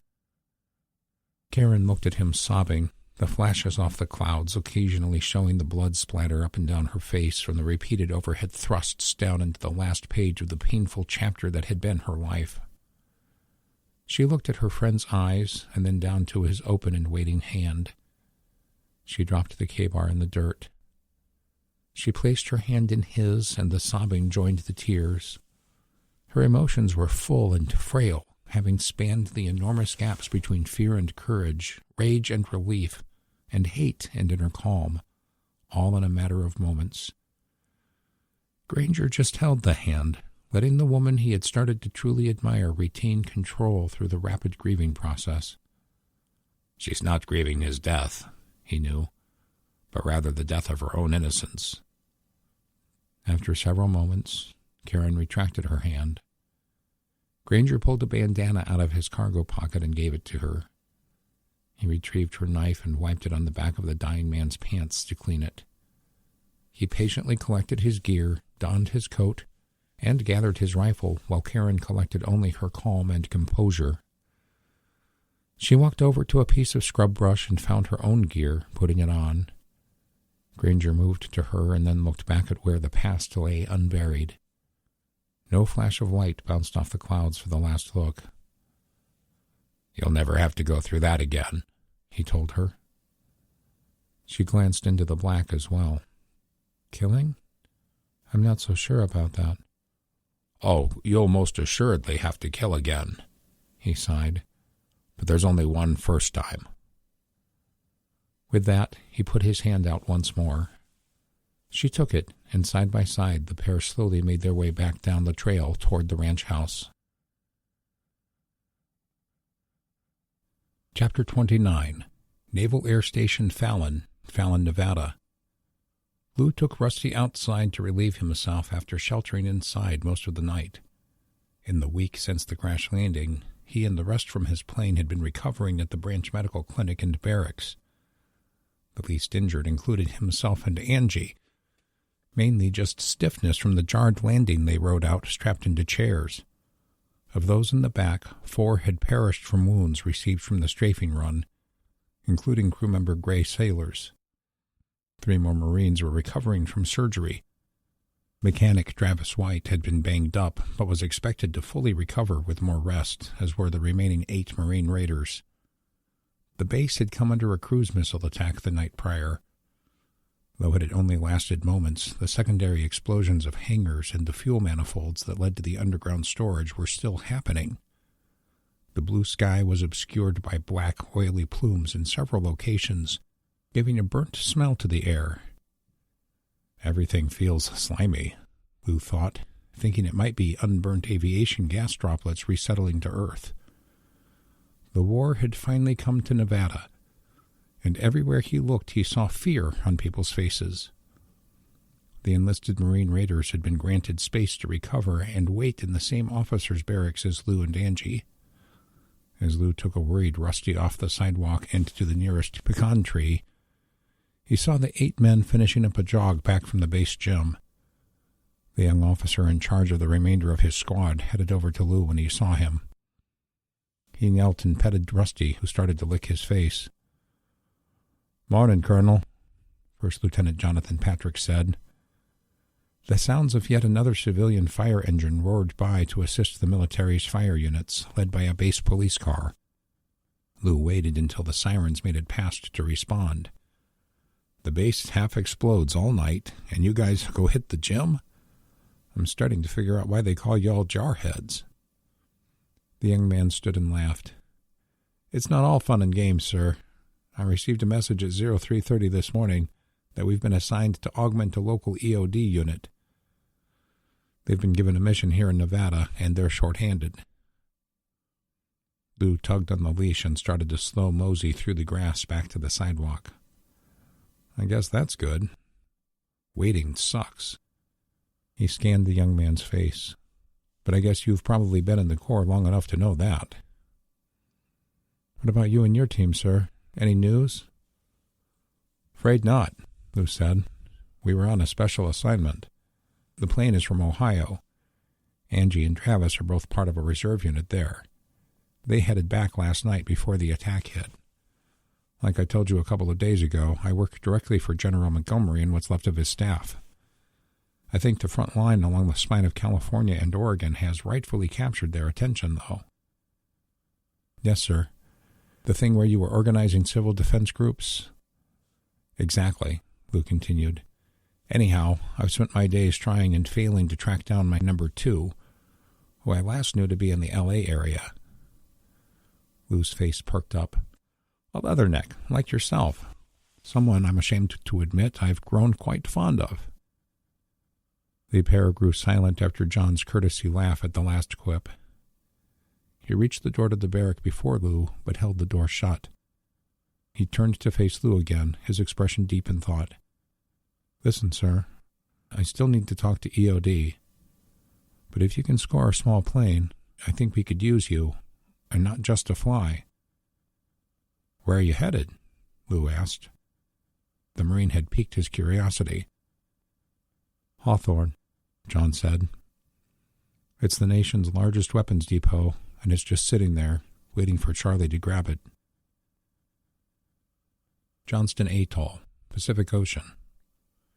Millie watched the activity below on the pier, covered in gull droppings and tufts of tropical vegetation growing from nearly every crack and crevice. Hours earlier, teams of combat controllers, part of the Special Forces community in the Air Force, had parachuted onto the island. Their mission was twofold: ensure the runway was up to par and help a trio of Navy ships secure themselves to the piers without the aid of a tugboat. It had been a long and stressful week of limping south since the big battle. Almost 900 miles southwest of Hawaii, the tiny atoll had been beefed up with dredging after World War II, not unlike the Chinese military bases in the sea lanes connecting the Pacific and Indian Oceans. The 4 islands had grown to just over 3,000 acres. The nearly rectangular largest island had 2 delta-shaped piers on its southern long side. In the last 3 decades, the only activities had been seasonal use by the United States Fish and Wildlife Service, other than the occasional medevac of a wounded sailor to a waiting plane.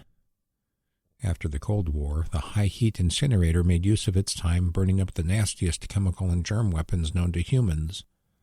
That, and its older history of testing nuclear and bioweapons, had left the place hazardous to stay on for long durations. Nature had slowly started to heal mankind's sins. The solution to pollution is dilution, Millie thought somewhat cynically as she scanned her crew's refuge. I guess licking our wounds here is the best bad choice, though. The Air Force CCTs had set up heavy rubber bumpers to keep the ship from banging the pier too badly. After handling the lines and helping rig a light aluminum brow to send over for the crew to cross, they went back to help their comrades with removing debris and patching holes on the runway and taxiway that bisected the long, slender atoll. Hawaii was under siege, as the assigned military was entrenched in a fierce fight against their invaders. Millie feared it might be months or years before one side would win. The Chinese were in a position to resupply troops and equipment, and they'd done substantial damage to the American military with their advanced weapons and asymmetrical tactics. But the American military had a 100-year head start on the pros and cons of operating there. At the larger Delta Pier on the island's east end, Millie saw the 2 non-commissioned ships pulling to the pier. Staffed by civilians, the merchant vessels served the Navy's battle groups. The USNS Guadalupe was a replenishment oiler and the only reason Millie's destroyer had been able to travel to the atoll haven. The USNS Charles Drew was a dry goods ship. Both had escaped the sinking of several combatant ships in the South China Sea via space-based weapons. Millie felt it had probably been divine providence that the ships found each other after her battle. She left the bridge, which was quieting down. She had ordered a skeleton team to continue staffing the CIC around the clock, though they were being selective with their use of radar and electronic communications. There was a good chance China was ignoring the abandoned atoll, and she didn't want the overzealous use of her gear to give them away. After making one last trip to her cabin to change into a fresh uniform, she proceeded down to the hangar bay. "Everything in order, XO?" she asked her second-in-command. They were staring at their remaining Chinese POWs, still in the 2 cages. "Ready to transport when you give the word, Captain," Agway Bailey confirmed. His usual smile still showed no sign of returning. "Air Force expects they'll be landing the first C-5s sometime tonight," Millie informed him. "We'll have these prisoners staged and waiting to take off as soon as they're ready. Right now I'm heading ashore with the chief engineer. The fleet operations, what's left of them that is, have been transferred to Norfolk. The attacks on Pearl and San Diego have left us against the ropes. They want a sit-rep on the state of the facilities here." "Speaking of San Diego," Agway said, "the crew has been asking how bad it is, what the status of our families is." "I know, XO. I'm still trying to decide how to address this. I think an all-hands face-to-face tonight after chow might be the way to proceed. We've lost our home port. The entire West Coast is under Chinese control right now, which includes our families." Her face turned grave. "We may not know for a very long time if they're alive or not." North of Camp Longhorn, Coconino County, Arizona. The weather in northern Arizona had just been too tough for Jerome and Karen to handle in the vehicle with no front and back windscreens, even with winter gear and goggles on.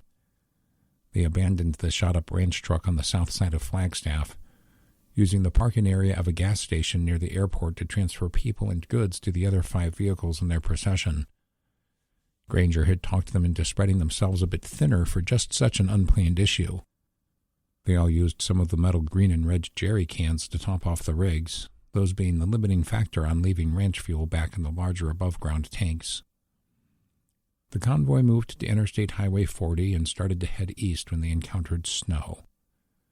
There were 4 inches on the ground by the time they exited at Winona Ranch Road 21 miles later. They stopped once more.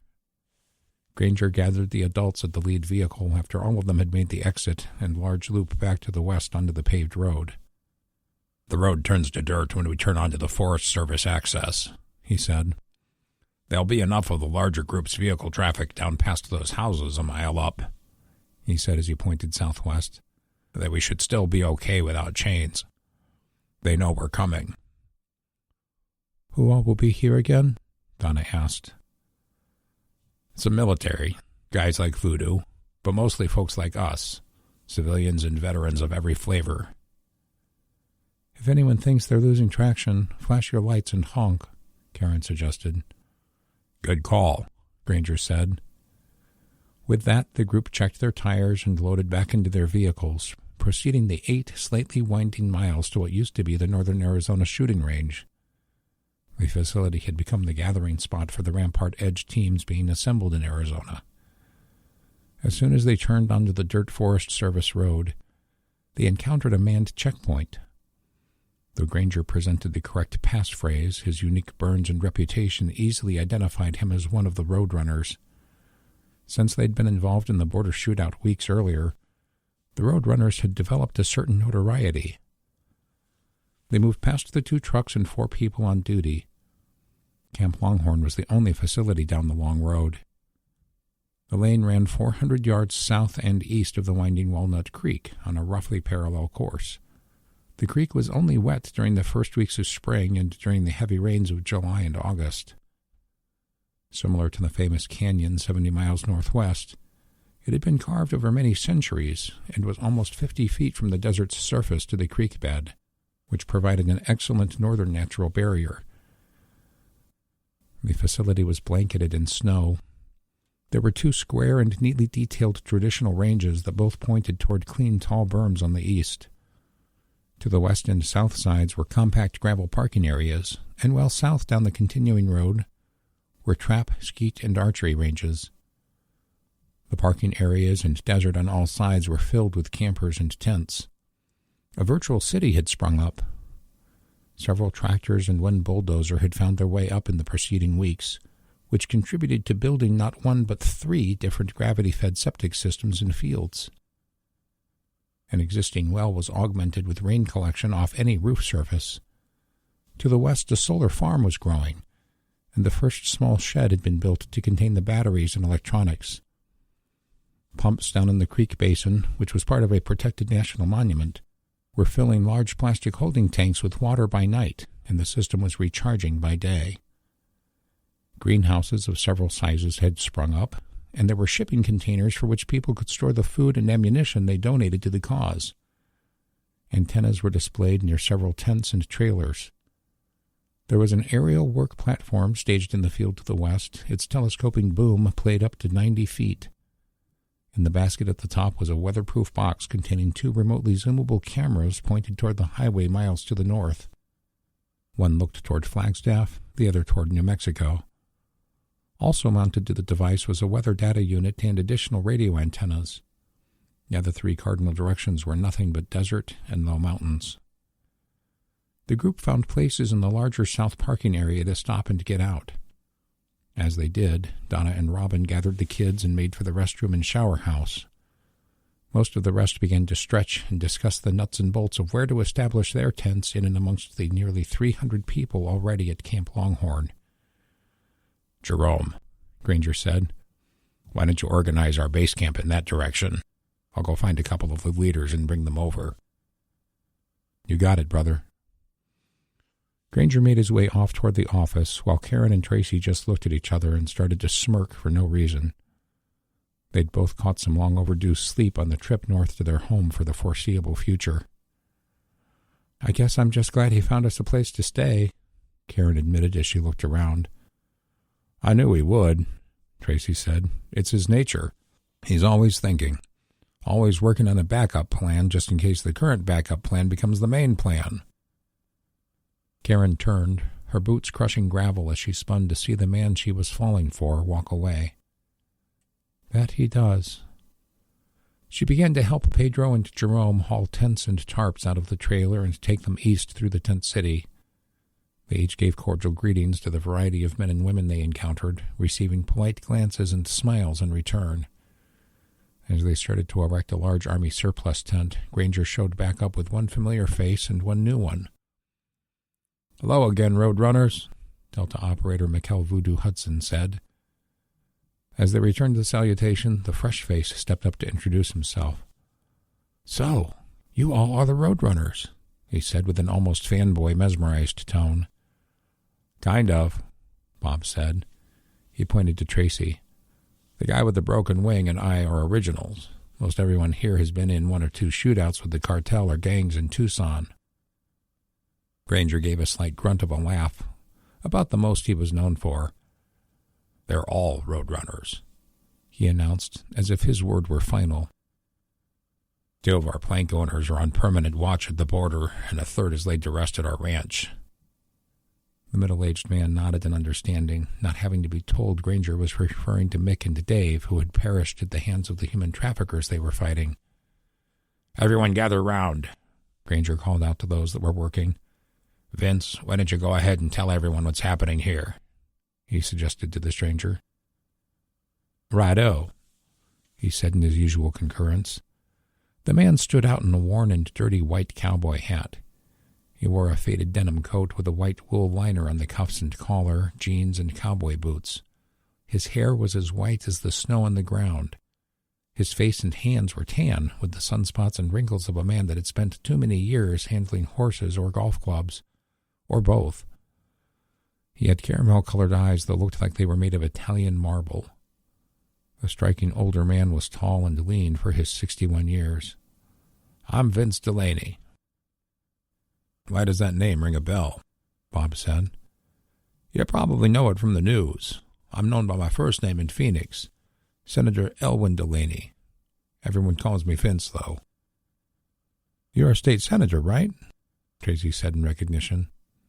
"Was," Vince said, "for the Senate district that covers Coconino County here. I retired 4 years ago after my wife had an accident."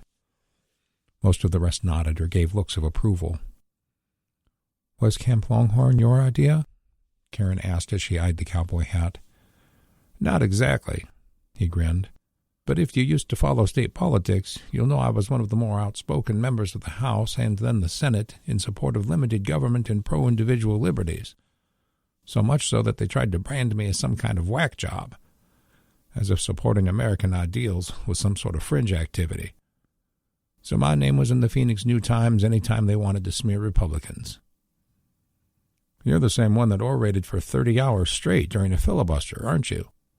Bob asked as he walked over to shake the man's hand. "Righto," Vince said as he took the handshake. "Not that it did any good," he laughed. "They still passed that damn bill." "Why don't you tell them a bit about what you have planned, Vince?" Voodoo nudged. He looked at the Army soldier and nodded. "Righto. So first off, welcome. The layout is straightforward. This used to be our local Blue Sky Range. I've spent a bit more time out here since I left office. I still have plenty of contacts in Phoenix, which vicariously means I also have some contacts in what's left of Washington, D.C., too. I got wind of the program to build the civilian irregular forces up. I knew you all would need a place not too close to the border, but also not too far. If we're going to defeat Charlie, we need to have a secluded place to live and train." "Aren't they just going to see us on satellite or plane recon photos?" Jerome asked. "It's possible, sure," Vince said, "but unlikely. We've been taking out their satellites with hacking and physical attacks even more than they've been doing it to us. And if we're going to make PS work, we need to organize and train. Well organized, some might say. It's almost as if I read that in a document somewhere." "PS?" Karen asked. "Oof, the op we're planning.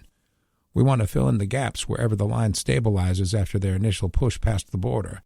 Stuff the holes with anyone willing to fight for America. We're calling it the Patriot Shield." Vince spent another 5 minutes giving them the updates he'd heard for the day.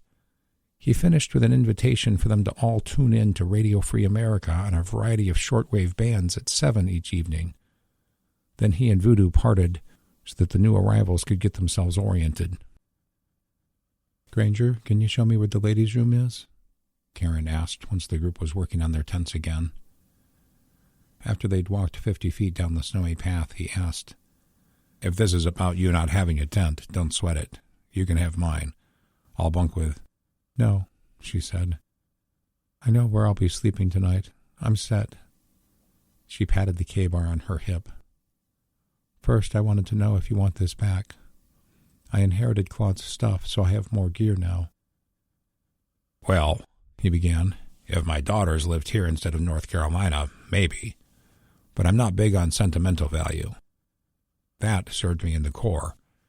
It has mostly sat in a box since then." He stopped walking toward the field restrooms so she would face him. "Besides, that's truly yours. In old warrior cultures, that knife owns part of your soul now. And you, part of its soul." Karen laughed and smiled. She decided not to ask how a knife could have a soul when she saw how serious he was being. "Okay. Second thing." She reached up and pulled his scarred head to hers, planting her lips deeply onto his, squeezing around his neck. She felt his arms wrap around her waist. When they finally broke the lip lock, she retreated her face enough to make eye contact. "Just making sure you know you belong to me now. I'll kill any hoe that tries to make a move on you." Granger busted his gut laughing in an uncharacteristic manner. "Marking your territory, huh?" He smiled. "Absolutely. Last thing, it'll take me a long time to make peace with what I had to do, but I will. Thank you." "You did it. I just showed you the path. You're the one who walked it. Don't forget that," he said. "I won't." She gave him one more passionate kiss. When they pulled apart to walk again, Granger looked up. "It stopped snowing," he said. "Maybe that's a good sign." "Maybe," she said as she took his hand in hers while they moved down the snowy path. "Maybe not," she thought. But as long as the Patriot